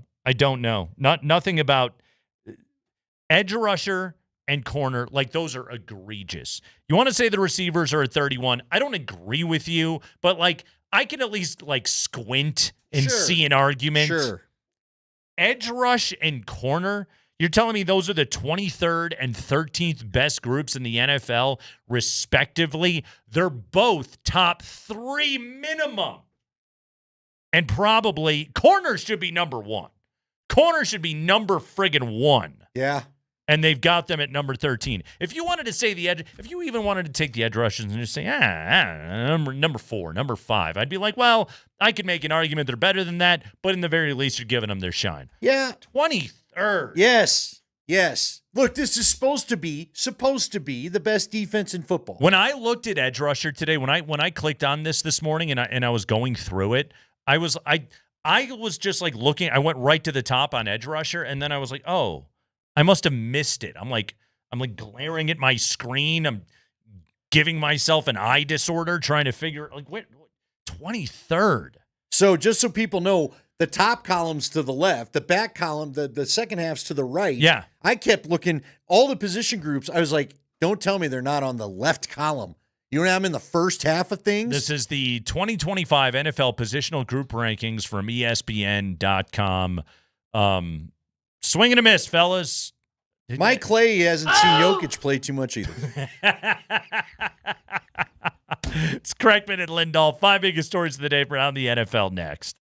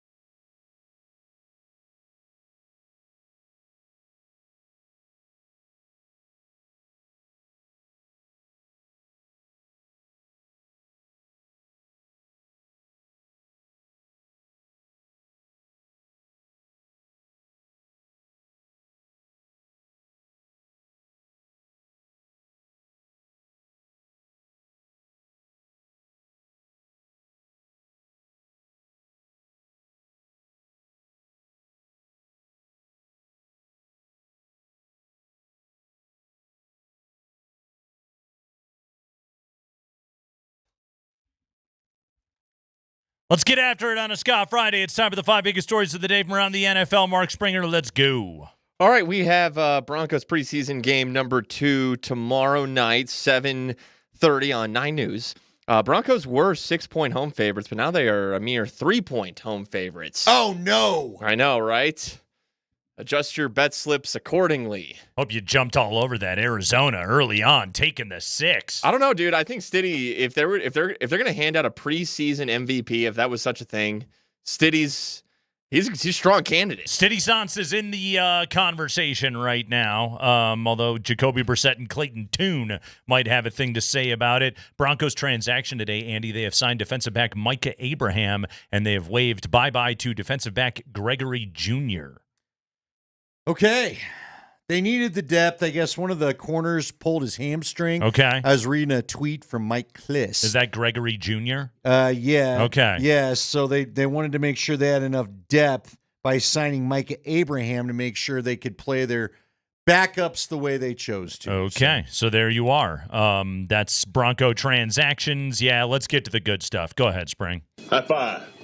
Okay, the NCAA has imposed a 10-year show cause order on Jim Harbaugh as part of the final punishment issued in connection with the Connor Stallions advanced scouting scandal. This means that any NCAA program that hires Harbaugh would have to show cause as to why it should not be sanctioned. Mike Florio noting in his Pro Football Talk article, in the past, the NFL has taken action against both a player, Terrell Pryor, and a coach, Jim Tressel, who had run afoul of NCAA rules from the October 2023 NFL.com article, quote, and the point was made, no one should escape discipline by leaving college for the pros.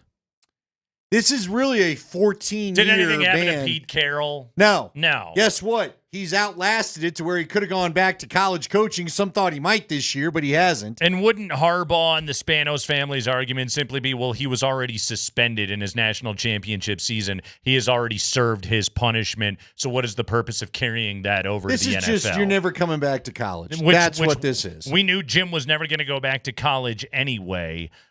So when you looked at the totality of this, now I want to get back to the Michigan side of this here for a moment. The Harbaugh thing, who cares? Okay.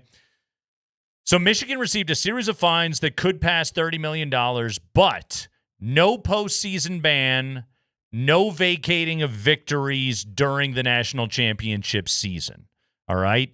6 level 1 rule infraction charges were made against this program, and then you're levying these fines. You have essentially decided, yes, they cheated, which you already decided that by suspending Jim Harbaugh and making a show out of the Connor Stallions thing. Here's the thing that I can't wrap my head around, okay, Andy? The NCAA, and I know I'm counting on the NCAA to do anything that makes sense here, but they have said you knowingly cheated.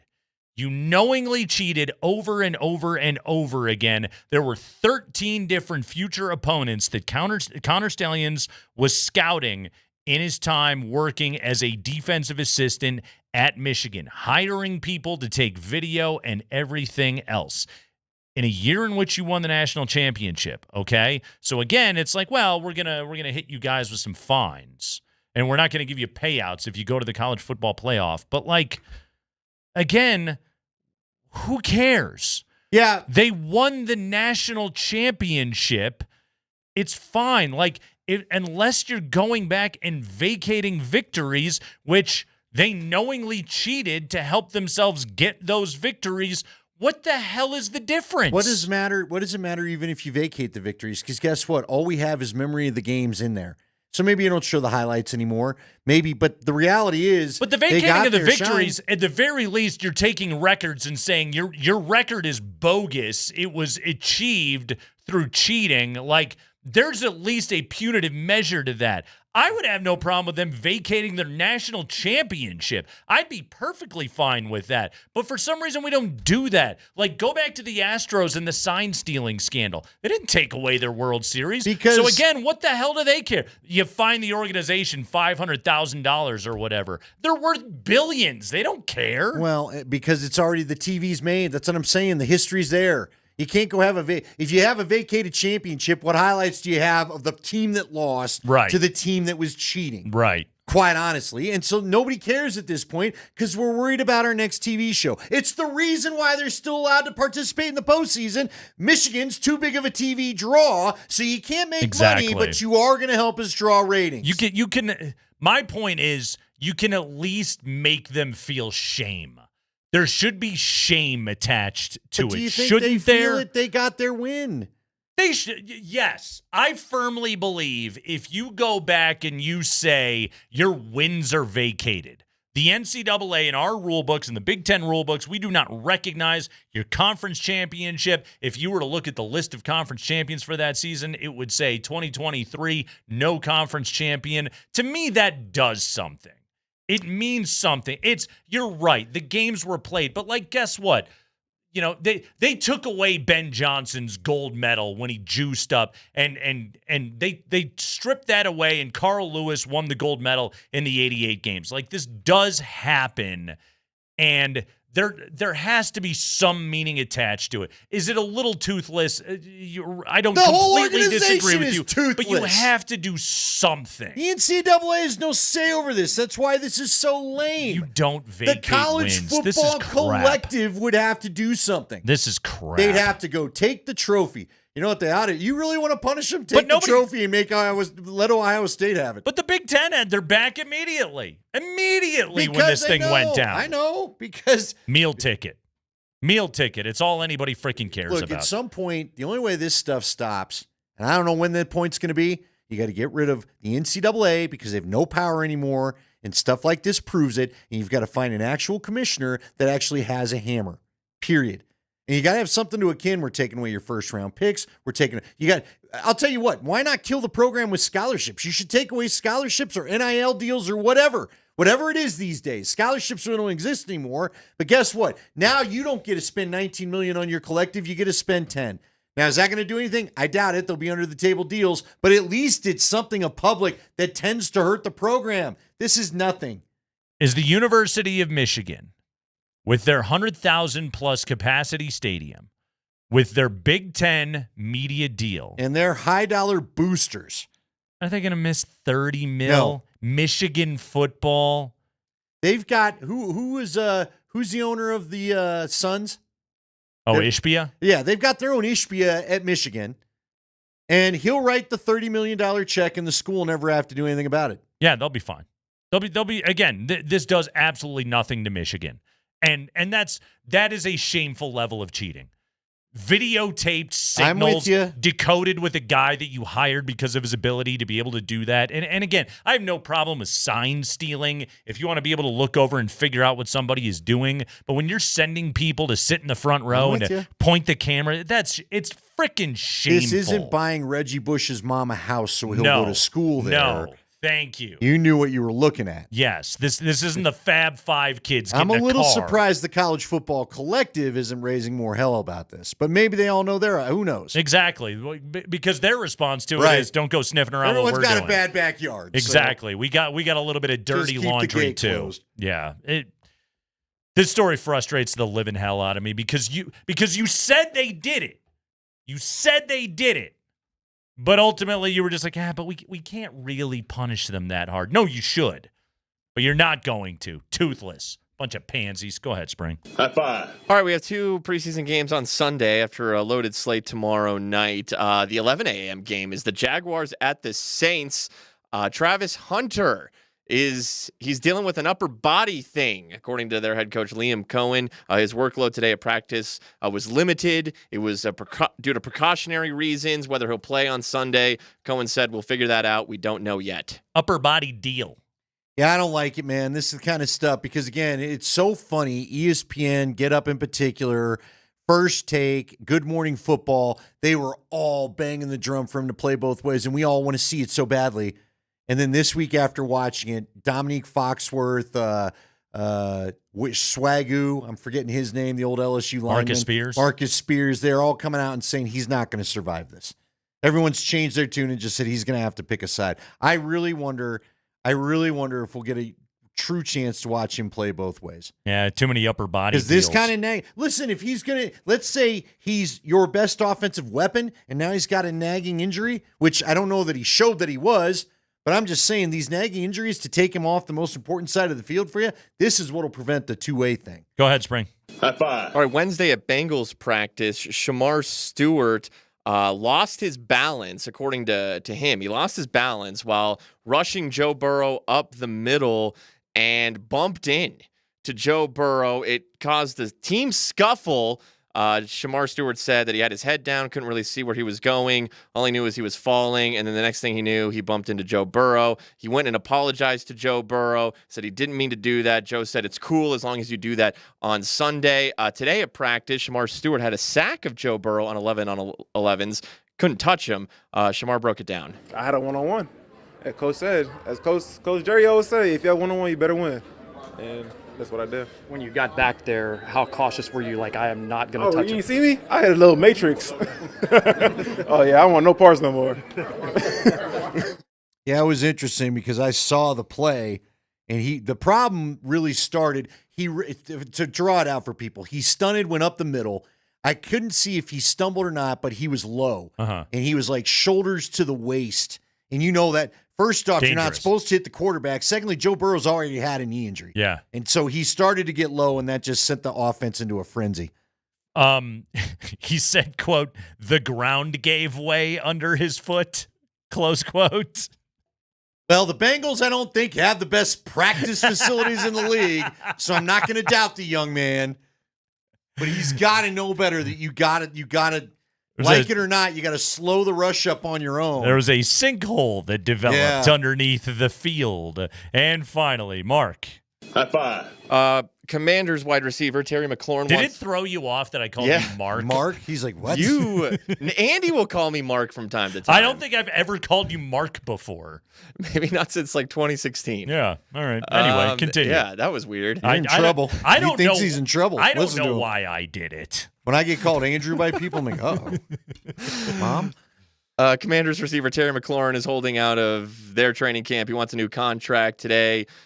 Manders offensive coordinator Cliff Kingsbury said he wants Terry out there soon. I think, like I said, I'm huge on walkthroughs, on practice, things like that, because until you get on the grass and actually do it and feel the timing, feel the depths of routes and things of that nature, I don't know exactly how much you can get out of that. So I think we're kind of at that point to where we need to start getting those guys when they're available out there and gelling and seeing what we are as an offense.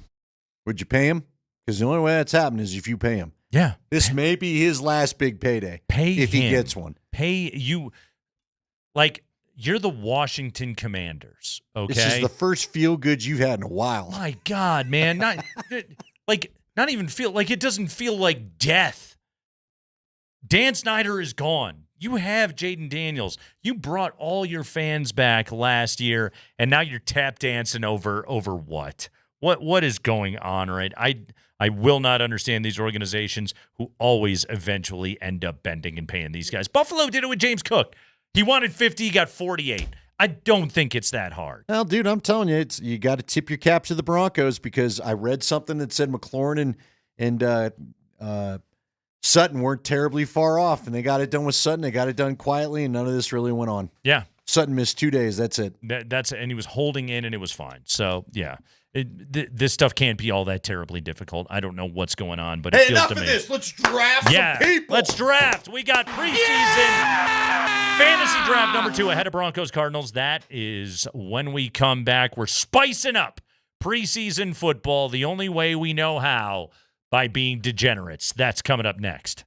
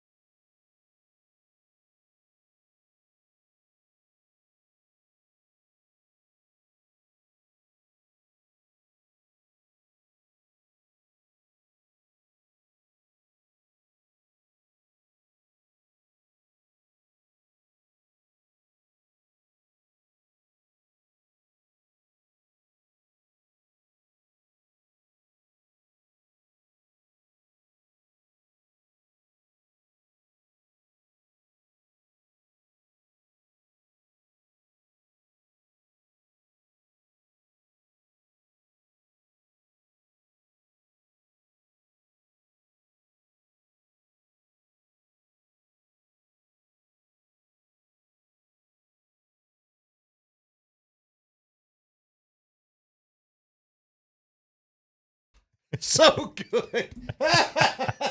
He did that. He got me last week, too. I always forget about that. Oh, it's preseason fantasy draft time here on the Kreckman and Lindahl show. Broncos Cardinals, 7:30 tomorrow night. Sean Payton and Jonathan Gannon, like Trump and Putin in Alaska, had a summit after practice yesterday and decided no number ones. You think I have two middle fingers. Was Jonathan Gannon told this is what's going to happen? You know what I mean? We saw Sean just fully in charge of everything, including the refs out there yesterday. It's a good point. Do you think he went to Jonathan and goes, here's the deal, okay? Yeah. We're going to practice, and then we're not going to play the starters. Got it? Or it could have just been like Gannon probably wasn't going to play his starters anyway because a lot of coaches don't. Well, so here's the thing that kind of caught me off guard. We were all sitting around the tent laughing, in a commercial break, whatever, yesterday as things were winding down because we were all complaining how hot it was. And we said, Arizona's probably thinking we're a bunch of wimps or whatever. And yeah. We actually heard from somebody that actually Arizona was taken back by the altitude along with, they thought it was humid here yesterday. So Jonathan Gannon may have just been like, yeah, none of my guys can breathe. Cool, Yeah, I won't play them. This sucks. I We're was not having doing fun it. with Gannon. I'm sure he's like, hey, you want to do that? Cool, I'm in. Yes. So here we go. No starters, all backups. Here's the rules. Preseason fantasy draft. We're doing 4 rounds. 3 Broncos, no quarterbacks, 1 Arizona Cardinal. We're taking 1 Cardinal scrub per individual in this draft this week. So that's giving you something to watch for. People are like, why do you guys do a preseason fantasy draft? Have you ever watched preseason football? It's the worst.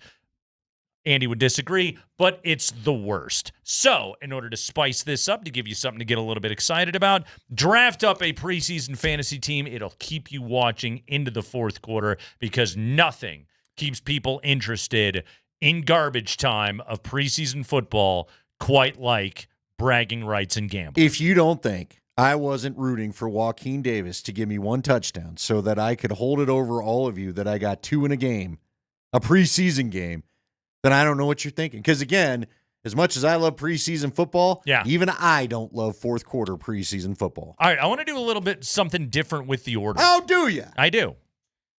Andy, No snake you won last week? Yes, sir. You won last week. I did. Andy, I'm going to allow you in this snake draft format to tell me where you want to draft, first, second, or third. Give me number 2. You want the second pick. Number 2. Andy wants the second pick. Therefore, I will draft first since I was not here last week. Well, and you lost, so you should win. You should get the number 1. It's Legwald's fault. He screwed me. That's fine. Yeah. All right. Still an L. So we'll go Nate, Andy, and then spring snake draft. Of course, Spring had that last week. Preseason fantasy. I like the snake spot. See, I like 2 just because you're still in prime territory. I would have picked 3, so it works out. Okay. See, Spring likes exactly where he is. See, this is all good. All right. Spring, did he win last week? Second. I beat Jeff Legwald. With the number 1. I should be writing for ESPN.com. The guy who couldn't figure out, just pick a scrub. Spring should be a Hall of Fame voter. I'm better than Mike Sando. With the number 1 overall pick, Andy. So I told you all week long, I would have taken Sherfield at number 1. That would have been my guy. But I got a new boo this week out there at camp. And Andy, you know my proclivity for a clean backside and some quality plumbing. In fact, the unit that I have at home I refer to as Dave Matthews Band. That's right, everybody. With the number 1 overall pick, I am taking number 28. I believe him to be the leading ball carrier tomorrow night against Arizona, Tyler Bidet. Tyler Bidet. We're going to wash up this preseason fantasy draft with me and Bidet. See, here's what's all the more impressive about my win last week. I forgot to take a runner. I told the guys at the end of the session, I already hate my team. I was that guy that wanted to start trading and cutting and all that. See, I really kind of looked at it. I was looking for a preseason joker. Joker. I would say we need a joker. So I'm not going to make that mistake, and Okay. I'm going to go with Jaleel McLaughlin. We'll go chalk. Everybody else likes Bidet. Every time I look, it's McLaughlin making an impression. So I'm going to go with him. Big number 38, Jaleel McLaughlin is off the board. Final pick of the first round, Mark Springer. Okay, this worked out perfectly because you left me with the running back that I wanted all along. Ooh. This is why I was okay with the third spot. Are we estimating No. who you're going to be taking? Blake Watson. Give me Mr. Blake Watson. Yeah. Okay. Because here's the thing. I think Bidet's in. I think he's in the cool kids club. Yep. He got into Team Sean. Mm-hmm. I think it's between Jaleel, Blake, and Estime. I think Jaleel's stock has fallen. I think Blake Watson's gonna be, he's the most random of all of them. He's the guy who came the most out of nowhere. He's the one who's gonna throw a wrench into this thing. Give me Blake Watson. Mr. Blake Watson. Exactly. He had a good second half last week, man. He did. No, he looked good running the football. Wow, 3 backs right off the jump. Chalky, old school fantasy drafting. McCaffrey, Henry, Saquon. Yeah. That's Good what call. we just did. Right there, out of us. Yeah. Did anybody take CJ2K in there at all? Who was the guy from Houston? Why am I spacing his name right now? That was like he was number 1 in the draft. Arian 2 years in a row. Foster? Arian Foster. Really? You don't go Priest Holmes once upon a time? He was that's a a good one. hot pick Oh, as Willis well. McGahee? Sure. Larry Johnson. Adrian Peterson? Yeah. Ooh, AD. Remember some fantasy studs. Amon Green once upon a time? Sean Alexander. Sean anybody? Alexander. Yeah, now How we're many talking. people had him that 2,000-yard season that he was just fantastic? You'd have had a good year. Let's snake it back the other way. Second round begins. 4th overall pick goes Spring. All right, this is where this continues to work out great for me. This is where we I separate believe the so. men from the boys in preseason fantasy drafting. Because I'm going to take your boy, Nate, Trent Sherfield. Yep. Mm-hmm. And I think he, I think Blake Watson throws a wrench into the original running back plans. I think Sherfield is going to put Devon Vele on notice. I agree. I've been banging that drum. I think Trent Sherfield's a guy. I sure wish that I would have been able to get him, but I couldn't pass up on Bidet. So there you go. Trent Sherfield, the number 4 overall pick. We now swing it back to Andy Lindahl. 5th pick, second of the second round. See, here's what's crazy about this, though, because, again, we all like Sherfield, but I think he's in the club as well. I don't think that guy sees too much work tomorrow. I think he could be one of those pitch count guys that Sean was talking You going about. deeper cuts for us, maybe? You know who I want to get is give me 91. This dumb depth chart I have doesn't have it. Jerwan Lewis, I think it is. What the hell are you It's talking not 80, about? 81. Sorry, 81. Jerwan Newton. Jerwan Newton. You got both the number and the I know, last I didn't mean name to say wrong. 91. I was looking at Joaquin Davis, and I feel like I'm breaking my boo's heart, but I'm going to let him go because 81, Jerwan kept making plays. Jerwan's literally not on this ESPN depth chart. I have no idea why. Go to our lads. But he's What the are you guy. doing? I use the unofficial Broncos depth chart on DenverBroncos.com. But he's the guy that is, he always has a little snap play. So you know what? Since I got a win in my pocket, and I got one more game to break any tie next week, I'm going to take a chance on the rookie. Jerwan Newton. I'm taking number 80, Joaquin Davis. Oh, that's my guy. Number 80, Woo, he had a Joaquin nice catch yesterday. Davis. Real good catch on the deep ball. I think Joaquin Davis is going to be cleaning it up with Sam Ehlinger deep into the second half tomorrow night with the final pick of the second round. Joaquin Davis. Do you think they're afraid if he plays well that because he's not making the team? They Yeah, don't he have might- room. look, they man, could expose him? Yes. I'm not so sure about, again, I still think Vele needs to show a little something. Okay. He's just been all right. That could be a preview of your pick right there. Because I'm actually not going to take Devon Vele. I'm going to take another guy that, again, every time you look up, he's making a play. With the first pick of the third round, 7th overall. In another world, this guy could have caught 96 passes in a single season playing slot with Peyton Manning.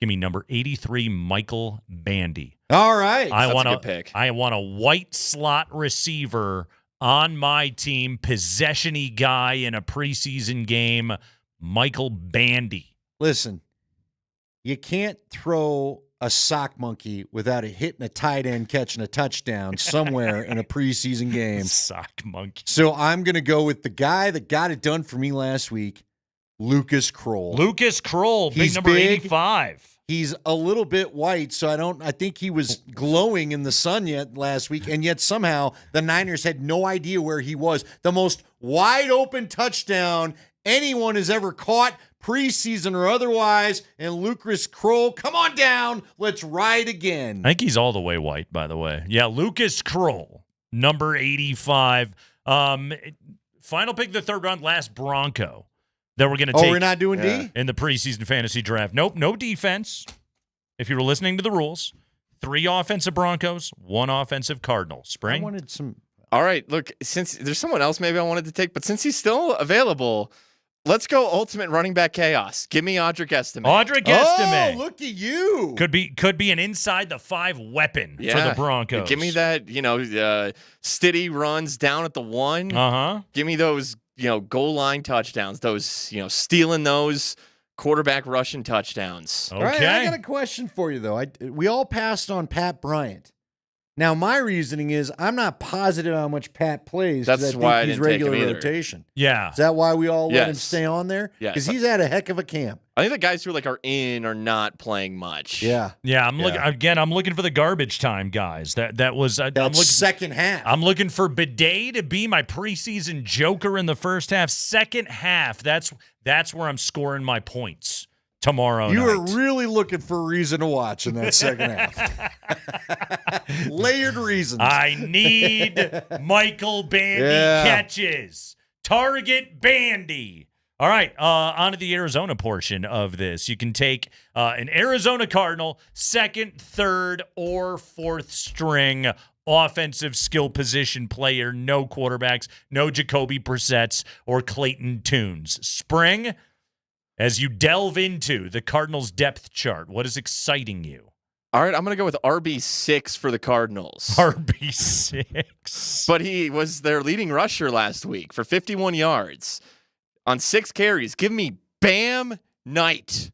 Bam! I'm pretty sure if you eat an entire meat mountain, you get the RB6. I think that's something that happens to you. It's a number 2. Bam Knight. Where is Bam Knight from? NC State. NC State. I just found that out. Okay, Bam Knight. Bam Knight. Bam. That's a guy. That is a guy right there.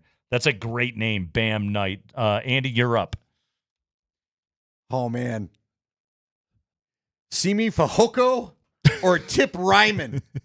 Who do I need on my team? Tip is the third string tight end. Mm-hmm. Oh, but see, then Greg Dortch shows up. I just like a name right now. I don't know who the hell most of these guys are. Wait, they have Greg Dortch. Come on, man. Dortch. You can't get beat Come by on, man. Greg You can't Dortch. get beat by Luke Dortch. You know what, though? I'm going Tip Ryman. You know why? I like me a white tight end, and I'm guessing he's white. Am I right? Let me click on. He's white with a beard. Tip Ryman is my second tight end on the roster. Third tight end on the depth chart. He's got a big, cheesy smile working, and he's ready to catch me TD. He had 1 catch for 7 yards last week. Don't care. He's from Illinois. No, that means he's due. That means he's due this week. How do you not know who Tip Ryman is there, Kreck? I do, because I had his name written down right here. That was Finally, the Arizona Cardinal. Finally, somebody screwed him. You just snaked my guy. Yeah, it wouldn't be a draft if somebody wasn't upset about who you picked. Oh, this is garbage. Now we got to trade. Do you want to trade so you can have your guy? No, I don't want him anymore.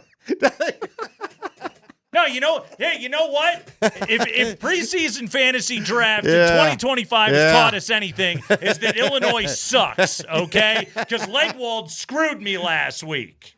You gonna go Greg Dortch? Huh? Yeah, I'm taking Greg Dortch. Yeah, I'm taking Dortch. Give me Dortch. Angriest pick in fantasy. Only because then we get to play more of Kaz.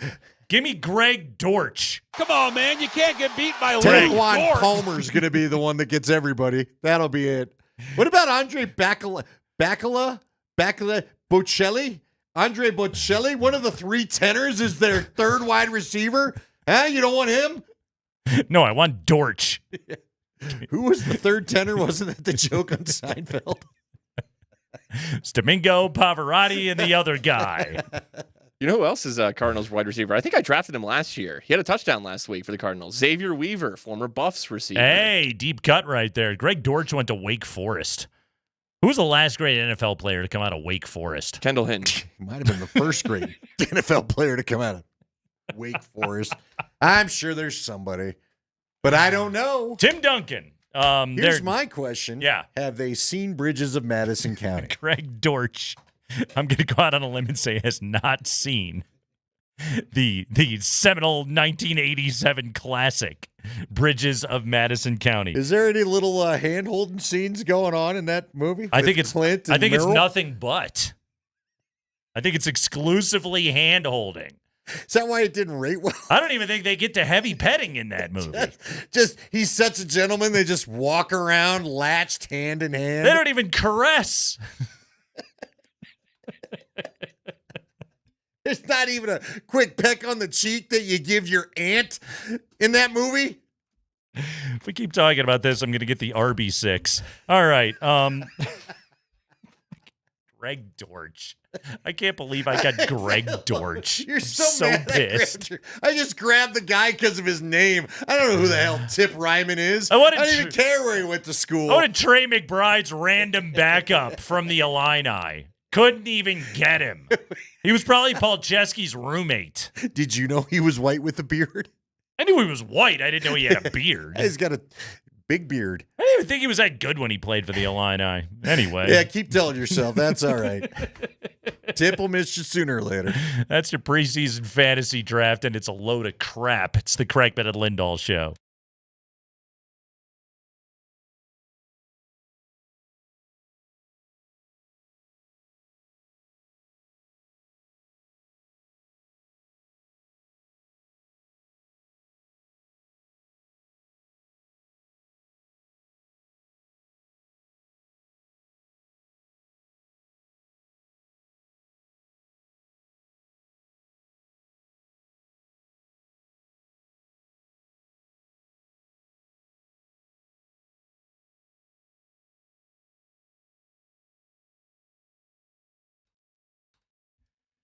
Roller Auction. They've got it open right now. Your August 2025 vehicles contractor and rental yard equipment auction. It is available for you to be able to bid right now. Do you own a construction company, or are you in need potentially of heavy equipment? I'm looking at some of these new Magnum Gold hot water pressure washers, gas powered. Oh man, you could do some damage with those things. Cleanly damage. Go to Roller Auction and check it out. Some great deals that are available on these items right now. There is also another great auction for you to be able to bid. I love it. The Government Computers Police Evidence General Surplus and More auction, which is open until next Wednesday. Just go shopping on that thing. Scan through it. The amount of different merchandise that is available for you to be able to bid is so much fun. Some magnificent deals that you can get. Go to roller.bid right now and check it all out. That is roller.bid, and sign up to bid at roller.bid/altitude. Roller.bid/altitude, because you can win concert tickets. We're giving away tickets to go see Linkin Park at Ball Arena.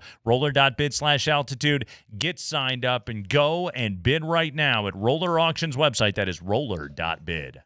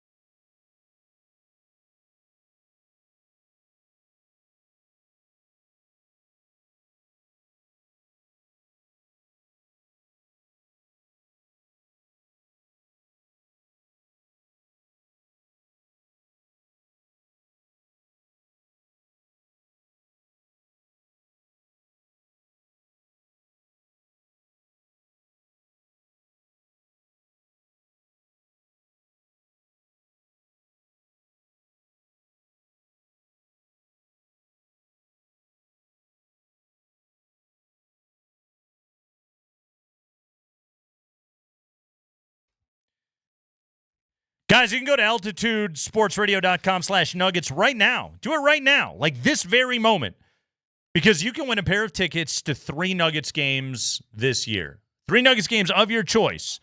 We've got the schedule. We want to put you and a friend at Ball Arena. Win tickets now before you can even buy them. They're on sale tomorrow at 10 a.m., but the form is open now. Go to altitudesportsradio.com/nuggets. That's altitudesportsradio.com/nuggets and get yourself entered, and you can just pick 3 games, and boom, you're there. You want to go see Denver play the Thunder, want to see him play Houston, see him play the Lakers. You can go watch him play the Pelicans if you want to. To each their own. I do not. Thank you. But go to altitudesportsradio.com/nuggets and you can check that out. We had a great conversation with Jeff Legwold last hour. And we were talking about Sean Payton's public narrative approach with this team here in 2025. I want to dive into some of Leggy's answer right here about the hype that Sean is building and what seemed to be Bo Nix's desire in his conversation with Kay Adams the other day to quell some of that, if it's even possible. Sean Payton talking contention, talking division win, talking Super Bowl with his team. How is it all playing out? We had a great conversation. I want to bring back some of Jeff Legwold's comments. Well, I think Sean has made the conscious decision. I'm going to put the whole team on notice right from August. I want everybody's attention. I don't want anybody feeling good about the wild card trip last year. I don't want anybody telling them how great they are. I'm going to beat everybody to the punch and tell them how great they are and that I am going to push them every second of every day to be that great. Mm-hmm. I think that's what he's done. I had a good indication in May this was going to be his approach to all this. And I think he has chosen to go public with how good he thinks this team is because he wants them to know that's his expectation. And if you're Bo Nix, whether you think that's a great idea by your head coach or not, you are at the epicenter of all of it. You are the guy you're on the hottest burner. You're just in the middle of it. And I think that's just, if you're going to be Sean Payton's quarterback, I think that's going to be part of the deal. And I think it's one very big reason Bo Nix sought out Drew Brees this offseason to have a discussion about all that. Andy, you, to your credit, are very consistent with reminding people over and over again that the pressure of being the quarterback of the Denver Broncos is on a level that is amongst really one of the toughest spots to be in all of the NFL.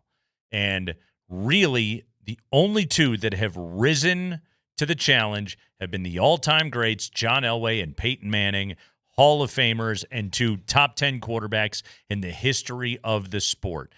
Plenty of other guys have wilted once they found themselves in that spot. There have been other quarterbacks that have come through and been fine.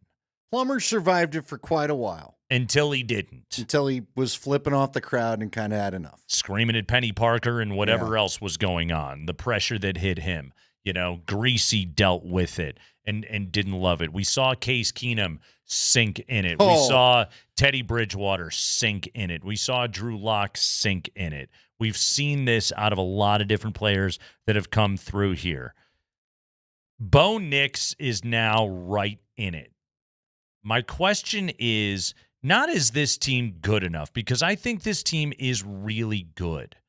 But is it in year 2 of Bo Nix, instead of the expectation just being the progression of a second season and a step forward, the expectation now becomes, no, you win playoff games now. That's what we put on you. Okay, you know what? This might even be for a longer discussion. Maybe we'll revisit it at some point.